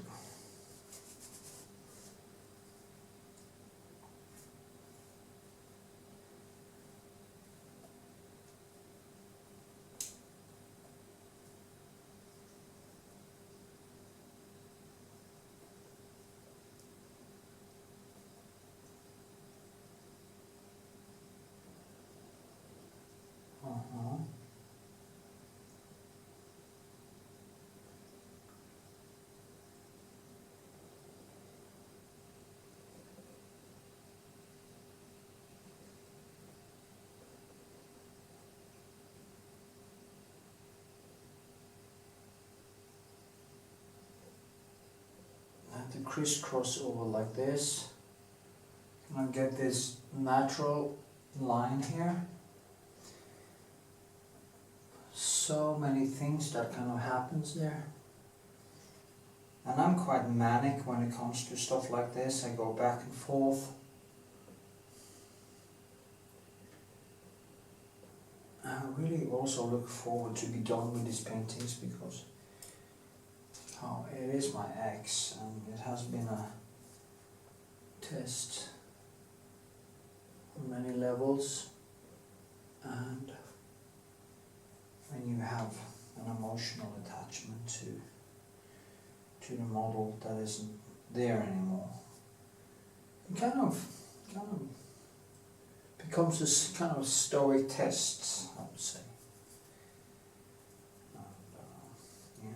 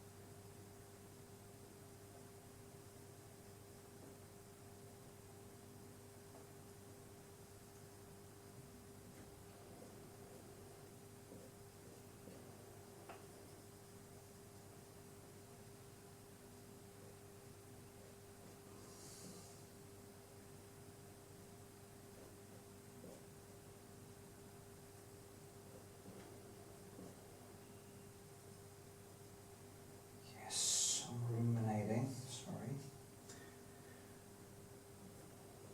Here, I'm trying to find, I need to get this, you know, when she sits, there's a traction in her skin, a natural traction, not lines, but traction. So I'm trying to figure out a way to be able to create that traction. So it gets this it's so important with directions and brushwork, how you actually see the shape. Has so much to say for the finished result.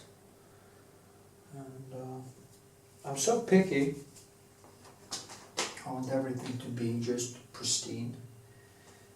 And in many ways I'm not good enough to reach that goal. But I keep trying. And remember my hero Christopher Hitchens said, when he was asked, it was after a debate, how long he was going to, on TV actually, how long he was going to do this, writing, discussing politics and stuff, and he just said, with a smile on his face, until I drop. Until I drop. And then he dropped. And his problems are done.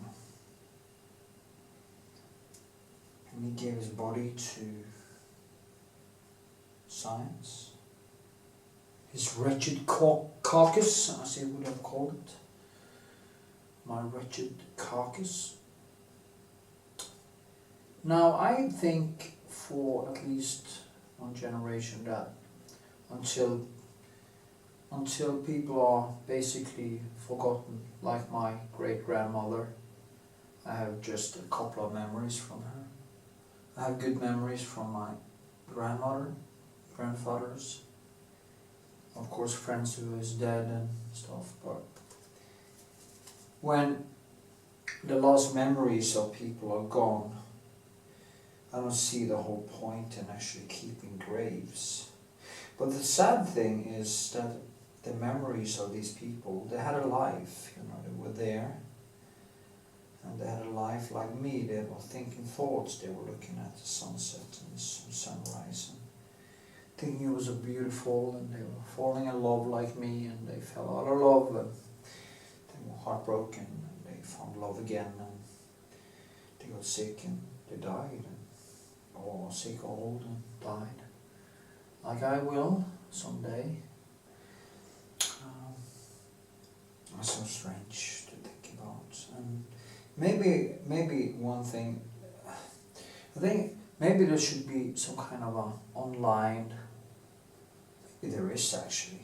It's funny if nobody's thinking about that, creating some online cemetery where loved ones could actually place all the videos and all the memories and photos of the loved ones, and people themselves before they died could actually put in a video of themselves talking about their lives and stuff.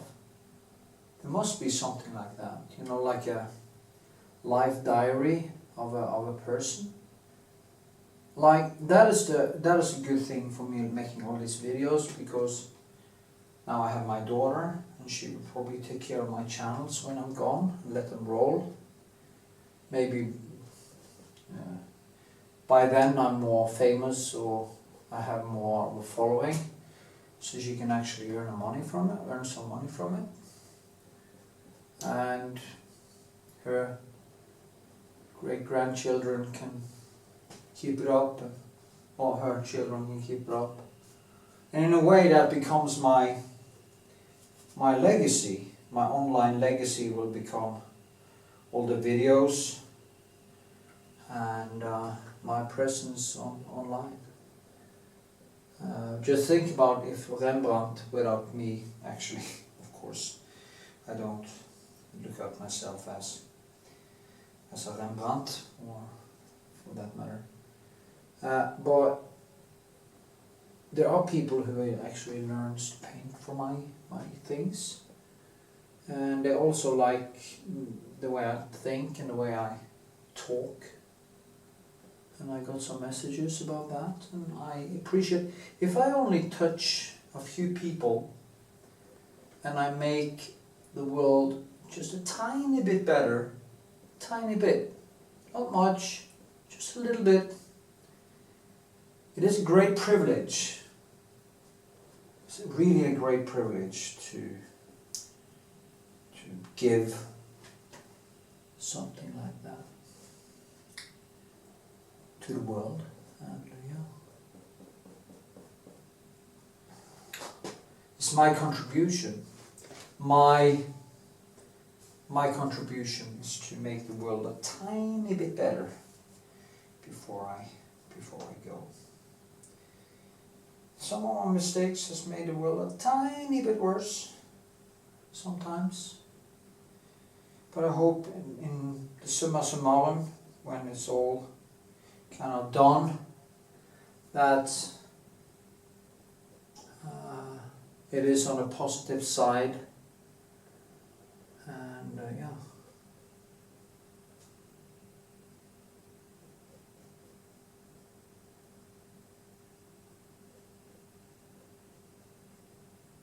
Okay.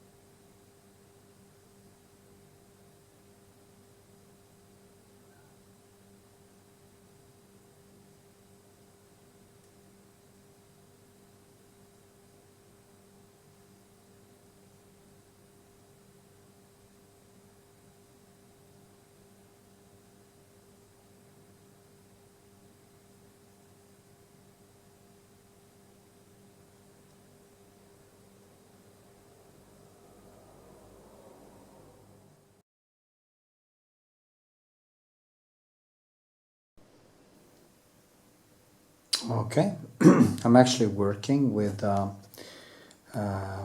stomach and the surroundings there, so we'll just zoom a little bit more in so you can actually see more what I'm doing. I can even zoom a little bit more in, so maybe here, maybe I'll go down there a little bit. The thing I'm doing now is basically softening things up and making things kind of fall into one another. It is a very slow process. As you can see, I could actually do a sketch very fast, but when you get into these nitty-gritty details, it is really time-consuming. I'm doing all these small things to get the right color, the right shape. It becomes kind of that silent, almost a silent and manic process, where all of my ADHD and all my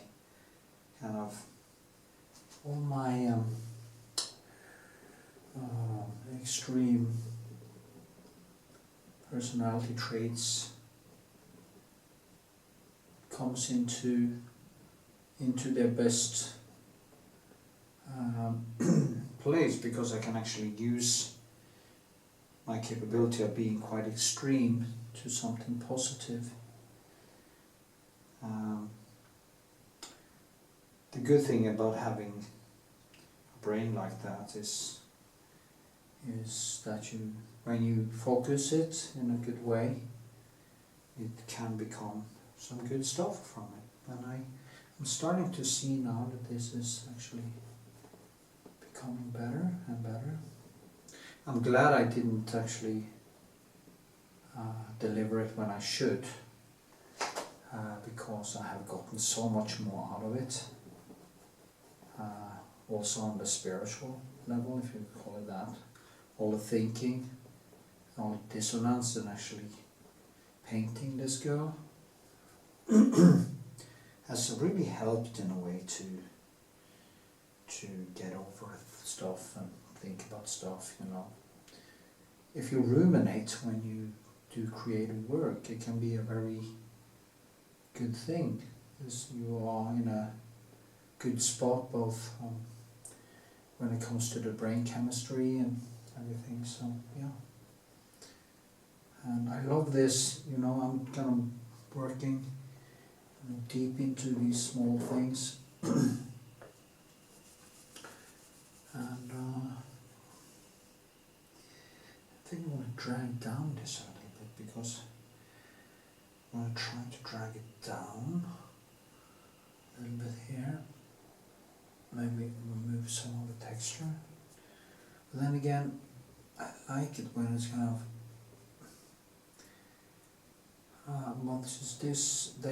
maybe I should do like this and flatten the texture a little bit here, because this is more in the background. I think that actually is better, but it's hard to know actually.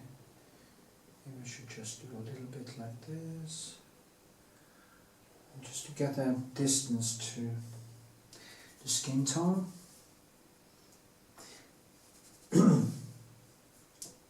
It kind of becomes a eternity project, because there's also always something more you can do when you come to this point. And yeah, let's see. I'm also burning off these quite fast, so yeah, I wonder how many. It's strange that I have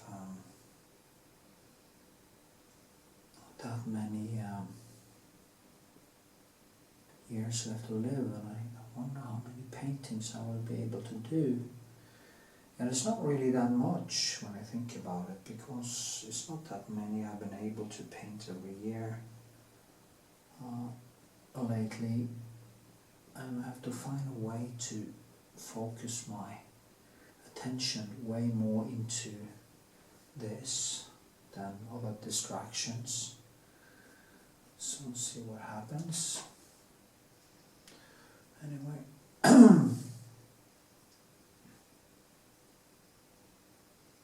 when you become like 54, 1 year of your life is actually way more than if you're 20, you know, you have more to throw away. Come to my age, you don't have much to just kind of spill.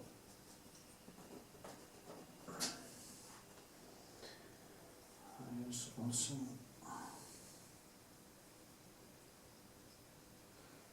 I'm using basically the same thing. You see, I'm kind of just going in directions here, trying to find that. As I talked about before, this guy who was an artist, I wondered about my skin tone painting, and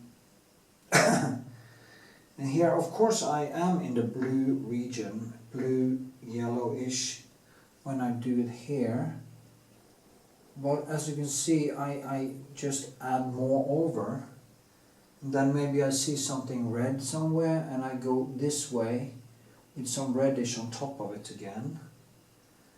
And I just try to kind of knit it into, and if I have some reddish there, it can be good to have some greenish over that as a complementary contrast. And if you mix them together, you get the shadow colors. And yeah, you just have to kind of feel it. There is no, I don't have this recipe. I just kind of feel it. I feel it falls into place. I think that is the best way to say it. Yeah, might be that is actually a good way to describe what I do. It's a lot of intuition, and I also think that is definitely the best way to paint. So yeah.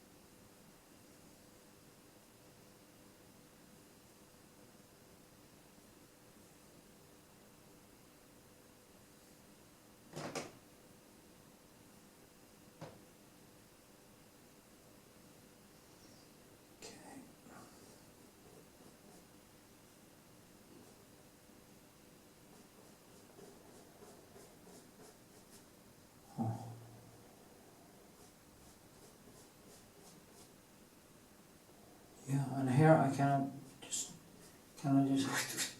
so I put this on top, and to get some kind of texture or something. Is it texture? Just to kind of make it natural. And you see how light-handed I am with it. And that is a clue. I think that is basically the clue to painting, that the pressure on them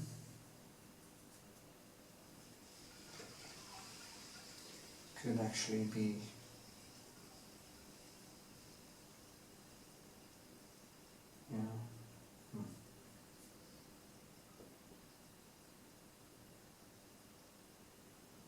and the pressure on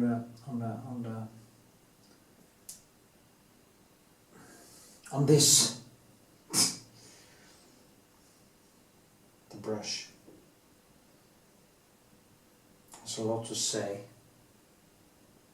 how the result becomes. And I don't want any lines.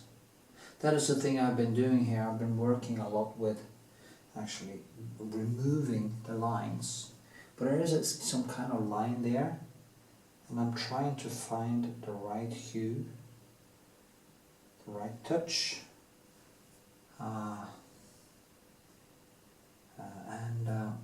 without it actually becoming stiff. Kind of getting a line there. It's not a line, it's just a tiny shadow right under her little rib. That kind of explains a lot, actually. It's very difficult because if you do too much, become closed off, and what you have to do is kind of, oops, yeah, you see, when you come to this point, there is nothing to go on, because I'm also working in directions, as you can see. Maybe I work this one in, and I'm trying to figure out, okay, what is the hue, what is the color, how do I bring these two together without there being too much contrast, because it's very subtle indeed. And you see, boom, too much, yeah. So yeah, that is. And I also want some texture behind there.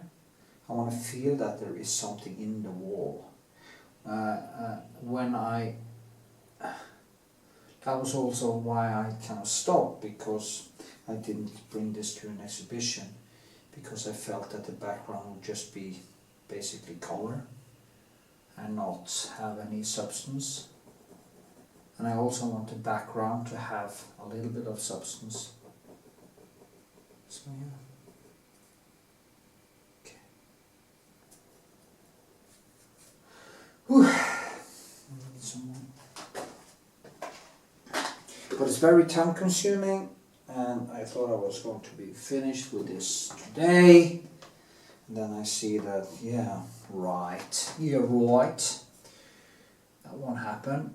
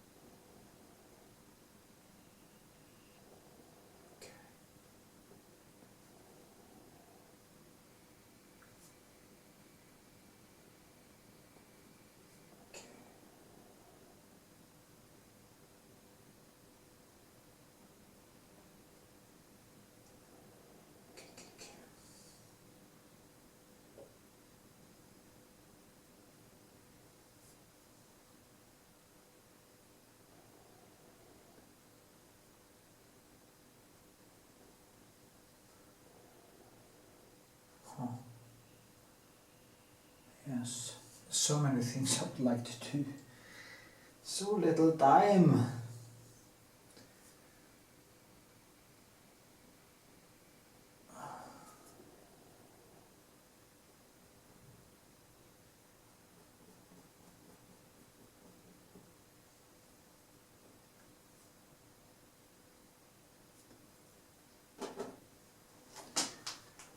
Do some of the, trying to do some of the thighs there. There I have to have some more shape there.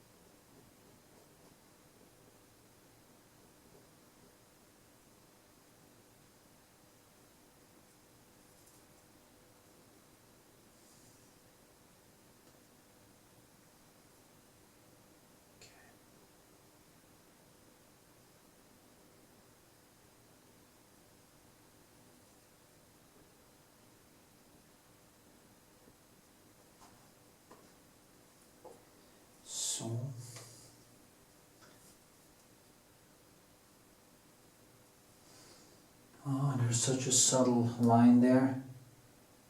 It's not a line, it's just a subtle shadow, and I kind of scratches my fingers, and I want to get this right.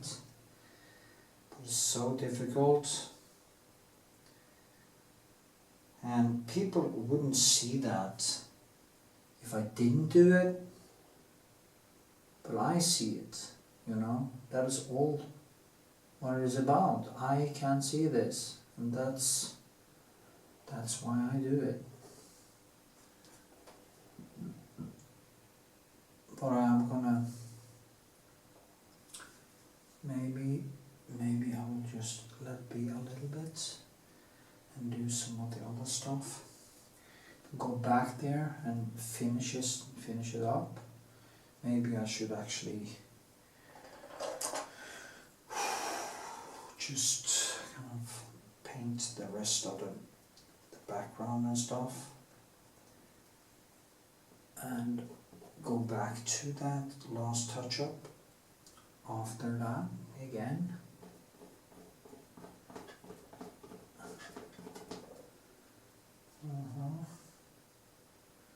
Some very subtle things happening here too. She has very pale skin actually in real life. She has that farmer's daughter skin, I call it. Kind of farmer skin. And yeah, milk-like skin. Very nice. So.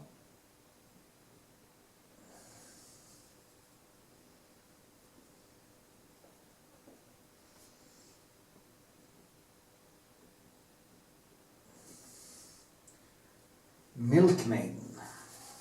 She's a milk maiden. That's what she reminds me of. A shield maiden, milk maiden.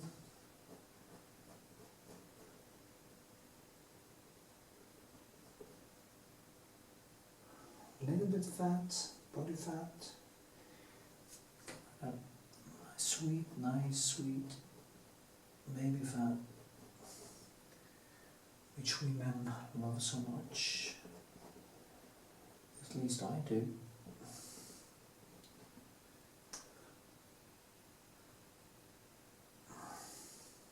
I'll try to make this line there very it's quite clear, very clear. But I can't just paint it. I need to kind of drag it into place. I need to drag that line. And that is a scientific method in paint. You try to figure out, okay, how do I make a line without making a line? How do I make it look natural? So that it actually looks like it is skin, and there is no end and beginning of that line. There is just kind of a fold that doesn't really have a beginning or an ending. It's quite difficult.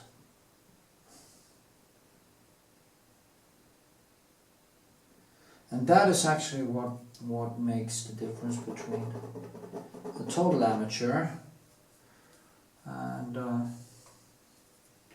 somebody who has understood that simple fact that you shouldn't draw that line, you should actually kind of mold it, paint it, let it kind of just, yeah, it's not easy. Not easy at all. But it's so liberating when you actually come to a point where you say, okay, there, I got you. Been fighting it for so long, and then suddenly something happens and you see, that's how it should be.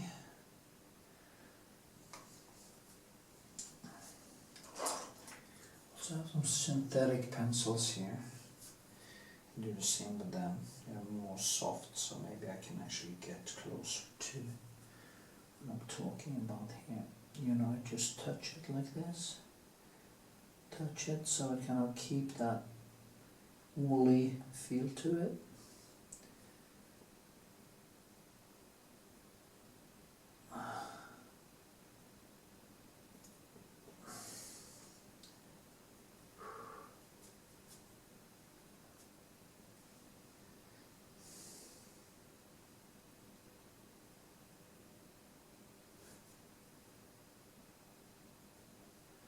Yeah, that was not good.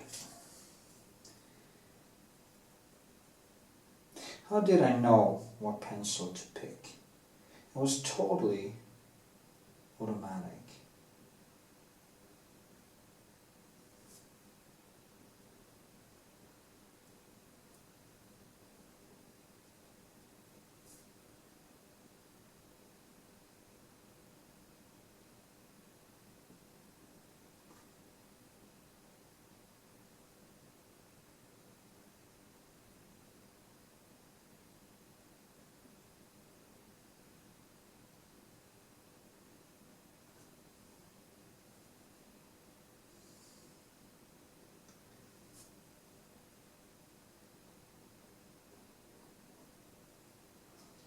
Okay.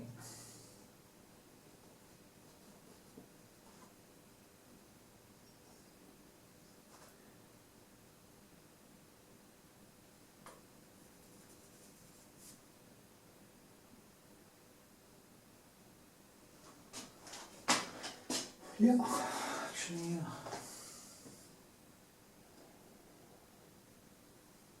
Maybe that is a little bit too bulky. That stomach becomes a little bit too much of a, it hangs a little bit too much, and that's not how it is. Kind of, and I do like this, I drag it down to get a little bit different shape. Cross over here, kind of get it in, and then I can use the background of my pencil, and I can actually go in and do like this. So many things you can do to get a better, shall we say, a more natural feel, to dissolve the colors and get it to become a little bit more natural. Naturel, oui, oui. And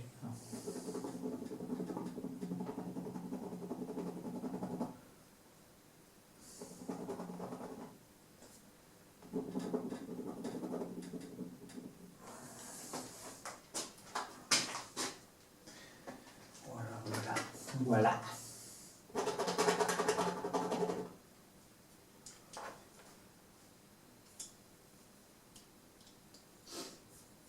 Blue. I saw some blue. And there's blue here.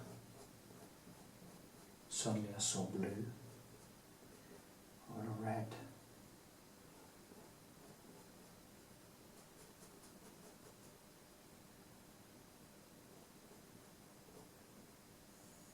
And here, it's darker.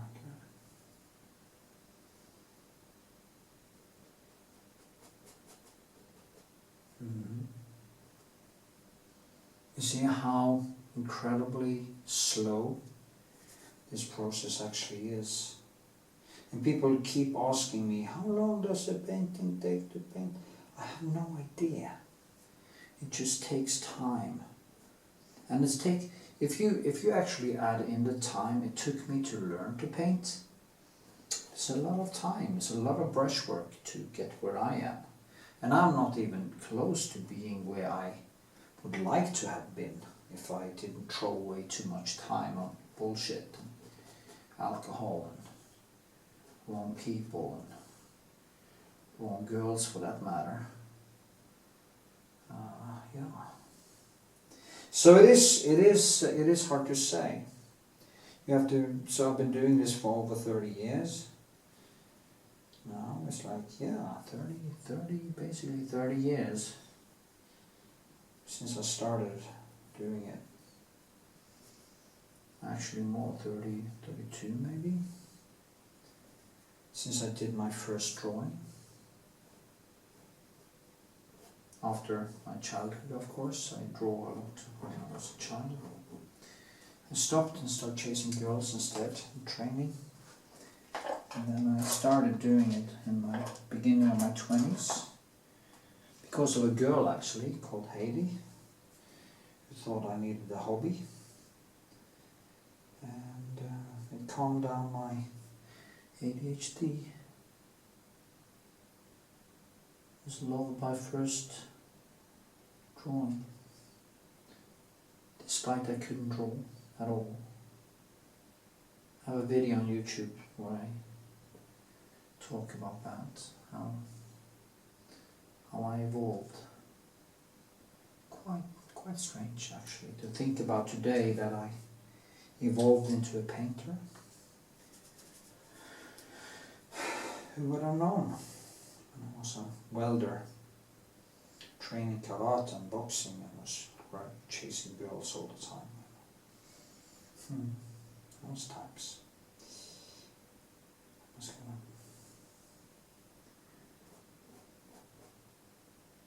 It's almost like it was yesterday actually. I remember we were sitting always in the same cafe with some friends. One of them died sadly of breast cancer. But and I remember when I was going to move from Haugesund to where I went to my art school, drawing school. I thought how to keep up this thing, going to this cafe and talk every day. And I remember coming back after a couple of years and I wasn't there anymore. You know, things change. And yeah, strange. Life is strange. Life is a strange place to be. Beautiful, really. So sad it's too short. Too short actually to get a lot done. But as Seneca says, the man who actually uses his time has time enough to do great things, and there might be something in that. At least it is the time I have, and I just have to try to use it the best I can. So. And so should you. Okay, I'm going to turn off this now and just keep painting. And I see you in the next segment, I hope. Okie dokie.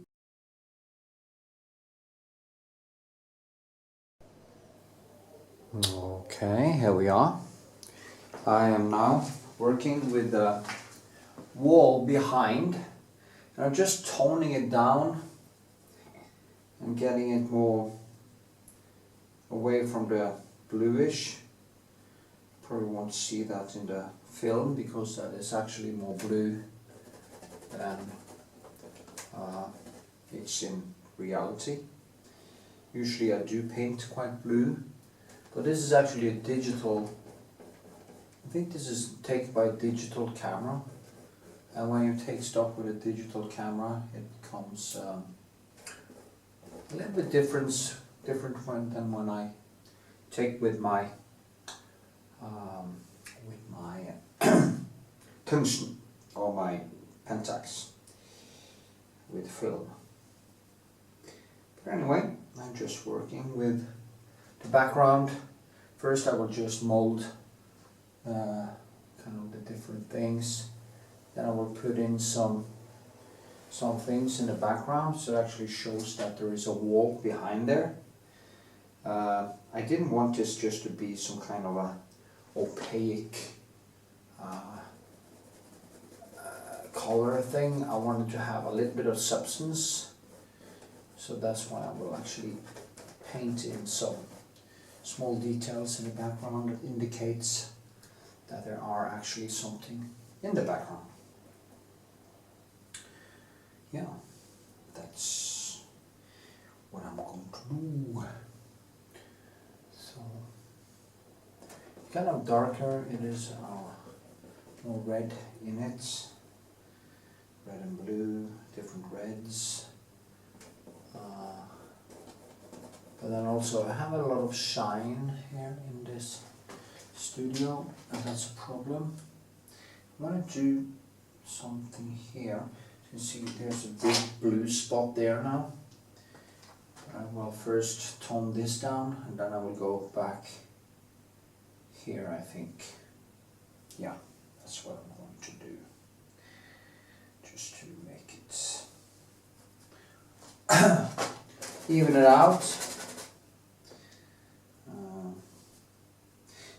I don't really need more than 2 or 3 layers to 3 or 4 maybe, then some details to get this to kind of come together in something that seems to have some substance. That's what I'm doing. Let me see.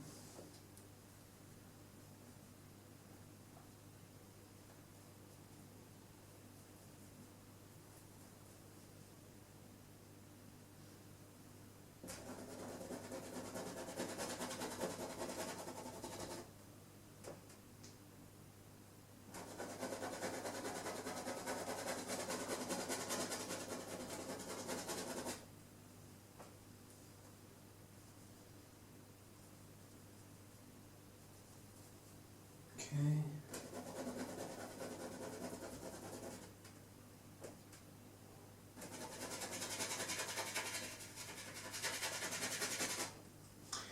I like to kind of get some kind of even thing here. Not so much noise in the background. Trying to remove some of the noise. It's quite important.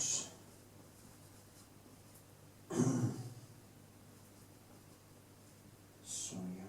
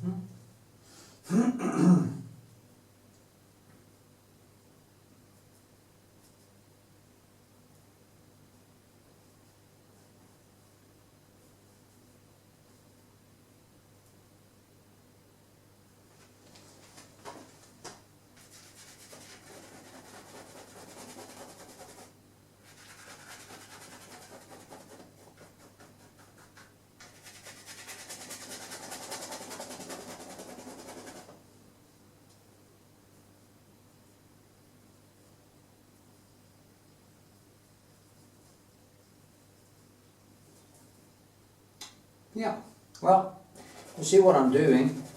I'm basically going over it again and again and again with the pencils here. Ho.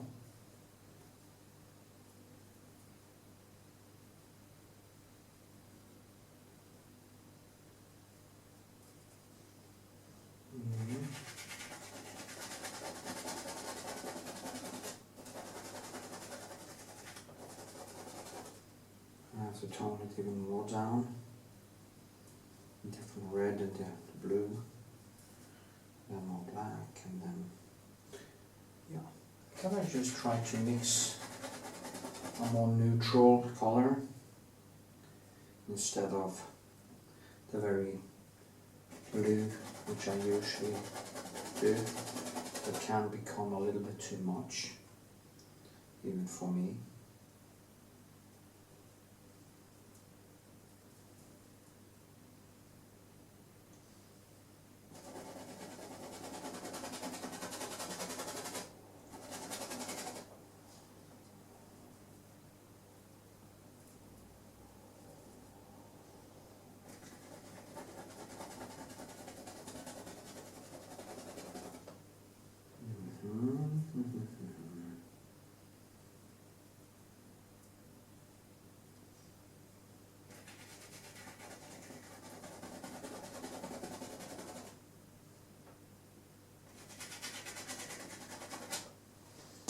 So it became a little bit more toned down.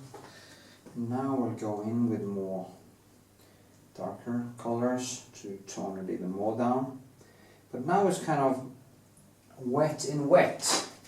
So I basically mix in the color into the color that is already there. And then I can actually go back and forth with it and then tone it more and more. Down, down, down, and up, up, up. And that is how I build this. It's time consuming. I can stay around here for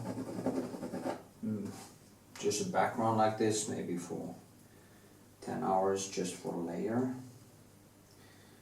And but that is okay, you know. It sends me into a flow. I usually play music or something when I do it, and it's not that hard. It's not a lot of details, so it's kind of easier work. It's more difficult when you come to a point where you actually add in more details, like in the face and stuff. That can be quite exhausting. But this work here is kind of easy, more easy at least. So yeah.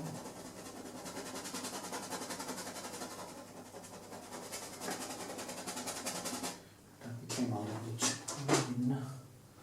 And there's a lot of things out. There's some kind of plaster in the background. There's small details like that I will kind of try to get into it as I go along.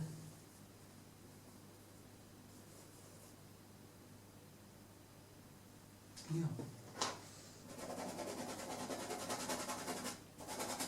First I will make it wet, and then I will start molding.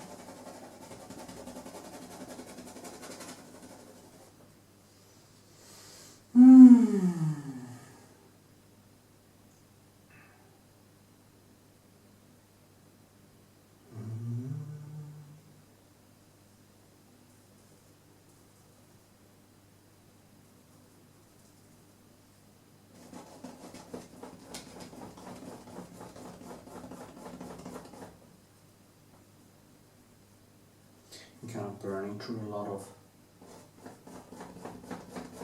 pencils when I do this work.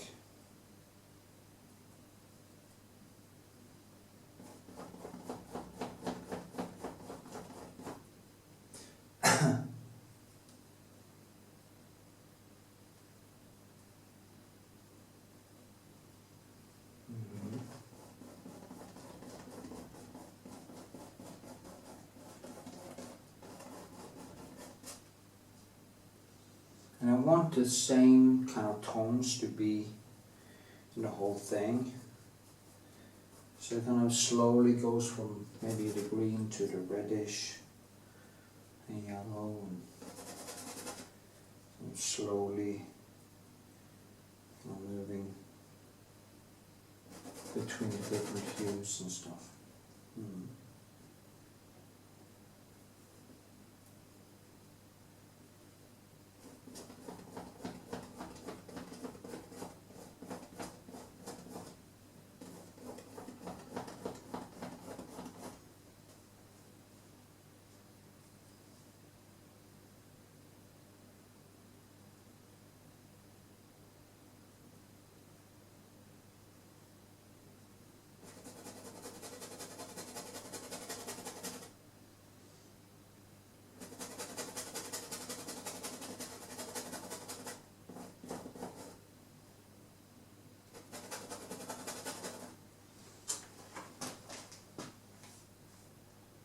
Since they're more reddish behind there, it's way darker here.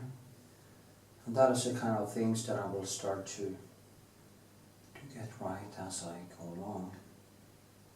So yeah, I see now that I should have had a higher roof.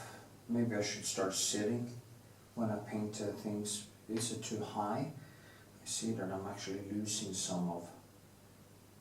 I can't really see all the different colors correctly. So that's just a problem. Anyway, I'm gonna just, yeah, that was enough. Okay, next time I will fill my little.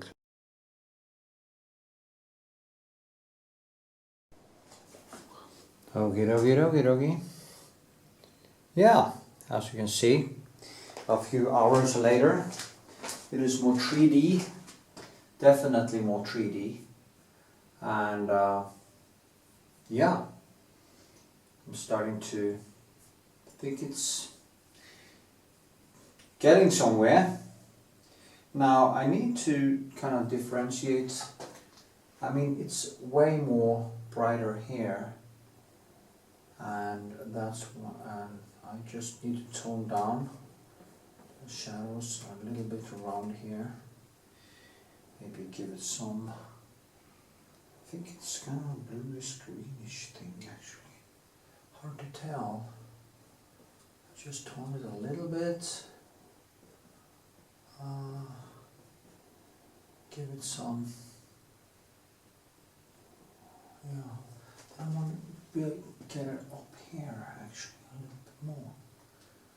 So the shadow in the hair is way more.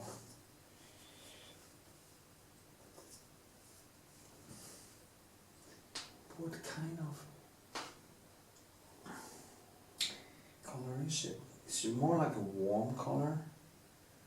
So I think I'm gonna go a little warmer, reddish, maybe cadmium, and add some more light here. It's a good contrast to that because it, you know, since she's very bright, this is toned down, but this is have to then be pulled out a little bit more. So that's exactly what I'm doing now. Just kind of pulling. I'll come to the point where you actually, all the nuances is very small, and it makes a big difference what you do. It's almost like you can hear a pin drop, you know that expression. At some point in a painting, if you go further enough, it is basically like you can hear a pin drop. And yeah, it's quite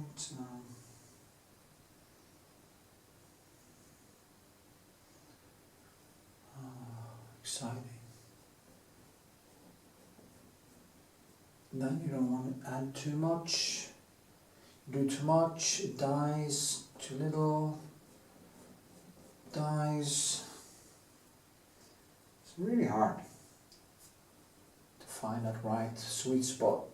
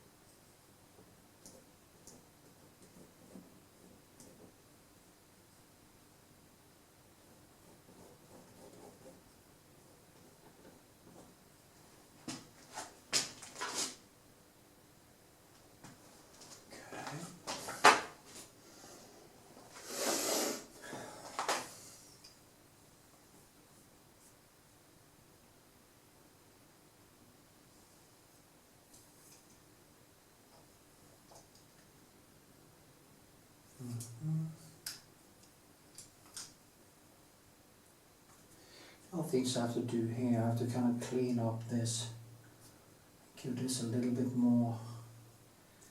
So I guess I'm gonna do that. I'm gonna let it dry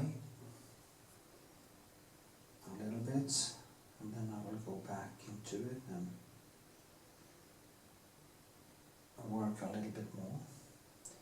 It is almost this never-ending story thing, you know. You just can keep on going, keep on painting. It never ends. Always new layer. There's always a new thing you can do. I want to tone down this here. Somewhere else on here is coming kind of out like this, so it becomes a little bit more natural. Here.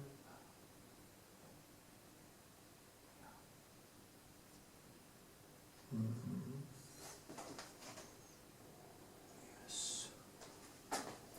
Straight down here, the most bright part is right there. That's where I have to put in the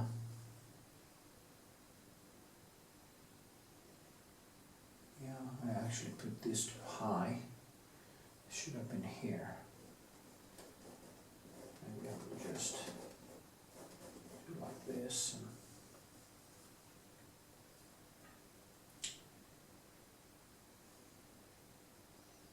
Nice to have something happening in the background also. There's a lot of stuff happening in here. Some stuff happening. Oh.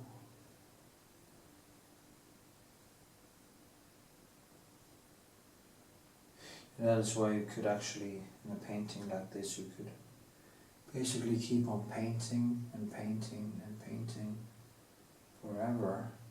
There's always something more I could add. Like the feel of the plaster, whatever. Always something more.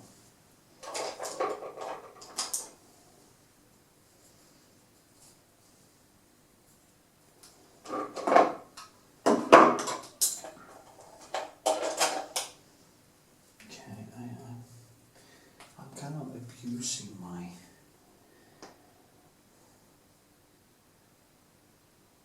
maybe I should use the ivory black or lamp black, see what happens to that. See if that gives a different black.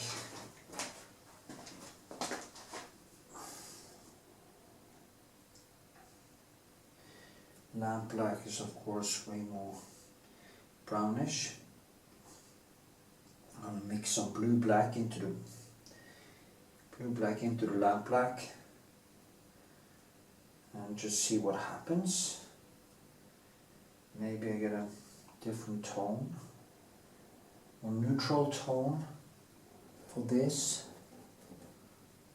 Maybe.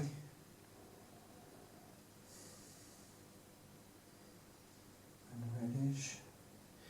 You know, I'm not following the secondary. Yeah, this was actually quite nice, more neutral. I'm not following the secondary color circle to the word, you know, to the absurd, because I want to keep it a little bit neutral. But I think that actually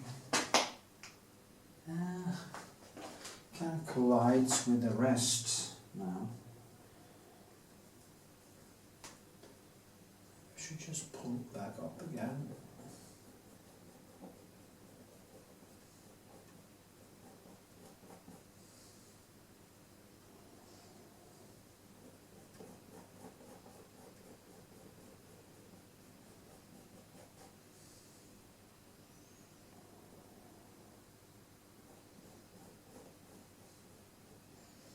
wish I had a studio with a higher roof, less intensity.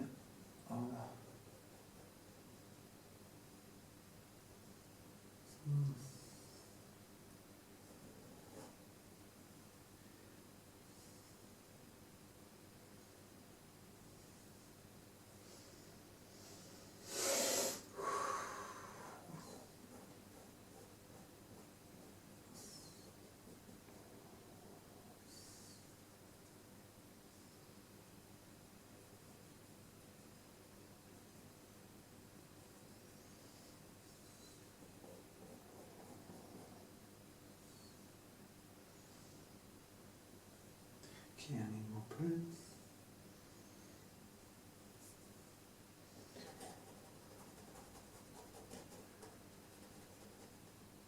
Yes. This that actually makes the light way brighter.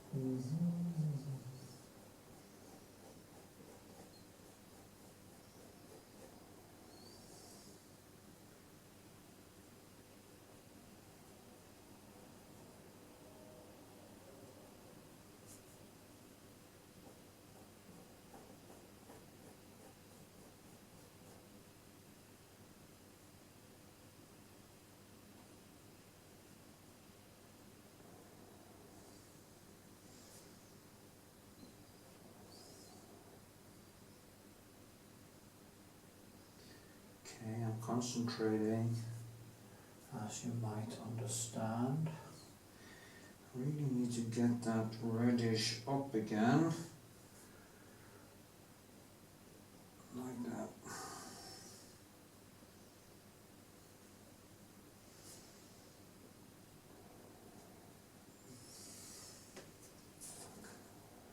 So hard when you can do a little bit too much. Lose it.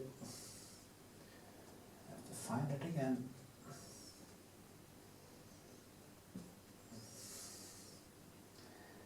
Blue.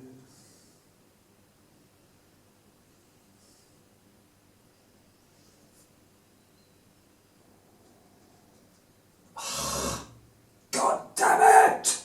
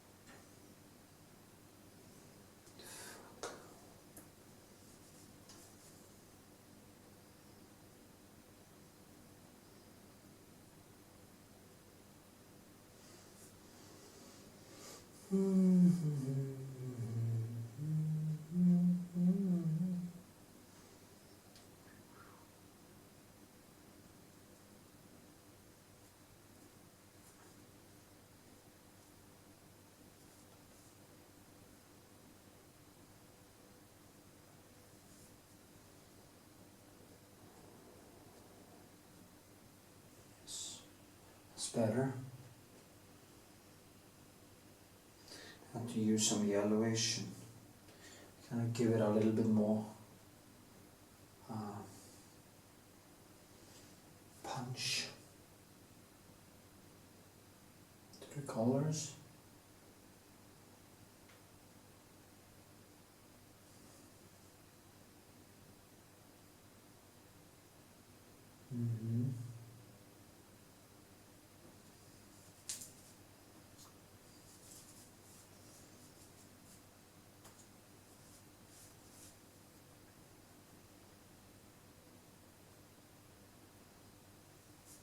As you can see, I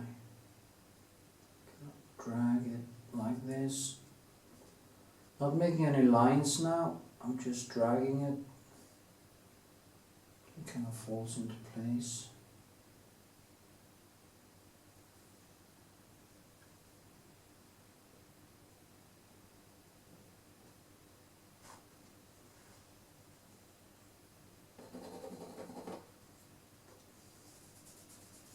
Okay.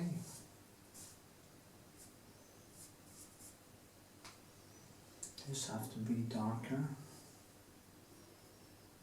That's going to be a challenge. Awesome.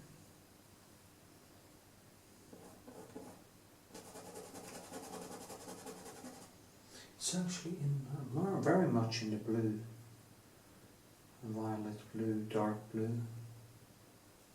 Seems like it. And with some reddish in it.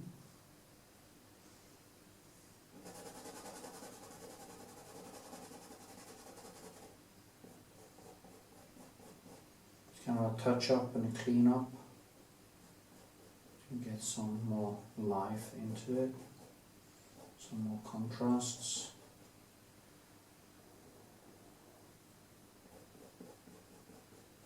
There's always another thing I can do. So it is that thing, you just start doing something and then suddenly you are in this battle royale with yourself for hours, maybe even days. You go over a certain point and you just can continue.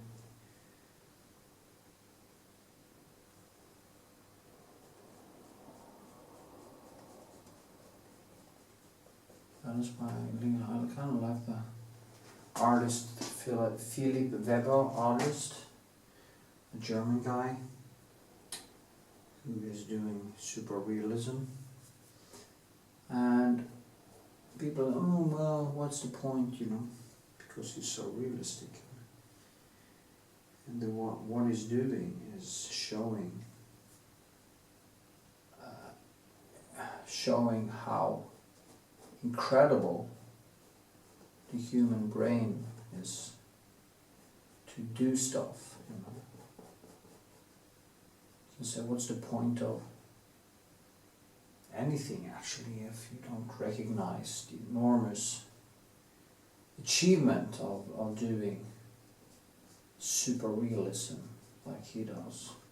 It demands of you a focus that is basically godlike. I'm not there myself, but he really impresses me. Even if he is using a projector, he is impressive.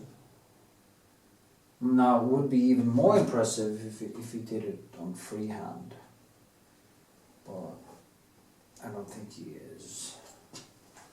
Okay, that was better. Get some more hair behind there, some natural hair. Like this. That just falls right into the paint, so kind of just absorbed into the paint.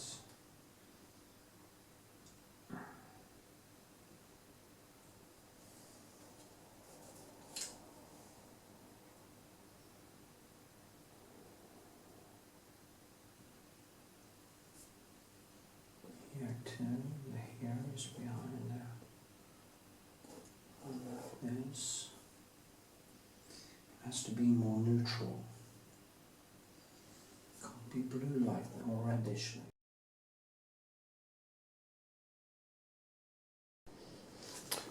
Never-ending story. You remember that song? Well, I'm gonna do the last touch-up now. I really think it's becoming something quite good, actually.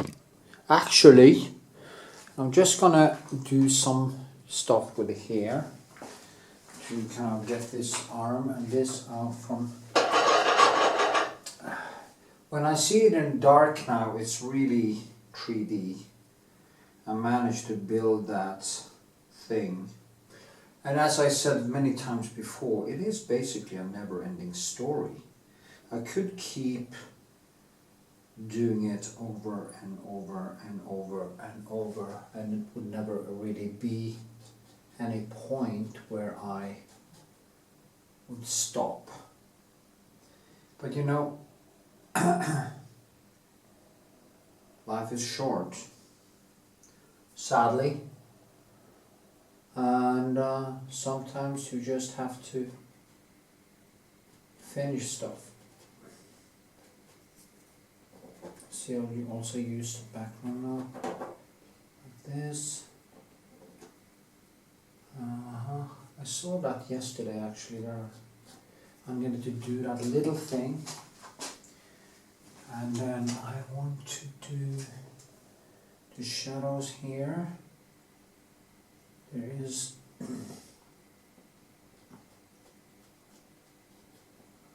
this is when you come to the point where you really, many times don't really know where to go, and you become like this wolf and kind of chasing. I'm kind of chasing the prey. That's how it feels. I'm not sure. I'm afraid to do too much. I'm afraid to do too little. Not too little actually. I'm more afraid to do too much, because too little can always be fixed, but too much is worse. So yeah.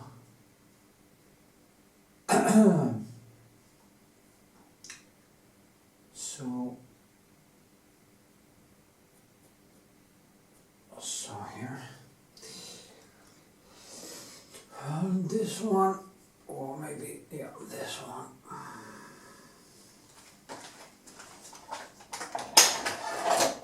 It was Saturday night actually, or night until Sunday, 17th of July, or July, yeah. August next month, so yeah, and just trying to finish this one tonight. I have many other paintings I need to finish now, so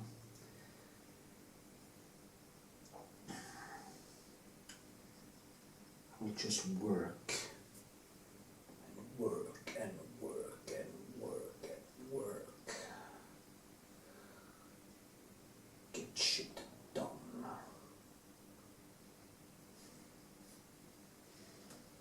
Yes. Now I want to do a little bit on the fingers. Just a tiny bit here around them a little bit. So it seems more natural.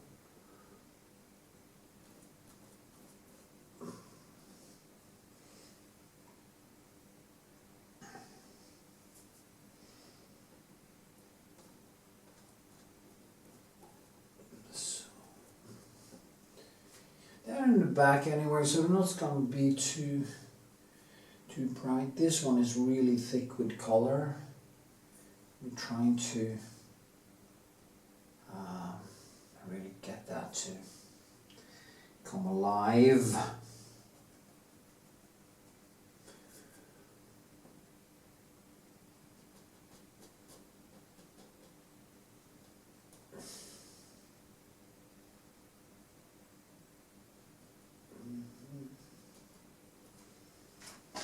Okay.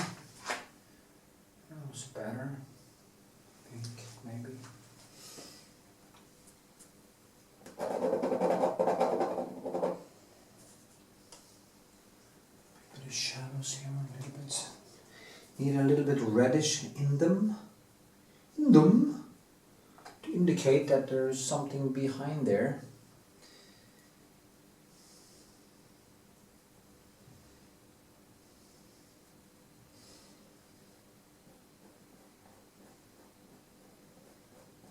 I really dislike the light I have in this studio. I can't really get it right. And many of the colors that I don't see that well. That is quite annoying. That's the elbow.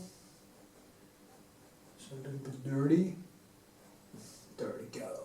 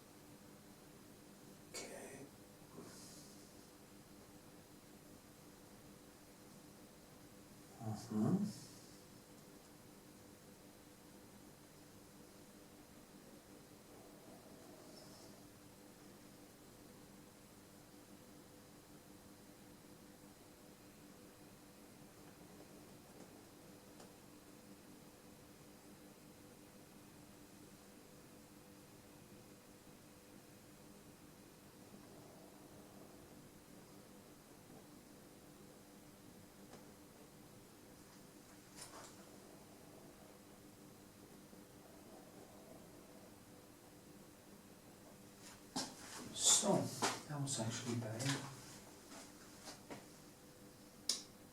I love this silence. I'm working in this silence way now. My head is silent finally. And I don't need any more bullshit in my life. Seriously.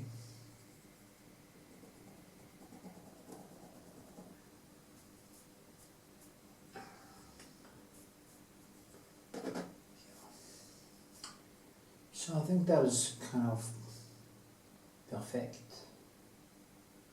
It's a little bit solved. It's totally okay.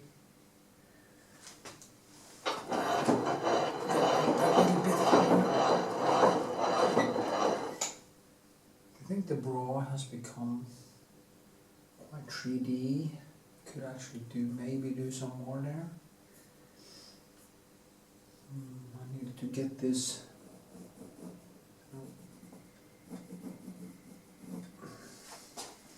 gonna go around her body and two more on this shadow here to tone that down a little bit. It's hard to know actually because it is now very dry.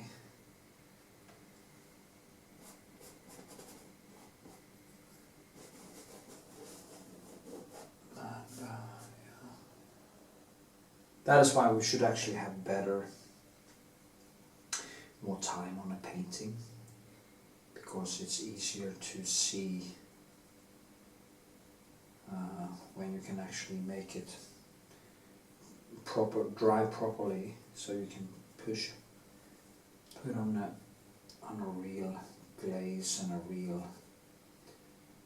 If I put on more glaze now or something, I could actually risk that the whole thing dissolves, and that is not a good thing.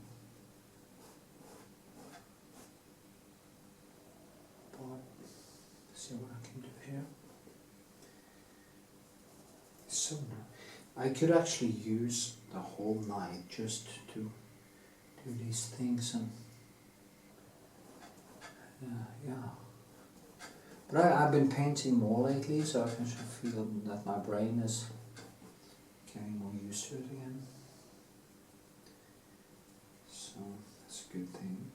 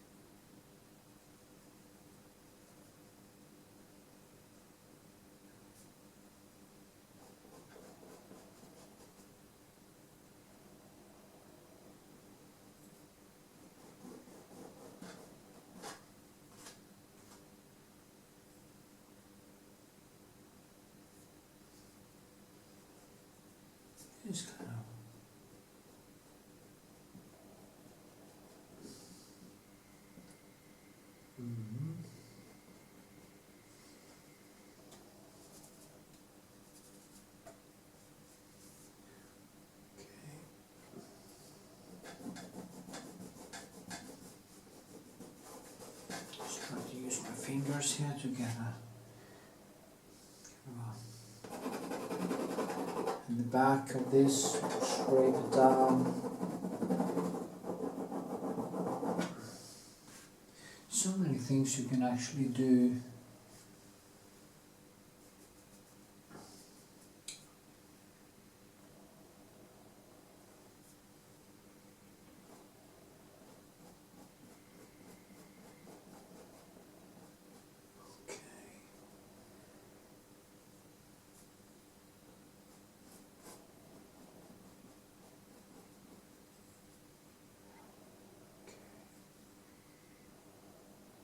This one should have been over here actually. Oh, yeah, something like that. No, it actually comes in like this. Let me see. Yeah, that's a rib there. It's bigger than I thought, so it's good. See now, that's better. I'm trying to slim her down a little bit, basically. I think I suddenly made her a little bit thicker.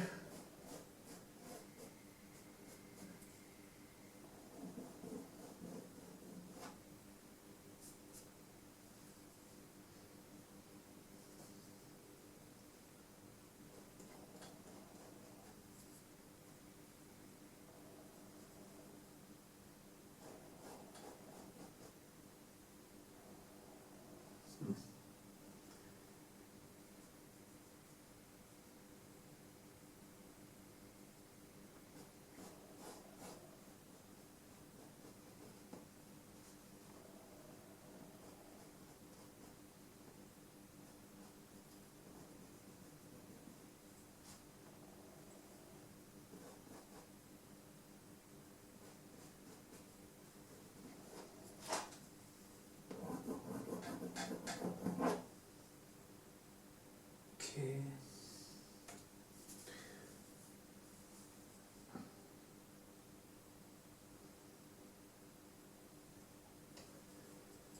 I want to do a little bit of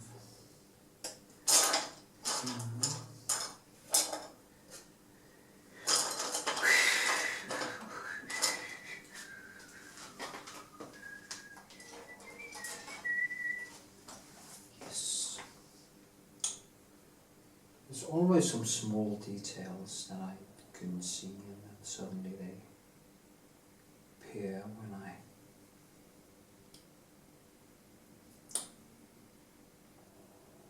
yes.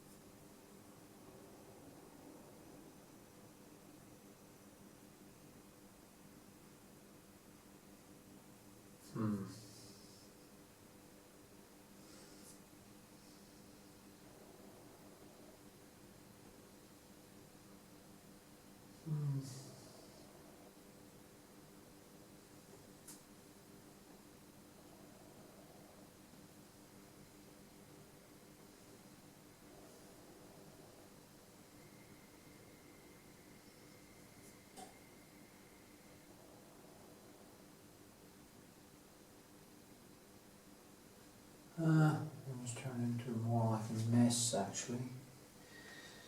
That can actually easily happen, because here I'm working with, there's very little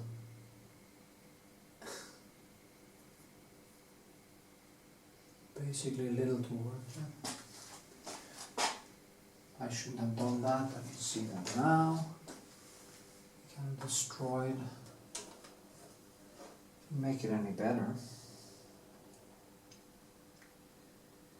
Think about it, standing around doing this for hours. Hours on end. Okay. Well, I'll just have to come back to that.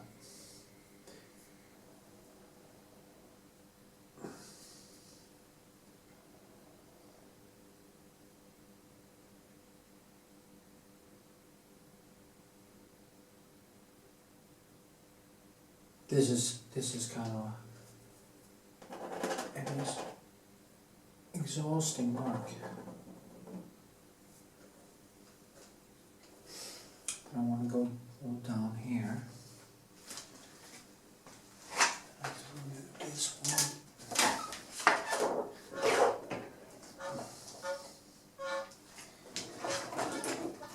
Yeah. Okay. So what do we see now? Here. Yes.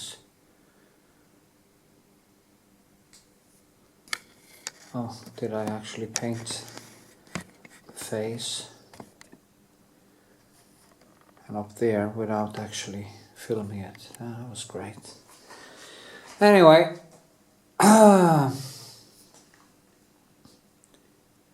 Well, no, I didn't. No, fine. Of course I was doing that. Okay, I want to put in some white to the navel to get a little bit more shadow in it.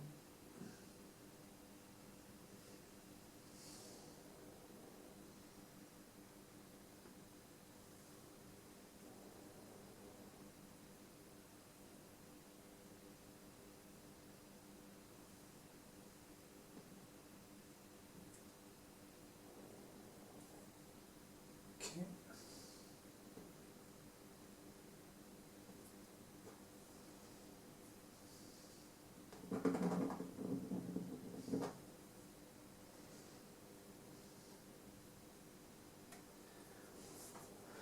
And then I will do something that I told you I wouldn't do, but I'm going to do it anyway. I'll try to make a nice shadow underneath here.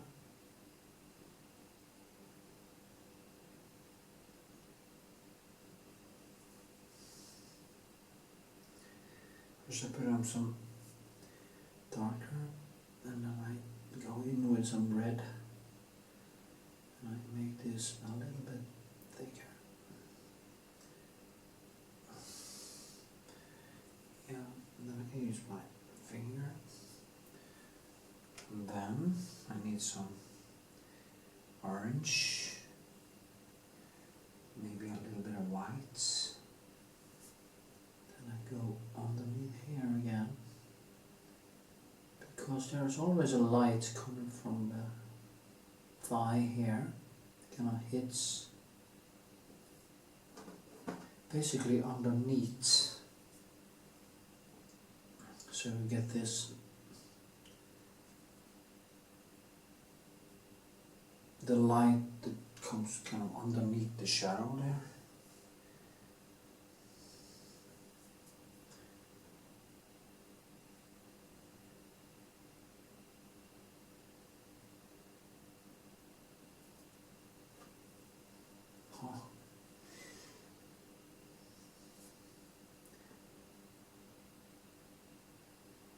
The driving force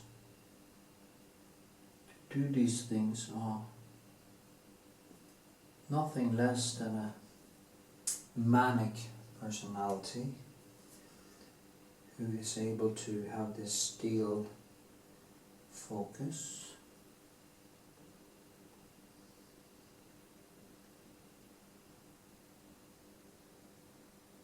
Yeah.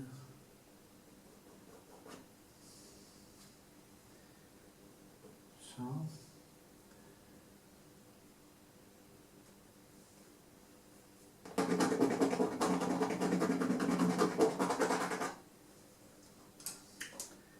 now there are some things I need to do.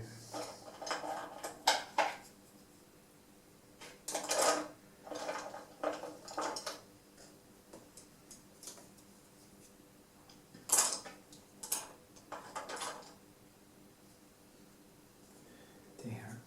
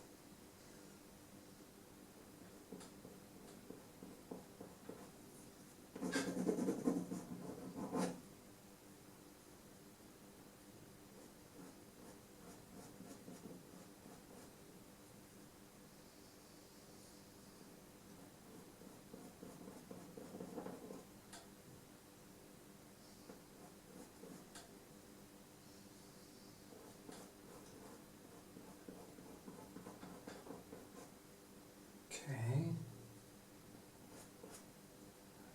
This and here.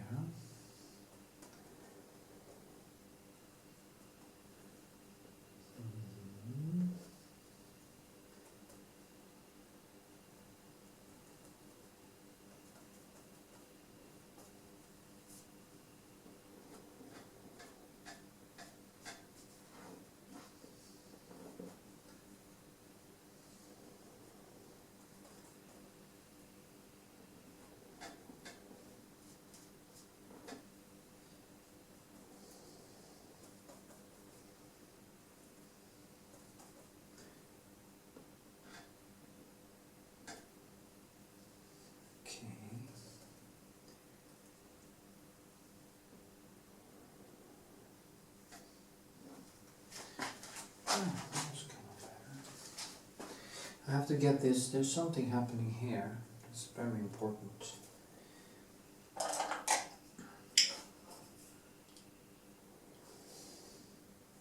I think you have a quite trained eye to see these things.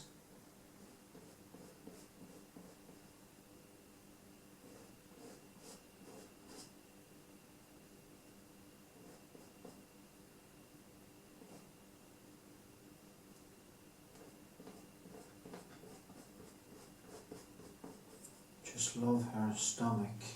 It's beautiful. It almost reminds me of being kind of pregnant. I have this thing in me when I see pregnant women. It awakens all the the fighter in me, and I want to protect them. That's a good thing, I think, for my future wife. Something, maybe, who knows.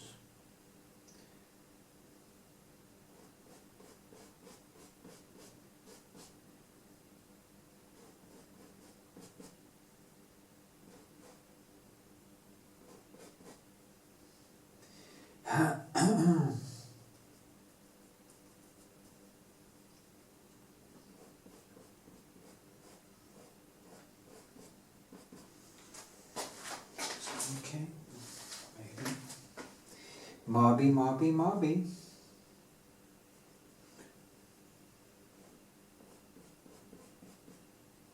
Huh.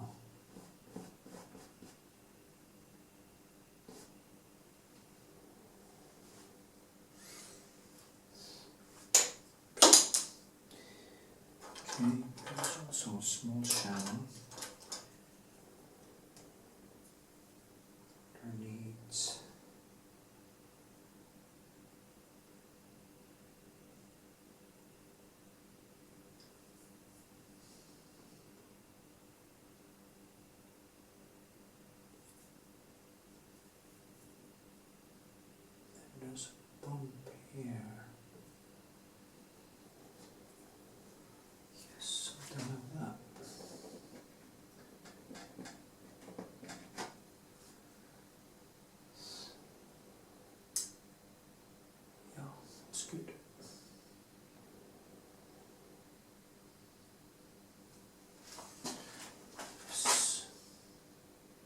Anyway, I think it's okay now.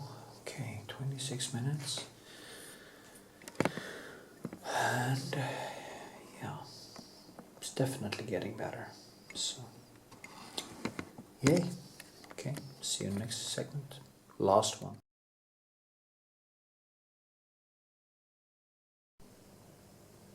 Okay, here we are.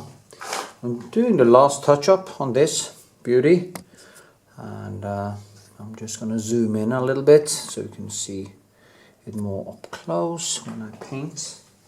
I just do some evening out. I saw when I took it into the frame, actually, I could see that some of the shadows and stuff was kind of dirtied out and didn't have the right hue and the right oomph, the right power to it.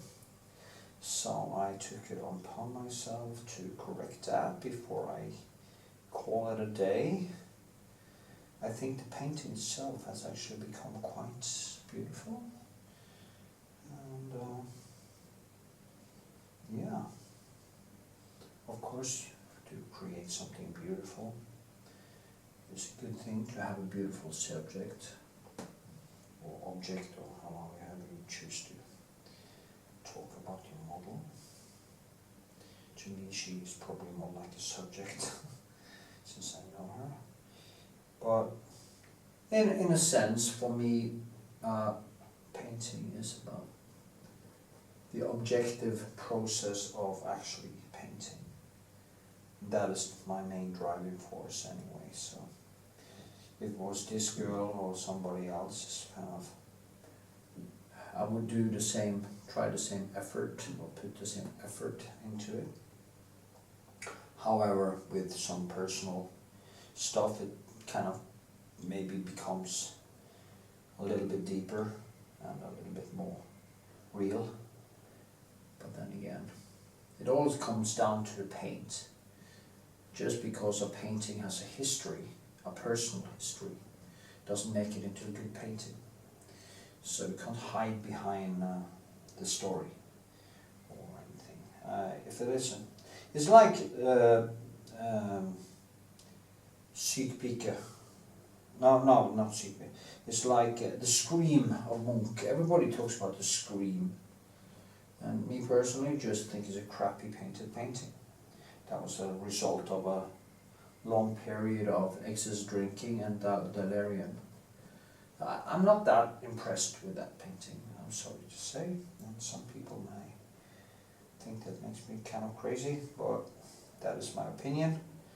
I think it's the most painting. The painting is the most overrated, hung over, or manifestation of being severely hung over in world history.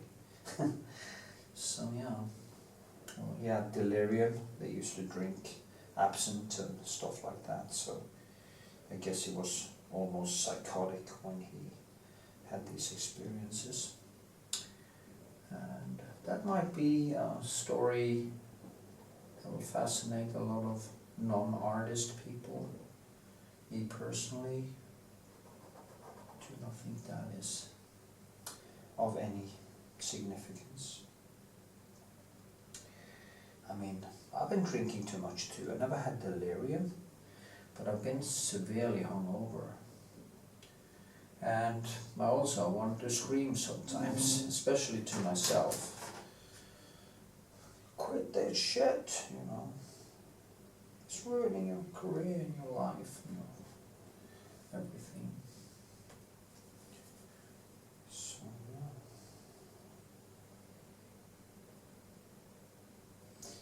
I'm not here to paint my feelings. My feelings is kind of manifested in the brushwork and stuff like that. Of course, I do think that I may have worked a little bit more deeper because I know her, but I'm not sure.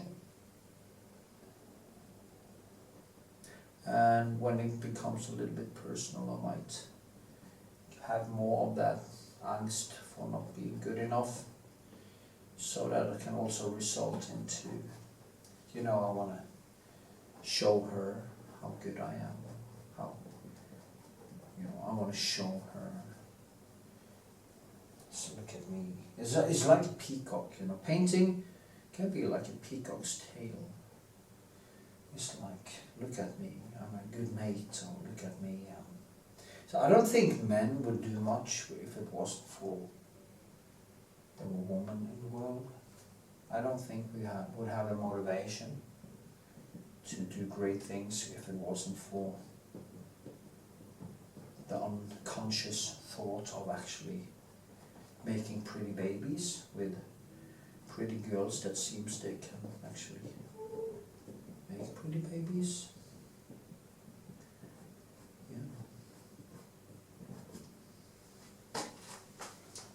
Yeah, that was better.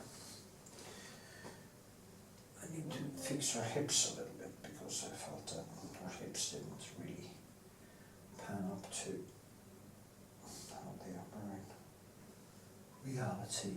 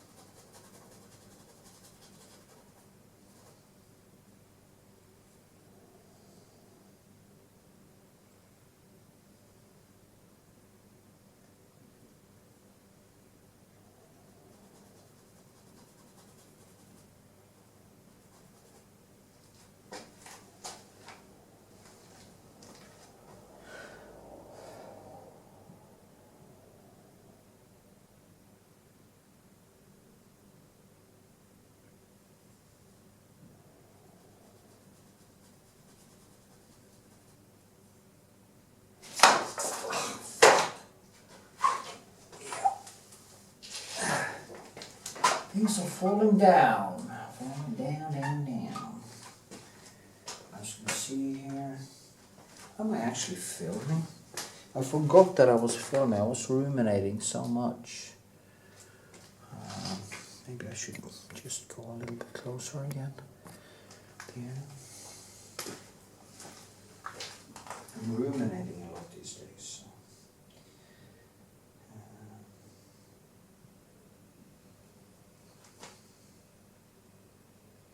What I'm trying to do here is just kind of link the shapes together.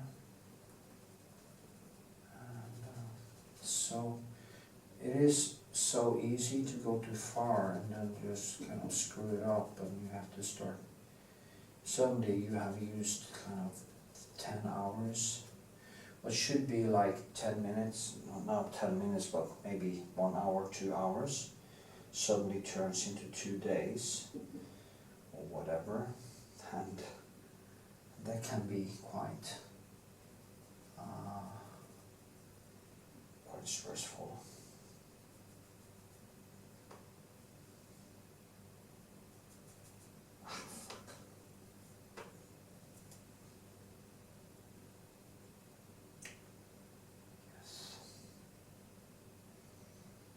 Yeah, this one is, I have to, if I put in too much white, it dies. If I put in too little, it dies. So you kind of have to find that sweet spot.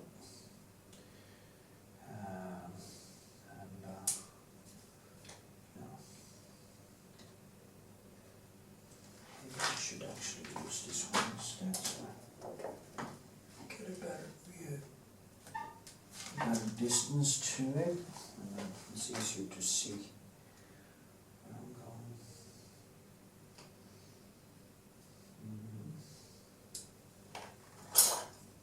What I'm doing and where I'm going. Just so many of my brushes get ruined by my carelessness.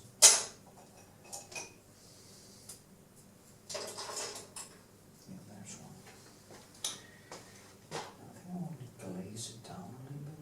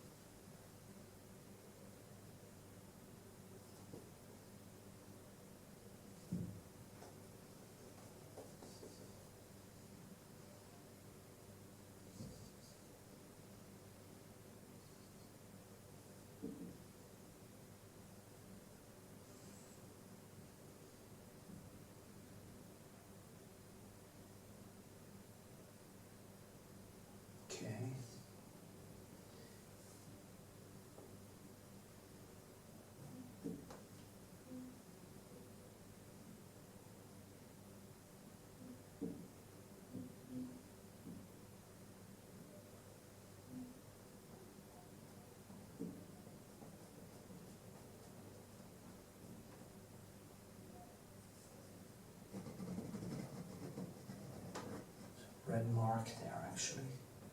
It's quite difficult to paint it, but yeah.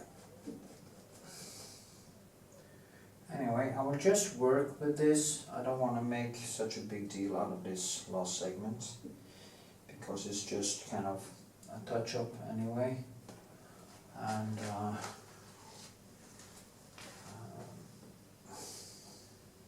I can probably do this for a few hours before I will be pleased with it.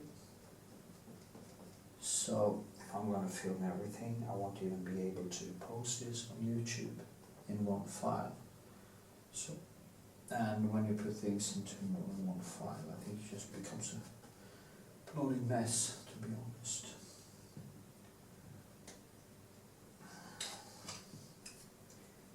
So yeah.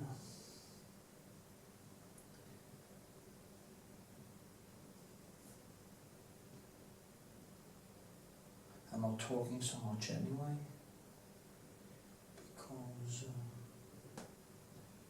thinking a lot. Also, I have to concentrate when I do this kind of touch-up work. Way more than in the beginning when I'm sketching, when everything is easy.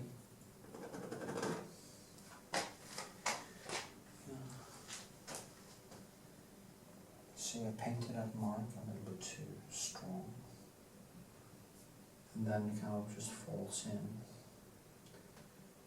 and I want it to be kind of underneath and on top of the skin at the same time.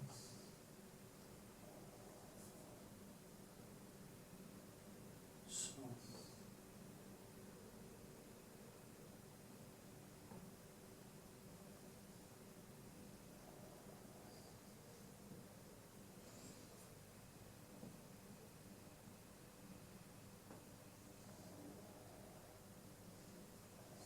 yeah, that was actually better.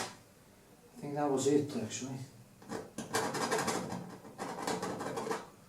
Yeah. So I will shape this thigh and stuff and sign it, and then I will be done. Yay.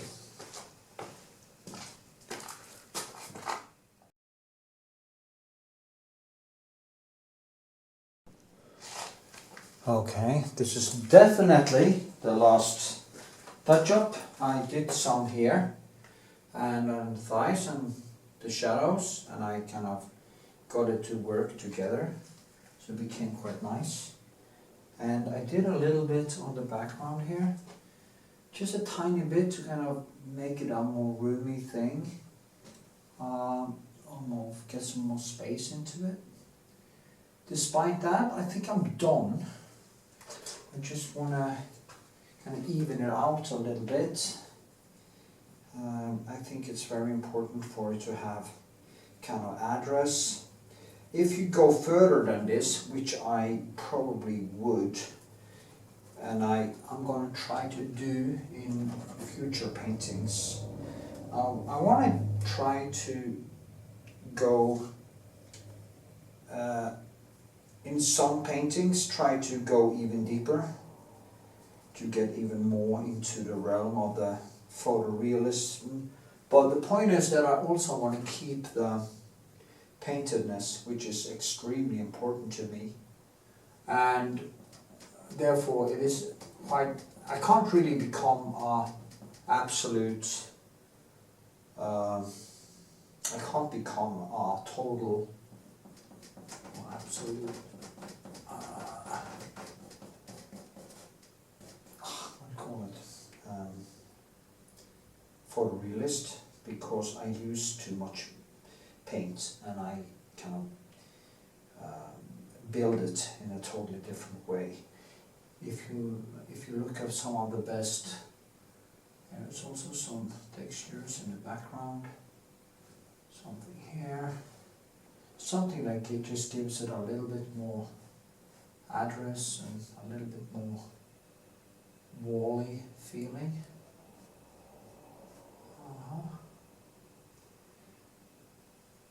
Not wall-y feeling, but wall feeling, plaster feel to it.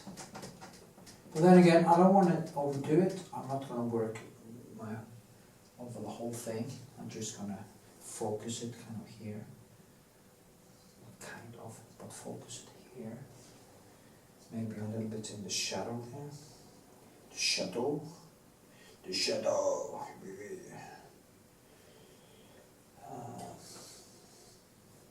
To make the kind of like this, even out the shadow a little bit. It's very easy to do too much, and then you are, as I did say, staying here for 2 days and you can't really stop. That's very typical me. Manic as I am, there is kind of, I have this extreme limitedness in me, and that also comes into play when I do fall in love and stuff. The limitlessness is just, it's very hard for me to kind of take a step back and relax and see the situation, because I'm basically raw emotion. I am emotion in action, and everything I do, everything I see, every day, every moment for me is extremely it's almost like I'm totally, absolutely alive every single moment of my life, and it's a fantastic place to be, but it's also extremely exhausting, as I usually say. If people could be me for like 5 minutes, they would like to have to take a time out for 2 days, because my brain is kind of on 24/7, and if things happens that comes from the outside, like falling in love, it all just seem to basically collapse. But as I also say, you can't possibly, I mean, there is nothing you can learn more from than falling, and falling deeply in love and having rejection and dissonance and back and forth, and you don't know what's going to happen, and it forces you into this deep introspection that in the end will make you a very much better person. And that is what happens to me every time something like this happens. I go into profound sadness. There is no doubt about that. It is just horrific. But I learned so much. It is just, and my brushwork, the funny thing, my brushwork becomes better, you know.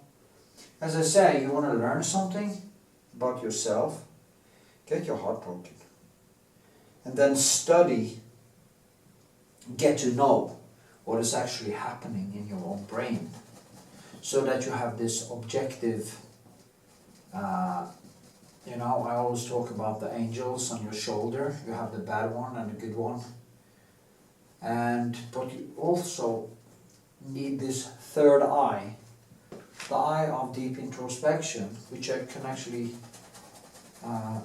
view these two from the outside, almost like in an objective sense, that you see the battle against the good and the bad, the needs and the reason, and then having the third eye, which is the deep introspection, to be able to see yourself objectively. But what also is very important in that situation is that you study yourself, you study why can't I stop texting, why can't I, so you go in and finding out why, acknowledging that you have codependency, rejection issues, that you are kind of hyperactive and you have all these things that works against you. It doesn't really matter. You won't be able to fix the problem. It will keep on banging in the door. it's like a barn door of noise in your head. There's somebody banging on the door with a big log or something, trying to bang themselves in all the time. But you know why. So it's not that it gets any easier. It gets a little bit easier. That's wrong to say that. It gets easier, but the emotion is basically the same. You can't get away the emotion of hurt by knowing. But understanding the hurt will basically keep you from committing suicide, because you know that it will pass and you will learn. And if you think positive about anything that happens to you, basically, like Marcus Aurelius say in Meditations, take everything that the universe throws at you and make it into a learning experience. I think that is probably where you want to be as a human being, that you see it as okay, it hurts like hell. You crave her or it or whatever you're fighting. You just want it, or you just try to get away from it, or depending on what it is. And but you learn, you become better, and that is what I have learned from life. That even in the darkest hour, in darkness, it isn't. As I said once, there is no.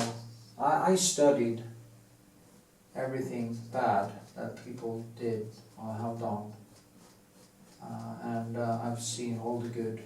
Well, not all, but I've seen the worst and I've seen the best, and I know that humans are capable of amazing things and also capable of horrific things. What actually surprises me the most is when a person, as I used to say to this girl, it isn't how you act when you want something that kind of tell who you are. It is how you act when you don't want something. That is what tells you who you are. And that is what I tell my daughter, and that is what I tell myself. That is who you are, how you act when you don't need it, you don't want it, even if it annoys you. Even if somebody texts you and you are annoyed for a while, if you're in that mode, you don't get angry. You treat the person in a good way, because you know that this person is suffering.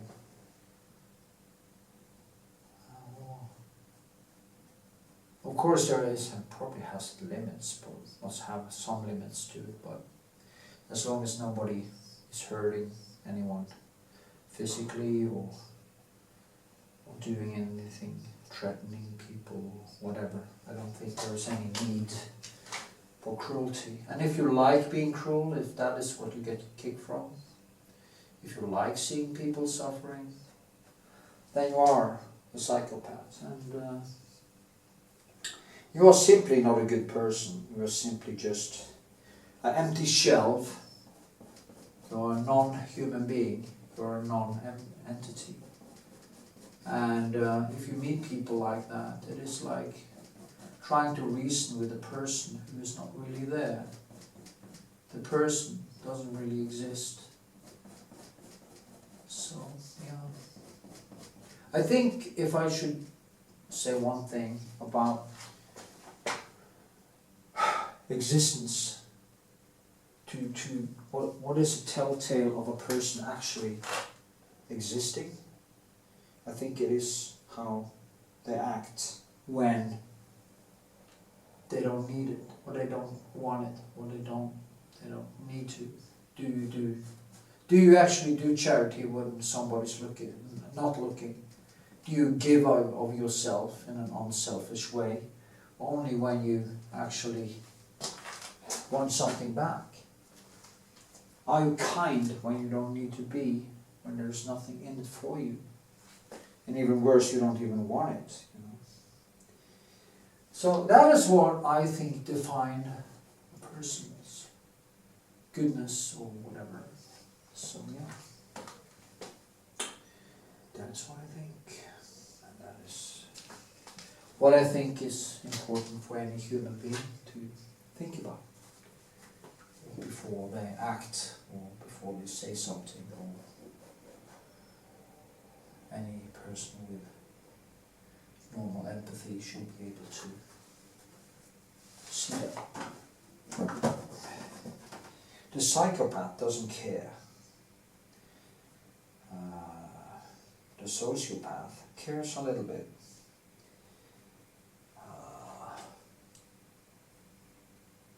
But then you have the dark empath.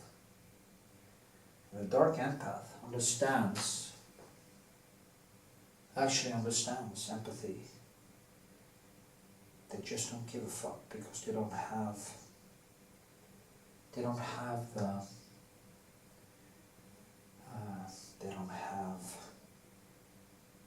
emotional empathy, or they lack emotional empathy. So everything is need-based. I need this, I act like this. I need this, I want to act like this. I don't need this, so I don't care. And yeah, so one has to find out who am I? Who do I want to be? Do I want to be good? Do I want to be bad? And if I don't care, I guess I don't exist. Without empathy, we are nothing. And I have actually been talking badly about empathy earlier. But it is just in that realm that when I say empathy faking, or people who fakes empathy, they kind of do charity because it makes them look good and stuff like that. That is the fake type of empathy that I don't like people treating people badly, but they are more occupied by saving cats than human beings, or they do charity work and it's only for their narcissistic supply or whatever. So there's a lot of empathy faking, there's a lot of emotional faking. And one has to kind of evaluate which way on the spectrum one is oneself, actually. Okay, there was a lot of philosophy in this. So yeah, now I think it's done. I'm gonna sign it. Then I'm gonna make a video. And I'm also gonna do kind of show you the video, show you the painting. I'm gonna sign it first, and then I will make a video. 2 videos actually. Okay. So this is how it is right now.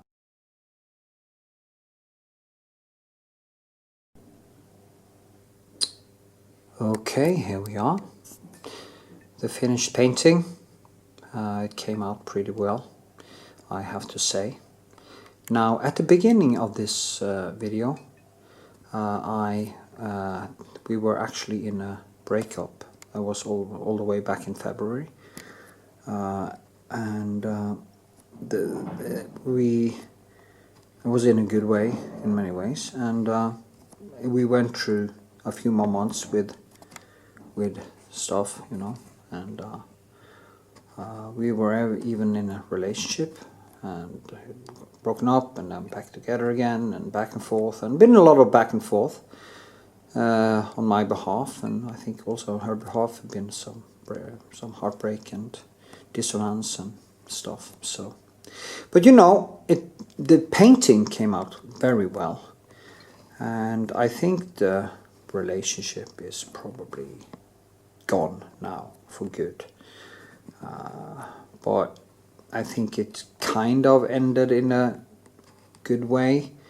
I sometimes feel that there would have been a good thing to play more of this video or more of this kind of film longer to see what happens, but you know, you have to be two to tango, so I just have to accept the fact that things doesn't always become what you wish it to become, and yeah, and you just have to pick yourself up and move and learn from the experience. There's nothing more beautiful than to learn from heartbreak and learn from falling, and that is basically what I have learned most from all my life. And there's been a lot of challenges for the last years, so I've become a better person. I have more introspection, I have more empathy, and I have more, basically I've become a better person. And this painting has a lot of emotion in it also, because, and it's kind of tattooed into the brushwork in the paint. And painting a painting when you are kind of emotionally engaged with the subject or the object or whatever you call it, is pretty mind-blowing actually. So yeah. So anyway, I hope you enjoyed this tutorial, learned something from it, both on a human level and as a painter. You can see how I build a nose. Yes, I love her nose for some reason. So yeah, with this I just want to ask you to go to my Patreon. If you want to support my work, please do. You can donate and I will try to help you as good as I can. If you donate $15, I will even Skype with you and talk to you on cam, and also make videos and stuff to help you become a better painter. So go to my Patreon and sign up and support my channel and my work. And remember, these videos are free, so please let them play when you, even if you don't watch them, because it up my view time and of course my income. So yeah, with this I hope to see you in my next video. Stay cool, keep living, keep painting, and keep having fun, because I'm gonna try to do that. Okay, my fellow Earthlings, welcome to the end of the video. Here you can see some of the textures and the brushwork, which I've been doing for ages. This was really hard and I built it like a sculpture, and I think it came out pretty well, so I hope you enjoyed the video. There was a lot of talk about love and heartbreak and stuff, but also painting. So I hope you enjoyed. Give a thumbs up, leave a comment, tell me what you think, and of course check out my Patreon, and I hope to see you in the next video.